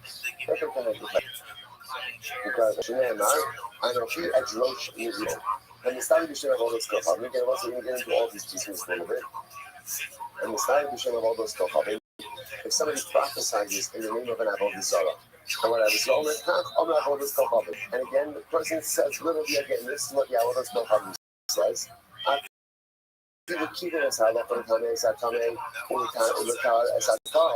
Even if what he's saying is factually correct. So let's say a person comes along and says, I hereby say in the name of Avodah Zarah that one is supposed to, avoid kindling fire on Shabbos.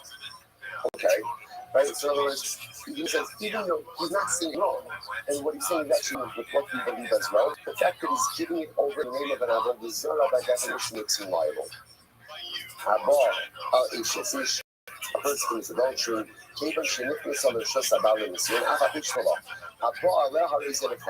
so again, if a man has no relationship with a married woman, even if this married woman has not yet lived with her husband, so she and not Nisuin, or they just got married and Nisuin, but again, they do not yet live together. What it is, you go out, the adulterer is punishable. There's someone named Baskoy.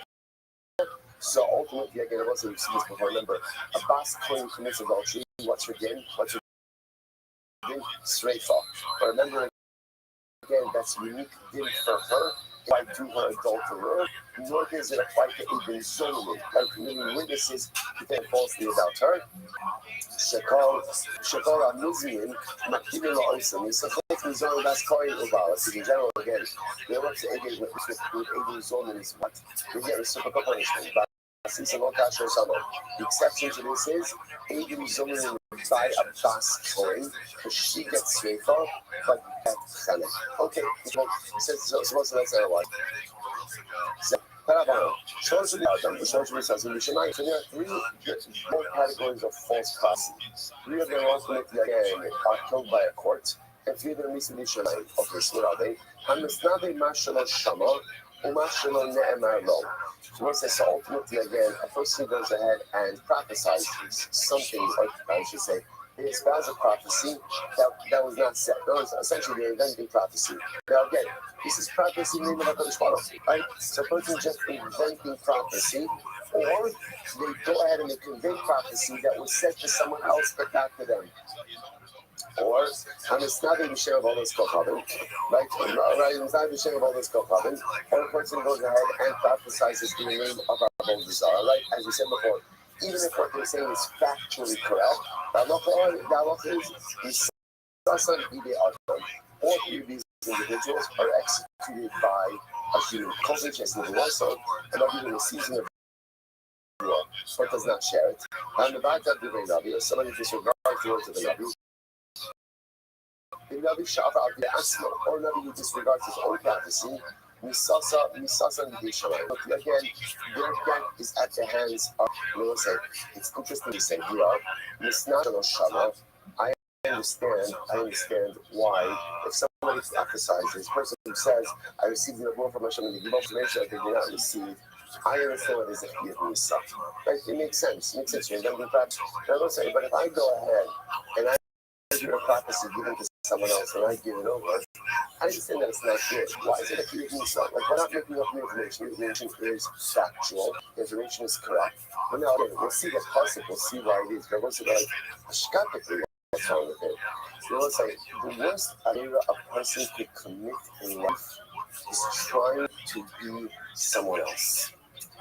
At the end of the day, the avodah life is never to be someone else. The avodah is to become the best version of you. So when a person gives over prophecy that is given to someone else, that prophecy is given to Ruben. It's not mine. It's not mine. When I take that prophecy and I now make it mine, that's me trying to become Ruben. But the avodah trying to become someone else in life. That's not your tachlis. That's not your tachlis. You know, it's such an interesting thing because we often spend so much time trying to become other people. We see other people who kind of represent us like a level of success, and then, I want to be that guy. I want to be that guy. Yeah, again, there's something to be learned from every individual. As easy to come along when you come up, I'm like, I can learn from everything. But my avodah is never to become self. So this notion of taking the nevuah that was given to someone else and you make it your own, that is the highest fundamental level of personalistic abdication. That again, my avodah is to be me and to be the best version of me. You take someone else's nevuah and you make it your own. What are you doing? That's not a life. Because if you fall into that trap, you're always trying to become, like, because there's always someone better, someone more successful, there's always someone don't spend your life trying to be like other people. Rather, spend your life trying to become the best version of you. Incredible. All right, let's go back. This says you are. Right, you're not really. So where do you know all this from? I'm going to do the number truck. The Pasuk says,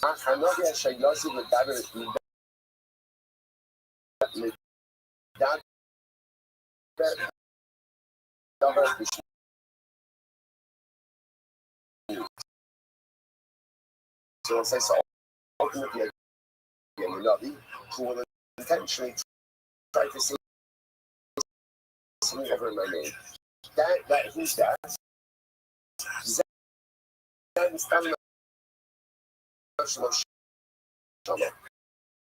That's first to nothing who invented a prophecy who's giving over something that was not Jerusalem. Okay, next. I did not command it. But that is that I did command it to another. So what is that referring to? That refers ultimately to a prophet who gives over something that was not said to him. And he will go ahead and say something over the name of another God. Somebody prophesizes in idolatry. Again, what's the point of that? The concept that is even if informationally what I'm saying is correct, the fact that it's being given over the name of Allah is up to that. In all of these cases, what does the Pasuk say?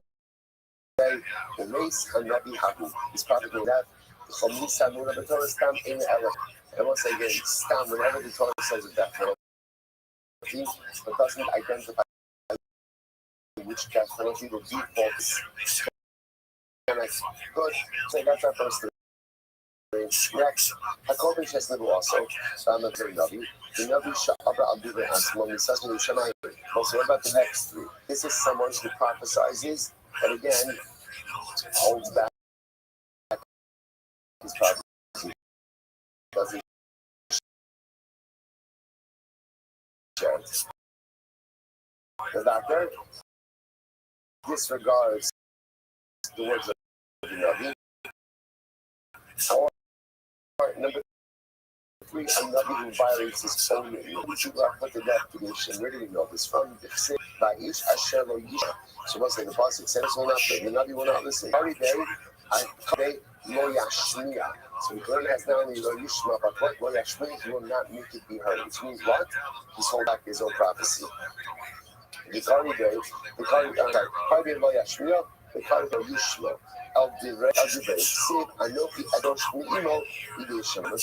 So again, in the Pasuk is someone who hears it, disregards it, someone who hears a prophecy, disregards it, and somebody else who hears the word, disregards it, and then ultimately, again, who is Kovish S. Nebu also does not share his name. And it's not in my Shama. So now we do have some examples. One like, also, okay, fine. We'll tell that a little bit later. Understanding that Shama. So a person prophesies something he did not hear. So good example, let's keep going. So Ben Kinano. Who's the Tzidkia Ben Kinano? Carnates by itself.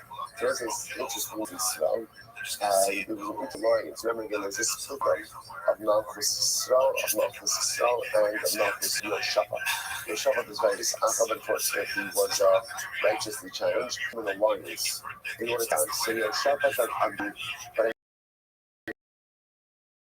need some prophecy. Because it's like a shtickle on holy alliance. Sometimes you need a holy alliance to accomplish holy objectives. So I because someone's like, so Aka's got no shortage.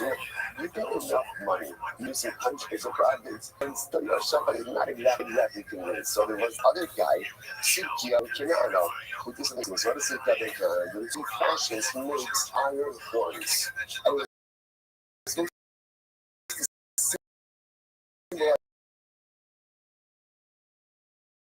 The fact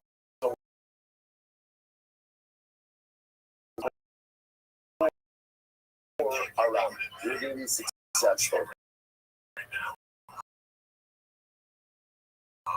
Okay, so we might follow.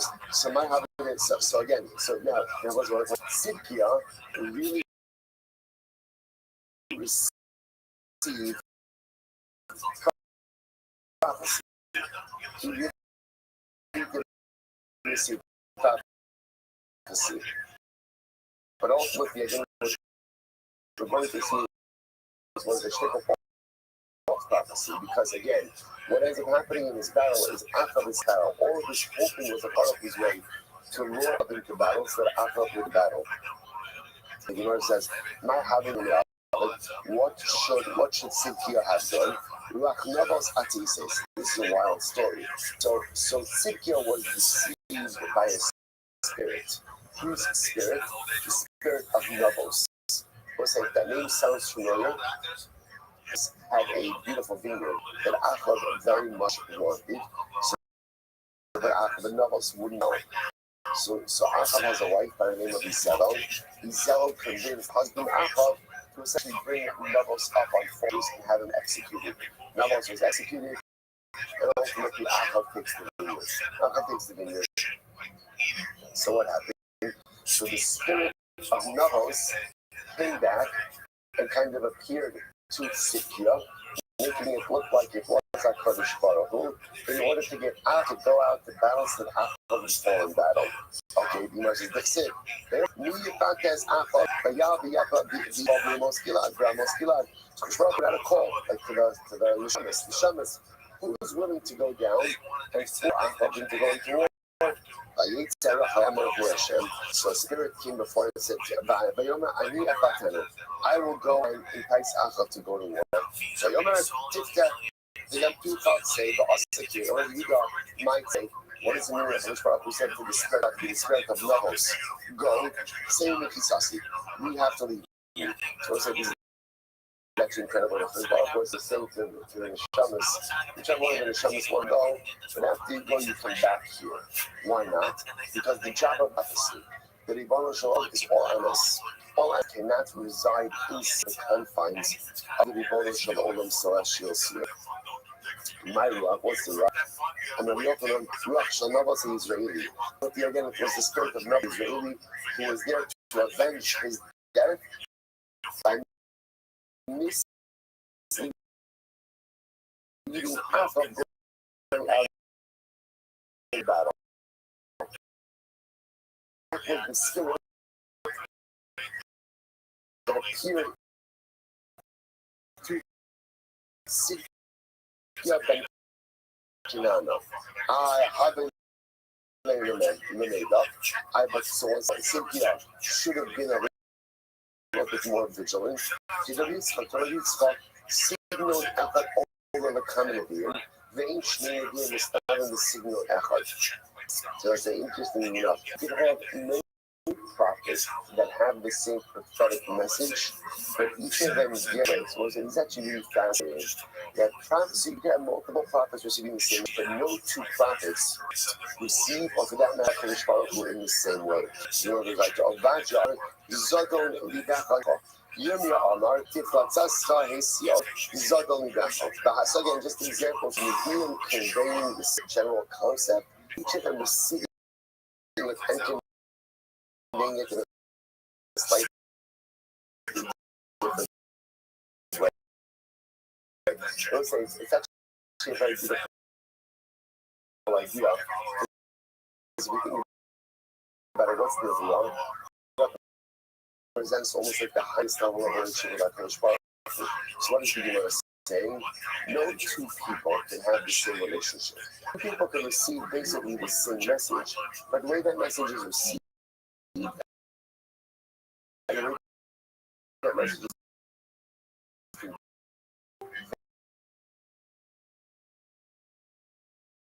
from the person's profound son, which of course is not just true by the but it's true by every element of our relationship with Kodesh Baruch Hu. No two Jews have the same relationship with Kodesh Baruch Hu. The same kind of mitzvahs, the same ideas, the same children. But at the end of the day, the way we relate to God, the way we interact with God, the relationship we have with Kodesh Baruch Hu varies, even maybe. But nevertheless, there's a balance between one Jew and the next. And so the Gemara goes weiter. The Gemara says, good. Bahani, Ami Kulu Kadabi, Mami no Klon Kami. So Sitkia should have realized. Now, what should Sitkia have realized? We're saying the same thing. We have hundreds of people saying the same thing. That's sort of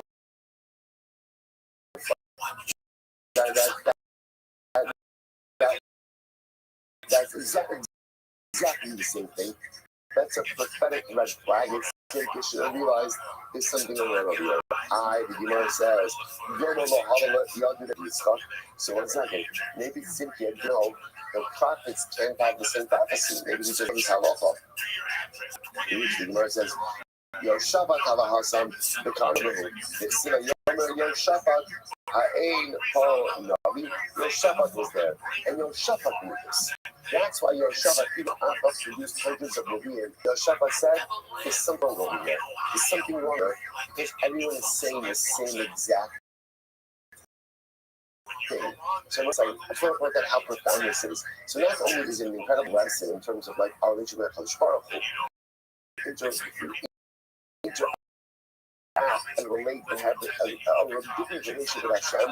I was thinking something about this. Sometimes we think that like, what's the token view of Klal Yisrael? Can you imagine hundreds of Jews saying the same exact thing? That's what's happening over here. First one says, that's terrible.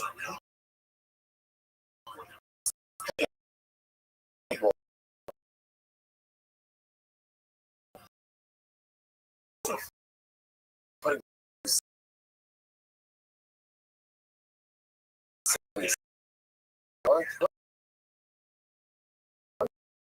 hundreds of Jews saying different things together and being mad in love with him.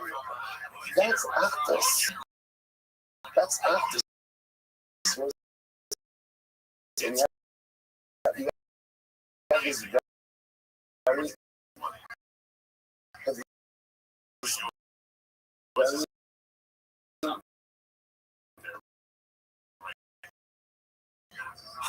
skewed view of actus. That actus means like doing it. Everyone's on the same. How you have it? Oh yeah. Never happened. Never happened. I'm saying. I see that we were Isha. Remember that part. With one heart. It never says Isha husband. It doesn't say one people with one. It's one people with one heart. One people with one heart. So it's just saying. Somebody was making a whole of this and he's telling me to I remember my family was a little bit more right. So he was struck and there's a shame we should be in the world where you see the students are in traffic. And literally everyone, my wife looked at me. Don't say something. One of those looks. Okay, so I held it together for about 10 seconds, but the rest of the people I see that didn't. And they jumped on this particular member of my family. And it was like, and then what was beautiful, so beautiful, is that right afterwards, Hashem act like this went off her back. It felt like about 3 hours, but it was pulling time, so it might have been like 30 seconds, whatever, and like everything was slower, but also, what it was, at the end, like, the way it ended is, I don't know how I know all the events, but somehow it started like that, and then about seconds, 3 minutes, whatever it was just a circle of grown men holding each other, sobbing. As I said, I don't know see what happened, right? But when I said, isn't that what it's about? Isn't that it's about the ability to hug, even if you vehemently disagree?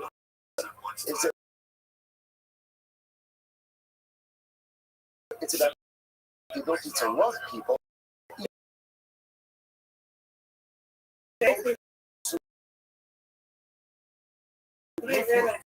Unequivocally wrong and at this single step of the way that you think that what they are saying is the most uninformed, unintelligent, incorrect thing in the world. But I love you. But I love you. So when you see hundreds of people saying the same thing about us, we like ourselves, but people who say the same things, it's so boring. It's so boring. People live like in an echo chamber. A lot of them are uninformed or incorrect, and a lot of them are just wrong. Feel free to see because their positions in life and having right. And I was like, but when you see hundreds of people saying the same thing, that's not something's off. You're in a room with a bunch of people and they're all stuck. That's close. And actus is that we can embrace. Even Cyprus argument. All right, can I see one of those like this? I'm going to go honey. So what happened? So Yoshapa says, I need someone to be in. So Achlan says, why do you want to be in? Look at all these hundreds of guys here. So the Gemara says, Amalei, Kafamikulis, Abiabo, another signal apple in the common of the end. The ancient name of the end is the signal echad. So what I learned is this. You could have five all espousing the same message, but they're not talking about nothing about it. Right? But none of them then give it over in the same way. Right? They all get the same message, but don't give it over. So the fact that Shaphat is sitting there and these hundreds of prophets who I just want to point out These were not for earth. The prophets were actually received. But remember, the whole skewed because of the Achab to go out to work in battle. So you're shocked, like, what? You guys are all saying the same exact thing that doesn't make any sense. So therefore, again, your Shabbat needs unity. Okay? I'm not going to write there. So Masha, good. I'm not sure. What's the example of a Nabi who gives over something that was not said over? It's in Kidon. So he's like Kanani Ben Azor. What happened to Kanani Ben Azor? The Kayyim, you should know, in the upper marketplace for God. Kormar Shem Tzavos, Hinini Shover as Keshes, Elon. So Yirmiyah is giving a prophecy, right? And Yirmiyah says, Hashbarach, who's going to go ahead and break the bow of Elon. Elon was another nation. I'm going to break the bow and defeat Elon. Okay, so what happens? Nothing in Kavachor Biatzmo. So Hananiah hears this prophecy and he makes Kavachor. What's the Kavachor, man? Come on, Elon Shalom. I'm going to have to who we showed us Keshes Elon. So Elon, they came to Brother. That was what he was going to say, that he's going to break the bow and he's going to defeat them. And what he is coming to is breaking the primary fall of Klal Yisrael. So he's going to break the secondary falls of Klal Yisrael. Who is going to call Klal Yisrael? Brother. So can I even come home? And Kosh Baruch is going to go out and defeat Elon. He's going to go out and defeat Brother. So what happens? He goes out and he prophesies, he will shook attack. And Amar, Karmas, old Melech Baba. It's fascinating. So Kanani gives a prophecy of Yirmiyah, have a comment from that prophecy. And it was a new prophecy. Only one issue, who didn't say it. Only a problem about Abaye. Look, what are you talking about? This is not an example of someone given to his friend and gives it. Kanani made this up. Which the Imam says, Ya'ed, Kavakom, and the Medjur, Siman the Itmar Dami. So again, because it's interesting. Because he's the Kavchomer, and because the Kavchomer is one of the exegetical principles, so it's sweet, it's like a case of over a prophecy that was not given over. Okay, beautiful. Time Shem Avos Kofavim. Once in one who prophesizes in the name of the Muslim last one, if you go to Vibao. So what says this is easy one. So his Baal wasn't about Mizara. He had him, but I had some of him. Then obviously he prophesied in the name of Baal, things that were not true. So what's incredible? What's an example of withholding your own seed? Kigon? Yonah, right? Yonah gets a prophecy. What does he do? He runs away. So let's say, just so you cover this as well. So many of us are over on that every single day. Every day that Rebbe Shalom in this person right now, what does he say?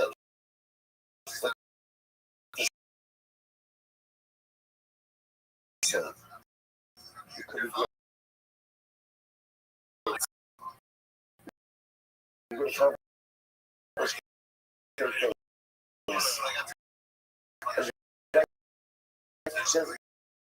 Just like again, the Gemara says, every day basks and says, Shuvu Banim, every day a gospel comes out and says, Shuva. And I hear this prophecy, and I hear this gospel, and I do with it. What do I do with it? Suppress it, and I ignore it. That's called Vishnu also. Every day prophecy comes to us. Every day Vishnu comes to us. Every day opportunity comes for us. The Sabbath tries to become great. And if you suppress it, or you don't utilize it, or you don't actualize it, that's called Kodesh Es. Yonah ben Amitai. Who's the one? What's an example of going and disregarding the words of another? What's it? How many days? So the Gemara says, Chadre, now who are the friends? And the Quran actually says, Chadre, the Yikah, the Yikah, the Yikah, the Yikah, the Hashem, Yikah, again,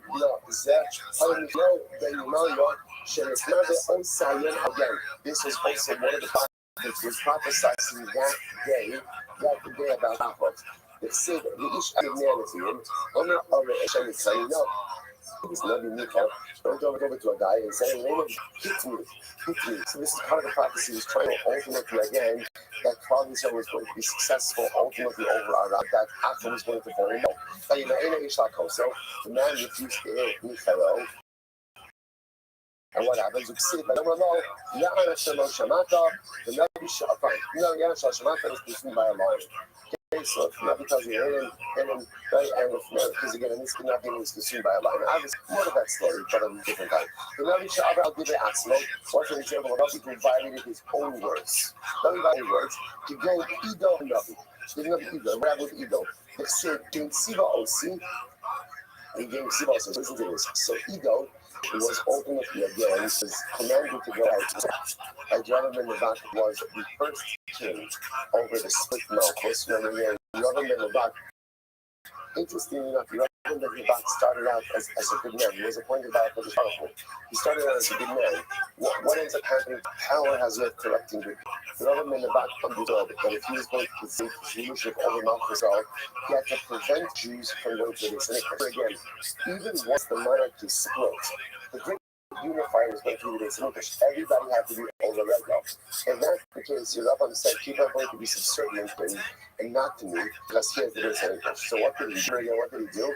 Actually, he made a deal. He built two eagles. He built two.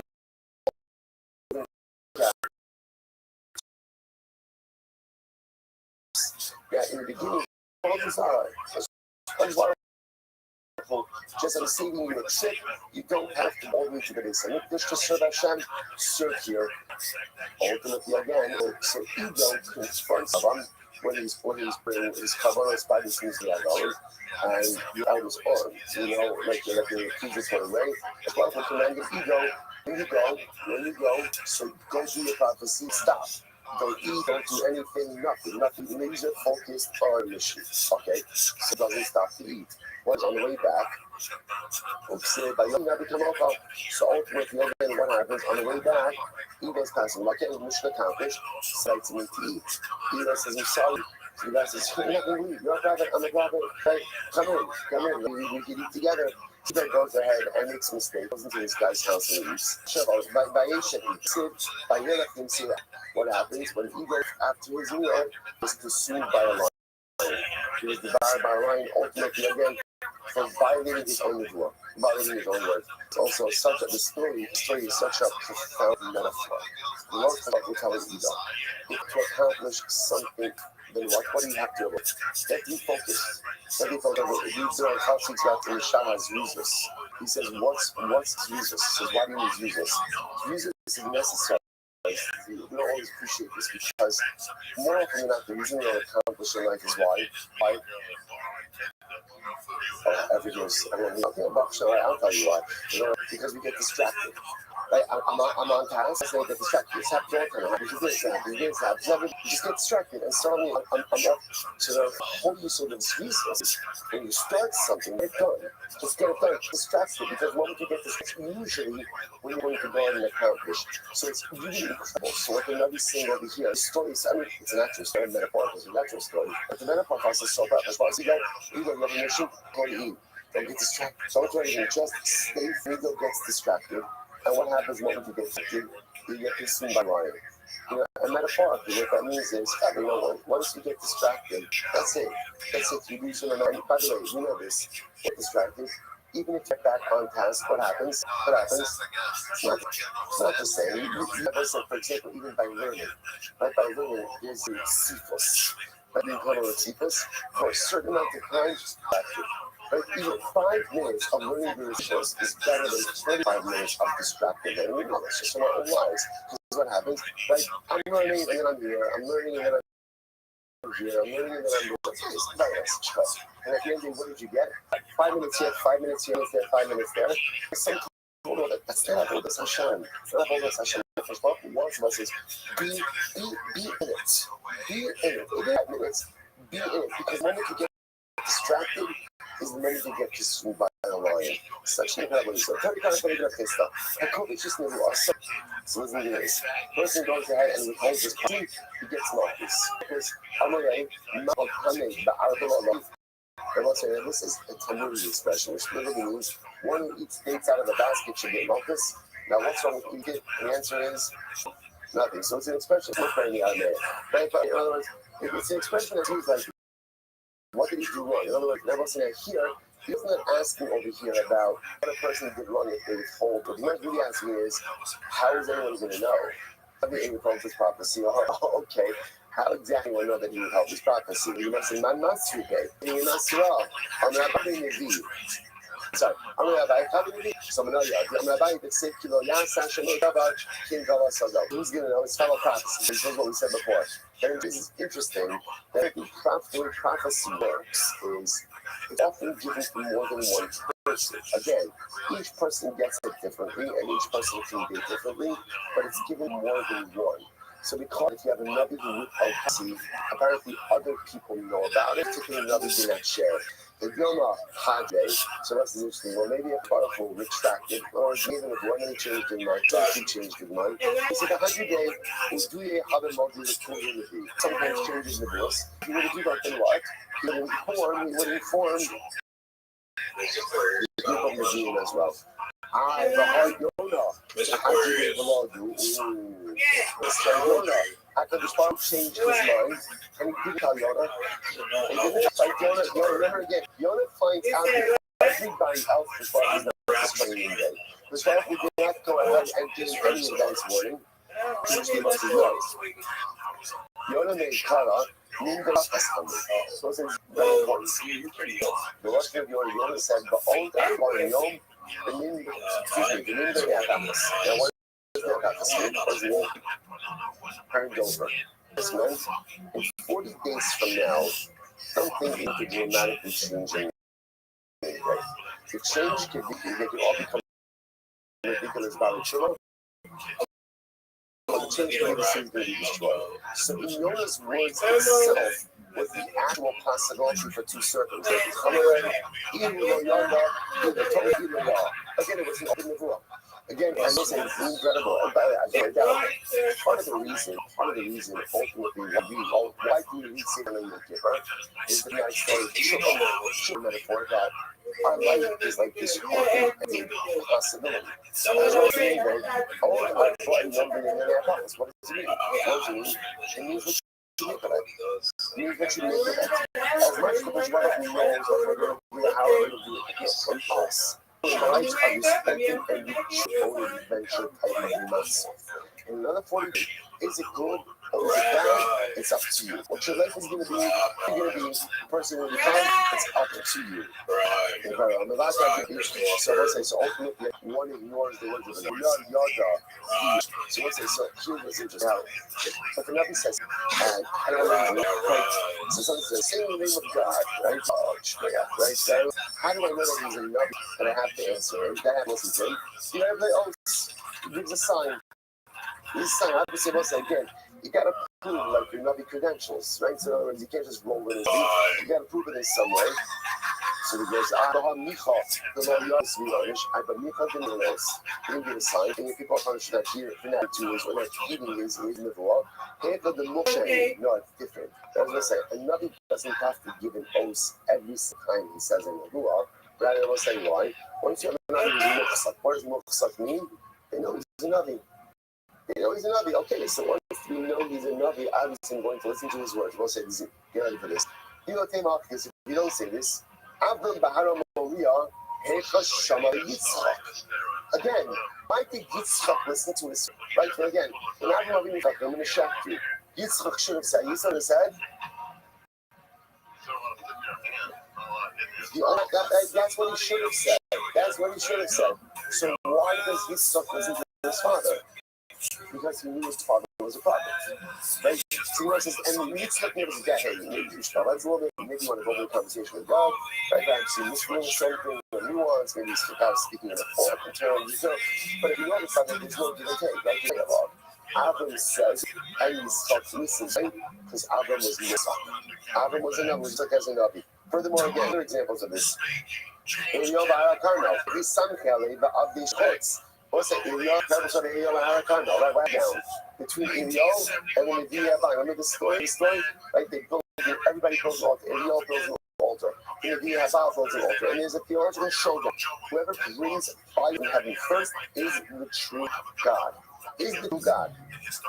So what happens? So again, the Nevi says, Nevi Al, they're crying out. All kinds of crazy stuff. What is Elio? And I'm going to say some riches. puts a lot of water on top of his altar, right? His altar, and with all of that, what does he do? Quick tefillah, fire comes down from the heavens, consumes everything. This is beautiful, except there's one problem. Is that he to offer up karbanos out of the Mishkan. That's an English. That's not a Mishkan. So what's happening over here? So you're able to do shmutz again. Shmuel told him, now come on. Like, don't you need to give an oath? And then we'll say, what do you see from there? The Gemara says, no. Once a prophet has established his prophetic credentials, no longer has to give an oath of his own. Listen, by the way, you know what the postscript to that story is, right? About Eliyahu Nevi Abal. What happened in the next paragraph? Cloudly social thing, Baal. Again, Eliyahu Nevi gives this famous statement, Adrim Ashter. You know, you wanted this defense for.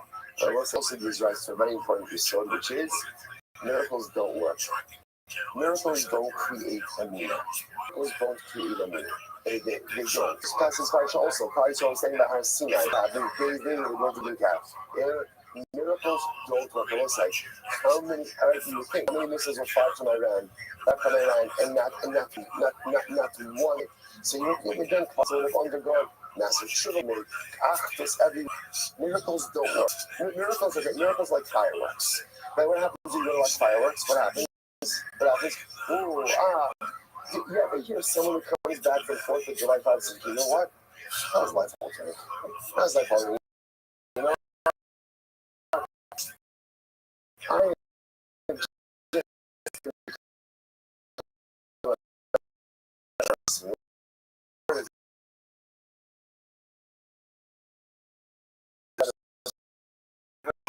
what happens with fireworks?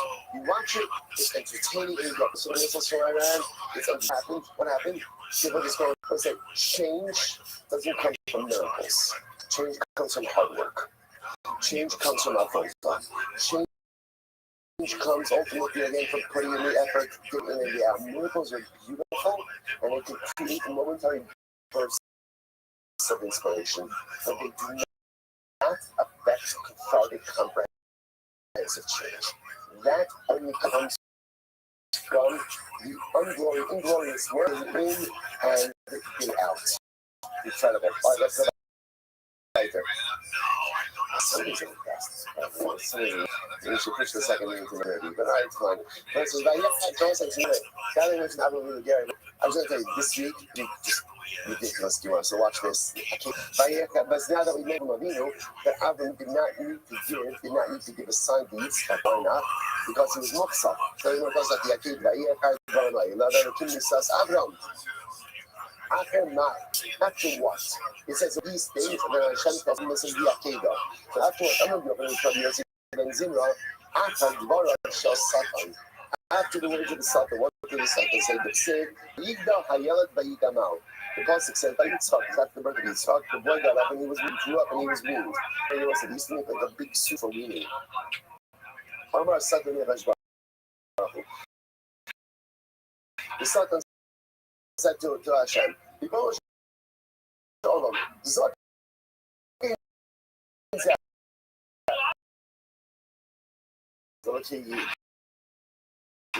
something the first time we so disparaging, like this old man. So so he gave him a child at the age of 100 years old. He told him, so the second says, you old man so much. And we soon as he even offered you up a little cut, even like a pigeon. Oh God, nothing. A little bird, nothing. Come on. Everything Avram did, he did for his son. Many overloads of earth has been thought. If I were to tell Avram to sacrifice his son, he would do it. If I asked Avram to give his own son, he would do it. And then afterwards, Hashem tested Avram. So let's say this is interesting. So you have Baruch Hu and the Hashem says to Avram, please. So he's fucking over and off. Now Noah is a request. It's a request. So listen to this. Gemara says, so what this can do?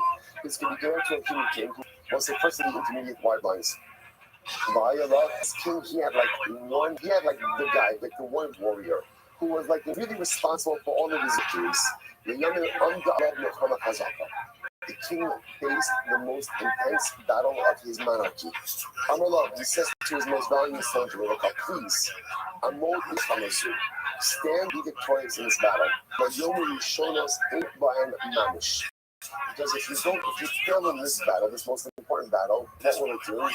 It will take away from all you stand from this it's not only a victory here, but the previous victories as well. Fail here and erases all the previous victories.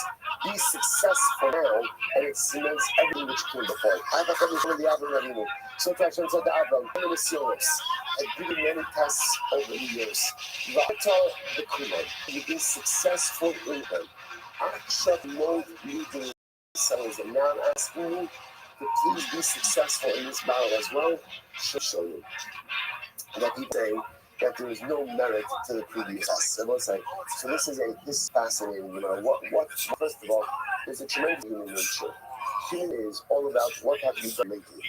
If you fail, son, generally the human nature is what you remember the failure of right. It erases all of the things before, which is just interesting. If the warrior fails in this battle, all of the years in the past are responsible. So there's a beautiful idea in this house.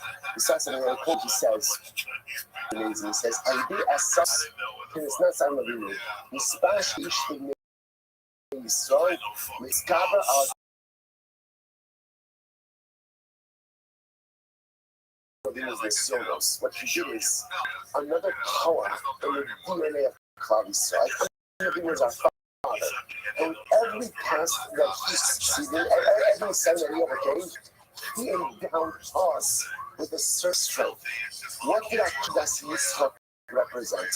He says Akidas Yitzchak represent at the end of the day, Korah Meruba Shamsi. Just nefesh. What Akidas Yitzchak represented was a willingness to give everything for God. I'm not going to already demonstrate to give himself. This is even more. It represented the willingness to give anything and everything for the devotion of it. HaKadosh Baruch Hu pleads with Avraham and says, you need to pass this. Do you know why you need to pass this? Not for you. That's not for you. But if you pass this, then you embed this core, the spiritual DNA of Klal Yisrael. If you go to Hallelujah and you take your son, willing to offer him as a carbon, to embed within Klal Yisrael the core and the ability to give everything for Shbaruch. And that's what Shbaruch says, you do this, we have that. But if you fail, then this you leave the people to think. And I will say, isn't that incredible? At the end of the day, Avraham passes this test as we know, and he knows his customer says, listen, 22 times like this. We're looking at Messias Nefesh. Not a day goes by that we hear stories of dramatic spiritual heroism. Right? So did you see one of the most striking pictures that I saw so important? These little girls who were dressed up as Agam. Dressed up as Agam burger. Roughly should finish with every single Rothschild Shemaim, I guess, and Shani Tobos. What does she represent? She represents this incredible car. This is car from Yiddishkeit. Where does that come from? Where does a girl? She's a child. She's a child. Where does a child get that car? Comes from Avraham. He was willing to go out and seek everything for our HaKadosh Baruch Hu. He embedded in our spiritual the ability and this to do the same. And if HaKadosh Baruch Hu is after peace best, it's not just about you. Strength. You're going to summon up, you're going to muster for this new set. It's going to become part of the spiritual of your children, and it's going to access through the ages. Because he was successful in him.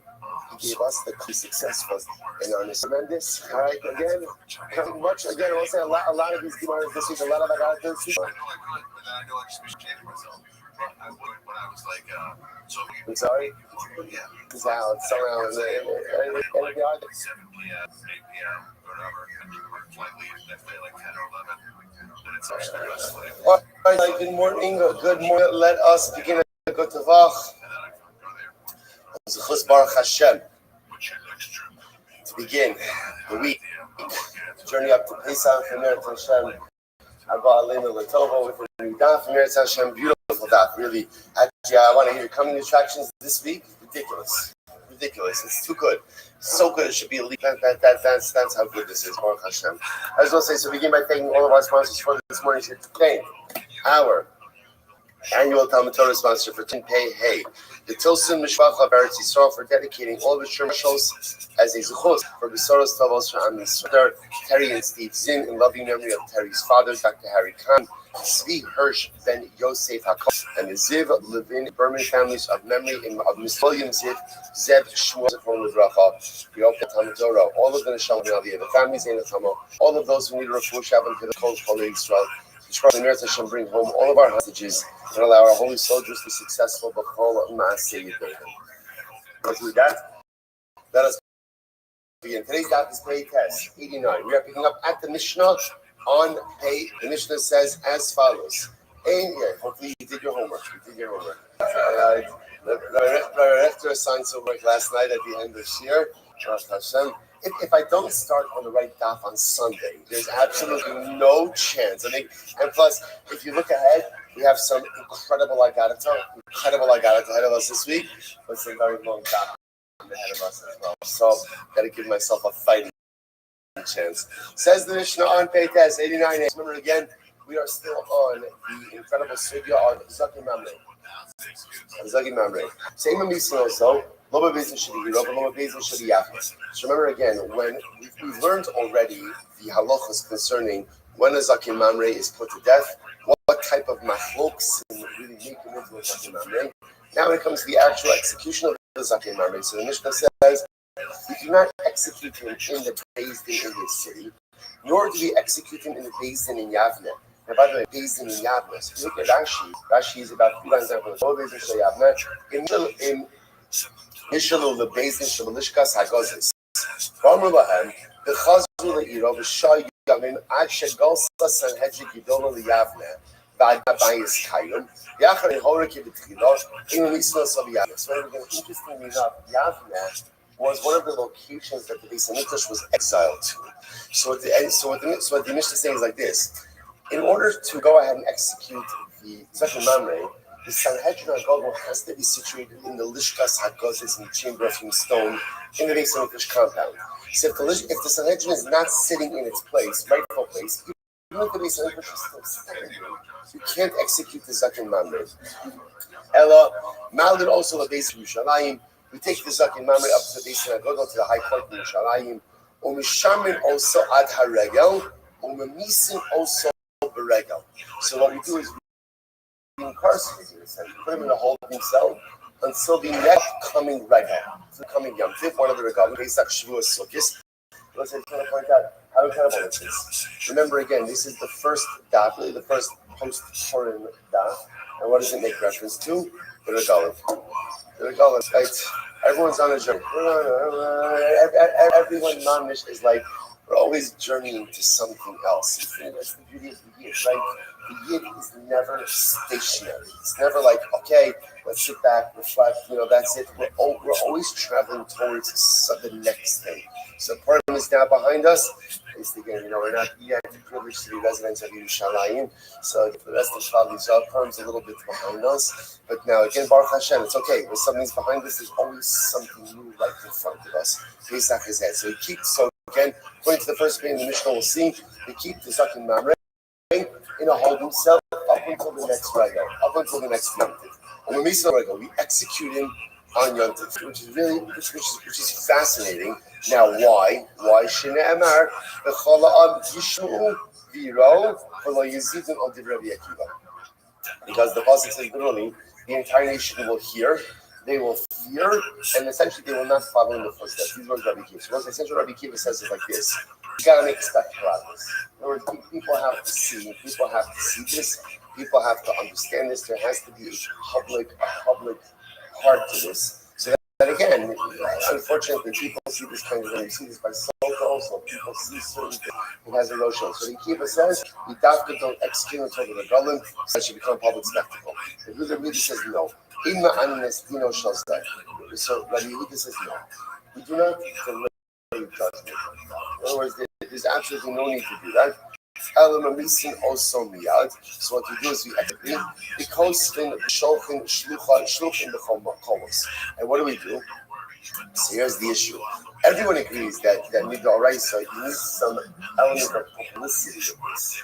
So according to Rabbi Akiva, the publicity component essentially is established by holding him until the regal and executing him again on the regal. Rabbi Yehuda says no, we don't do that. We'll say Ima Agnes means we do not corrupt judgment. If somebody's liable to death penalty, you execute him. In other words, you're not going to go ahead and hold him potentially for months at a time. Rather, go ahead and execute him. And what we'll do is we'll send out letters to all the communities saying Sky Misa Bezdin. And again, that's how we'll go ahead and we'll fulfill the publicity piece. We'll write about it and we will send it out. Incredible. We'll say fundamental machlokes about how we go ahead, or I should say when we go ahead and execute the Zakim numbers. But let's analyze. Also,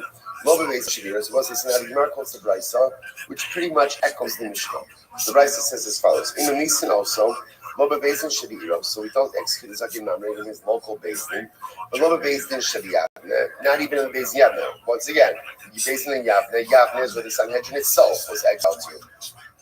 Ella, Malin also the Bezdin of the Yerushalayim. Rather, again, what do? We bring the Zakim Mamre up to the high court in Yerushalayim. Mishamin also ad harega, and we hold him in the holding cell up until Yom Tiv. And we misi also berega, and we execute him on the Yom Tiv. Shneimar b'chala am yishmu v'iro divrei Rabbi Akiva, because the pasuk says everyone will hear and they will fear. They will fear. These are the words of Rabbi Akiva. So again, remember, Rabbi Akiva is dashing the v'chol ha'am. When are you going to have a time where you can hear about this? When Klal Yisrael is assembled in Yerushalayim for the regal, Rabbi Yehuda, does the pasuk say that they should fear and they should see? In other words, Rabbi Akiva is making this about that people should see the Zakim Mamre executed. Rabbi Yehuda says, does the pasuk say that they should fear and they should see? All it says is that they should hear and they should fear. So essentially, again, Rabbi Yehuda says, as long as people hear about it, they don't have to see it. As long as they hear about it, that's more than enough. Furthermore, again, why go ahead and delay his judgment? I will say, it's interesting that Rabbi Yehuda understands this to be like an Inouye din. Inouye din, the means like corrupt the din. It's an interesting sort of life. We know life is, I like a little bit of an ongoing, it's not a joke, okay, I'll call it a joke. Like every child has stuff that their parents will always say over and over and over. So in that kind of like a little bit of a joke, like mantra, guys always try to tell my kids is whatever is going on in life, lean into it. Just lean into it. Again, we spend so much time getting upset about things that don't go our way, or lamenting things that don't go our way, or trying to pretend like they're not. Just lean into it. Sometimes in life is so much about taking whatever the current circumstance is, just lean into it and just go with it. You're going to be great, you're going to be fine, you're going to figure it out. So it's interesting. Sometimes the greatest anxiety in life is when you know that something negative is going to happen, but it's not happening now. I'm waiting for the. I know it's gonna happen. It's not. Sometimes you don't know how something's gonna turn out. That's one level of anxiety. But then I know what is going to happen. So it's almost like he says, why would you do this to this person? I gotta give you Zakim man, right? You gotta execute him. Definitely have to execute him. But why would you? What's the point of this? We've seen this motif before, that you have to execute someone. You have to execute with rachmas. Now, to the world, it might sound like a little bit of a contradiction, but the Jew understands that sometimes you have to do it with rachmanis as well. So the Zakim Mamre, okay, bought his ticket, that's it. He's going to be executed. Like delay it. Just let get it over, and that's it. So Rabbi, again, so how do we fulfill the publicity piece? Write letters and send letters to all the different Jewish communities. So and so is executed as Zakim Mamre. So we'll say, so this is the fundamental focus. Rabbi Akiva and Rabbi Yehuda, how we execute the Zakim Mamre. Okay, incredible. Tanabaron. Suppose let's go back to Tanabaron.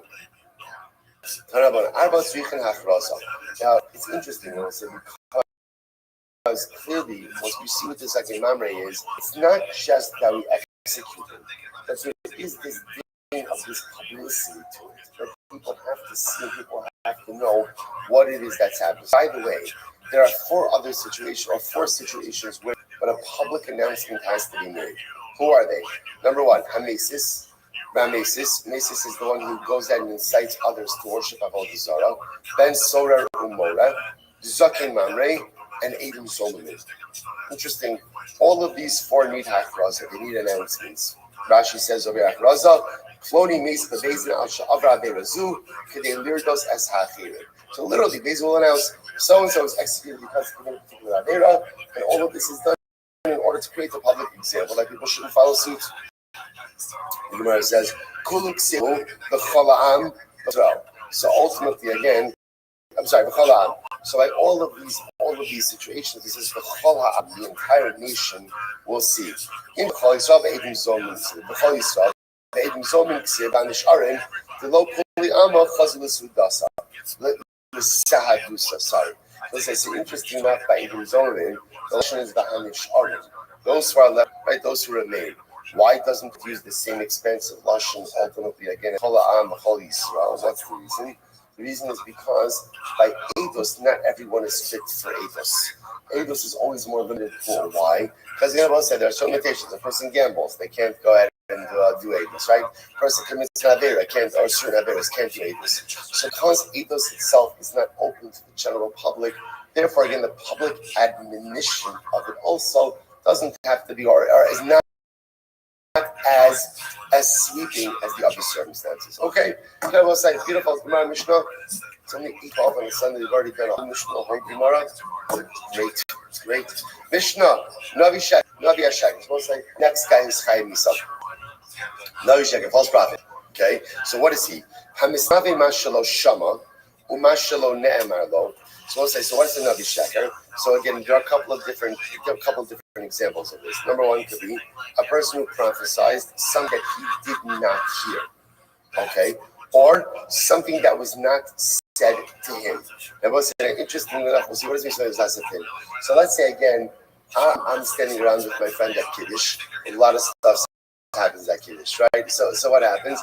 My friend gets the Kiddush. By the way, many people think you get the Kiddush, right? Especially by your third Kiddush. Suddenly, again, you're prophesizing for God's promise, right? So what happens? I'm standing next to Reuven. Reuven gets a nevuah.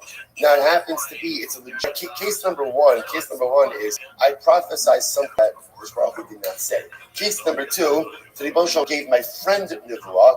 I heard, however that happens, right? I heard the nevuah, and I say it over. That's not my prophecy to give. That also falls under the category, under the umbrella of Navi Sheker. Gemara says in these cases, Misasa b'di Adam. So these individuals, right, the Navi Sheker is executed by court. Avala kovesh is nevuah. So I'll say this is fascinating. Kovesh is nevuah. So is someone who receives nevuah or refuses to share it. Like kovesh means like to conquer something.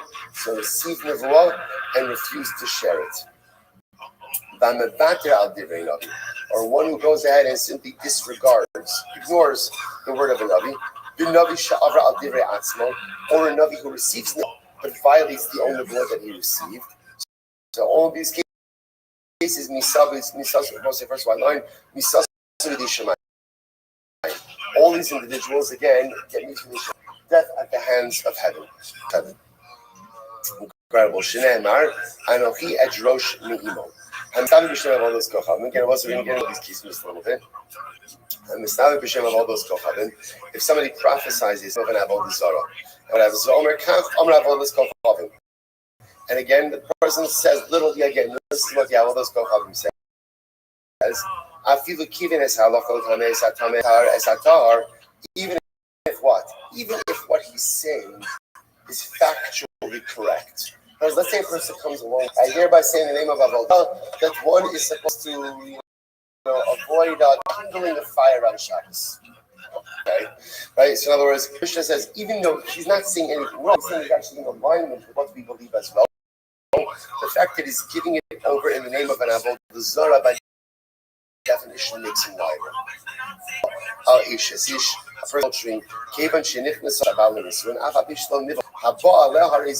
so again, if a man has relations with a married woman, even if this married woman has not yet lived with her husband, so she had irusin and not nisuin, or they just got married, they had nisuin, but again, they did not yet live together. The halacha is the boel, the adulterer, is punished by chenek. This is someone made bas kohen of ba'alah. So ultimately, again, I've also seen this before. Remember, a bas kohen who commits adultery, what's your din? Sreifa. But remember again, that's a unique din for her. It does not apply to her adulterer, nor does it apply to Eidim Zonin, right? Meaning witnesses who testified false. Shekol HaMuzmin, bas kohen ubal. Because in general, again, the way it works with Eidim Zonin is what? They get reciprocal punishment. The exception to this is Eidim Zonin by a bas kohen, because she gets sreifa, but they, as well as the adulterer, will get chenek. Okay, incredible. Says supposed to let's analyze. Says the Gemara. So there are three. These are all categories of false prophecy. Three of them ultimately, again, are killed by a court, and three they're misidishamayim. Okay, so what are they? So what says a person goes ahead and prophesies something, or I should say, he espoused a prophecy that was not said. In other words, essentially, they're inventing prophecy. Now, again, this is prophecy in the name of HaKadosh Baruch Hu.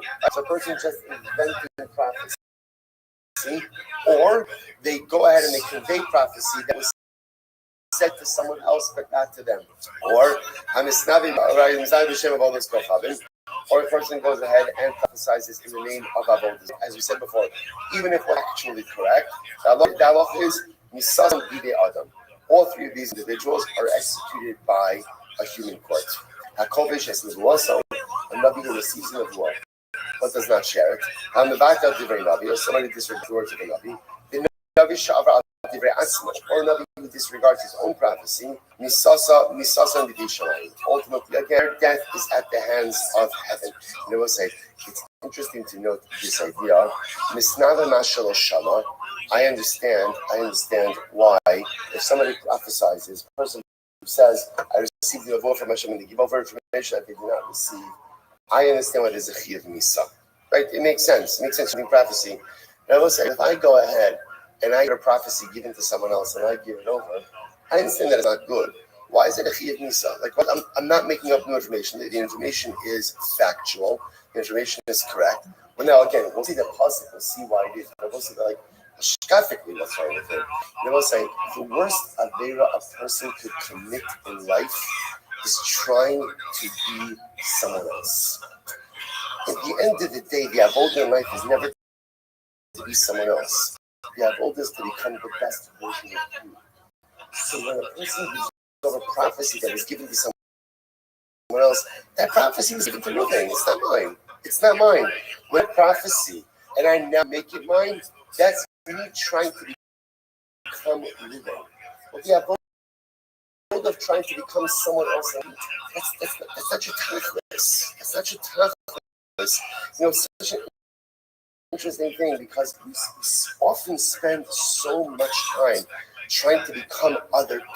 We see other people who kind of represent us all of success, and then, I want to be that guy. I want to be that guy. Now, again, there's something to be learned from never to become someone else. So this notion, when you take the nevuah that was given to someone else and you make it your own, that is the highest fundamental level of personalistic abdication. That again, my avodah is to be me and to be the best version of me. You take someone else's nevuah and you make it your own. What are you doing? That's not a life. Because once you fall into that trap, you're always trying to become someone else, right? Because there's always someone better. There's always someone more successful. There's always someone who's. Don't spend your life trying to be like other people. So rather spend your life trying to become the best version of you. Incredible. All right, let's go back. It says the Gemara. Good. So where do we know all this from? The pasuk says,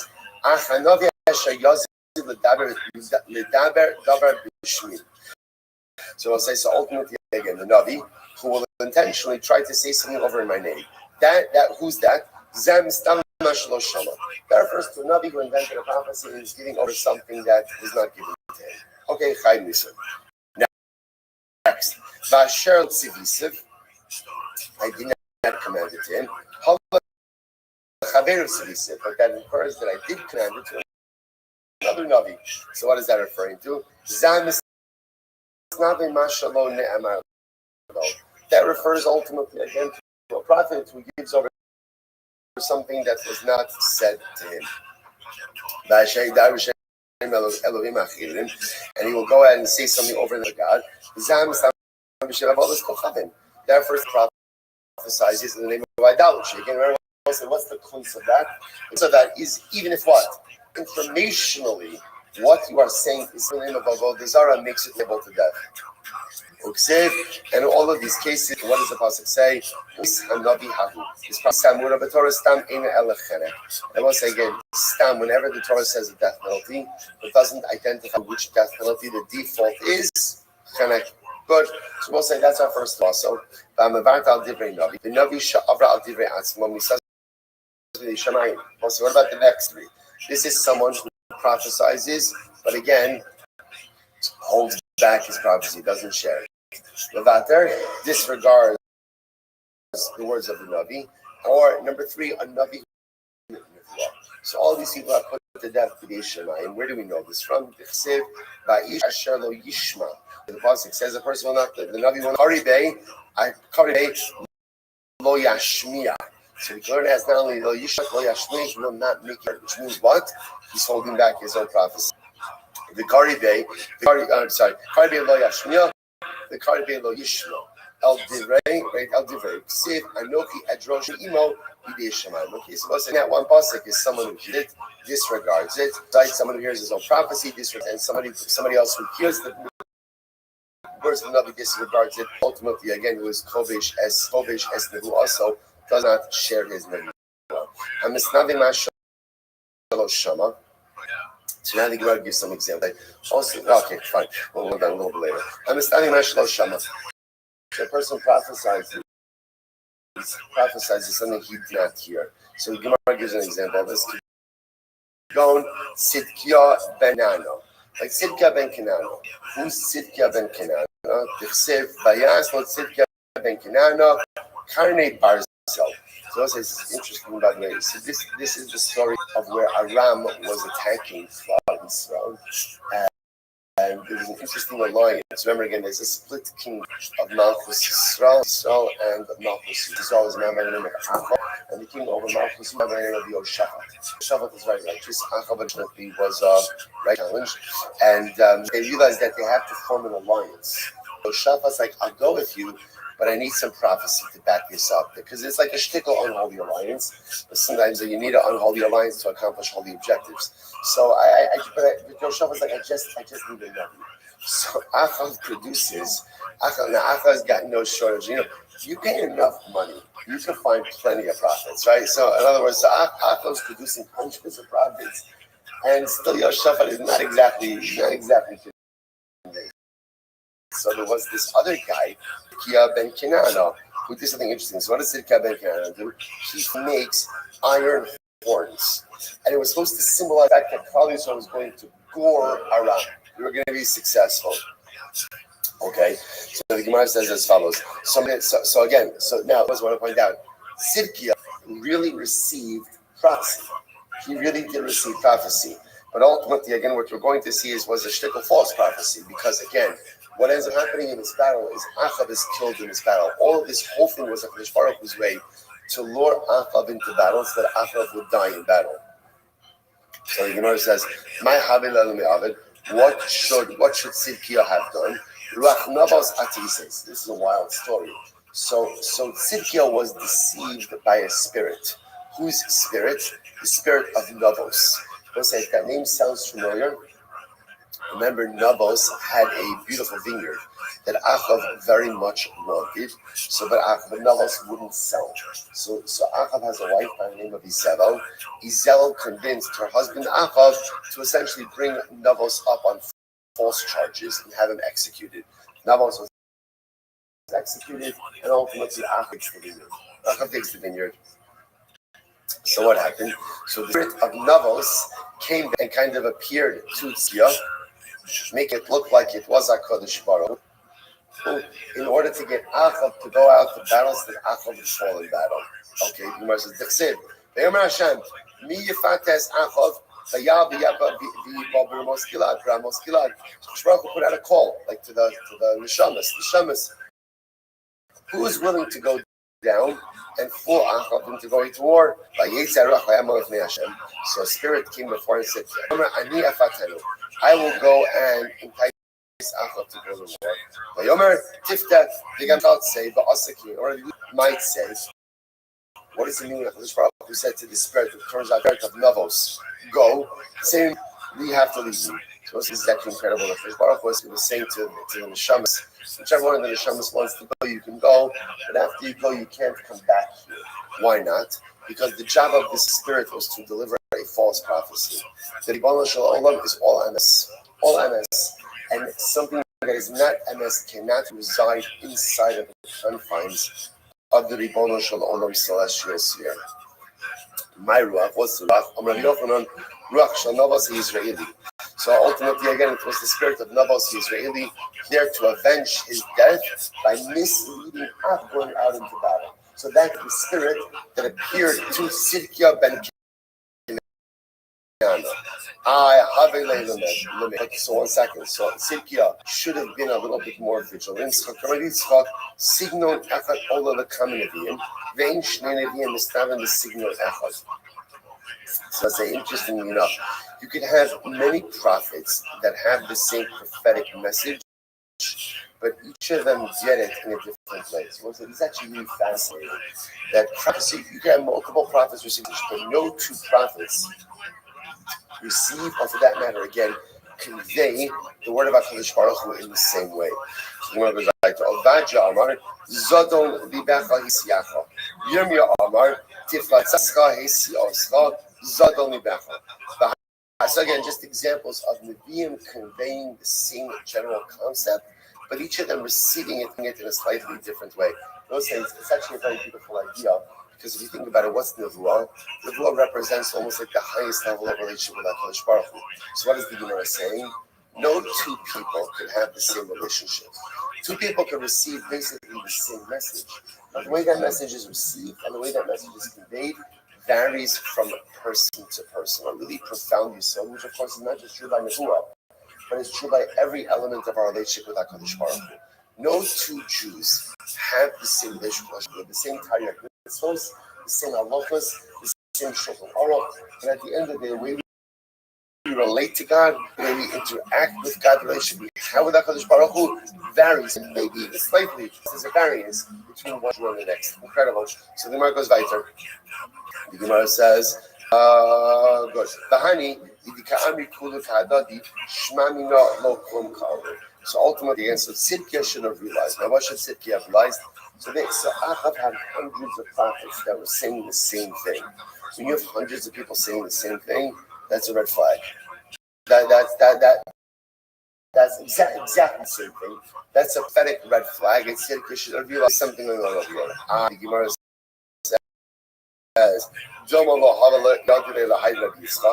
1 second, maybe Tzidkiah did the same with Rabbi. Maybe Tzidkiah, or prophets can't sing prophecy. Maybe he just didn't. To which the Gemara says, Yoshafat Havahasam, the Kamar Lahu, the Siva Yomer Yoshafat, Ha'ain Ho Navi. Yoshafat was there, and Yoshafat knew this. That's why Yoshafat, even Achav produced hundreds of Nevi'im. There's something wrong over here. There's something wrong over here, because everyone is saying the same exact thing. So I just want to point out how profound this is. So not only is it an incredible lesson in terms of like our relationship with HaKadosh Baruch Hu, that all of us interact and relate and have a different relationship with Hashem. Let's say sometimes we think that like, what's the election? What's the utopian view of Klal Yisrael? Can you imagine hundreds of Jews sitting together and saying the same exact thing? That's what's happening over here. So someone says, that's terrible. That's terrible. I don't want hundreds of Jews saying the same thing. You know what I want? I want hundreds of Jews saying different things, and yet all sitting in the same room together and being madly in love. That's Achdus.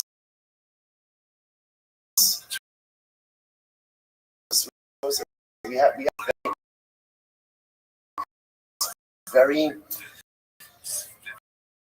very skewed view of Achdus. That Achdus means like unanimity. You know, everyone's on the same page. So yeah, never happened. I've said it a million times. Right? What does Rashi say by Har Sinai? Har Sinai, we were Ish Echad, Lev Echad, one people with one heart. Rabbi always said, it never says Ish Echad B'dei Achas. It doesn't say one people with one opinion. It's one people with one heart. One people with one heart.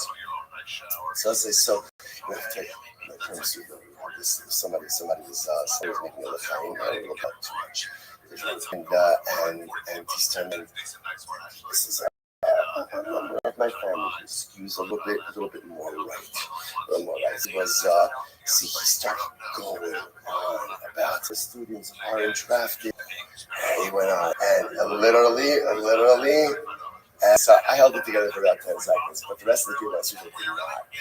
And they jumped on this particular member of my family. And it was like, and then what was so beautiful is that right afterwards, like this went on for about, it felt like about 3 hours, but important time. So it might have been like 30 seconds, but whatever, like everything was, but also, was that at the end, like, it ended. I don't know. I don't remember all the. Somehow it started like that, and then there was just a circle of grown men holding each other, sobbing. Like I said, I don't know exactly what happened, right? But Lamaisa isn't what it's about. Isn't what it's about? It's about the ability to hug people, even if you vehemently disagree with them. It's about the ability to love people. You think they're absolutely unequivocally wrong and have missed the mark every single step of the way. You think that what they are saying is the most important, unintelligent, incorrect thing in the world, but I love you. But I love you. So when you see hundreds of people saying the same thing, say, no, we like to surround ourselves by people who say the same things to us. It's so boring.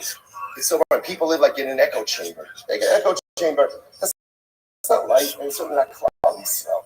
The beauty of Klal Yisrael says there's a lot of Jews with one opinions, and yes, a lot of them are uninformed, correct, and a lot of them are just wrong. Feel free to see me after this year for all the correct opinions, right? Shitas and positions in life, and it's going to be free, right? And I was like, but the Maisa. So what happens? When you see hundreds of people and they're all saying the same thing, that's not it.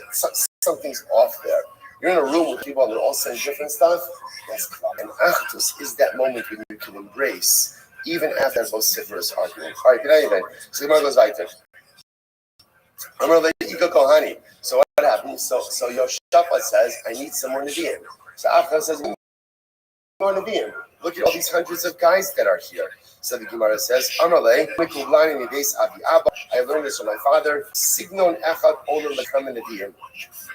The ancient name is not the signon echad. So ultimately, yes. So what I learned is this. You could have prophets all espousing the same, but they'll be bad lines up from the bottom, right? But none of them give it over in the same way, right? They all get the same message, but don't give it over. So the fact that Yoshaphat is sitting there, and these hundreds of prophets who are I just want to point out, these were not full orders. The prophets were actually receiving a message. But remember, the whole thing was skewed because the Baruch Hu wanted Achav to go to war to fall in battle. So Yoshaphat's like, what? You guys are all saying the same exact thing. It doesn't make any sense. So again, Yoshaphat needs unity. Okay? So the Gemara goes like, so good. What's the example of a Navi who gives over something that was not settled? Hananiah ben Azra, Dikayu. So this is like Hananiah ben Azra. What happened to Hananiah ben Azra? Dikayu, Elyon, Yirmiyahu was standing in the upper market.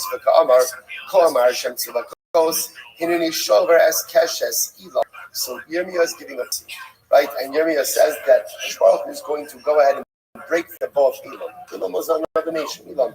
I'm going to break the bow. In order, I'm going to defeat Elam. Okay, so what happens? So Hananya hears this and he makes Kavachomer. What's the Kavachomer? My Elam Shalom Lazar as Bavel. So Elam, they came to tell Bavel. Rothschild was going to say they're going to break the bow and he was going to defeat them. And the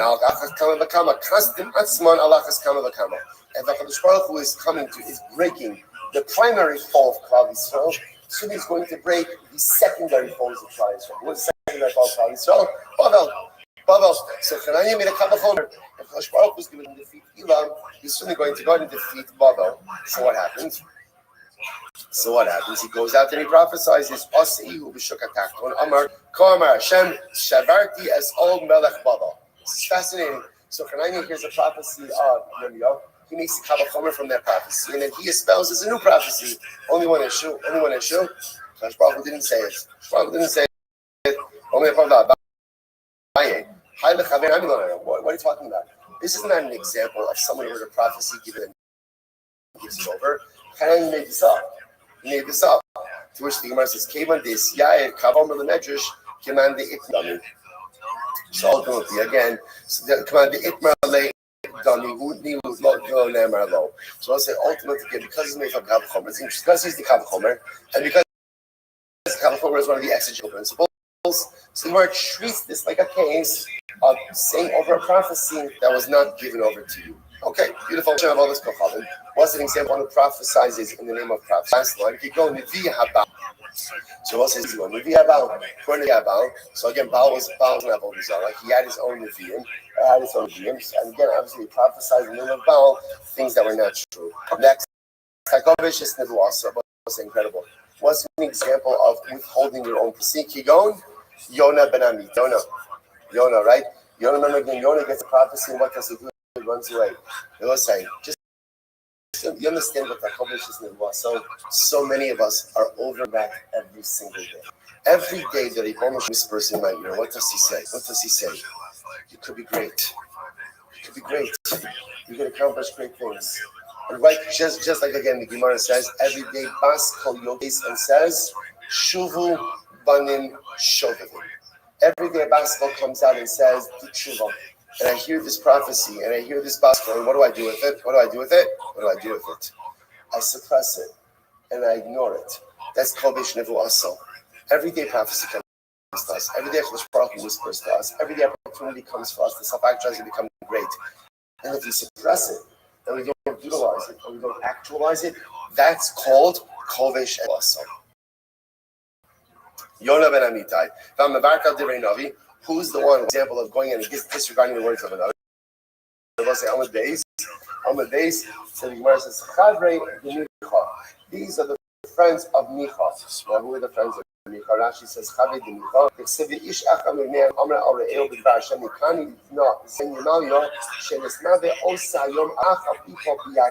so again, this was also one of the prophets who was prophesied today that Achov. It said, so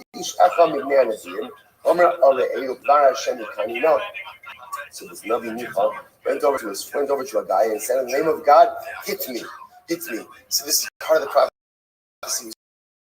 Trying to show ultimately again that Klal Yisrael was going to be successful ultimately over that Achab was going to fall in battle. The man refused to hit Michael, and what happens? Fine. The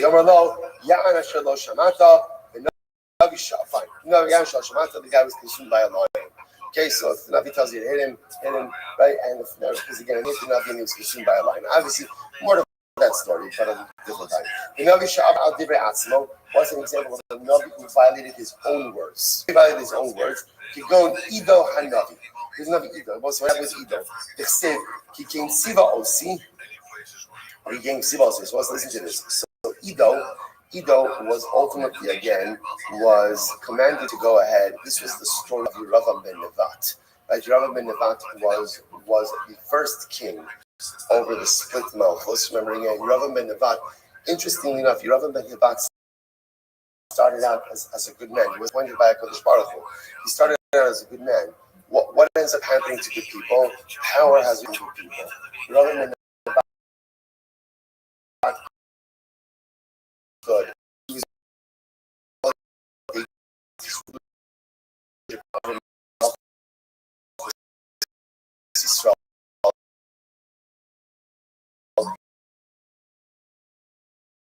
Jews from going to the Beis Hamikdash. Because remember, again,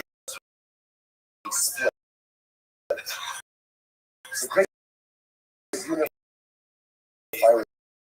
was going to be the Beis Hamikdash. Everybody had to be over red belt. If that's the case, Rabbi said people are going to be subservient to the Davidic king and not to me because he has the Beis Hamikdash. So what did he do? I'm going to get Lagos. He built 2 golden calves. Now, in the beginning, he said, it's not a Zara.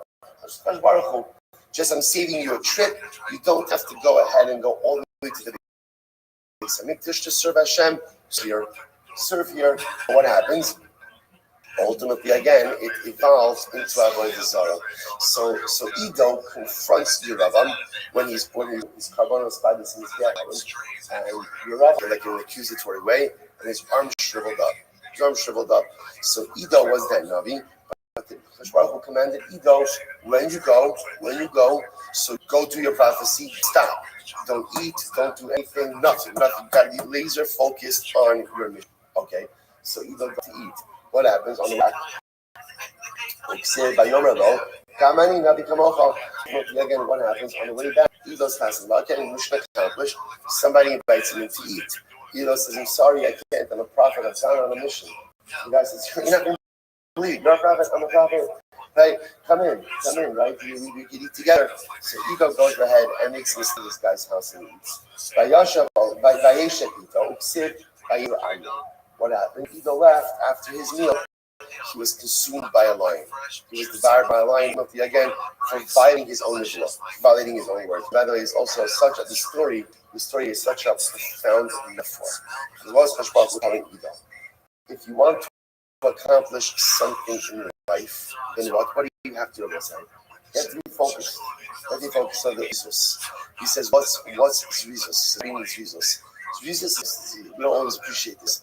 More often than not, the reason in life is why. Oh, everyone here and never. Okay, but I'll tell you why. It's because we get distracted. Right? I'm on task, and I get distracted. I have to do this, everything in life. Just get distracted. And suddenly, again, I'm off. So the highlights of the whole use of this resource is when you start something, get it done. Just get it done. Don't get distracted because when you're not going to go ahead and accomplish. So it's really incredible. So here, this story is, this story is not a metaphor, but the metaphor for us is so bad. No, you have a mission, don't go to eat. So just stay focused on your task. When Ego gets distracted, the moment you get distracted, you get consumed by the lion. And metaphorically, what that means is, once you get distracted, that's it, you lose your momentum. You know this. Once you get distracted, you get back on task, what happens? It's not the same. You lost the momentum. You see, I was saying, for example, even by learning. Right? By learning, there's this soul of learning sifos. Right? We're learning being plural of sifos. To learn for a certain amount of time, undistracted. Right? Even 5 minutes of learning the sifos is better than 45 minutes of distracted learning.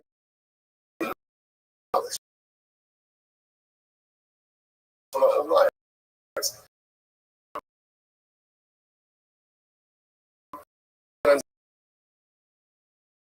Here, I'm learning and then I'm this. Okay, it's very nice. And at the end, what did you get? You got 5 minutes here, 5 minutes here, 5 minutes there, 5 minutes there. And it's some total of that's not Avodas Hashem. It's not Avodas Hashem. Because what he wants of us is be in it. Be in it.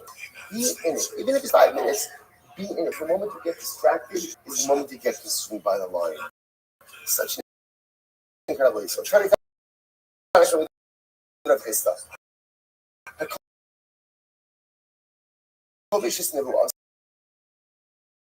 So local. So listen to this.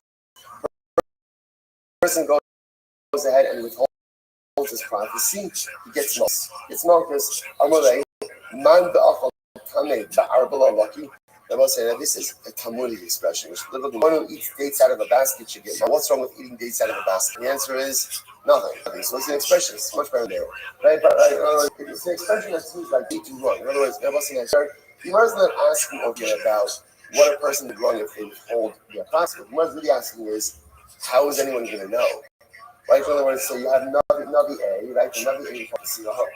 Okay, how exactly does anyone know that it's prophecy? So the Gemara asks me, who's giving him a Rabbi?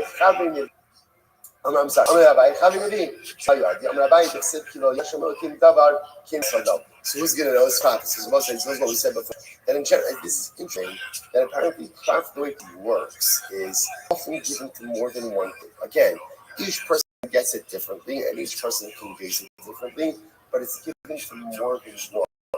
So because of that, if you have a Navi who withheld prophecy, apparently other people about it, and they'll know if a particular case, the Dilma Hadribe. So that's interesting. Well, maybe after the Baruch will retract it, or maybe he gave him the one that he changed his mind. So to speak, changed his mind. And he said, Hadribe, Uduye Hadamodi Rishul Navi. It's possible as Baruch sometimes changes the list, and if he wouldn't get in was, he wouldn't form, he wouldn't.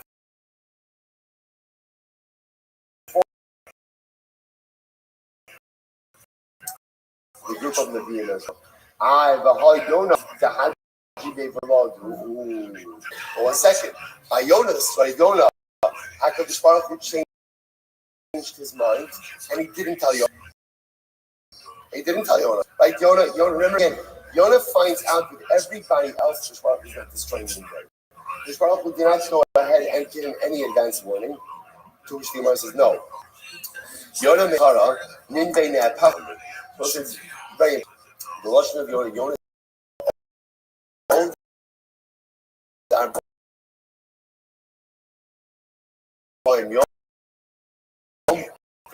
excuse me.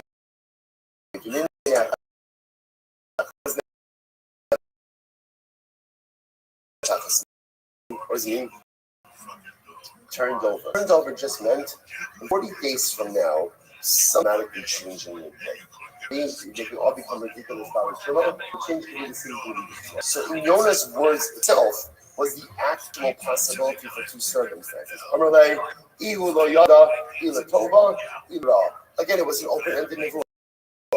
Again, and it was incredible. And by the way, I should point out, part of the reason ultimately why do we read Sefer Yonah and Yom Kippur is the paradigmatic story of Tshuva. It's also the paradigmatic story, the metaphor that our life is like this open-ended possibility. As well today, what does it mean? It means that. It means what you make. As much as the Rothschild knows what we're going to do, how we're going to get for us, our lives are this own adventure type of massive. Another 40 days, the city is going to be overturned. Is it good or is it bad? It's up to you. What your life is going to be, who you're going to be, the person you're going to become, it's up to you. Incredible. So I will say, so ultimately, again, one ignores the words of a Navi. So let's say, so here's what's interesting. If a Navi says something, how do I know he's a Navi? So someone says, I'm saying the name of God, right? Right? How do I know that he's a Navi, that I have to answer him, that I have to listen to him? Do you have my oath? He gives a sign. He's a sign. I have to say, again, you got to prove your Navi credentials, right? So you can't just roll in and say that you're a Navi. You got to prove it in some way. So the Gemara says, Micha, the law Yoav Os Vionish. But Micha didn't give an oath. He didn't give a sign. And yet people are here for not adhering to his. Is the Echa the Muchzak Shem. No, it's different. I was going to say, a Navi doesn't give an oath every single thing he says in the Torah. Why? Once you have a Navi who's Muchzak, what does Muchzak mean? They know he's a Navi. Okay, so once we know he's a Navi, as it's in to listen to his words, we'll say, get ready for this. If you don't say this, if you don't say this, I'm from Bahar Moria. Again, why did Yitzchak listen to his father? Right? And again, when I have Yitzchak, I'm in the Shech. Yitzchak should have said, the old man's lost it, right? That's what he should have said. That's what he should have said. So why does Yisrael, right? So he says, and he needs to look up. That's a little bit, maybe you want to go over the conversation with God. Right? So you missed a little something. Once maybe God was speaking in metaphorical terms. Okay, right? There's no dialogue. Avram says it, and Yitzchak is why? Because Avram muchsak. Avram was muchsak as a Navi. Furthermore, again, other examples of this. Eliyahu Ba'ara Carmel. He's some terrible. Eliyahu Ba'ara Carmel.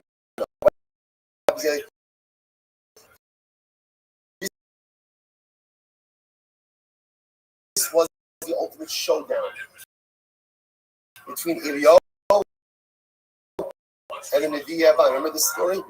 Right? They build it. Everybody builds an altar. Eliyahu builds an altar. The Nevi Habal builds an altar. And there's a theological showdown. Whoever brings fire down from heaven first is the true God. Is the true God. So what happens? So remember again, the Navi says, Navi about them. Okay, stuff. What is Eliyahu? And Navi does? He submerges.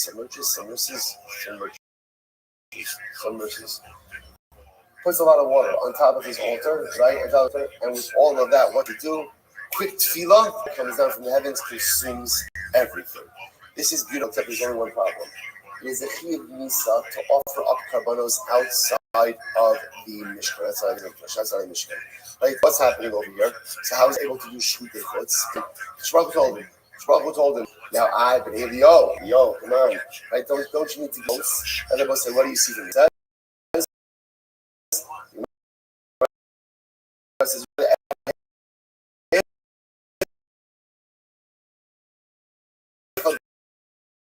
One prophet has established his prophetic credentials. He no longer has to give an oath every single. Listen, by the way, you know what the postscript to that story? What happens in the next paragraph? Klal Yisrael is worshiping Baal again. This is where Eliyahu begins postscript Ashtesi. How long are you going to straddle the fence for? I will say, and this also gives rise to the very important decision, which is miracles don't work. Miracles don't create emunah. Miracles don't create emunah. They don't. Again, listen, just passing Spanish also. Five souls standing by her seat, and what happens? Days later, they built the golden calf. Miracles don't work. I will say, how many? All right, you would think, how many missiles were fired from Iran? Like, how many missiles were fired from Iran, and not one hit? So you would think again, Christ would have understood Tshuva movement, just everywhere. Miracles don't work. Miracles are great. Miracles like fireworks. Like what happens when you go? What happens? You ever hear someone who goes back from 4th of July 5? You know what? That was my fault. That was my fault. You know what? I am just going to become a better person. Whatever the fireworks, you watch it, it's entertaining, and you go, right? You see all the videos from the missiles from Iran. What happened? People just go like, let's say, change comes from our phone. Change comes ultimately again from being in the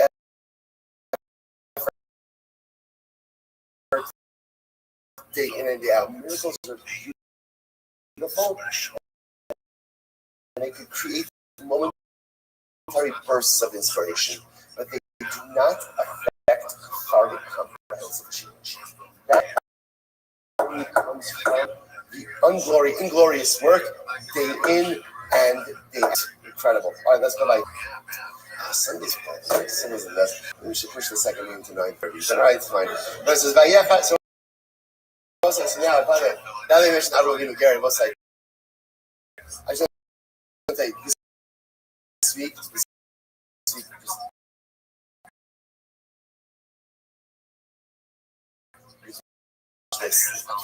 Vayecha. But now that we mentioned Avraham, we did not need to give. Avram did not need to give a sign to Yitzchak. Why not? Because he was Mopsa. So he worked out the Paramai. Now the king says, Avram, Acher Mai, after what? It says it was after these things, this is the Akedah. So afterwards, I'm going to be Rabbi Yosef ben Zimra, after the words of the Satan, what did the Satan say? They said, Vayigdal Hayelad Vayigdal. The Pasuk said, Vayitzchak, after the birth of Yitzchak, the boy got up and he was weaned. He grew up and he was weaned. Like a big suga for weaning. Amar Satan Nevash Baruch. The Satan said to Hashem, the Satan the first time was so disparaging, right? This old man. So Chananta Lemeshana Pribaten, so he gave him a child at the age of 100 years old. Because of the Satan says, he gave this old man. We saw this today. He never even offered you up a little carton, never even like a pigeon, a turtle dove, nothing. A little bird, nothing. No, from Satan, come on. Everything Adam did, he did for his son. Imani Omerlo is Bincha, the Fanai, Miyad Zofra. Satan, he's saying, ask Avram to give me his own son, he would do it. Miyad, Elohim Nisas Avram. Immediately afterwards, Hashem did Avram. So what's interesting? So the Gemara seems to understand the Akedah. The genesis of the Akedah was this conversation between HaKadosh Baruch Hu and the Satan. Now we're not finished. Vayomer, Kach Nos Bincha. Hashem says to Avram, please take your son. And this fucking offer him up.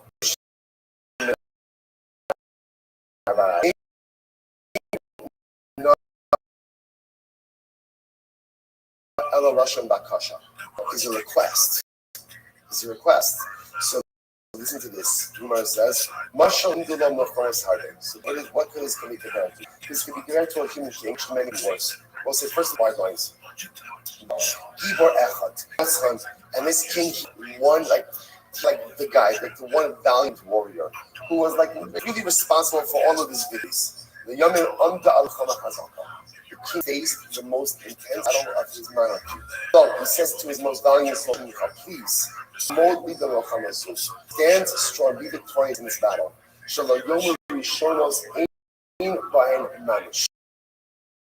Because if you fail in this important battle, what will it do? It's all the previous victories.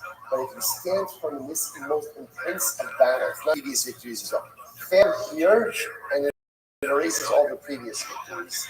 Be successful now, and it cements everything that you came before. So Hashem said to Avram, come in the Sionos. I've been tests over the years. But Amarata Kuman. And you've been successful in all of them. Now I'm asking you to please be successful in this battle. That people should know that there is no merit to these tests. I will say this is a fascinating. What does this mean? So first, there's a tremendous assertion in human nature. That people, right? If you fail someone, generally human nature is what you remember the failure of right now, and it erases all of the things that came before, which is just interesting. So if the value fails in this battle, all of the success of the past are erased. What does this mean? What does this Bible tell you? So there's a beautiful idea about the Sasaras. The Sasaras, I'm going to quote to you. He says something. He says, "Aide asarnis shenisnas arman mispashtu kochos sheish l'Yisrael lehiskabra telam l'Yisrael." Every single one of Avramin's sonos, what he did is he embedded another color in the DNA of Klal Yisrael. Avram was our father, and with every test that he succeeded in, every sign that he overcame, he found us with a certain level of strength. What did Akedas Yitzchak represent? He says, Akedas Yitzchak represent, at the end of the day, Kolach Meruba Shamasiras Nefesh. What Akedas Yitzchak represented was a willingness to give everything.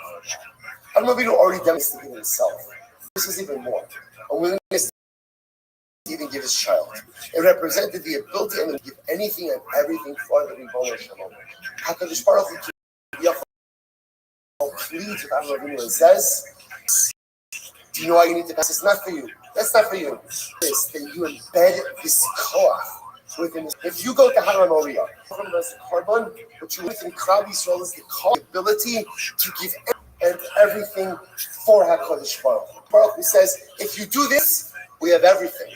But if you fail, then the truth was, isn't that incredible? At the end of the day, I've moving to pass this test, as we know, and that's what they know. We're living in times like this. We're living in times of incredible nefesh. Not a day goes by that we don't hear stories of dramatic spiritual heroism. Right? Also, you can see one of the most key pictures that I saw coming out of our talk as that down burger. That's that down burger. Every single breath of the Shemayim I've made represent. What does she represent? She represents this incredible koach of emunah. Like this koach, where does that come from?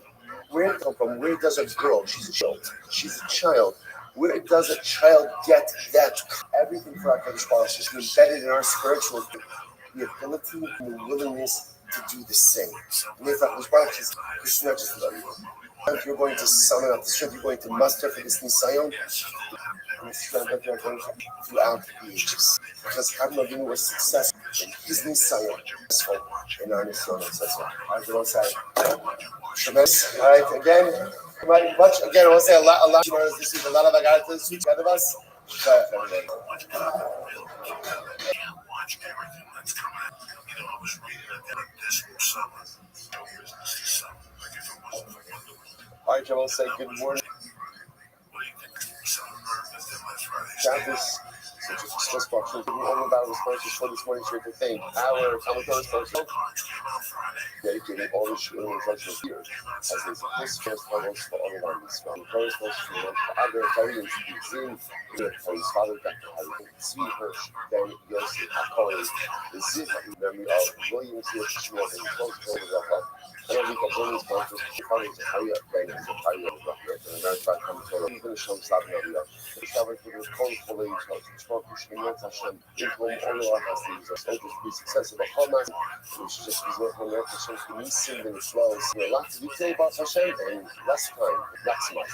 Today's Dr. Stage 87, we're not on the days 86 and let's just pick up again with Hammer Adayim. So if you see where toast is, you just move your finger to the left, 4 lines up from there. We actually read this yesterday, let's just read. Come on, Ben Sora Mora, Ben Sora Mora.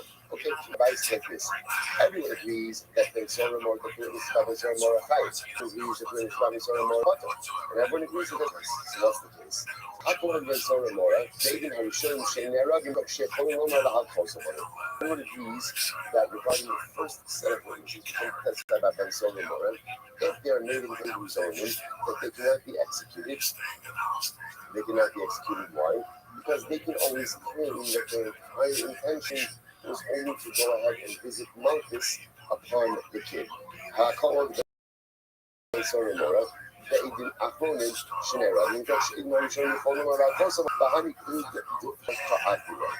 reason comes to the second set of witnesses, which testified about Ben Sora Mora, that if they are made into Hebrews only, that they can be killed. Why? Because essentially the entire death sentence of the Ben Sora Mora hinges on their testimony. Because the first set of witnesses can simply say, we only came in order to make a kind of madness, and therefore the second set are really the ones who are responsible for the death penalty. The Machlokes Ben Sora Mora, what is the Machlokes Ben Sora Mora? Is actually quite interesting.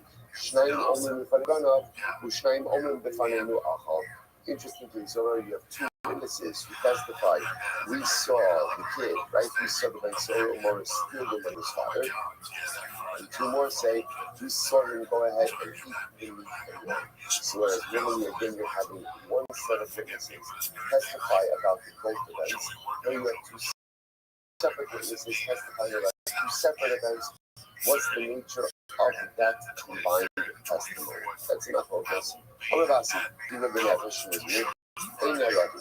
Yes, it's back to kidnapping. Right? Ruben kidnapped Shimon. So now what happens? Ruben only say he saw Ruben kidnap and sell Shimon. So what happens? Now those very same witnesses are made into Eden Zomri. The Lord says they are not, the Eden Zomri are not told why not in their Rabbi. Because she had told Romar, I'm going to party. The Ruben could always turn around and say, yeah, I sold Shimon. You know why I sold Shimon? He's not Evan. He's not Shimon. because of this, I'm allowed to sell him.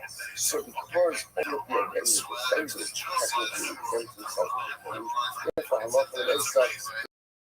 has been generally enough to be executed over this. I'm not going to say, the man has hushed my kids,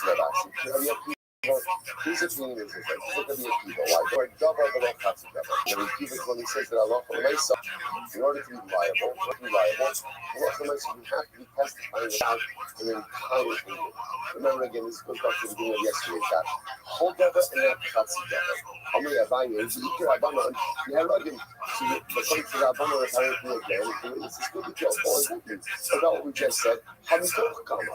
We just said a moment ago that Allah the defendant could exempt himself. How could he exempt himself? Because he could go ahead and say, that yes, the soul shouldn't is my habit. Allah, you can me up on over the law us who did the neighbor. Trust interesting.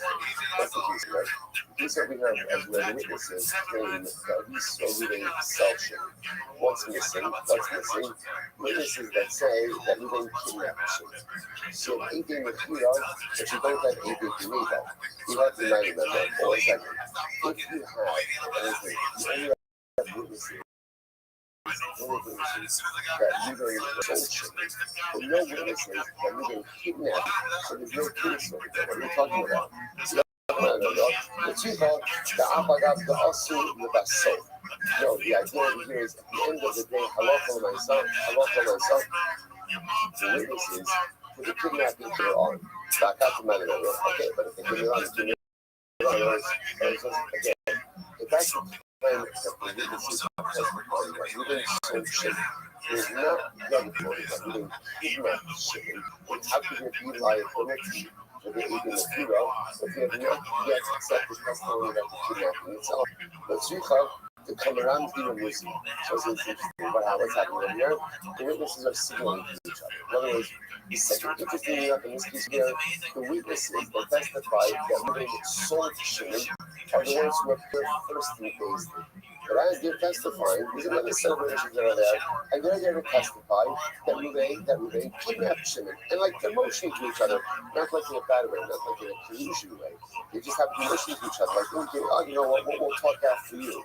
So you might have thought, no, the thing about the reason also. You might have thought the fact that the witnesses are already communicating, Allah Ta'ala, this should almost be like we have testimony about the kidnapping itself, to which the Gemara says, Kamash Malon, Reniza, Lav, Clothing. But ultimately, again, the signaling between witnesses is halachically insignificant. And therefore, halacha l'meisa, if you have witnesses who come along and say, we saw Ruvain sell Shimon, and those witnesses remain in Shimon, they can't be executed. Why? Because there's been no formal testimony that Ruvain kidnapped Shimon. Okay, good. So let's say Mishnah. Moving along. Zaki Mamre. So must be very interesting. So when we've spoken about this, we've referenced this before. Zaki Mamre, literally translated, is the rebellious sage. Essentially, in a nutshell, the rebellious sage is a member of the Sanhedrin, as we'll discuss in just a moment, who refuses to yield dignity. Is set in his own opinion. Again, he's purposing the circumstances that way. Says the Mishnah. Zaki Mamre, he based it. Zaki Mamre only becomes a Zaki Mamre based on Shememar. He probably called the Rabbi Mishpat. So now we're going to explain the process for Zaki Mamre. Shosha Bakay Dinu. Sham, right? There are three different Bakay Dinu situated in Yerushalayim. Which is this. Echad Yosh has a Harabais. One basin was situated at the edge of Jericho. The Echad Yosh has a Chazorah. One was situated at the entrance of the courtyard of the Zerikos. The Echad Yosh the Lishkas Hagazis. And one was situated between Berth and Stone. I will say, what we call the Sanhedrin at the High Court, that was the last one. That's number 3. Situated in Lishkas Hagazis. So listen to this. So what happens? Also, so let me give you the backstory. The backstory is, and we're going to see this in the Gemara, there's a dispute in the local basin. Right? And there's everyone is on one side, the Zaki members on the other side. They can't seem to reach the resolution. So now they take their case up to each other. First step first step is they go to this basement, ultimately at the entrance of the Harabais. They come there. And the Zakir, right? We call it the sage in the minority. The sage in the minority, he comes along and he says, he presents his case in front of the Beis. He says, listen, Kevra, this is my position. This is the position of my friends. Right? Ultimately, this is how I learned the situation. So my friends learned it in Shamu Amar, Shamu Amar. So, and again, and the Zakir essentially says to the Beis Din, Kevra, have you heard anything regarding this case? Have you heard anything regarding this?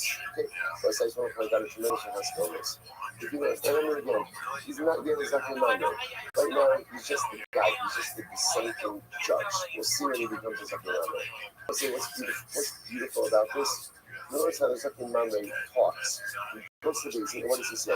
This is my position, and this is my friend's position.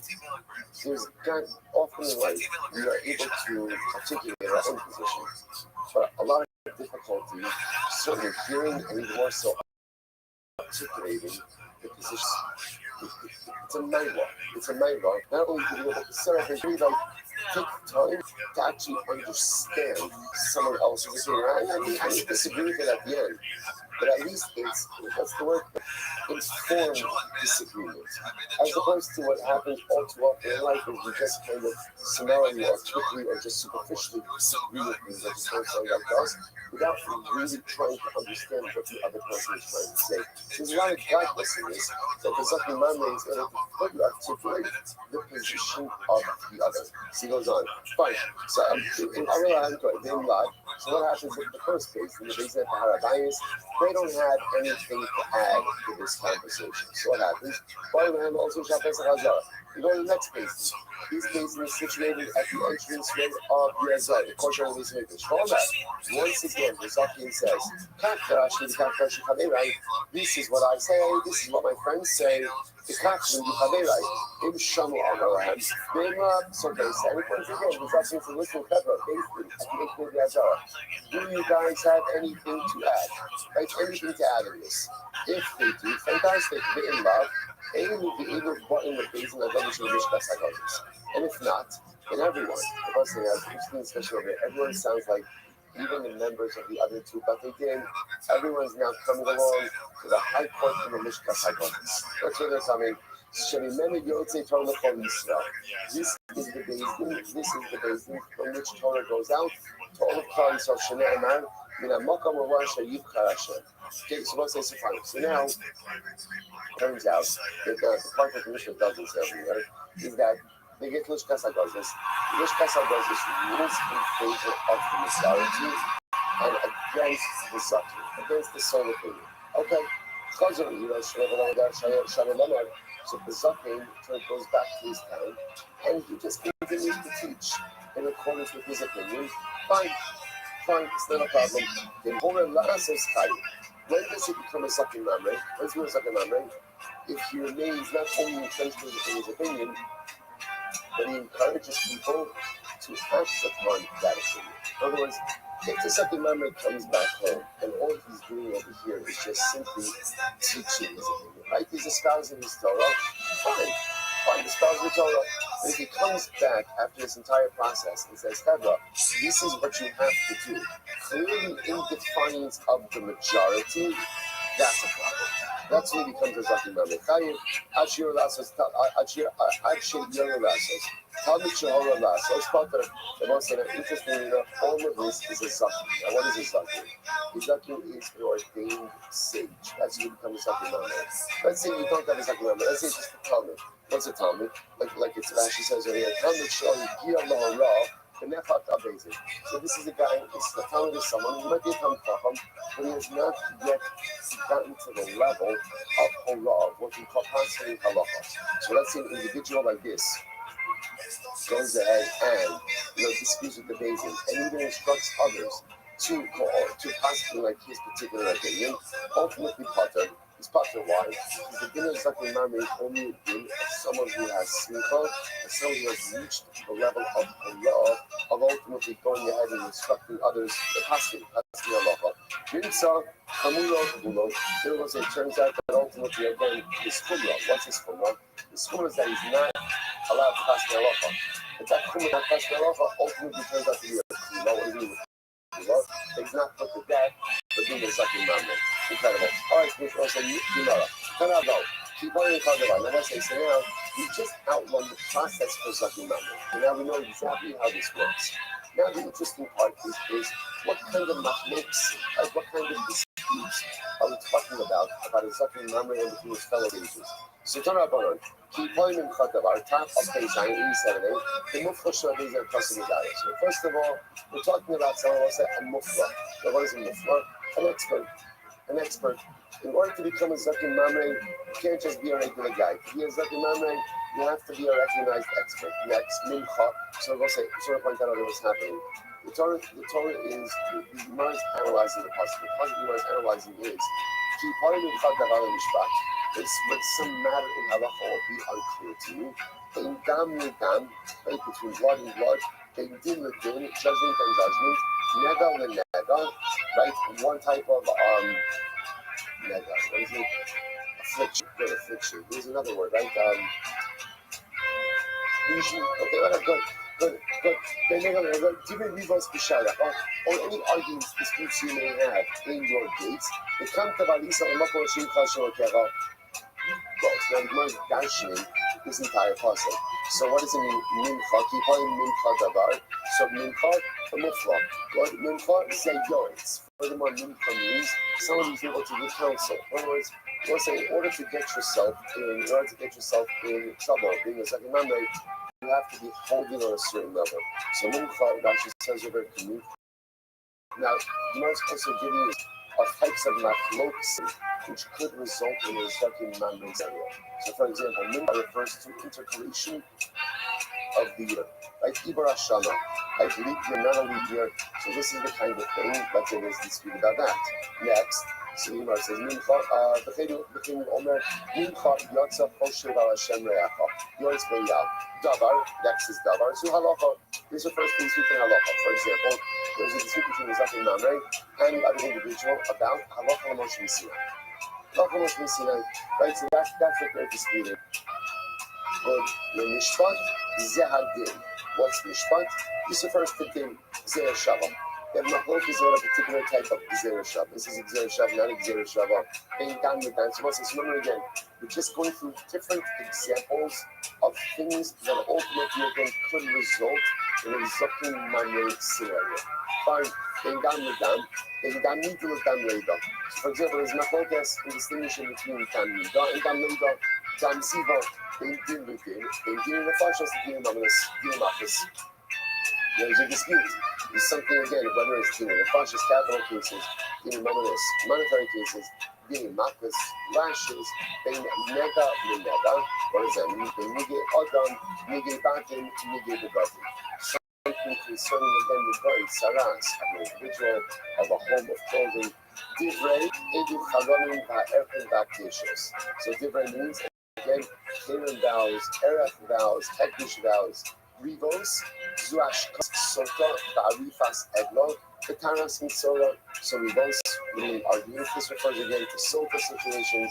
Egla, Arifa, decapitated calf, behind the body where someone gets killed. Kataras, Mitzora, the Shara, but intervenes. Zuleket, Shifaka, Ukea.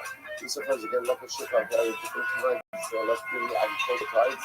The Kamdon, once I saw that, what you might just do over here is just dashing all the different possible areas of halacha where you can have an argument which could result in a zakin mamre scenario. Okay? The Kamdon, so you will get up. Where is that? We'll get it from the local court. So you will go up. Milani, Shabbos Hamikdash, Gavon, Eretz Yisrael. The Eretz Yisrael, Gavon, Mikol Ha'alatzos. What does this teach? So this is that's interesting.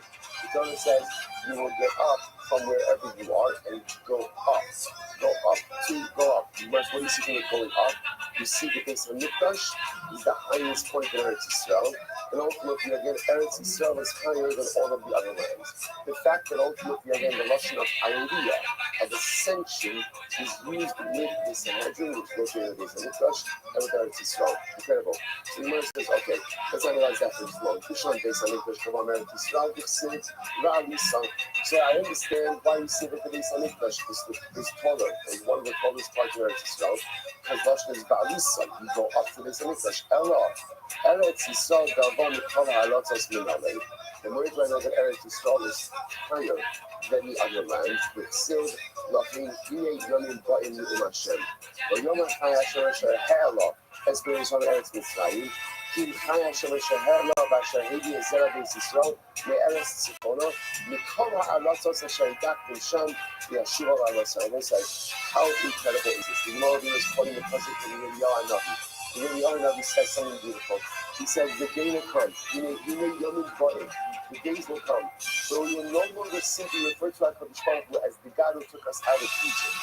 Right? And if you notice what I said, Rothschild over here is, Ha'ala, as Hashem took us, it's not just simply out. What does Ha'ala mean? Hashem took us up. Hashem took us up. So we won't only refer to God as God who took us up from Mitzrayim to Eretz Yisrael, but rather what? We refer to HaKadosh Baruch Hu as the one who brought the children of Israel from all the land, brought us up. Hela, Basher, from all the lands. So we'll say, what do you see from here? You see from here that whenever there's a reference to taking us to Eretz Yisrael, what's the Lashon? What's the Lashon? Aliyah. How overwhelmingly amazing is it that according to this passage of Geula on Korah, it's not even the best part reference, just hold on to your seats, wait to see what's going to come, wait, right? But just amazing. A passage about Geula, we're literally talking about the fact that this Baruch Hu is going to take us out of all of the lands of our dispersion, and it's going to bring us up. It's bring us up. As great as Purim is, and as beautiful as Purim is Nisim is Kasya. It's covered miracles, it's hidden miracles, and it's miracles cloaked in nature. And what Purim awakens in us, as much as we celebrate this beautiful, beautiful news, because we have incredible Hakaras HaKadosh Baruch Hu, it awakens in us the desire for something more. I don't want hidden miracles. I don't want Nisim Beis Kasya. We want Nisim Beis Dalia. We want these revealed miracles. And here, as we're yearning for revealed miracles, what does the Gemara give us? The Gemara gives us such beautiful matter. Pastor Yirmiyahu Navi. Yirmiyahu reminds us the revealed miracles are going to come. They're going to come. And when they come, he's going to take us up. He's going to take us out. Because every reference to Eretz Yisrael is only one direction. And that's always going up. Incredible. Come on. Zakin Mamre. Eno Chayiv Ela Adavar Shez Dor Kares. V'Shigasa Chadas de Rabbi Meir. So this is very interesting. So now we're going to see there's essentially a three-way machlokas about what type of legal matters could make someone into a Zakin Mamre. So Rabbi Meir holds that it's only regarding something which, if done intentionally, would be a chi of kares, accidentally would be a chi of chatos. Rabbi Huda says, "Al davar sheikara midivrei Torah, but Rabbi Huda says no thing where the source halacha is midaraisa, but the interpretation is through the Rabbanan, and they're arguing about the interpretation. So Rabbi Shimon says, "Afilu diktuk echad diktuk." He says it's pretty much anything. Even if they're arguing about like a small detail in rabbinic law, diktuk sofrim. Ultimately, again, it can still become a Meir. So let's analyze this. My time Rabbi Meir. So that's Rabbi Meir's argument. So remember, Rabbi Meir said that halacha l'maisa. Rabbi Meir said that halacha l'maisa. Ultimately, again, Rabbi Meir said that halacha l'maisa, the only type of thing that can make you into a zakin mamre, ultimately is the type of thing where if you do it intentionally, it's kares, unintentionally a chatos. So the Gemara says, what's his logic? Gamar davar. He makes exir shava ultimately again of davar. So the Gemara says, siv hacha, ki palim imchad davar l'mishpat. So I want to say first of the widest lines. It says over here, ki palim imchad davar l'mishpat. Uksiv hasan, v'ne'elam davar me'ene hakal. That's talking about the parhelim davar l'natsi. Where the Sanhedrin possibly incorrectly, and ultimately leads the people to go ahead and make a mistake. Over there is talking about something where intentional commission is kares, right? And a shogig is chatas. Afkan is also by zakim mamre. Davar Shekai Bazgona Kares, Bashi the Gasapatas. Okay, Shemay learns that from Xer Shabbat. Fine, that's opinion one. Rabbi Yehuda say this. Remember, Rabbi Yehuda's opinion was that only become a second mamre, on something Ikara Midivrei Torah and the Duke Sofer. Right? That the Ikra Halacha is Mizaraisa and the details are learned out Midrabanan. So what did we do? It's from Rabbi Yehuda, Akiyatara Sheyucha, Adi the Torah Yucha. It has to be something where the Torah says something, but based on the pasuk in the Torah, we don't know how to pass it. We need Chazal to teach us how to interpret it. That's the type of situation that would create something Mamer. And last year, Rabbi Shimon, I think it's called Rabbi Shimon says pretty much anything that comes out from a Beis Din, anything they argue about, the Zakin Mamer remains can be fixed in place and refuses to yield to the majority. That could create Zakin Mamer. I'm about to know. Here's the Rabbi, the Hamas, he said, let's get ready for this. He said that Rabbi recognized the time. Rabbi says, according to the advice we start on the beginning of the daf, take the advice and interpret it to me according to the Rabbi says, remember again, there is a the opinion that Hamaisa, you can only become a second mamre if there is a machlok regarding something that unintentionally has a hiyuv kares, unintentionally carries a hiyuv kares. That's the only area. So it's a really body of halacha that again. So like if they have a machlok, do you need to read the Megillah a second time, during the day? And that could not result in a Zakin Mamer scenario. The Amir says it's only if there's something which is done intentionally, unintentionally hiyuv kares. So now listen to this. So if we're about to finish the Rabbi, interpret to me the vice president. Tell me how this open words for the rest. Watch this. Here we go. Keep calling. So he's interpreting the same exact puzzle that we started the daf with today. So keep calling. Something will be so the muflash of it. So first, everyone agrees. I would say, in order to go ahead and become a Zakin Mamer, you've got to be a mufla. You have to be someone who's an expert. Who's an expert? Fine. That's next. Mincha zeyoretz. She'odeh la'aver shalom l'tvach. Furthermore, not only an expert, but an expert should have experts. What's an expert should have experts? Someone who knows about the intercalation of the moon. Again, I would say, understand what it means to know about the intercalation of the moon. First of all, none of us really know what intercalation itself actually means, right? All the more so, I like using that word, right? So all the more so, the actual process for the intercalation type of the moon, of the year, of the month. So you're talking about the expert of the experts. Fine. Next. Lord say, what's next? Good. Fine. So keep this down. Okay, Lord say, get ready for this. What's an example of a machlokes that could occur? Okay, you ready for this? Yeah, listen to this. I'm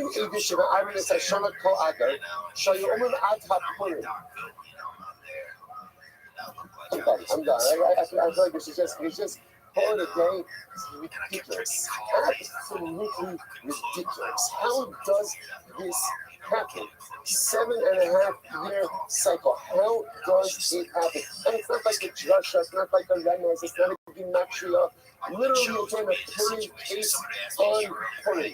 A Purim case on Purim. So what's the matter? It's incredible. I'll say, just we always say it. Sometimes, we get up early, we deprive ourselves of sleep, we push ourselves. It's a lot of information, not a lot of time, and we wonder, like, how do you feel about this? Is this the proper Avodah? And then every once in a while, and that's infrequently, emotional gives us just a beautiful kiss, a nachas embrace. Says, my children, I love you. Thank you. Thank you for waking up early, or whenever we do the daf. Thank you for carving out the time to learn how to hear my Torah. And if you think that I'm not listening to you, and if you think that I'm not attentive to you, and if you think that however many blocks there are in Shas, that a Purim sugya should come up in Purim. As I said, one day earlier, one day later, put on Purim, the Purim sugya comes on Wednesday. Just know. Sometimes, every child running on deep down, Every child wants to know that I give my father nachas. That's what I want to do. Spend our lives trying to give our parents nachas. So again, all the more so we go to and then a Gemara like this comes along, and we know that Abba is so incredibly proud of us. And that is result of us to continue to give our father nachas and make us sharing Torah. So everyone says, so again, so you want to give an example over here. What's the current case? For example, so for example, let's say they have a focus about how to go ahead and declare a leap month, a leap year.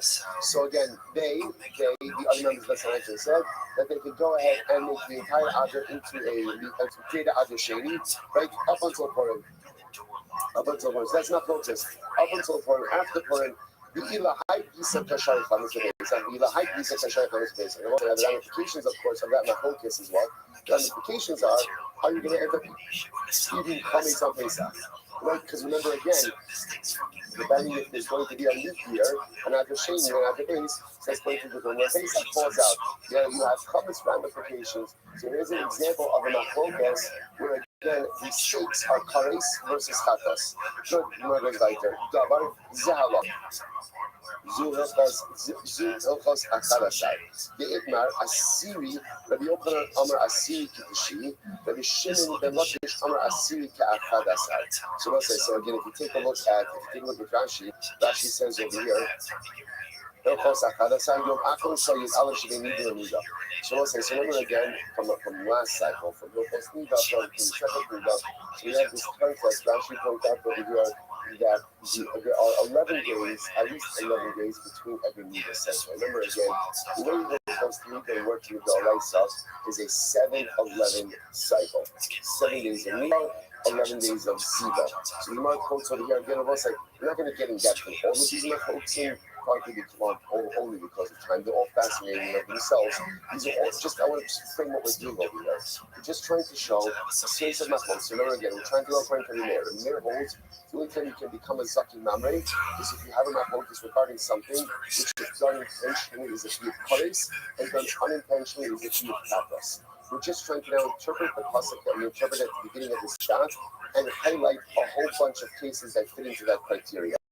So for example, again, what's davar? This refers to the following halacha. Zul chadas ha'deitmar asiri. What happens if one of these on the 10th day? Rabbi Yochanan Amar asiri k'tishi. 10th exactly like the 9th. Rabbi Shimon ben Lakish Amar asiri k'achadasar. So as I saw again, remember, you're talking about a machlokas about what happens if there's machlokas about the status of breathing from the 11th day or from the 10th day going forward. Does that make her a nida? Does that make her a zava? And the resulting ramifications which could potentially lead to a chiyuv kares. Rabbi Yochanan asiri k'tishi. Not tishi by shimer, af asiri by shimer. Fine. Rish Lakish Amar asiri k'achadasar, ma achadasar lo by shimer.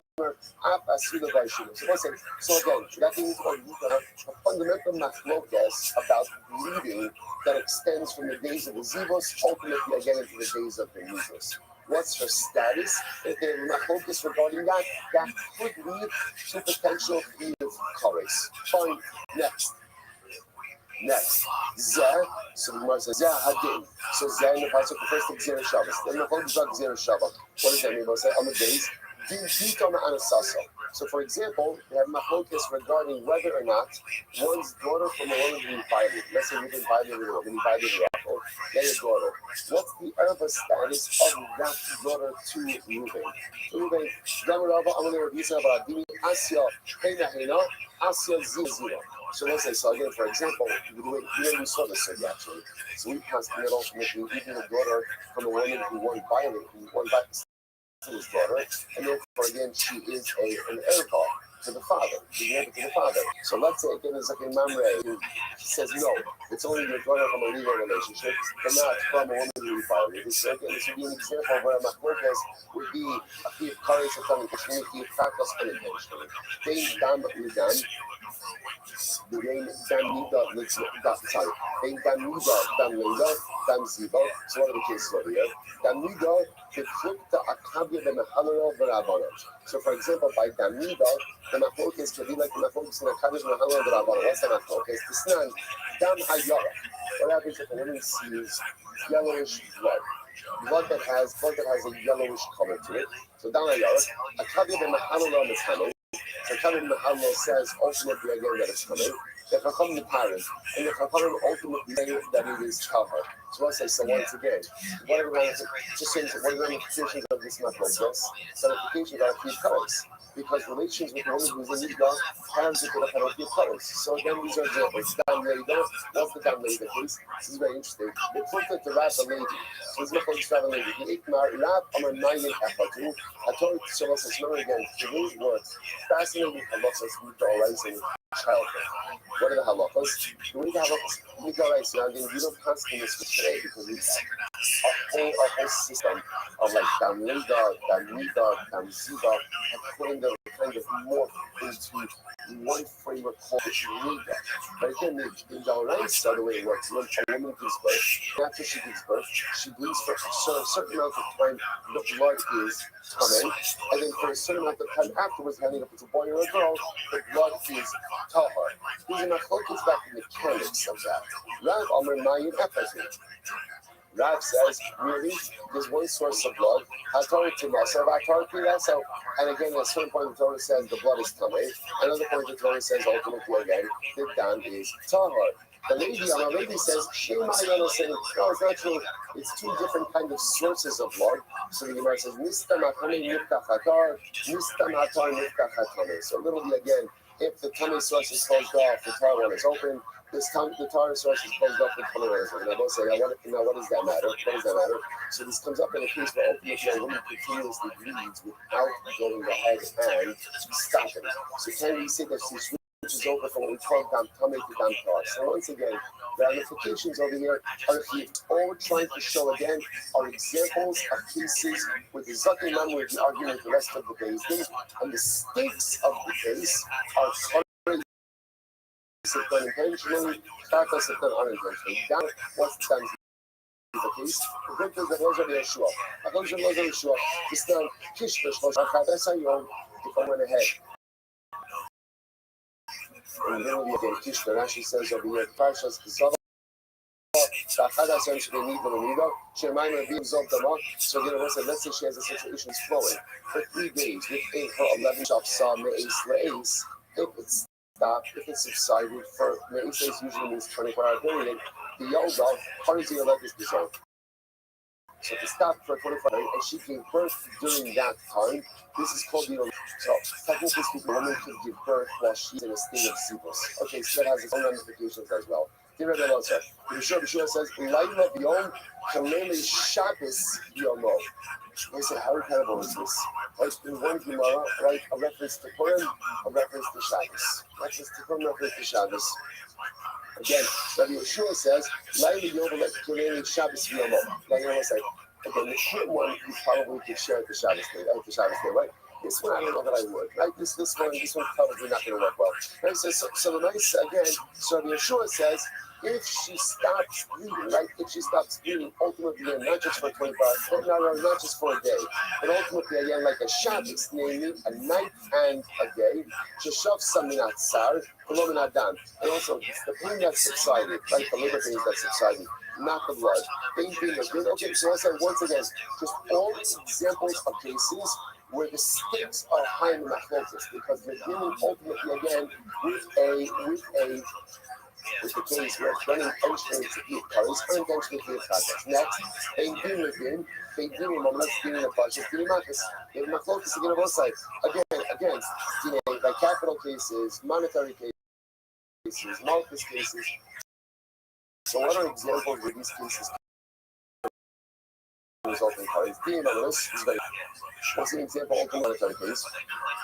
The Kultu of the Shmuel Rabbi Avo. Listen to this now. Shnayim Shekneim Gay. Listen to this. Shmuel, if two people ask for a reason, so their judgment is a valid judgment. However, Ella Shenikroim Beis Din Chutz. They're called the Chutzpah Beis Din. Okay. Rabbi Avo Amar, the Dibra HaKol Ein Dinei Henry. Rabbi Avo says, no, everyone agrees that what? A basin of two people can't issue halachic rulings, and therefore the halachic rulings are totally invalid. Rabbi, how does, okay, I hear that one, it's interesting. How does this result in a current case? But let's say, watch how Rashi explains this. This is fascinating. So remember again, let's say you have a basin of two people. Basin of two people, adjudicated case between Reuben and Shimon. Like Reuben claims that Shimon owes him money. These are two people asking, they say Reuben's right, and they extract money from Shimon. Now what happens? So now Reuben uses that money and he's Mekadesh a woman. Right? The problem is what? According to one opinion, he's Mekadesh a woman with money that does not belong to him. So now you could create a potential a married woman situation, which again could result potentially in adultery and a whole variety of different circumstances, which could become a key of chaos. Or different rights could become a key of chaos. So again, and that all started from a monetary dispute. So here's an example again. The second memory says, I hold that a basin could be two. And the other thing you say a basin could be three. So it's monetary cases which could result in a potential key of chaos. Fascinating. You need the Pashas, but look at the Rabbi and the Rabbanon. What's it in the Pashas case? Rabbi and the Rabbanon. The sign the Rabbi Omer, Benasata Nefesh, Takas Nefesh, right? It says, Moment. The Torah says a life for a life. It doesn't literally mean a life for a life. Rather, what does it mean? It means monetary compensation. Ata Omer, Mano, in El Nefesh Mamish, you say money, but maybe it means actually life for life. Nah, minus Sila Lamala. So it's in the Shabbat, right? It says Nisina above, it says Nisina below. Mala Halon Moment, Afkan Moment. So once again, let's say they have enough focus about what Nefesh Takas Nefesh means. So literally, the Zaki Mami could be fascinating to put someone to death. The other February can say, no, it needs monetary compensation. And once again, this could potentially lead to a key of karis unintentionally, key of katas unintentionally. Dini matas, what about matas? We'll say the point that Rabbi Yeshua Rabbi on the matas begimel, the Yeshua on the chaf gimel. So again, how many do you need for a base thing? Ultimately, again, a matas. So one opinion says a base in the gimel, another says a base in the chaf gimel. So both say, you know what we're going to do? We're going to stop over here. We're going to stop over for today. I know we went a little past. We're going to be able to get through, but again, I just want to. Here's the takeaway. We know we have right. Mishnah taught us the Zakin Mamre. So now we know the entire process of Zakin Mamre. Three-way machlokas. Ultimately, again, about what are the cases that make one a Zakin Mamre. Well, we just been over here is really focusing on the theme of Rabbi Meir, which, by the way, I want to spoil it because it's smart stuff. That's how I look for myself. In order for a Zaki to become a Zakin Mamre, the machlokas has to be about something which, if done intentionally, would carry a key of kares, and if done unintentionally, would carry a key of kapas. Take that to the thing. That's how I look for myself. All you I was then just doing was interpreting the pasuk that we started with that with today, which outlined all the different kinds of cases and showed how each and every one of those cases could a key of kares / a key of kapas. So we'll say, and again, in the midst of all this, we got Purim. In the midst of all this, we got Shabbos. In the midst of all this, we got a hug and a kiss from our Kadosh Baruch Hu. And I say again, a friend of control, we're going to dive in America Hashem in the main shul. Tremendous shkoyach, tremendous week, and a good year of Shabbos.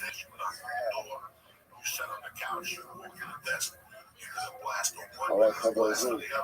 The Shabbos are both welcome to my from those years, the very self that was really presenting here. Right, I know this is the first time on Zoom with us. No, all right, second, I like so. Kabbalah good year of Shabbos.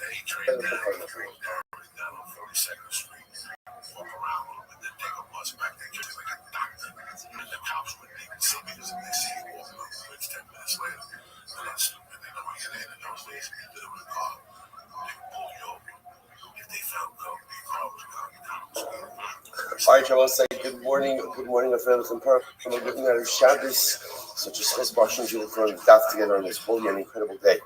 Begin by thanking all of our sponsors for this morning. Here to thank our Talmud Torah sponsor for Tav Shin Pei Hey, Yitzhak Mishpach of Eretz Yisrael, for dedicating all the Shurim and Drushos this year as a zechus for Besoros Tovos for all of Am Yisrael. Talmud Torah sponsors for the month of Adar, Terry and Steve Zinn, in loving memory of Terry's father, Dr. Harry Khan, Tzvi Hirsch, Ben Yosef HaKohen, the Ziv, Levin, and Berman families, in memory of William Ziv, Zev Shmuel, Ben Yisrael, the Rafa, and our week of learning sponsors, Colin, Kathy Pollack, Mary of Paul's grandfather, Zechariah ben Zechariah, Zichron the Torah, all of the Neshama Sadhan Aliyah, the families in the Chama, all those who need refuah travels with his Chol Cholei, to Shmach Ushkemer Hashem, including all of our hostages, allow our holy soldiers to be successful. B'chol Masei Yedehem, we should just be Zoch and Eretz Hashem to Nisim and flows for all of Klal Yisrael.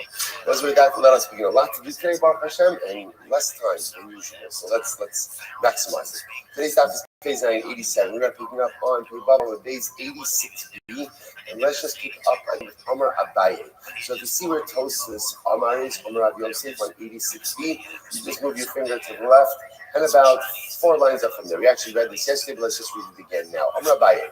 Hakom Odim ben Sora Mora, Hakom Odim ben Sora Mora, Umachulgus ben Sora Mora.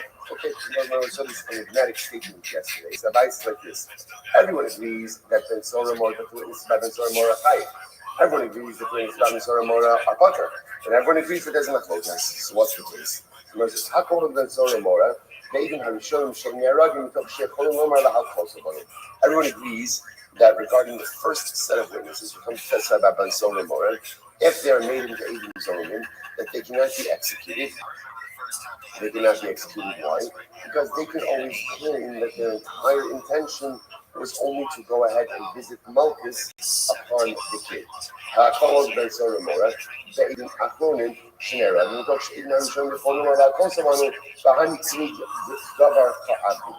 Everyone agrees when it comes to the second set of witnesses who testify about Ben Sora Mora, that if they are made into Eidim Zolim, that they can be killed. Why? Because essentially the entire death sentence of the Ben Sora Mora hinges on their testimony. Because the first set of witnesses could simply say, we only came in order to make a chayiv malchus, and therefore the second set are clearly the ones who are responsible for the death penalty. Machlokes ben Sora Mora. Where's the machlokes Keith ben Sora Mora? Is actually quite interesting. Shnayim omrim b'fanenu ganav, u'shnayim omrim b'fanenu achal. Interesting case. There are 2 witnesses who testified. We saw the kid, right? We saw the Ben Sora Mora steal the money from his father. And 2 more say, we saw him go ahead and eat the meat and wine. So whereas normally again you're having 1 set of witnesses testify about the both events, here you have 2 separate witnesses testifying about 2 separate events. What's the nature of that combined testimony? That's not focus. The verse says as follows: even if you have been ain't there rubbish. The verse is interesting. It's back to kidnapping. Right? Reuben kidnaps Shimon. So now what happens? Witnesses come along and say, we saw Reuben kidnap and sell Shimon. So what happens? Now those very same witnesses are made into Eidim Zolim. The Gemara says they are not killed. The Eidim Zolim are not killed. Why not? In their rugby. Because Reuben can always turn around and say, yeah, it's true. I sold Shimon. Do you know why I sold Shimon? He's my Eved. He's my slave. So because he's my slave, I'm allowed to sell him. So because ultimately, again, the defendant could technically exempt himself to claim, therefore, halacha l'maisa, Eidim Zolim would not be able to be executed over this. Rabbi Yosef, Kiman az lahashma k'drabas. Rabbi Akiva, whose opinion is this? Like, this is Rabbi Akiva. Why? The Amar davar v'lo chatzi davar. Because Rabbi Akiva's one who says that halacha l'maisa, in order to be liable, halacha l'maisa, you have to be testifying about an entire opinion. Remember again, this goes back to the beginning of yesterday's daf. Whole davar and not chatzi davar. Amalei Abaye, the Ikra Rabban, Neharagim. According to Rabban, apparently again, the witnesses could be killed. What about what we just said? We just said a moment ago that halacha l'maisa, the defendant could exempt himself. How could he exempt himself? Because he could go ahead and say, that yes, I sold Shimon, but Shimon is my Eved. Over the law, what's interesting? What's the case over here? The case over here is where the witnesses claim that we saw Reuben sell Shimon. What's missing? Witnesses that say that Reuben kidnapped Shimon. So you have Eidei Mechira, but you don't have Eidei Neiva. You might remember. If you only have witnesses that Reuben went ahead and sold Shimon, but no witnesses that Reuben kidnapped Shimon, so there's no case over there. What are we talking about? You got to remember. The No, the idea over here is at the end of the day, halacha myself, the witnesses to the kidnapping came later on. Okay, but if they came later on, In other words, again, if that's the time that the witnesses are testifying that Reuben sold Shimon, there's not yet accepted testimony that Reuben kidnapped Shimon, then how could there be liability for the Ibn Mekura if we have not yet accepted testimony about the kidnapping itself? The Kamaramzi Ramuzi. So this is interesting. What's happening over here? The witnesses are signaling to each other. In other words, interestingly enough, in this case over here, the witnesses that testify that Reuben sold are the ones who appear first in Beis Din. But as they're testifying, there's another set of witnesses that are there, and they're there to testify that Reuben kidnapped Shimon. And like they're motioning to each other, not like in a bad way, not like in a collusion way. They just happen to be motioning to each other, like indicating, oh, you know what, we'll talk after you. So you might have thought, I thought the fact that the witnesses are already communicating, this should almost be like we have testimony about the kidnapping itself, to which the Gemara says, Kamash Malon, Remisa Lav Klum. But ultimately, again, the signaling between witnesses is halachically insignificant. And therefore, halacha l'maisa, if you have witnesses who come along and say, we saw Reuben sell Shimon, and those witnesses are made into Eidim Shimon, they can't be executed. Why? Because there's been no formal testimony that Reuben kidnapped Shimon. Okay, good. We'll say Mishnah, moving along. Zakin Mamre. That's supposed to be very interesting. So remember, we've referenced this before. Zakin Mamre, literally translated, is the rebellious sage. Essentially, in a nutshell, the rebellious sage is a member of the Sanhedrin, as we'll discuss in just a moment, who refuses to yield to the majority and remains set in his personal opinion. Again, he's put to death. We'll see the circumstances of that right now. Says the Mishnah.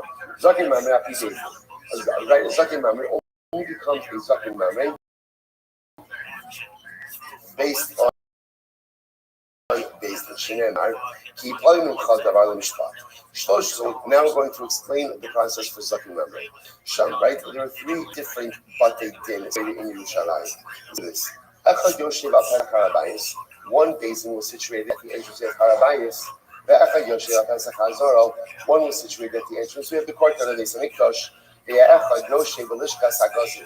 And one was situated in the chamber of Tombstone. I will say, what we call the Sanhedrin, like the High Court, that was the last one. That's number 3, situated in Lishkas HaGazis. So listen to this. So what happens? So let me give you the backstory. The backstory is, and we're going to see this in the Gemara, there's a dispute in the local basin. Right? And there's everyone is on one side, the Zakin Mamre is on the other side. They can't seem to reach a resolution on this. So now they take their case up to Yerushalayim. First step is they go to this basin, ultimately again at the entrance of the Harabayis. They come there.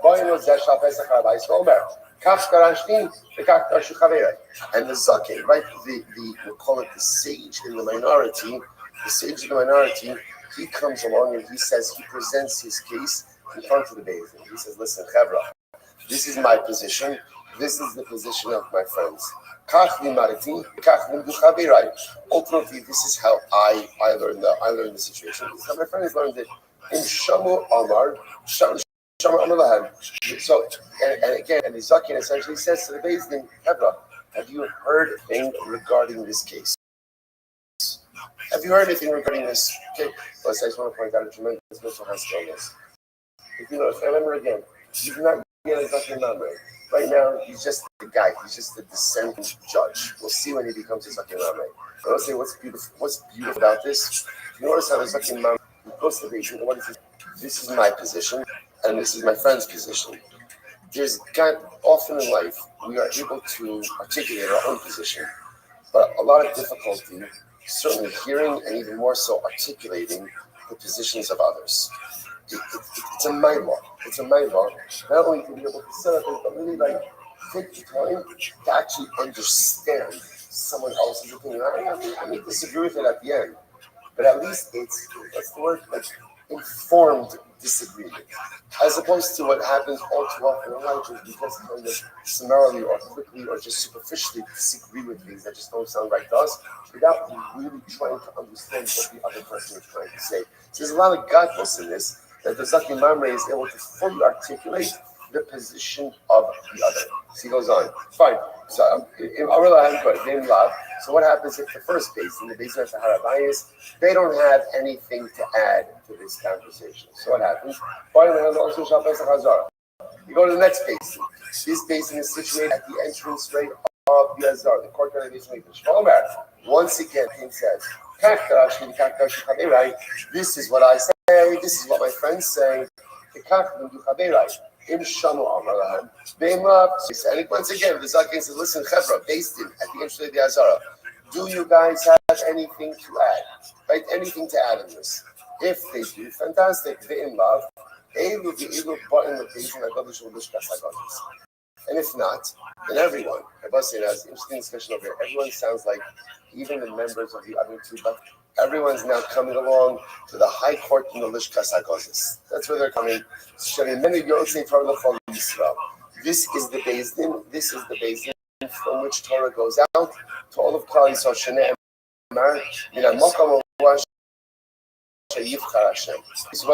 So now it turns out that the part of the Mishnah does, they get Lishkas HaGozis. The Lishkas HaGozis rule in favor of the majority and against the Zakim, against the sole opinion. Okay. So if the Zakim goes back to his town and he just continues to teach in accordance with his opinion, fine, it's not a problem. When does he become a Zakim Mamre? When does he become a Zakim Mamre? If he remains not only entrenched in his opinion, but he incuts upon that opinion. In other words, if the Zakim Mamre comes back home and all he's doing over here is just simply teaching his opinion, right? He's espousing his Torah, fine, espousing Torah. But if he comes back after this entire process and says, Hebra, this is what you have to do, clearly in defiance of the majority, that's a problem. That's when he becomes a Zakim Mamre. Talmud Shahara Lasos Pater. They're both saying that, interestingly enough, all of this is a Zakim. Now, what is a Zakim? A Zakim is an ordained sage. That's when you become a Zakim Mamre. Let's say you don't have a Zakim Mamre. Let's say it's just a Talmud. What's a Talmud? Like it's Rashi says over here. Talmud Shahi Piyah Lahora. So this is a guy, this is a Talmud is someone who might be a Talmud Chacham, but he has not yet gotten to of Hora, of what we call Paskin Halacha. So let's say an individual like this goes ahead and do the basin, and even instructs to Paskin like his particular thing. Ultimately, Potter, why? Because the din of Zakim Mamre is only a din of someone who has Simcha, someone who has reached the level of Hora, of ultimately going ahead and instructing others, Paskin, Nimsa, Chamuro, Kulo. So we'll say it turns out that ultimately, again, his Chumrah. What's his Chumrah? His Chumrah is that he's not allowed to pass the halacha. But that Chumrah that he's not passing the halacha ultimately turns out to be a Kula. What does it mean, a Kula? That he's not put to death for being a Zakim Mamre. Incredible. All right, Mishnah will say, Gemara. Here we go. So now, we've just outlined the process for Zakim Mamre. So now we know exactly how this works. Now the interesting part is what kind of machloks, right? What kind of disputes are we talking about a Zakim Mamre and between his fellow sages? So top of page 87a, the mufla show based on custom medaris. So first of all, we're talking about someone who will say a mufla. Now, what is a mufla? An expert. In order to become a Zakim Mamre, you can't just be a regular guy. To be a Zakim Mamre, you have to be a recognized expert. Next, mimcha. So we'll say, I just want to point out what's happening. The Torah is, the Gemara is analyzing the pasuk. The pasuk the Gemara is analyzing is, when some matter in halacha will be unclear to you, bein dam ledam, right, between blood and blood, bein din ledin, judgment and judgment, nega lenega, right, one type of nega, what is it? Affliction, good affliction. There's another word, right? Okay, good. Or any arguments, disputes you may have in your gates, both. Now the Gemara is darshaning this entire pasuk. So what does it mean? Mimcha, do you call it mimcha darar? So mimcha, a mufla. Good. Mimcha, zeyoitz. Furthermore, mimcha means someone who's able to give counsel. In other words, we'll say in order to get yourself in trouble, being a second membre, you have to be holding on a certain level. So Mimcha, Rashi says, are very unique. Now, Gemara is also giving examples of types of machloksim which could result in a zakin mamre scenario. For example, Mimcha refers to intercalation of the year, right? Ibar Hashana, right? Leap year, not a leap year. So this is the kind of thing. Let's say there's a dispute about that. Next. So the Gemara says, Mincha, Omer, Mincha, Yotza, Choshev, Al Hashem, Re'acha, Yois, B'lial, Davar, next is Davar, Shu Halacha, this refers to the dispute in Halacha. For example, there's a dispute between the Zakin Mamre and the other individual about Halacha L'Moshe Misinai. Halacha L'Moshe Misinai, right? So that's what they're disputing. Good. L'Mishpat, Zehad Din. What's Mishpat? This refers to Din, Gzera Shabbat. They have machlokes on a particular type of gzera shav. This is gzera shav, not a gzera shava. Being done with that. So remember again, we're just going through different examples of things that ultimately again could result in a zakin mamre scenario. Fine. Being done with them. Being dam nida or dam leida. So for example, there's machlokes in distinguishing between dam nida and dam leida. Dam siva. Being din with din. Being din in the fashos and din in mamre. This is something again, whether it's dini nefashis, capital cases, dini mamanis, monetary cases, dini makas, lashes, nega lenega, nige adam, nige batin, nige begatin. Something concerning again the goyim saras of an individual, of a home of clothing. Divrei elu charamim va'erkim bakdishos. So divrei means again keren vows, erech vows, hektish vows, rivos. Zuashkas Sota Barifas Eglo, Vitaras Mitsora. So we literally arguments. This refers again to Sota situations. Egla Arufa, decapitated calf, you find the body that someone's that's killed. And Taras Mitsora, Bisharecha in your deeds. Zuleket Shikacha Repair. This refers again, Leket Shikacha Repair, the different tides, show left different agricultural tides, they're left for the poor. The Kamta, so what's I saw again? What the Gemara just did over here is just actually all the different possible areas of halacha where you can have an argument which could result in a zakin mamre scenario. Okay? The kamta, so you will get up. Where is that? Where you get up from? Basically, from the local court, Bali, so you will go up. Melamed, Shebeis Hamikdash, Gava Me'eretz Yisrael, Gava Mikol Ha'aretz. What does this teach? So what's this? In fact, this teaches. The Torah says you will get up from wherever you are and go up. Go up. What do you see when we're going up? We see the Beis Hamikdash is the highest point in Eretz Yisrael. And ultimately, again, Eretz Yisrael is higher than all of the other lands. The fact that ultimately, again, the Lashon of Aliyah, of ascension, is used with the Sanhedrin, which is located in Beis Hamikdash, and with Eretz Yisrael. Incredible. So the Gemara says, okay, let's analyze that for just a moment. Bishon Beis Hamikdash, Kavam Eretz Yisrael, Tichsiv, V'Alisa.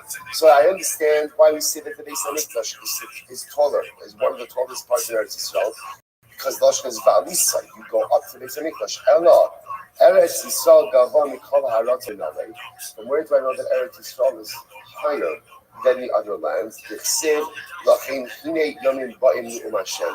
Lo Yomer Chai Hashem Asher Ha'ela Esplei Yishom Eretz Mitzrayim Kim Chai Hashem Asher Ha'ela V'Asher Hevi Ezera Beis Yisrael Me'eretz Tzifona Mikol Ha'aretzos Asher Yidachtim Sham V'Yashuv Al We'll say, how incredible is this? The Gemara over here is quoting the pasuk from Yirmiyahu. The Yirmiyahu says something beautiful. He says the day will come. He made Yomim Ba'im. The days will come where we will no longer simply refer to HaKadosh Baruch Hu as the God who took us out of Egypt, right? And if you notice, we'll say the lashon over here is Ha'ela Esplei Shomer. Hashem took us. It's not just simply out. What does Ha'ela mean? Hashem took us up. Hashem took us up. So we won't only refer to the God as God who took us up from Mitzrayim to Eretz Yisrael, but rather what? We refer to HaKadosh Baruch Hu as the one who brought the children of Israel from all the lands, who brought us up, from all the lands. So listen, what do you see from here? You see from here that whenever there's a reference to taking us to Eretz Yisrael, what's the lashon? Aliyah.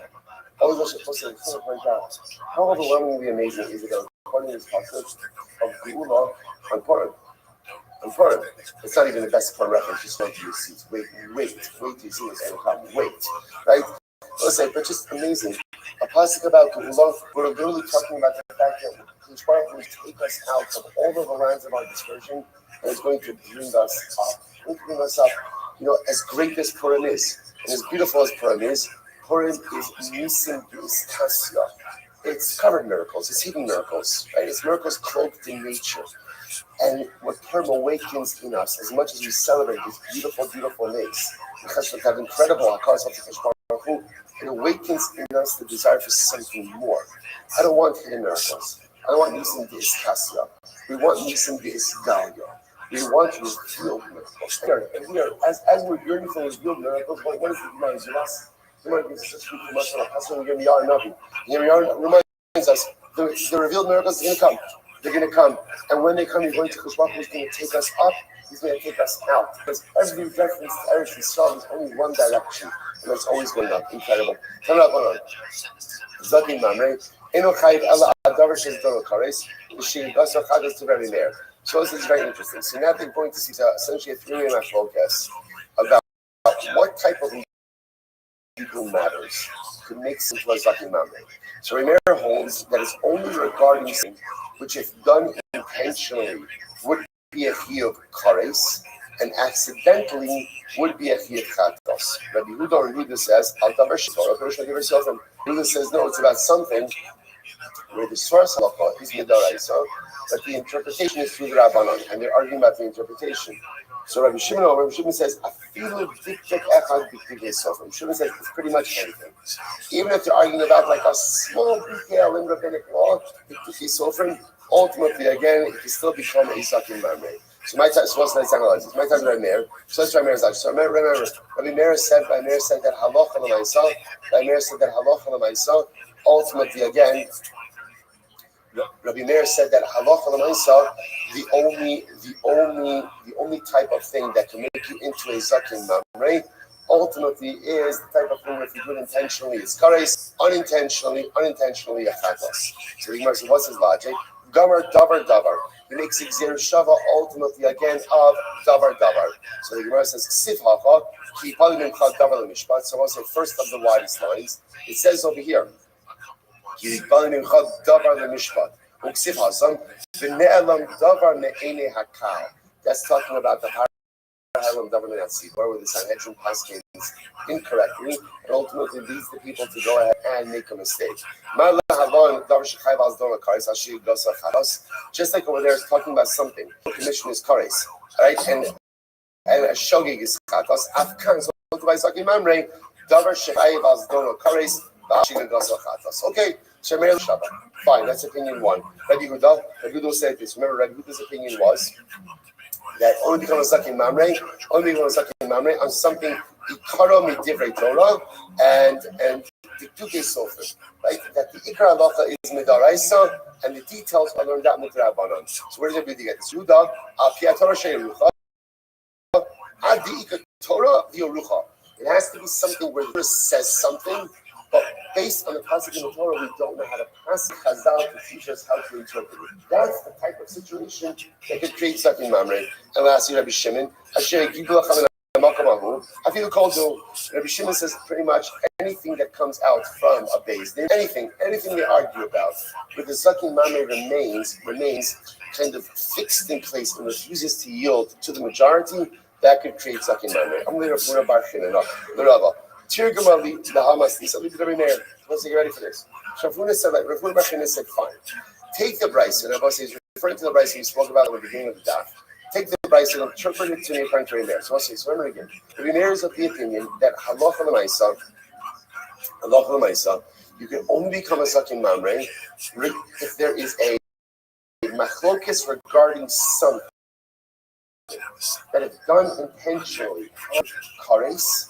And if unintentional carries a chiyuv chatas, that's the only area. So it's a limited body of halacha that again. So like if have a machlokes, do you need to read the Megillah a second time, during the day? If that was being a machlokes, that could not result in something money scenario. Why not? Because it's a thing to Rabbi. The Nera says it's only if they're machlokes about something which is done intentionally for your kares, unintentionally for your chatas. So now listen to this. So if we're back in the session, Rabbi, interpret to me the price range of your Nera. Tell me how this whole thing works for the Nera. So watch this. Here we go. So we'll say, so he's interpreting the same exact positive that we started the daf with today. So ki pale, if something will be so the mufla basis. So first of all, everyone agrees. They're saying in order to go ahead and become a zaki mamre, you gotta be a mufla. You have to be someone who's an expert. Everyone's an expert. Fine. Next, mincha ze yoetz sheodeh la'aver shonav lekbach hadash. Furthermore, not only an expert, but an expert should the experts. What's an expert should the experts? Someone who knows about the intercalation of the moon. Again, I always say, none of us know about the intercalation of the moon. First of all, none of us really know what intercalation is. So that actually means, right? All the more so, we're using that word, right? So all the more so, the process for the intercalation type of the moon, of the year, of the month. So you're talking about the expert of the experts. Fine. Next. What's next? Good. Fine. So Kiristan. Okay, let's get ready for this. What's an example of a machlokes that could occur? Okay, you ready for this? Okay. Listen to this. I was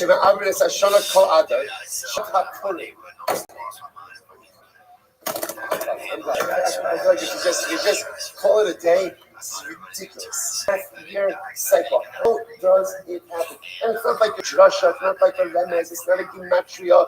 Literally, again, a Purim case on Purim. So what's the matter? It's incredible. I say, we always say it. Sometimes, we get up early, we deprive ourselves of sleep, we push ourselves, we're going. It's a lot of information, not a lot of time. And you wonder, how do you feel about this? Is this the proper avodah? And then every once in a while, and that's what we do. Devotion brings us just a beautiful kiss, a nachas embrace. Says, my children, I love you.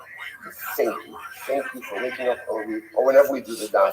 Thank you for carving out the time to learn my Torah. And if you think that I'm not listening to you, and if you think that I'm not attentive to you, and if you think that out of however many blocks there are in Shas, that a Purim sugya should come up in Purim. I was like, one day earlier, one day later, poked on Purim, the Purim sugya.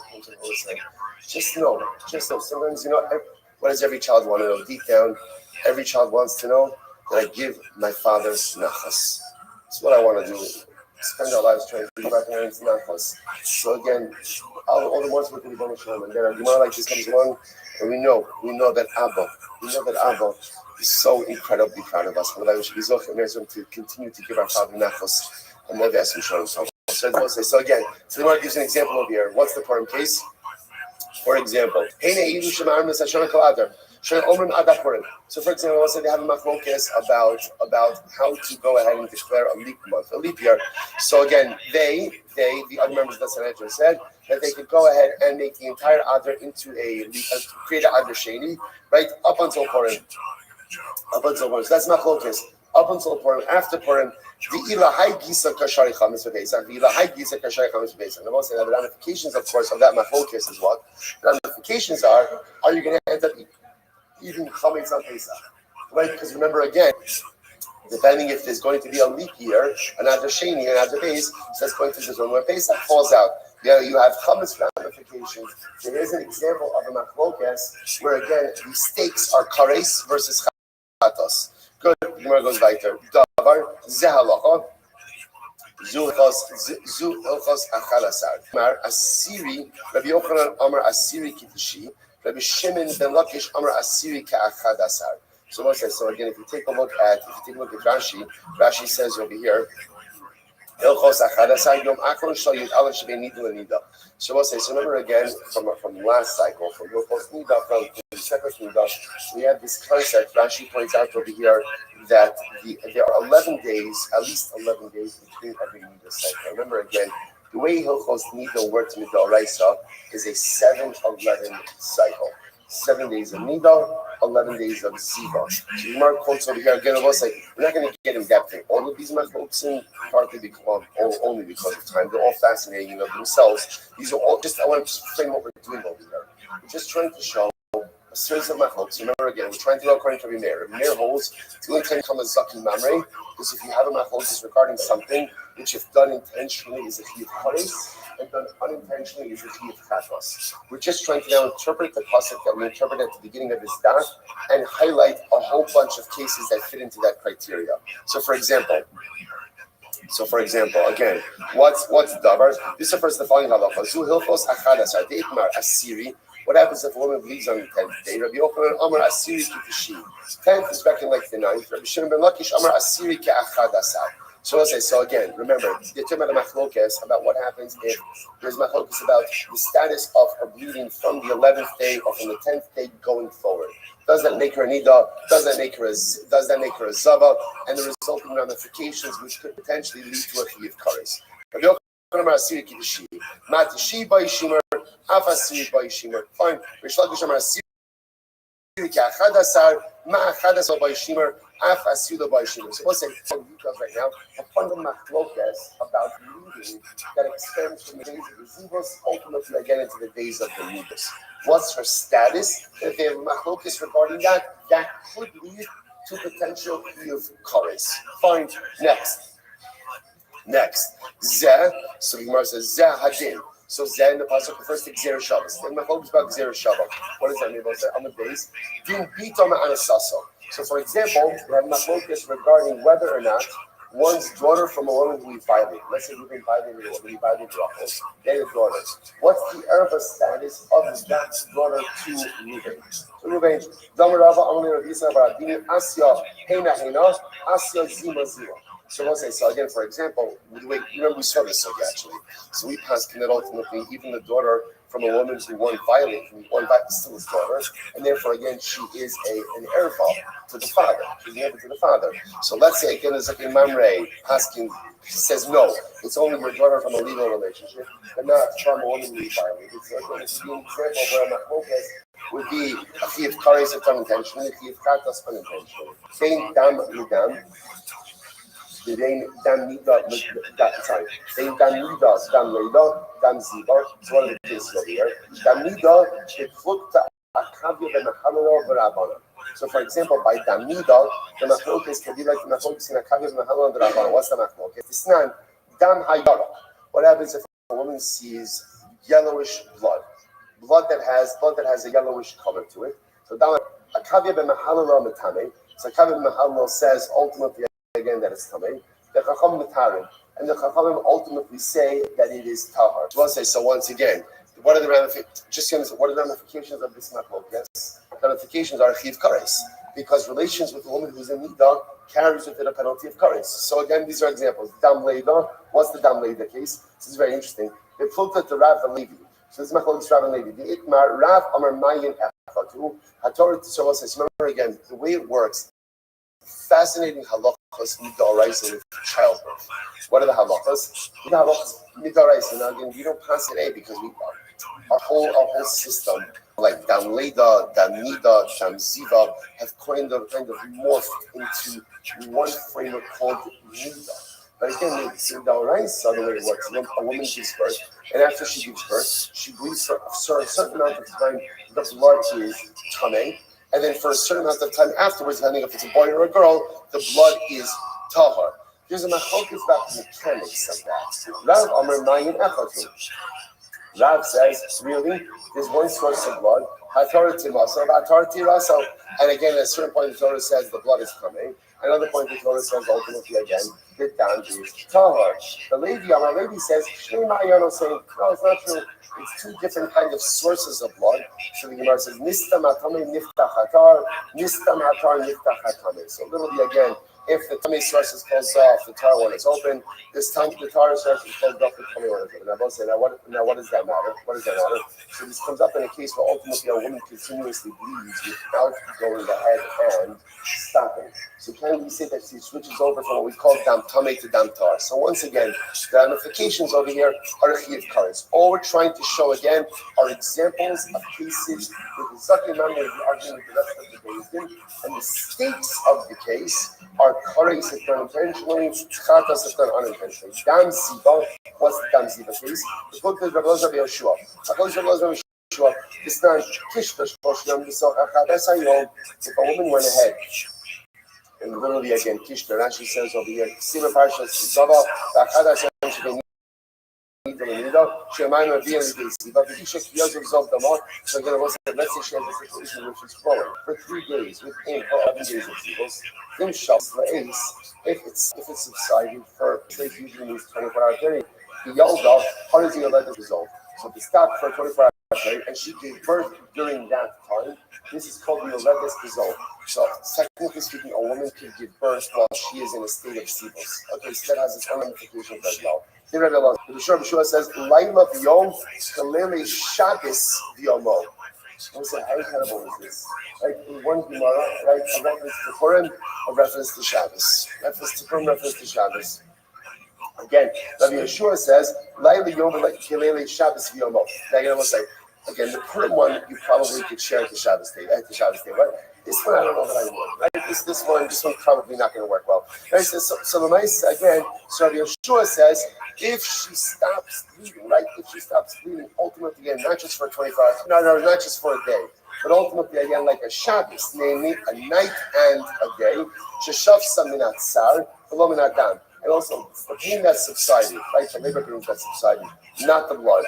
Pain din. Okay, so I'll say once again, just all examples of cases where the stakes are high in the machlokas, because we're dealing ultimately again with a case where it's done intentionally to keep kares, unintentionally to keep katas. Next, pain din ladin, pain din mamas din nefashis din makas. You have machlokas again on both sides. Again, like capital cases, monetary cases, malchus cases.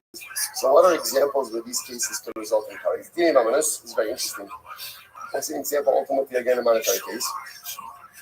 They float to the Shmuel of Rabbi Avo. Listen to this. Machol the Shmuel of Rabbi Avo. What's the Machol? Some Shmuel.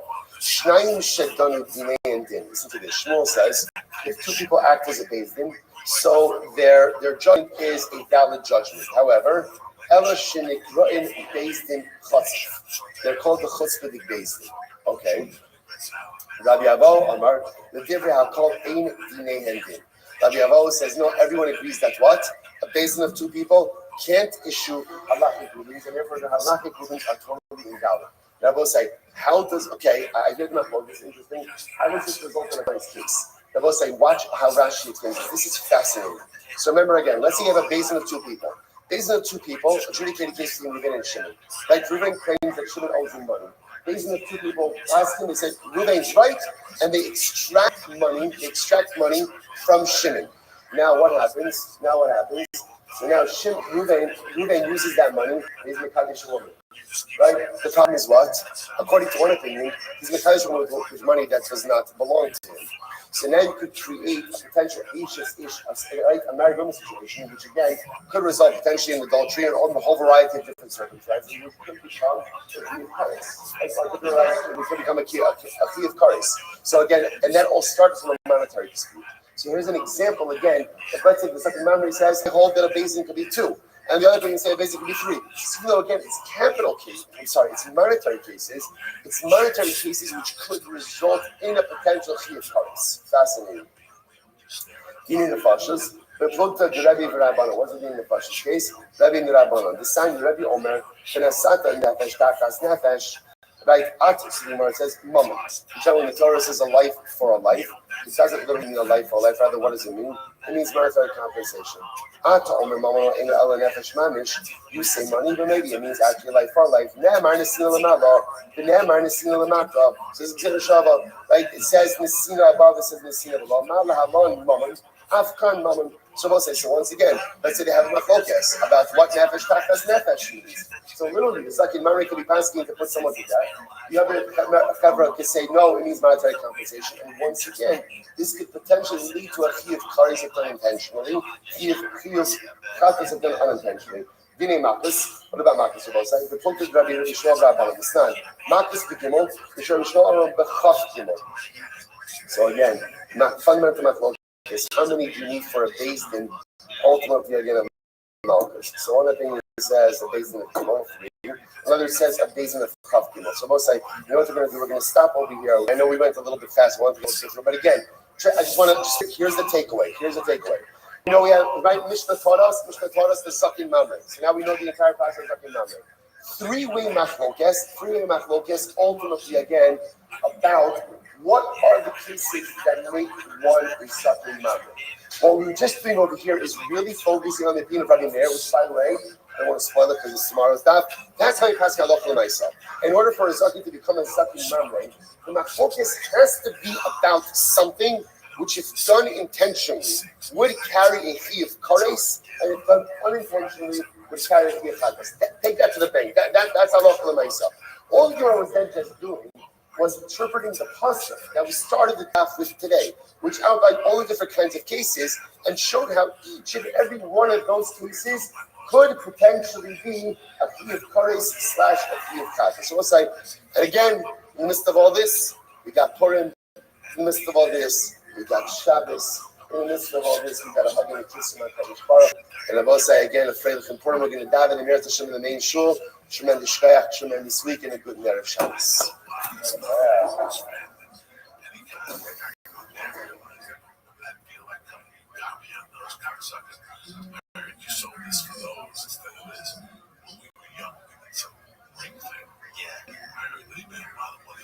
Trust me, it was zero. I didn't lose a dime. I made good money at the age of 18. But once I found out I was helping get to home, I know what happened. You tell that story on Joe Rogan about my own head.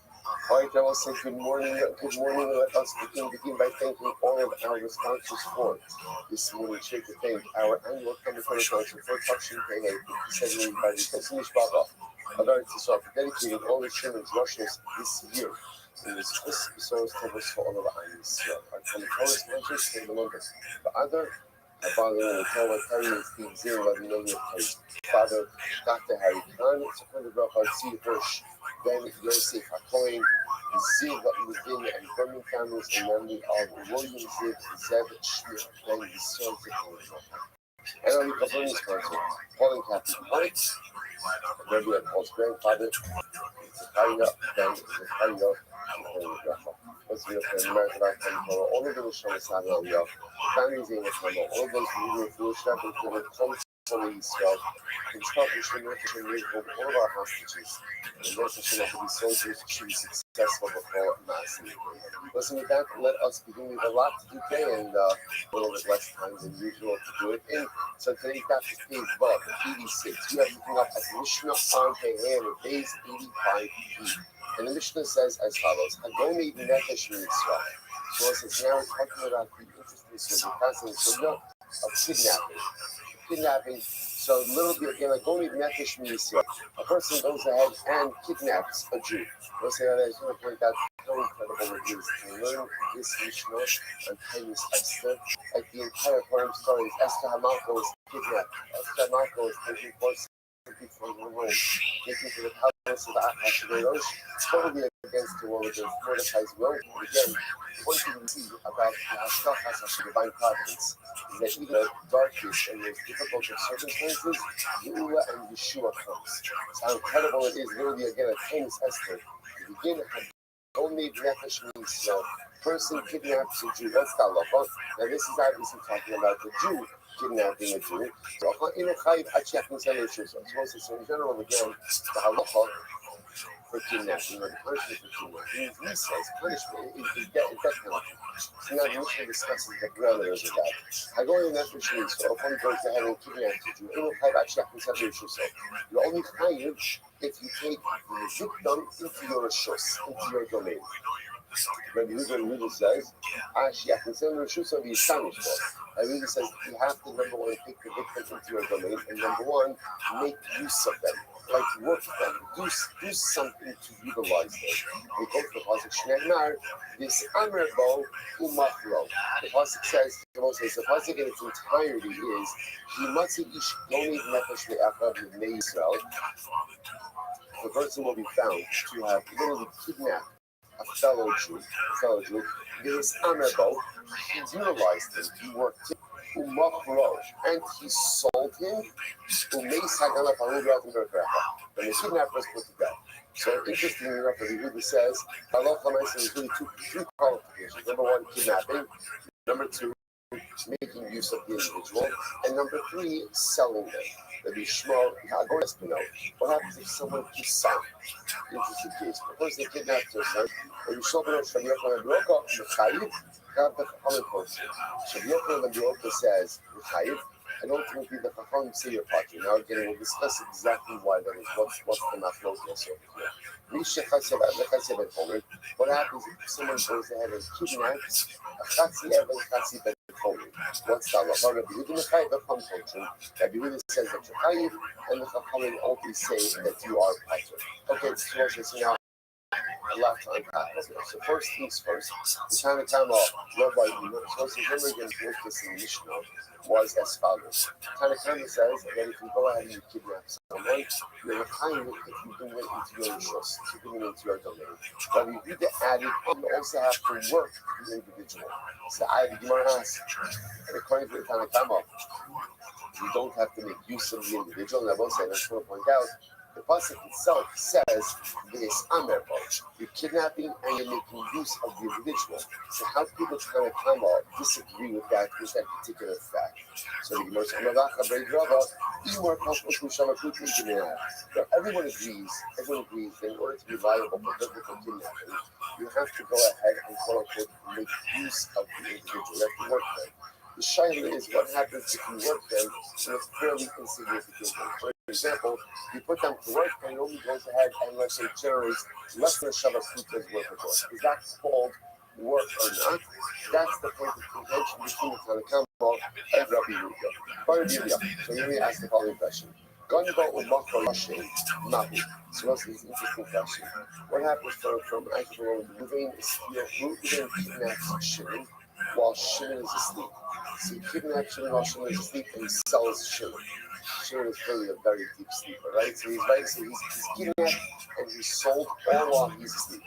So Mahu, we'll say let's go.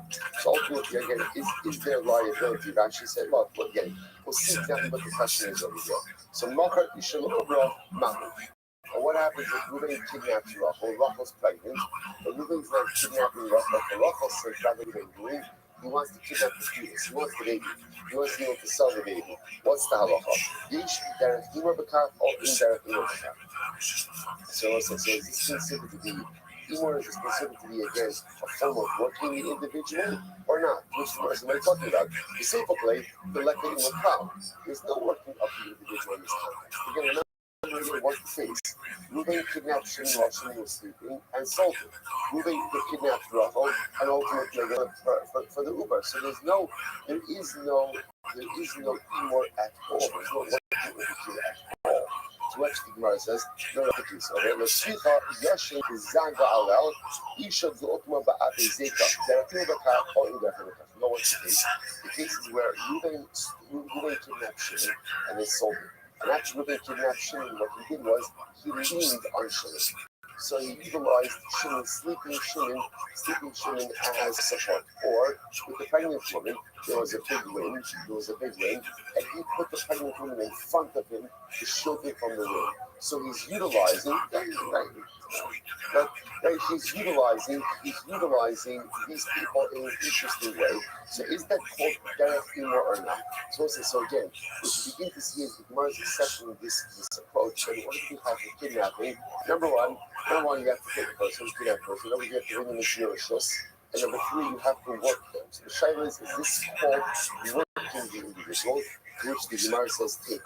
Gemara these are both like it's very first areas. The Gemara says even when they had a kidnap Shimon, and Shimon is asleep. He's asleep through the kidnapping, he's asleep through the sale, and so the shaila is just this is called a kidnapping or not. Is that called that? And so you wonder to yourself, how could someone sleep through all of that? How can you sleep with your kidnap? How can you sleep with your soul? And listen, what do you see from here? You see from here that people really have a tremendous koach of shliff. That people really could sleep. People could sleep through a lot. People could sleep through kidnapping, people could sleep through selling, people could sleep through life, and you could sleep at the wheel of life. You know, through so many twists and turns, and you miss so much, and you don't realize so much, and how so much of our life is only to be awake. It's to be awake, it's to be mindful, it's to be present, it's to recognize what is unfolding all around us, and specifically to take advantage of all of life's opportunities. Incredible. So the Gemara goes like that. The Gemara says, sorry, in the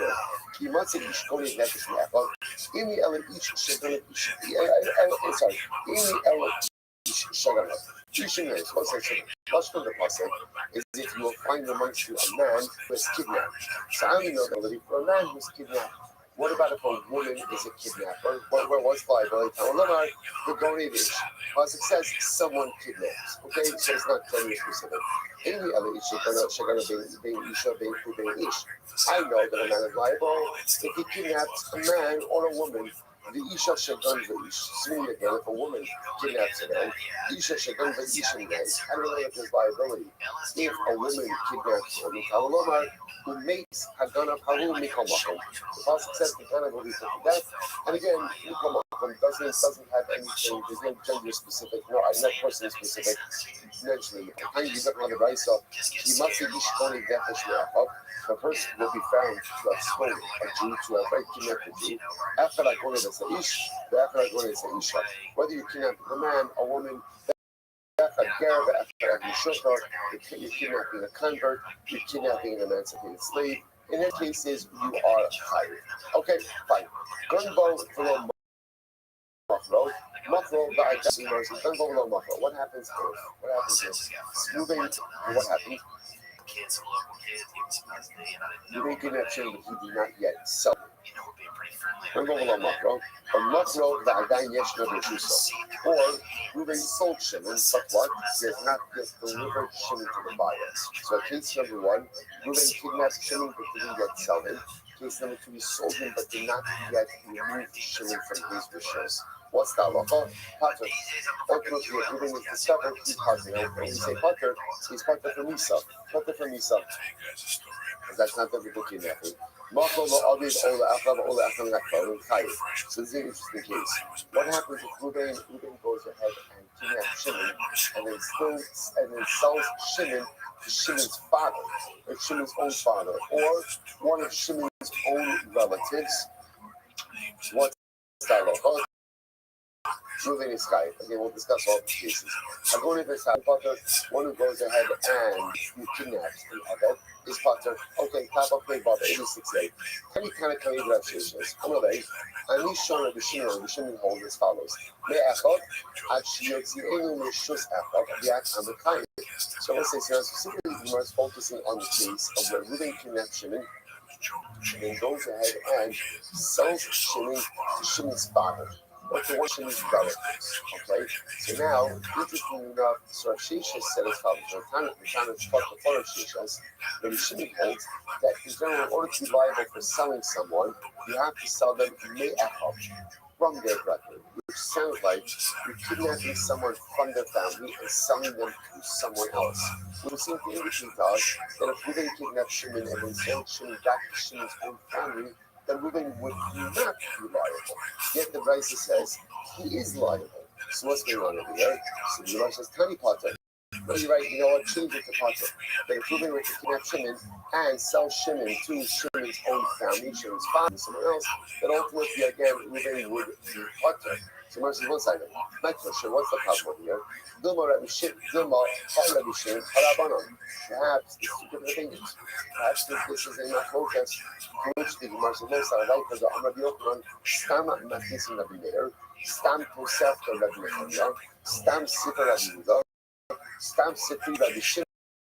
The king Rabbi Akiva. No, we can't interpret it that way because Allah for Maisa, we have these pure Stam Mishrafa, the Stam Sefta, the Stam Sifra, the Stam Sifri. Therefore, again, the proper way to explain this is to change, is to amend that which the Raisa said. And in fact, the halacha is that if Reuben kidnaps Shimon and sells Shimon to his own family, that Reuben is potter. When you say potter, remember that potter means potter from death penalty.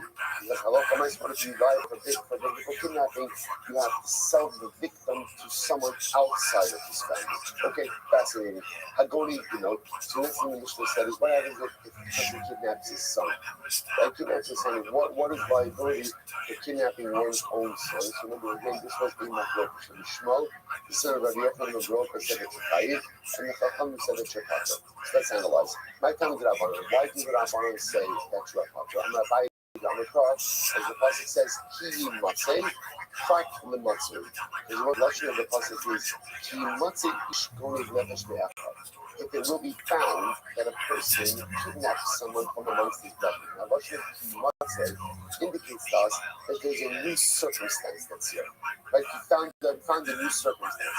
This comes to exclude an already pre-existing circumstance. In other words, someone is found with you who would not normally be found with you. How is someone found with you if they're not normally found with you? Kidnap them. So it comes to exclude someone who normally is with you. He's normally with you.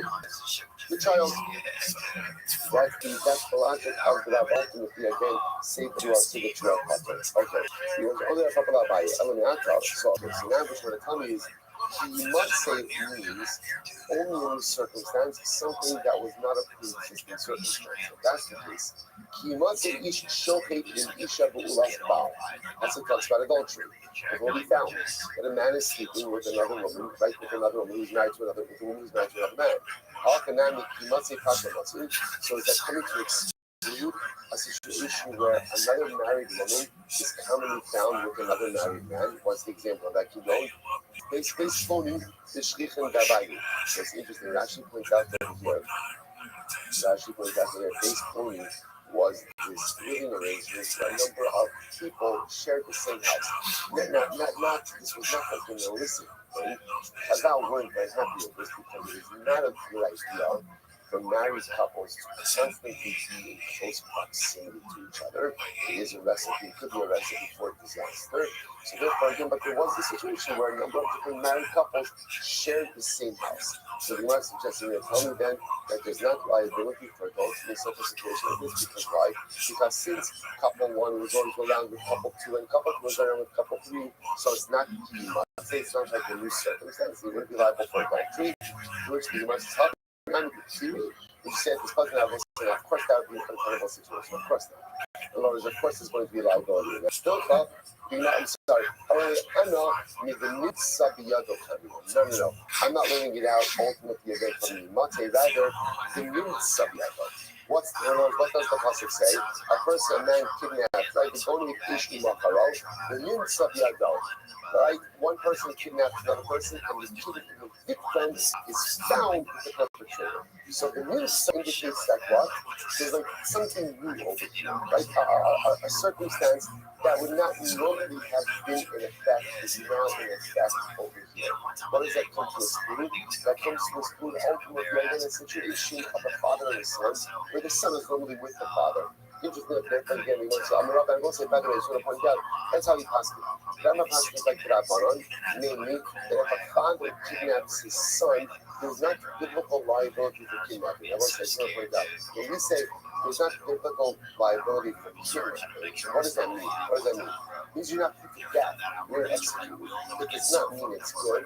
And of course, you can also one thing to remember is we all also deal with the Machlis Tina. So remember, a lot of these we're talking about the vacuum is halacha. But if you live in a foreign country where there is its own land, so its own laws, we are governed by the law of the land.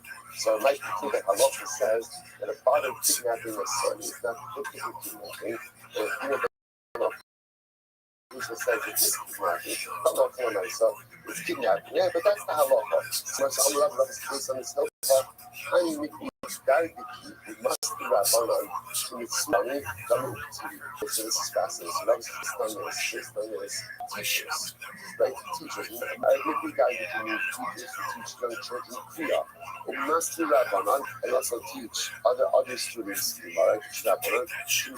These are people who spend a lot of time with these children, and therefore halacha l'maisa, they're not going to be the nimtzu.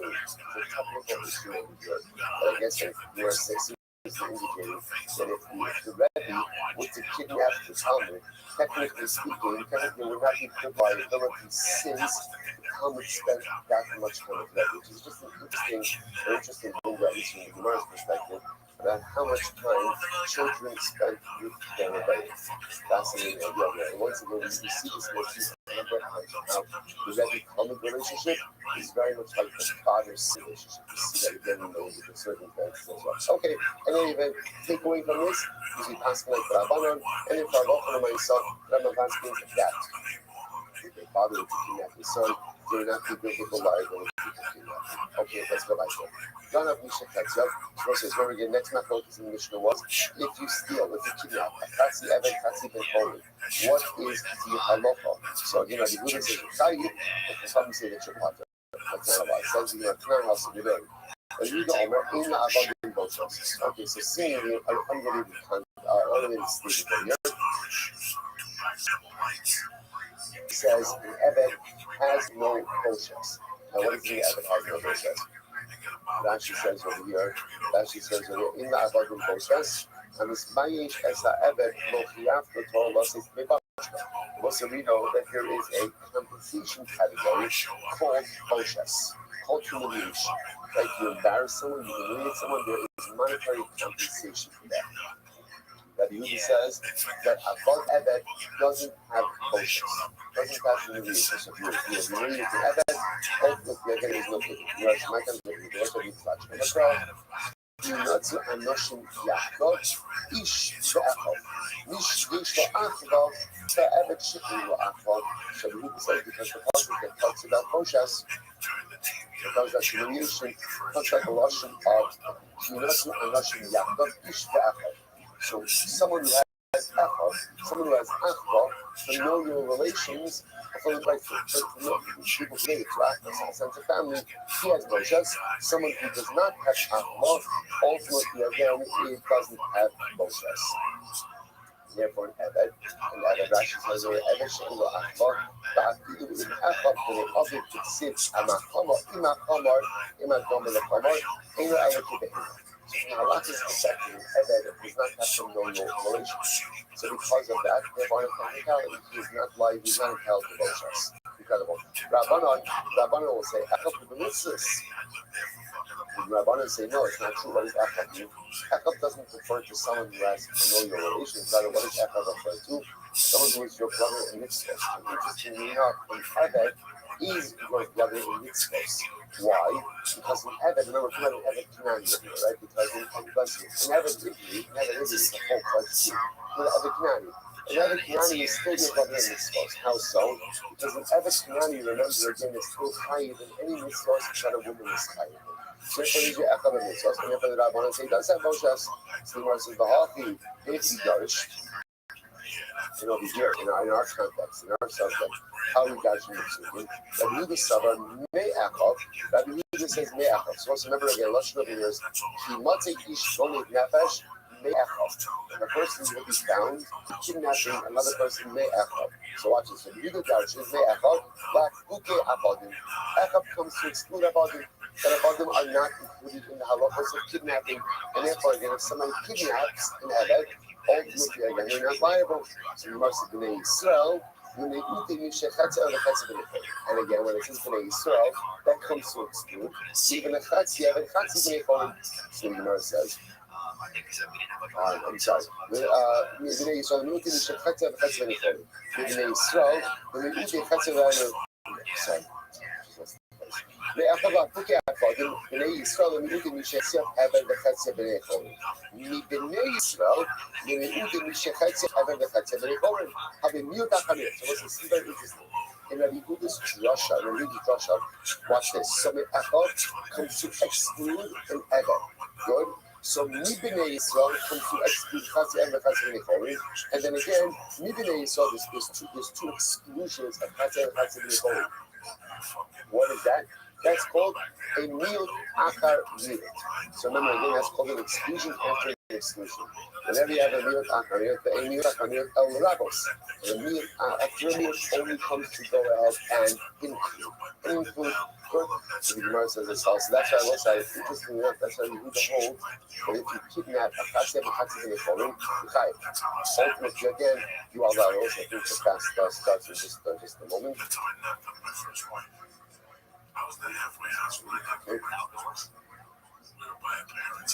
Okay, so we'll say, therefore, again, miut achar miut. Ultimately, again, it is an exclusion after an exclusion, and the halacha is that miut achar miut comes to include. What does it come to include? Ultimately, again, it comes to include liability for kidnapping of a Chatzi Eved Chatzi Bnei Cholim. That's a new drasha. Rabbanon, what will they say? Rabbanon me'echad la'chuki achadim lo mashminu. The Rabbanon don't even hold of the echad. Remember, we saw before. The Rabbanon used echad to teach me what? He used echad to teach me echad the mitzvah. So therefore, we don't see echad as an exclusion for Rabbanon. The ha'achid hu b'mitzvahs. Because ultimately, the Eved is my brother in mitzvahs. Bnei Yisrael, and again, when it says Bnei Yisrael, mi Bnei Yisrael, chala mi'uti Eved. One is to exclude Eved. The chala mi'uti shechatzi Eved chatzi Bnei Cholim. And one is to exclude chatzi Eved chatzi Bnei Cholim. Okay, so let's say, so ultimately again, so just so it's still a rough trick over here, is our fundamental machlok, yes? If you kidnap a chatzi Eved chatzi Bnei Cholim, are you chayiv or not? Rabbi Yehuda says, yes, you are. Where does Rabbi Yehuda get it from? Essentially, it's a miut achar miut. Bnei Yisrael, mi Bnei Yisrael, exclusion after exclusion, miut achar miut is the rabbis come to include. What does it come to include? Ultimately, again, Chatzi Eved Chatzi Bnei Cholim. Rabbanon ultimately again reject that drasha, and they exclude Chatzi Eved Chatzi Bnei Cholim. We'll see. Rambam Paskins ultimately again like that to come in, and therefore if one were to go ahead and kidnap a Chatzi Eved Chatzi Bnei Cholim, one would be potter. Okay, incredible. Now the Gemara asks two questions. As far as going into that Mishnah, from where do you see where's the law? Where's the law to go ahead and kidnap someone? Rabbi Yoshia Amar, no signal. Rabbi Yoshia says, you have no signal. Don't steal. Rabbi Yoshia Amar, no yimkuru min eretz Eved. Rabbi Yoshia says, you learn out from the pasuk that you shall not sell him like one would sell a slave. Okay. The Gemara says, fine. And for this not the argument, Marka Pasha Vlad the Geva, Marka Pasha Vlad the Mashida. So it's very interesting. Remember again, what did we already establish in the Mishnah? Essentially, in order to be viable for biblical kidnapping, you need three steps. Number one, you need to kidnap someone. Number two, you need to bring them into your shus. And number three, you sell them. The truth is, there's really four, because you also have to make use of them in six. So really 4 steps, we'll call it 3. So the most interesting enough, but the Yoshua and the Yochanan are not arguing. One is quoting the pasuk that says the lav of keeping itself, and the other is quoting Timothy again that you can't control. So they're not really arguing. They're just hitting different parts of the portion of kidnapping. Incredible. So the notice like there. So the most good. No signal. Torah says do not steal. Donate the fashas akasov medaber, which I was talking about again, kidnapping. So let's say after the donate the fashas, you tell me that no signal is talking about kidnapping. How do you know that? Or I don't know. How do you know that? Maybe it's talking about stealing money. How do you know that it's talking about stealing people? So the Gemara says so. Say ulamad v'shloshes v'midosh ha'torah. We'll say so. Let's analyze this pasuk using are exegetical principles. What's the exegetical principles? Davar halami mi'iyano. So let's say, so sometimes the way to understand what a particular pasuk is talking about is how to the analyzation of the context in which the pasuk is stated. That's what's called davar halami mi'iyano. Something, a pasuk that can be understood from the context in which it was stated. So listen to this. The Ma'akos of the Dabar, so we'll say the pasuk that says, "Lo signovu, lo sekachashu, lo seshakri ishpa'anito." What are you talking about over here? So the Gemara says, no, sorry, that was the wrong pasuk. That was the wrong pasuk. That the pasuk we're talking about is "Lo sirtza." Sorry, "Lo sirtza, lo sina, lo sino, lo signo, lo sana berechai shaker." So the source of the verse, right? Text is, don't murder, don't commit adultery, don't steal, and don't be a false witness. That's the context in which the signal is mentioned. So now listen to this. So the Gemara says, "Makas in the Dabar." What is the Torah talking about over here? The Gemara says, "Makas in the Dabar been a cautious." Now, also, when you look at the context, what's the context? Don't murder, don't commit adultery, and don't steal. And don't steal. So murder and adultery are both capital offenses. And the signal, don't steal, is written in the midst of these capital offenses. So if we already see that the Torah is talking about capital offenses, so therefore it makes sense to say that the neighbor that we're talking about is also a capital offense. When you steal money from someone, that's not a capital offense. So therefore, Allah Ta'ala see what you're talking about over here. Only the Pashas, Tanya is the Kavana Baisa, Lo Signovu, the Donate Mammon. The Pasuk says Lo Signova. So we'll say, so this is the Pasuk for before. Lo Signova, Lo Sakachashu, Lo Sashaki Ishtamita. Don't steal, right? Don't lie. And one by Lo Sakachashu really means like don't contradict. But again, also means don't deny, and don't lie one to his fellow. So the rest of the Donate Mammon are custom. That's talking about stealing money. How do you know that? So the Gemara says, "Atom, we're going to the cautious about stealing money. Maybe he's talking about stealing people, kidnapping." Say Ulamad, once again, we'll say this is a fascinating exegetical principle. So, which principle? Understand what a particular pasuk is talking about through the context in which it was stated. What is it talking about over here? The mammon. So let's remember again the rest of the pasuk. Is all talking about financial liability. Therefore, the Geneva in this context must also be financial liability. The mammon, after the mammon, so it's very important. So therefore, no signal in the Aseret Adibros is talking about kidnapping. It says don't steal, so about kidnapping. How do we know that? Context. Since the other offenses mentioned over here, don't murder, don't commit adultery, are capital offenses. Therefore, Allah said this neighbor mentioned over here is also a capital offense. When the Torah says "Lo signofu," do not steal, that's talking about stealing money. How do I know that? Context. Because the other offenses over here, do not deny a claim, do not lie about a claim, is monetary compensation, and therefore again, neighbor is talking about money. Incredible. Yeah, I appreciate that. It's an interesting case over here. So now watch this. This is a fascinating. So now remember, we've established again that I love the Bible for kidnapping. You obviously have to kidnap an individual. You have to take them to your ship. You have to go ahead and utilize them as someone. You have to sell them. So now in this piece over here, interestingly enough, right, you have witnesses who come forward. One set of witnesses comes along and says, "We saw Reuben kidnap Shimon."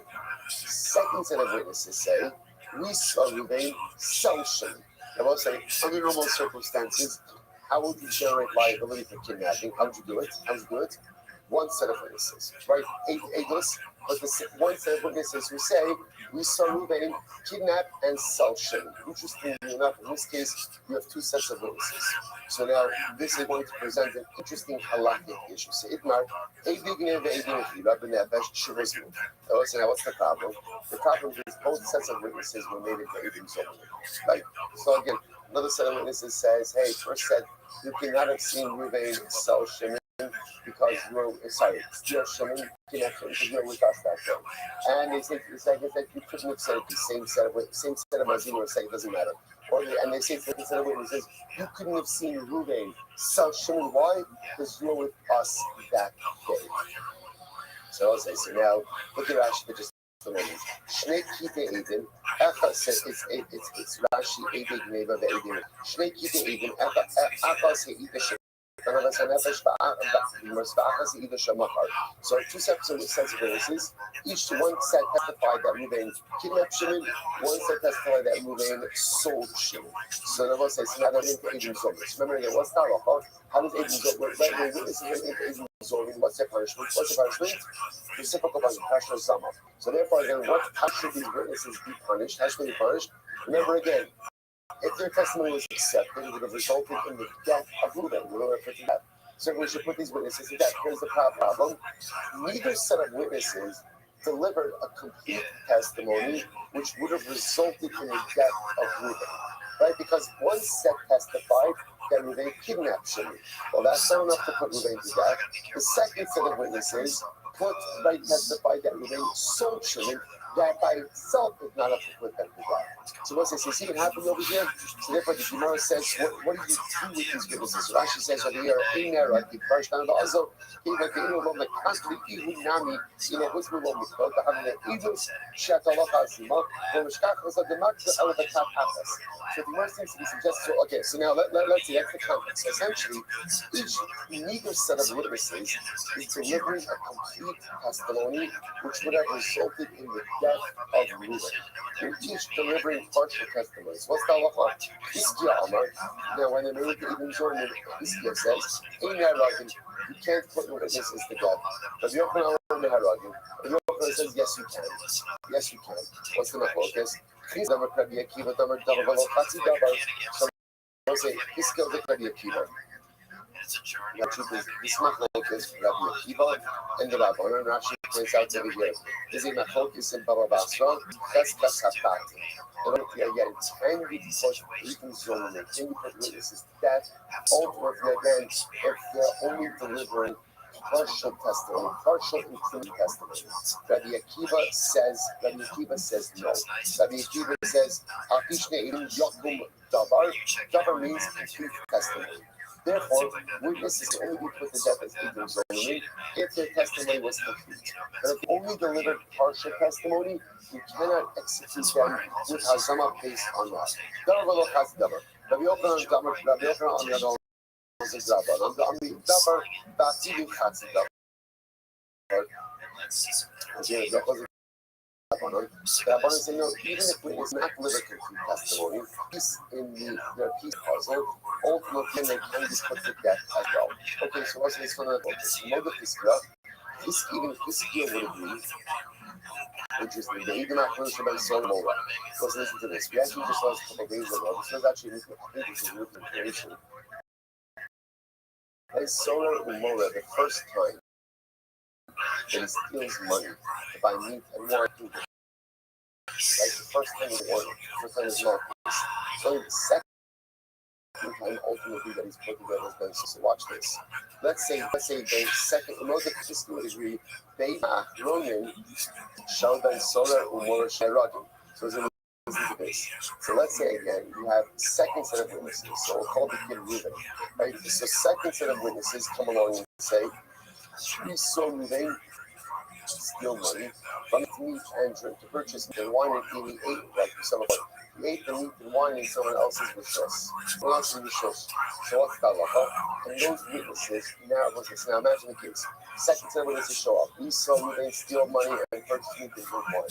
Then let's say witnesses come along and say, witnesses, you cannot have seen that because you're with us, eating so with it. So now we're going to put them to death because they were going to put Reuben the kid to death. So I say, they could claim 1 second, but we only came to give them notice. Right? Our testimony by itself is not enough to incriminate him. You need the testimony of the first set of witnesses. Even Chizkiah would agree that in this case, those witnesses are put to death. Why?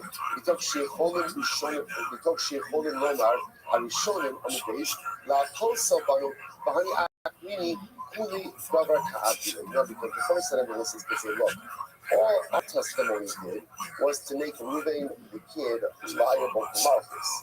And therefore, the entire death penalty really rested on the testimony of the second set.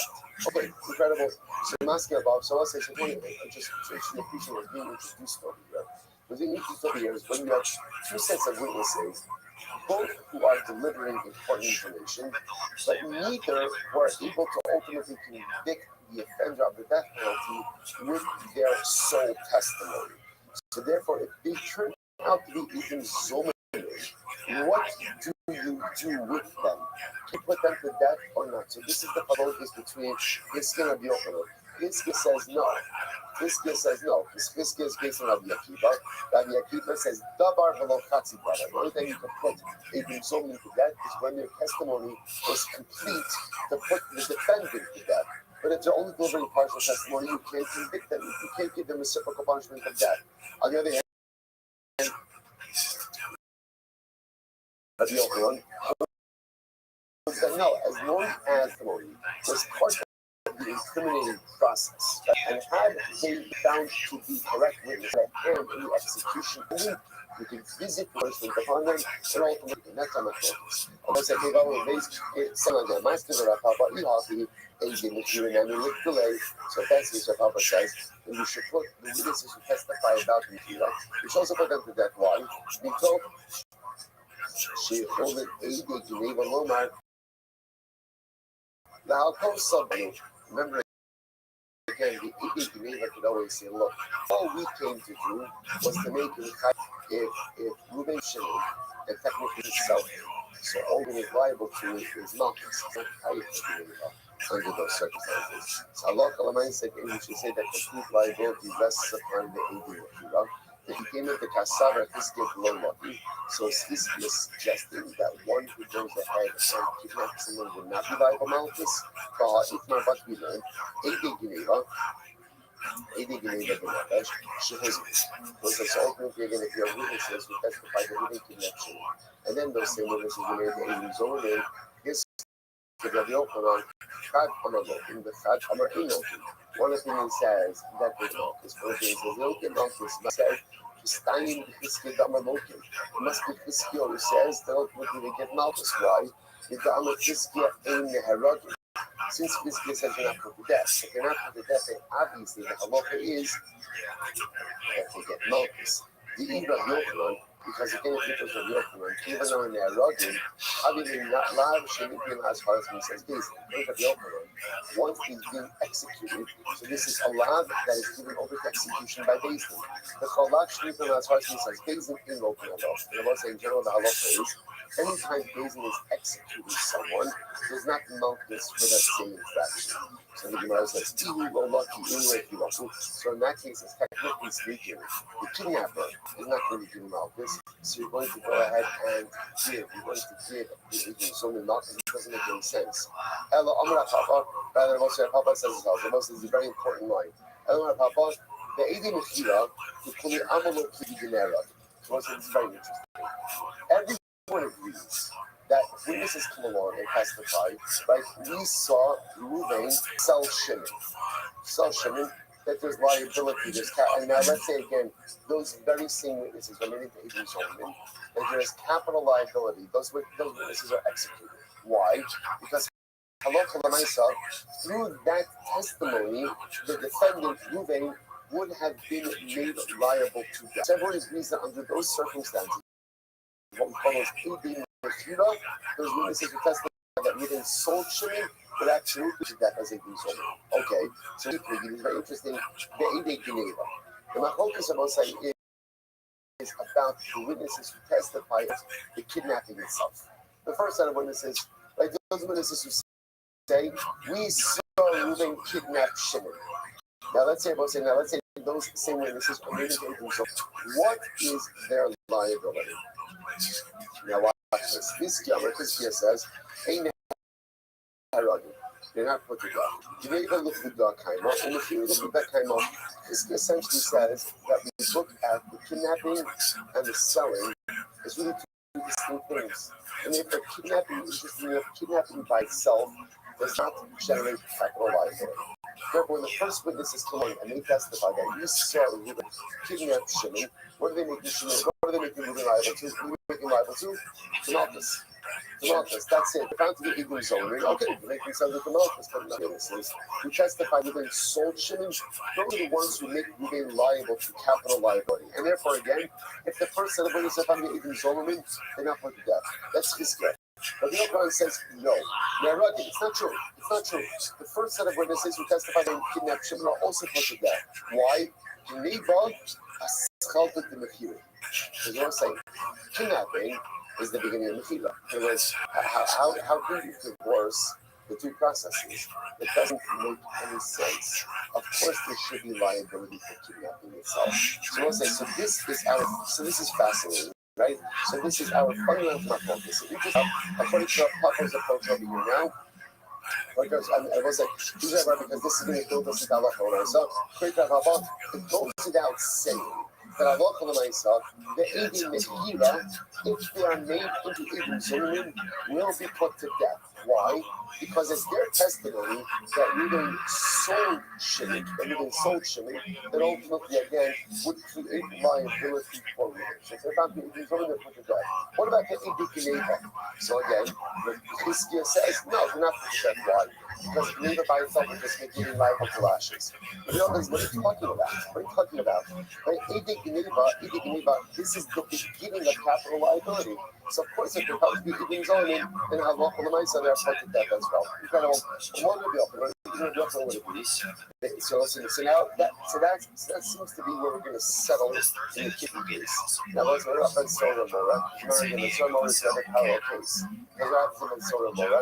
Remember again, first set of witnesses about the Sorah Mora. What are they making the Sorah Mora liable to? Or is not the Sorah Mora yet? What are they making it liable to? Malchus.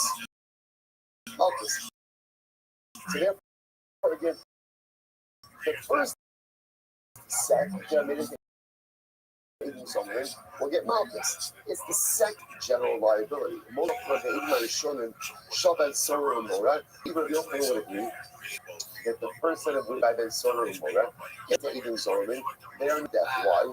We told you, Holding Lomar, Lacho Sabanu, because they can very simply listen. We didn't come to make this too liable for death. What did we come to make them liable to? Malchus, and therefore Allah there's a couple of punishment for them, but also be Malchus. Incredible. Rabbi says, so we'll say it's interesting. So I'm going to die here. Listen to this phrase, we'll have to stop with this. Hakomod to the Ben Sorah and Mora. Hakomod to the Ben Sorah and Mora. Umachokas Ben Sorah and Mora. So this is incredible. It's one of these great, unjuice statements like this. Rabbi says, everyone agrees with Ben Sorah and Mora. Right? Everyone agrees with Ben Sorah and Mora. And there's a machlokes by Ben Sorah and Mora. So also, we're actually going to end up on this statement. We'll pick up with this tomorrow. But I just want to point out what an incredible statement this is to go into Purim. Why? So when you look at this statement, what do you say to yourself? What do you say to yourself? Yo, what up, Mustafa? How you living, baby? Absolutely no sense. But I must say, what's there's good, one thing that is absolutely clear, which is wonderful. How are you? In the coming lines, this is all going to make so much sense. Now let's say, what is the entire? Yeah, I just woke up. So I'm getting my bearings. What's new with you? Nothing. I mean, like I just made an account on this application, so I wait for someone to like ask for work, like share it for me from ChatGPT. I asked for work about later, and I made an account, so I wait someone for asking for work. Okay. And I mean this, you need to make like 5 accounts a day like that. If you did that, within a month, you'll have a job. What I can tell you in the United States, and I hear this, people have the numbers wrong in that they'll be like, I haven't had a job in 3 years. I've applied for over 100 jobs. That's not good enough. When I needed a job, I applied for 1,200 jobs a day. It's very easy to do with these apps where you just can swipe right on them. And I had a job within 24 hours. And that's what you have to do. You have to put in a lot of applications. You can't just be like, well, I put in over 25 applications. Like, that's not good enough. If you put in 2,500, you'll get a job. Yeah, I'm going to make a lot of accounts. That's good. It's a numbers game, and you have to say that to yourself. You're not going to get the first job. How was quiet that people look like you because like when I talk to the people, they help me protect me. Like they doesn't want to help me for like get something to work and something like to help me. Like you are the first to run. Like you are the best man I've seen in all my life. Teach me how to get in America. How to get I got to America from Mexico. How can I get to work? When I go, where is the best place for work? Can find my job. Like you are, I don't know. Like when I come to LA, listen. When I come to LA, I swear to God, I'm gonna make Iraqi food for you. Okay, Because I'm good cooking, by the way. I'm good cooking. okay, I understand. Well, you have to understand I have some dietary limitations, but we'll do something. We'll do something eventually. You got to get your bearings, and also I've got to go viral. That's my thing. I've made kind of a vow to myself. I am not doing. I'm not going on vacations. I'm not doing anything until I go viral. So that's my focus. But don't worry about what you want to do for me. This is what I want you to do: is apply to as many positions as possible. It's a numbers game. So think of it like this: if you were really ugly, you're not. But if you were really ugly, but you really, really wanted to get married, and you went on a dating app, and you got rejected by 4 girls, and you gave up, then you basically didn't try hard enough. You try for 10,000 girls, but eventually you'll find some chick who wants you as well, and you'll end up hooking up.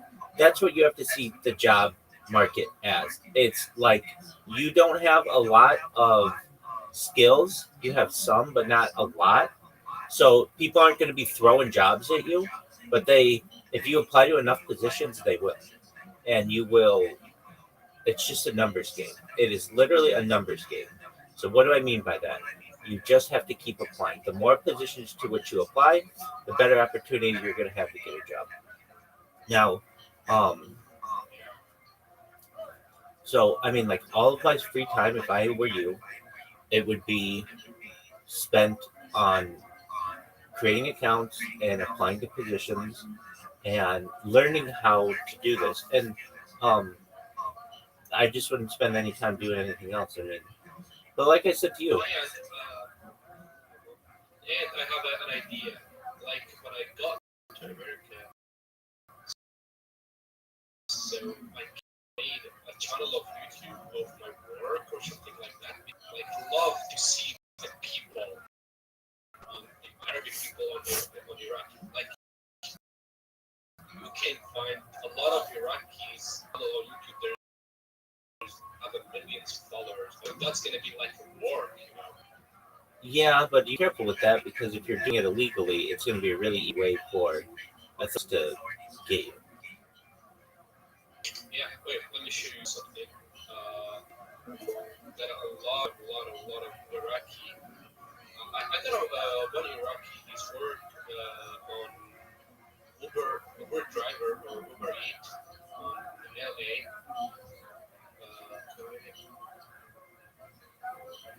His name Hamza, I think. No, is that right? Hamza, yeah.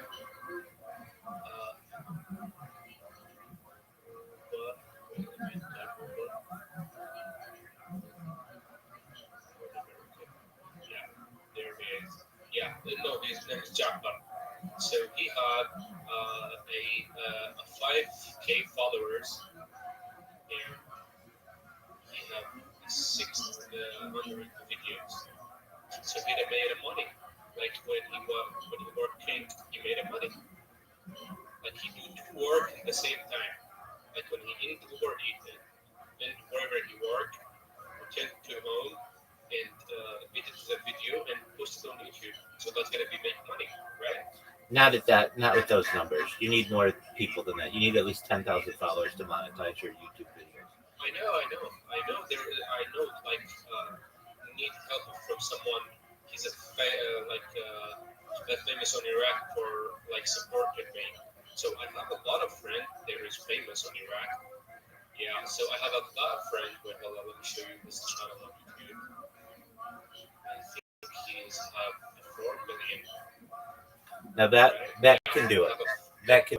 Yeah, he have a 4 million. So I think I'm gonna give him a $500 for maybe like posting my channel on his other accounts, social media. That's stupid. So why? You gotta use that money to buy a plane ticket. I know, but like when I got like on America, like and I found a job, a home, a car. After that, I'm gonna think to have a YouTube channel and I like spend $500 for a YouTube channel. Okay, that's a long way down the I line. know. I get you. Yeah, that's a long way down the line. Yeah, but it is still give me money.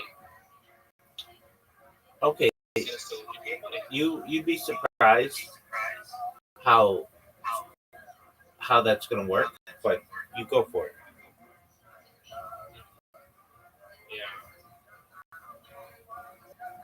Yeah. But what you have to do It's gonna be fight for positions. That's all. so he is wait. In this video he said 30 minutes, sorry, he got $500 went override. Yeah, but he has 5 million viewers or followers. That's a lot of people. And in 2 hours he got $300. $300.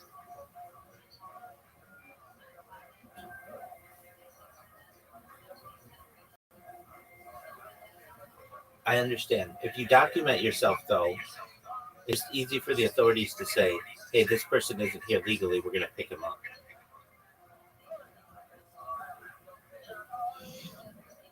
Yeah. Do you understand what I'm saying? Like, you could be like, "Well, I want to make a YouTube video. I want to make a YouTube thing." Okay, that's fine, but it's pretty easy for authorities to be like, "Okay, where's Mustafa? Oh, he's living in this part of Los Angeles. Let's go pick him up." They don't, because there is a lot of Iraqis like making YouTube channels. They don't know that it comes to me. And I'm not gonna steer. I'm in LA. I'm just gonna say I'm from California. Like I look like this, like too small for somebody like know where I am, like what I live. Okay, but you have to understand. All they have to do is look at your IP address, and they'll get your address. So this is life. So let us continue.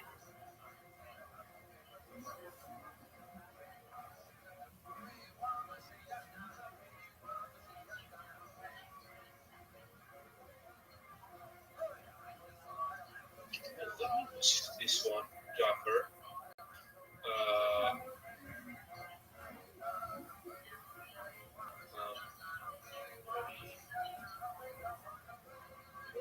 there is his email.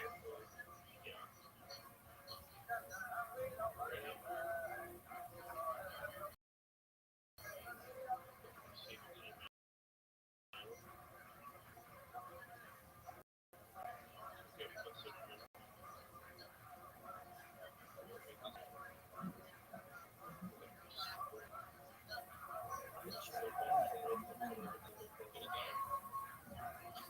So let's see his email.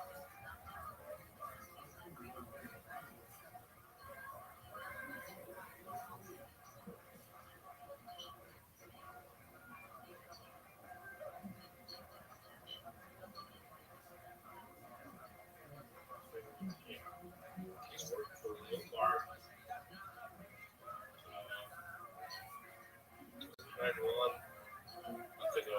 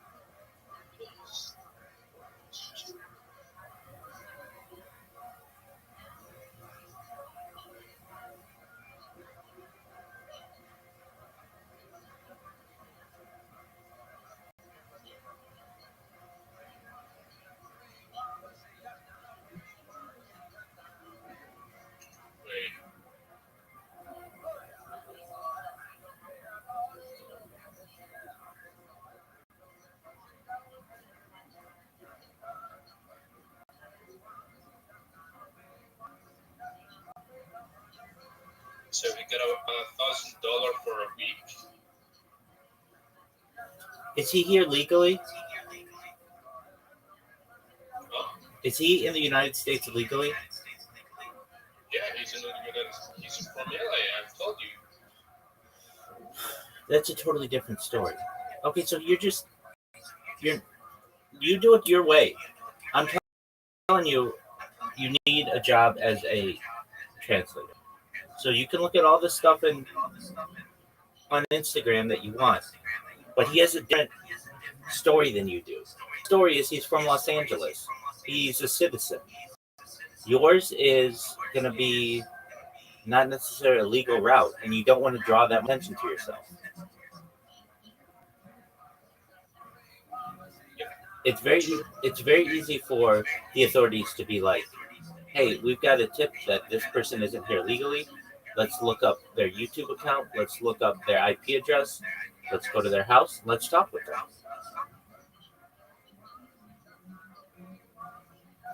So, well, so you said for me, don't make YouTube channel because someone gonna get my ID. Not yet. I mean, not yet necessarily. You want to get a job as a translator. That's what you want to focus on.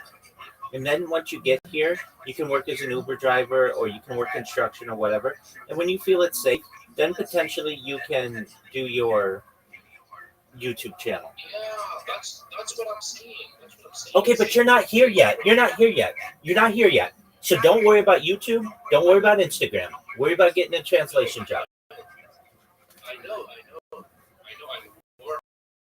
I'm worried just about my work and about my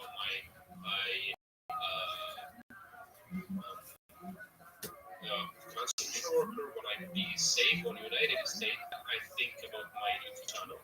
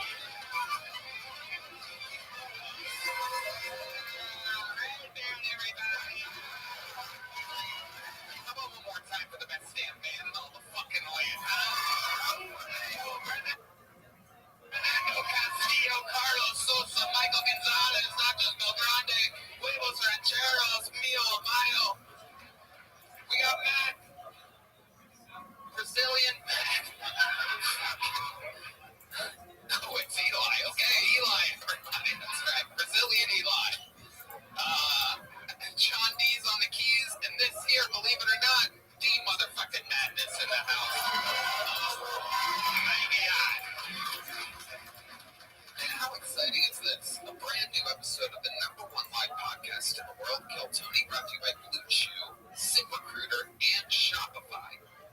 My God, pure momentum. We're having the time of our lives. Tonight's episode will be no different. Before we get started, here's a little bit more from the amazing sponsors that made it all possible.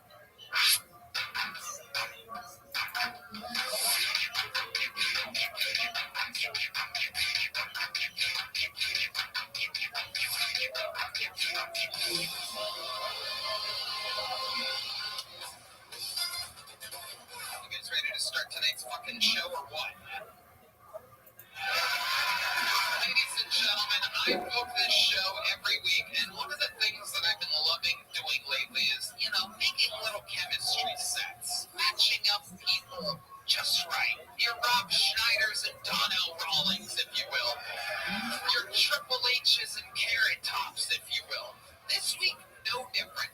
Two of my favorite comedians on planet Earth. One, a master improviser, famous for his unbelievable crowd work. The other, one of the true dark forces of all of stand-up comedy, an absolute man known for closing every show in the main room of the Comedy Store and now the Mothership. Ladies and gentlemen, tonight's guests, two of my favorites, make some noise for Ian Bagg and Brian Holtzman. Oh my God. Ian Bagg. Tony, the legend. Brian Holtzman. Oh my goodness. What a fucking panel we have here tonight. Brian Holtzman is back, the Duke of Darkness. Hi, Brian. I'm going to say something into the microphone for the podcast. Hi, David. Carlo! Shit kicking. We're going to have fun with Brian, and the great Ian Bagg is here, ladies and gentlemen. Hot on the weekend here. Hello, Tony. Second time on this show. We had very exciting fun last time. Very excited. Have you been very excited? You're terrified about it? Yo, you gotta be 18 to be in here, big dog. Big dog. Big dog, you gotta be 18 to be in here.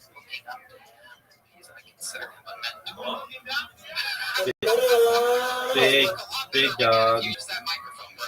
You gotta be 18. Yeah, you have to be 18 to be in here. I'm telling that kid who was just in here that he has to be 18. Then he got the boot.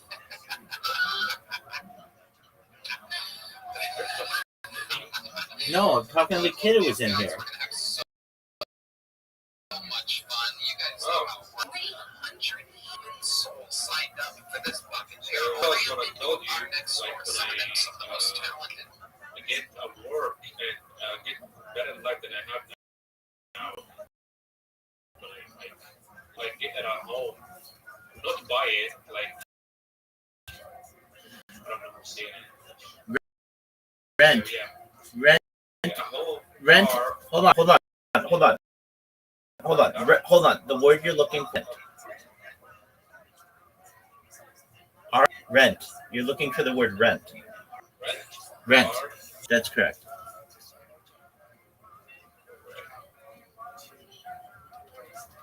Oh, they got it. Oh my God, you're so good, man. I just want to look for that. I know where I'm taking it. All right, city, LA, and search. Let's see what they're like. Not Las Vegas. I mean, Los Angeles. Yeah.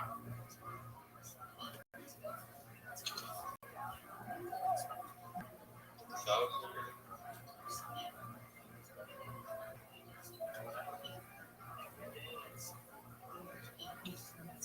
don't want to make it home.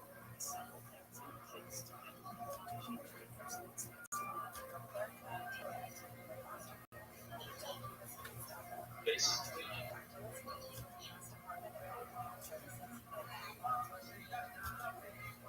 Well.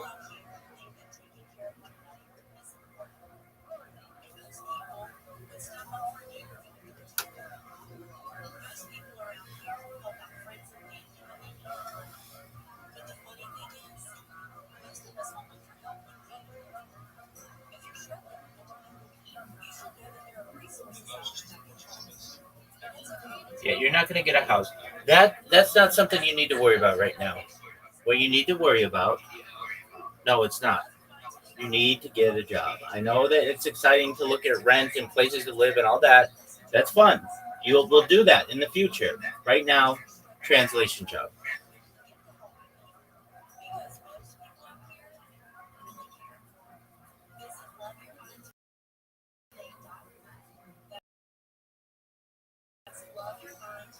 Do you know what a cake is? CAKE.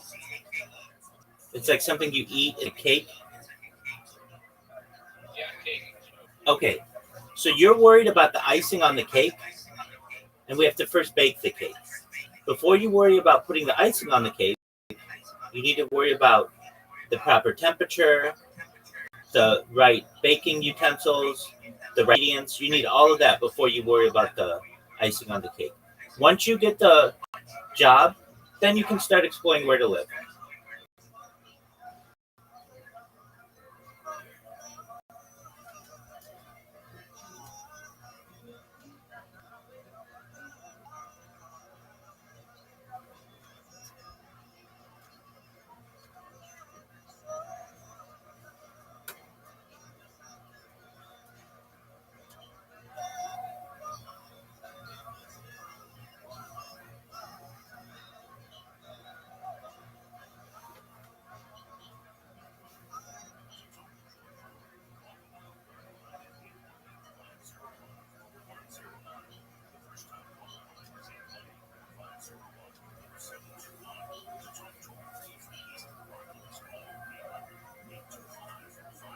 Coming comedians from all around the world, some of them completely mentally ill people. Some of them have never even tried stand-up before. Some of them have done it every night for a decade and a half. Anything can happen.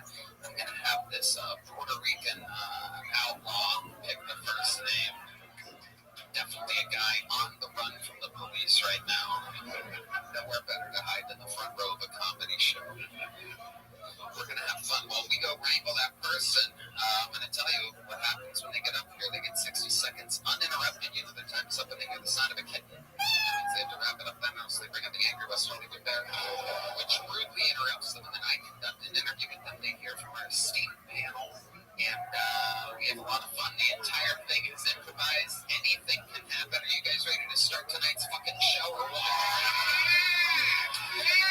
A lot of our golden ticket winners and regulars are out on the road tonight. So to start tonight's show, ladies and gentlemen, one of our great team members here that we've known forever. We found him in Dallas, I think 6, 7, 8 years ago. He famously was a good high kicker. He once tried to kick a water bottle off Jeremiah's head and kicked him in the head.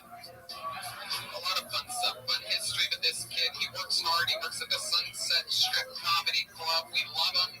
Ladies and gentlemen, doing the first minute of the night. Make some noise for Colt McNeely, everybody. Here comes Colt. Hey, what's up? How are ya? Oh, man. A little bit about me. I just got my own place. Thank you. Love this place, new apartment. My favorite thing about it is it doesn't come with a bitch who hates me. Fellas. Thanks for coming out, guys.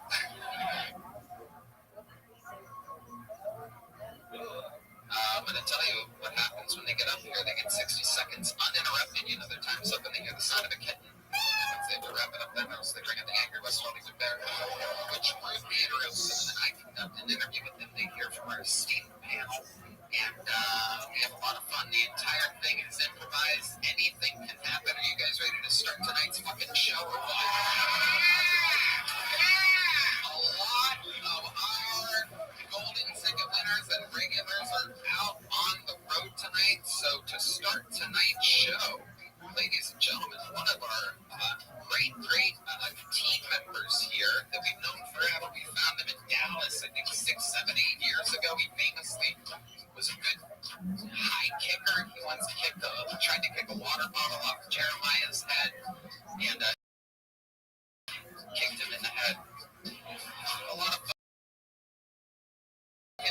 this kid. He works hard. He works at the same love him. Ladies and gentlemen, doing the first Mennonite. Make some noise for Colt McNeely, everybody. Here comes Colt. Hey, what's up? How are you? Oh, man. A little bit about me. I just got my own place. Thank you. Love this place, new apartment. My favorite thing about it is it doesn't come with a bitch who hates me. I'm watching something. What's going on? I said, which is better, or LA or Arizona? Los Angeles.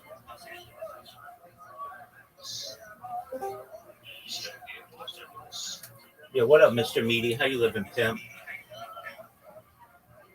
Hello. What's good? I'm doing good. How about you? Yes, my friend he asked you what's up. That's right, bro. Let's bring it back up. He had his team. Yeah, no, he knows. Mr. Meaty comes in here like a few times a day. He knows that I welcome him like 1,000 times a week. How you living, pimp? Man, I was here just living life. Livin. Have you seen Dazed and Confused? Absolutely. Yeah, you know how it is, dog. Dude, Mr. Meaty, I just have to say this to someone. My fantasy football team is fucked, and I'm pissed off about it. But I can't be that pissed off about it. Tyreek Hill, I don't know if you know who he is, suffered a knee injury. He was carted off. He's basically done for the season. And Was that still there in NFL? yeah, that's in the NFL Monday Night Football. And it's, I missed the game last night. that was last night, yeah. Dolphins Jets. And you know it's funny? I was asleep for it, so we'll find out right now. Who do you think won? I'm just gonna put it on the Jets because I know the Dolphins didn't. Actually, I take that back. Miami won. I was gonna say I'll take that back, yeah. Because I started thinking the 7 minutes of it in the playoff. So. Yeah, Tyreek Hill has a dislocated knee, and that's sad. I mean, he was the fastest. Tyreek Hill? Yeah, Yeah, he's fucked for a few weeks. he's maybe fucked for the season. It might be career ending. He was carted off, and he was on my fantasy football team. I've had him on my team 2 years in a row. Yeah, but no more. I mean, it's really sad to see though, like a guy who was known for his speed, known for being very fast, get a knee dislocation, which means like you're never coming back from that. I mean, it's better than a fucking ACL tear. Yeah, that's true. I mean, just because it's dislocated doesn't mean they can't be caught back in 2 to 3 weeks. It was out for 3 games, so I'm probably not back in. That could be. It's on the front page of ESPN right now. Tyreek Hill injury, FAQ, recovery timetable, his NFL future, and how the Dolphins will adapt.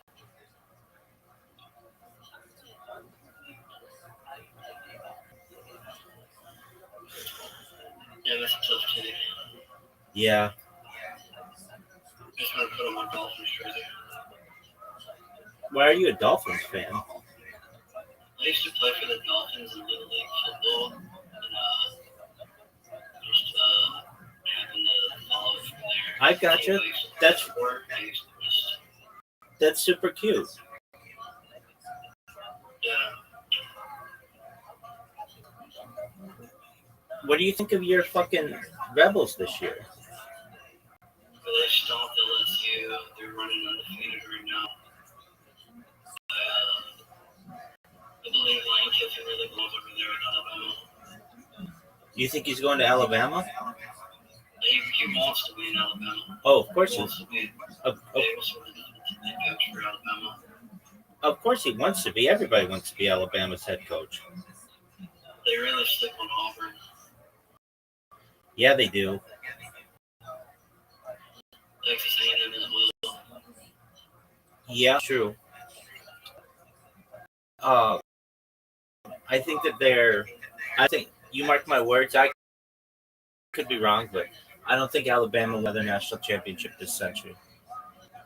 I don't think the Buffalo Bills make her. I think they win this year. Dog, they're a very strong squad.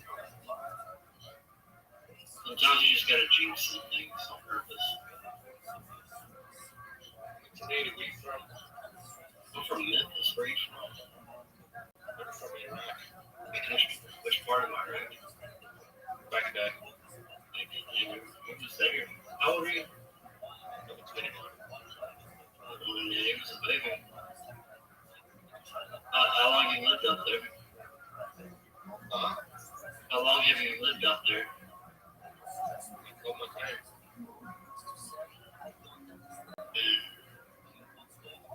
Mashallah. Yeah, mashallah, that's Arabic career. Mr. B, did you serve in the military? I was close, but I ended up catching a legal case in the midst of my enrollment. Okay. I passed all the tests, the PT, the ASVAB, forget the name of the test after that. But I went through the whole process, and I went to go surprise a girl I was with, and she was in the bed with another man, and I whooped his ass, and they got me an assault charge. They kept delaying the case, and I could only fucking go through the testing and shit within that time frame that it was allowed by the National Guard. And the National Guard just said, all right, you're basically not going to show up. This is all because I had a fucking an assault charge on me for whooping somebody's ass. I should have whooped her ass in the hole.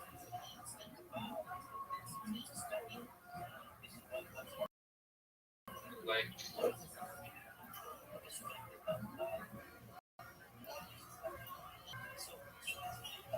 oh my god, that one is so much good for me. It is 1,000. Stop.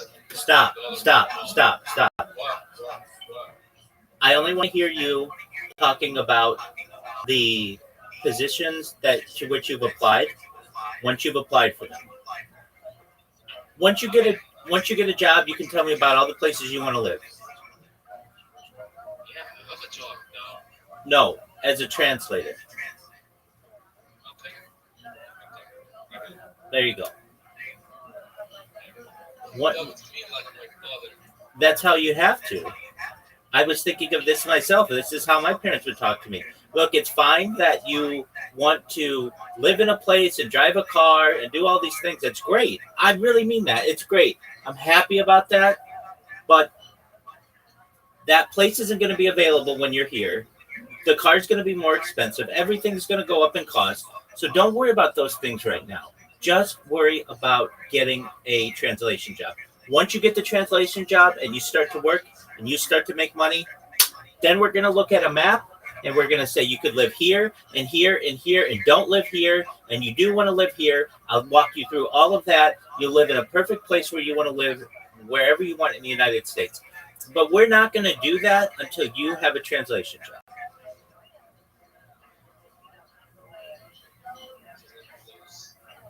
Exactly. There's a phrase in the United States. I mean, it's just in English. It's called putting the cart before the horse. And you're putting the cart before the horse. You want to put jumping the gun's another one. Yeah. You'll get there, though. I'm glad that you're excited for that. But imagine the shoe was on the other foot. And I'm moving to Iraq. And I'm really excited about perhaps living in Baghdad or Fallujah or wherever people live. And you'd say to me, well, that's great, but you need a job first. So focus on the job before you worry about the places in Iraq you're going to live. It's the same thing.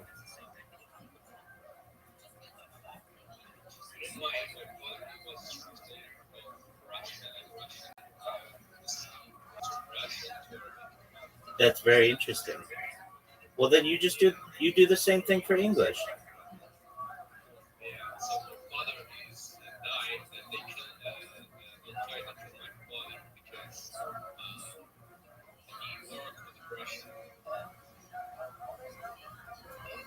It's very sad. May his memory be a blessing.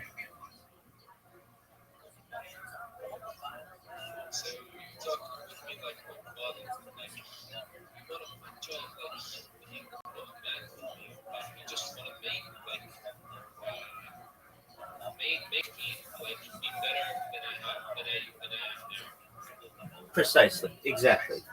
Correct.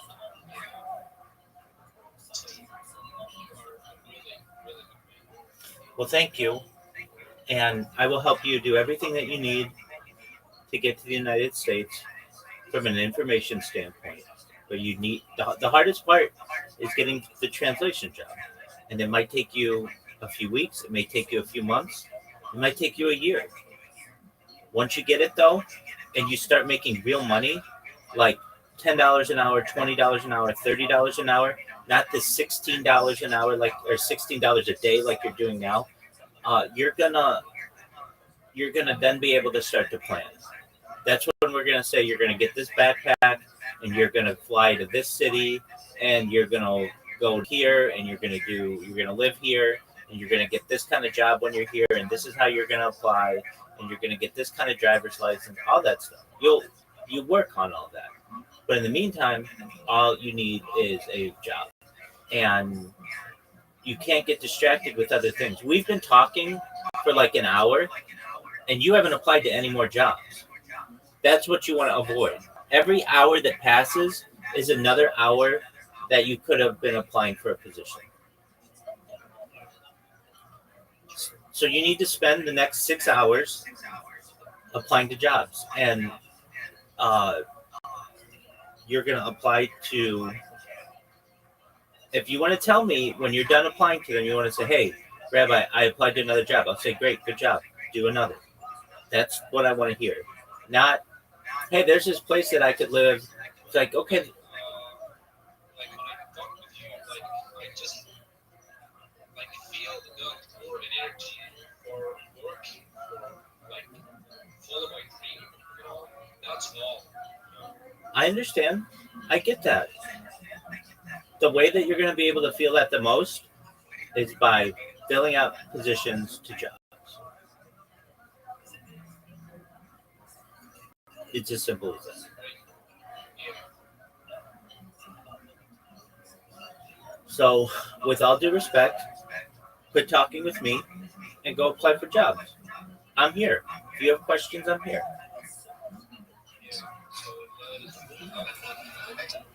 Thanks for coming out, guys. I think things are a little too political now. Do you agree? Yeah, right. Trip Comedy Club, we love them. Ladies and gentlemen, doing the first minute of the night. Make some noise for Colt McNeely, everybody. Here comes Colt. Hey, what's up? How are ya? Oh, man. A little bit about me. I just got my own place. Thank you. Love this place, this new apartment. My favorite thing about it is it doesn't come with a bitch who hates me. Fellas. Thanks for coming out, guys. I think things are a little too political now. Do you agree? Yeah, right. I miss when Antifa was just my black friend's cool aunt. Antifa? I miss that lady. Thank you. Thanks for coming out, guys. Oh, man. I love the gays. They're great, right? You're not doing too much.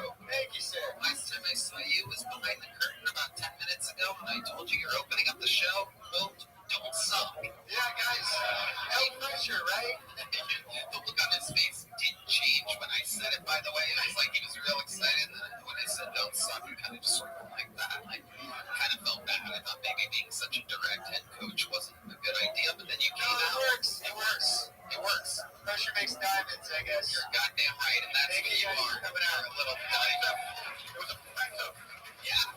How much stuff he could get in 1 minute. He went from the gays, being alone, drunk. Oh man, there's a lot to talk about. Sucking 2 dicks at one time. Very effective. Thank you, sir. You're welcome. Love it. Yes. Holtzman. I was very impressed, and I have a little comedy writing session in my place. You are welcome anytime. Hell yeah. Starts about 12 at night, and it'll just be you and I.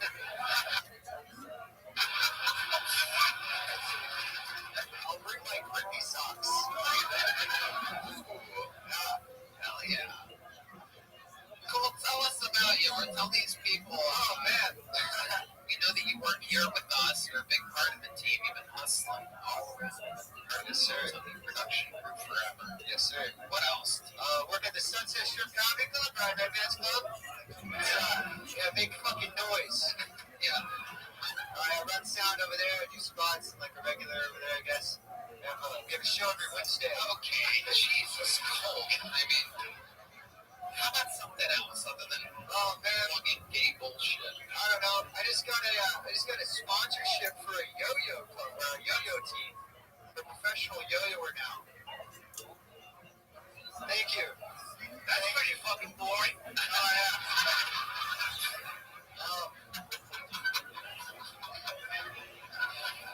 Wow. Seems like you might only have a minute worth of material. Exactly. Right to the yo-yo. Yeah. Do you have a yo-yo on you? I do, actually. Oh my god. I need someone to fucking yo-yo music. What do we got? Yo-yo. You need yo-yo music. We got everybody. We got yo-yo music. We got yo-yo music. Hey, whoa. Wow. Welcome to the dumbest comedy show on planet Earth. Somehow crushing the late night shows. Better numbers than SNL. And somehow, wow, what a flex. Oh my god, there must be so many knots. Unbelievable. Thank you for coming out, for real. Thank you for coming out. Yes, thank you for that. I'm a fan now. Bring that to the pub, and I'll try to insert it in your ads. Holy, pull it out real slow.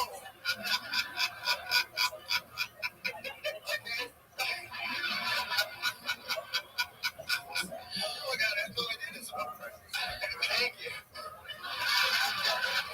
Thanks for coming in. Whoa.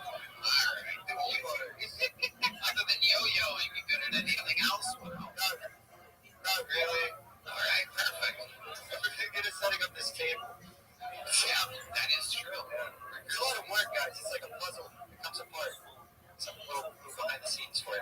Yeah, for those of you diehard fans that ever wonder how long it takes to put the table together. I know. Hour and 18 minutes is the record. Hour and 18 minutes. Yeah, it was filled with LED lights. It's very strategic. There's little sound monitors, video monitors that we don't use for the home shows or for arenas. It's a whole thing. It's a big deal. I just heard the sound of 15,000 people turning off the show just then. Did you guys hear that? That was the most amazing humble brag I've ever heard in my life. I've got a table that's got things in it. It was a long time. Yo, what up, Tolacoma? Some of the tables we dealt with over the years, man. I bet. How you living?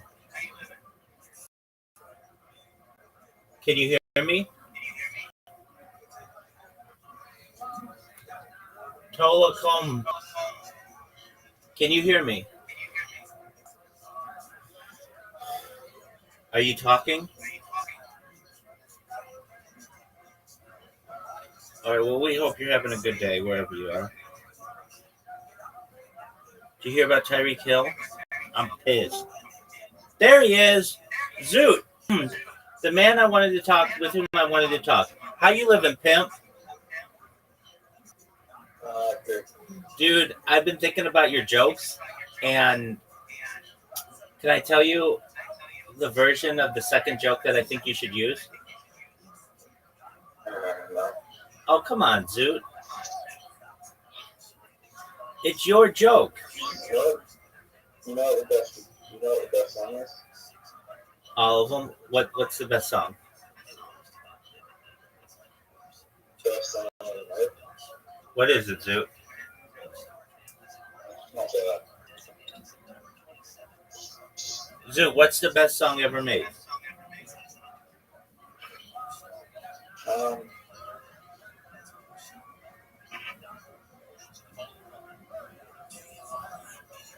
Unfortunately, Rothschild.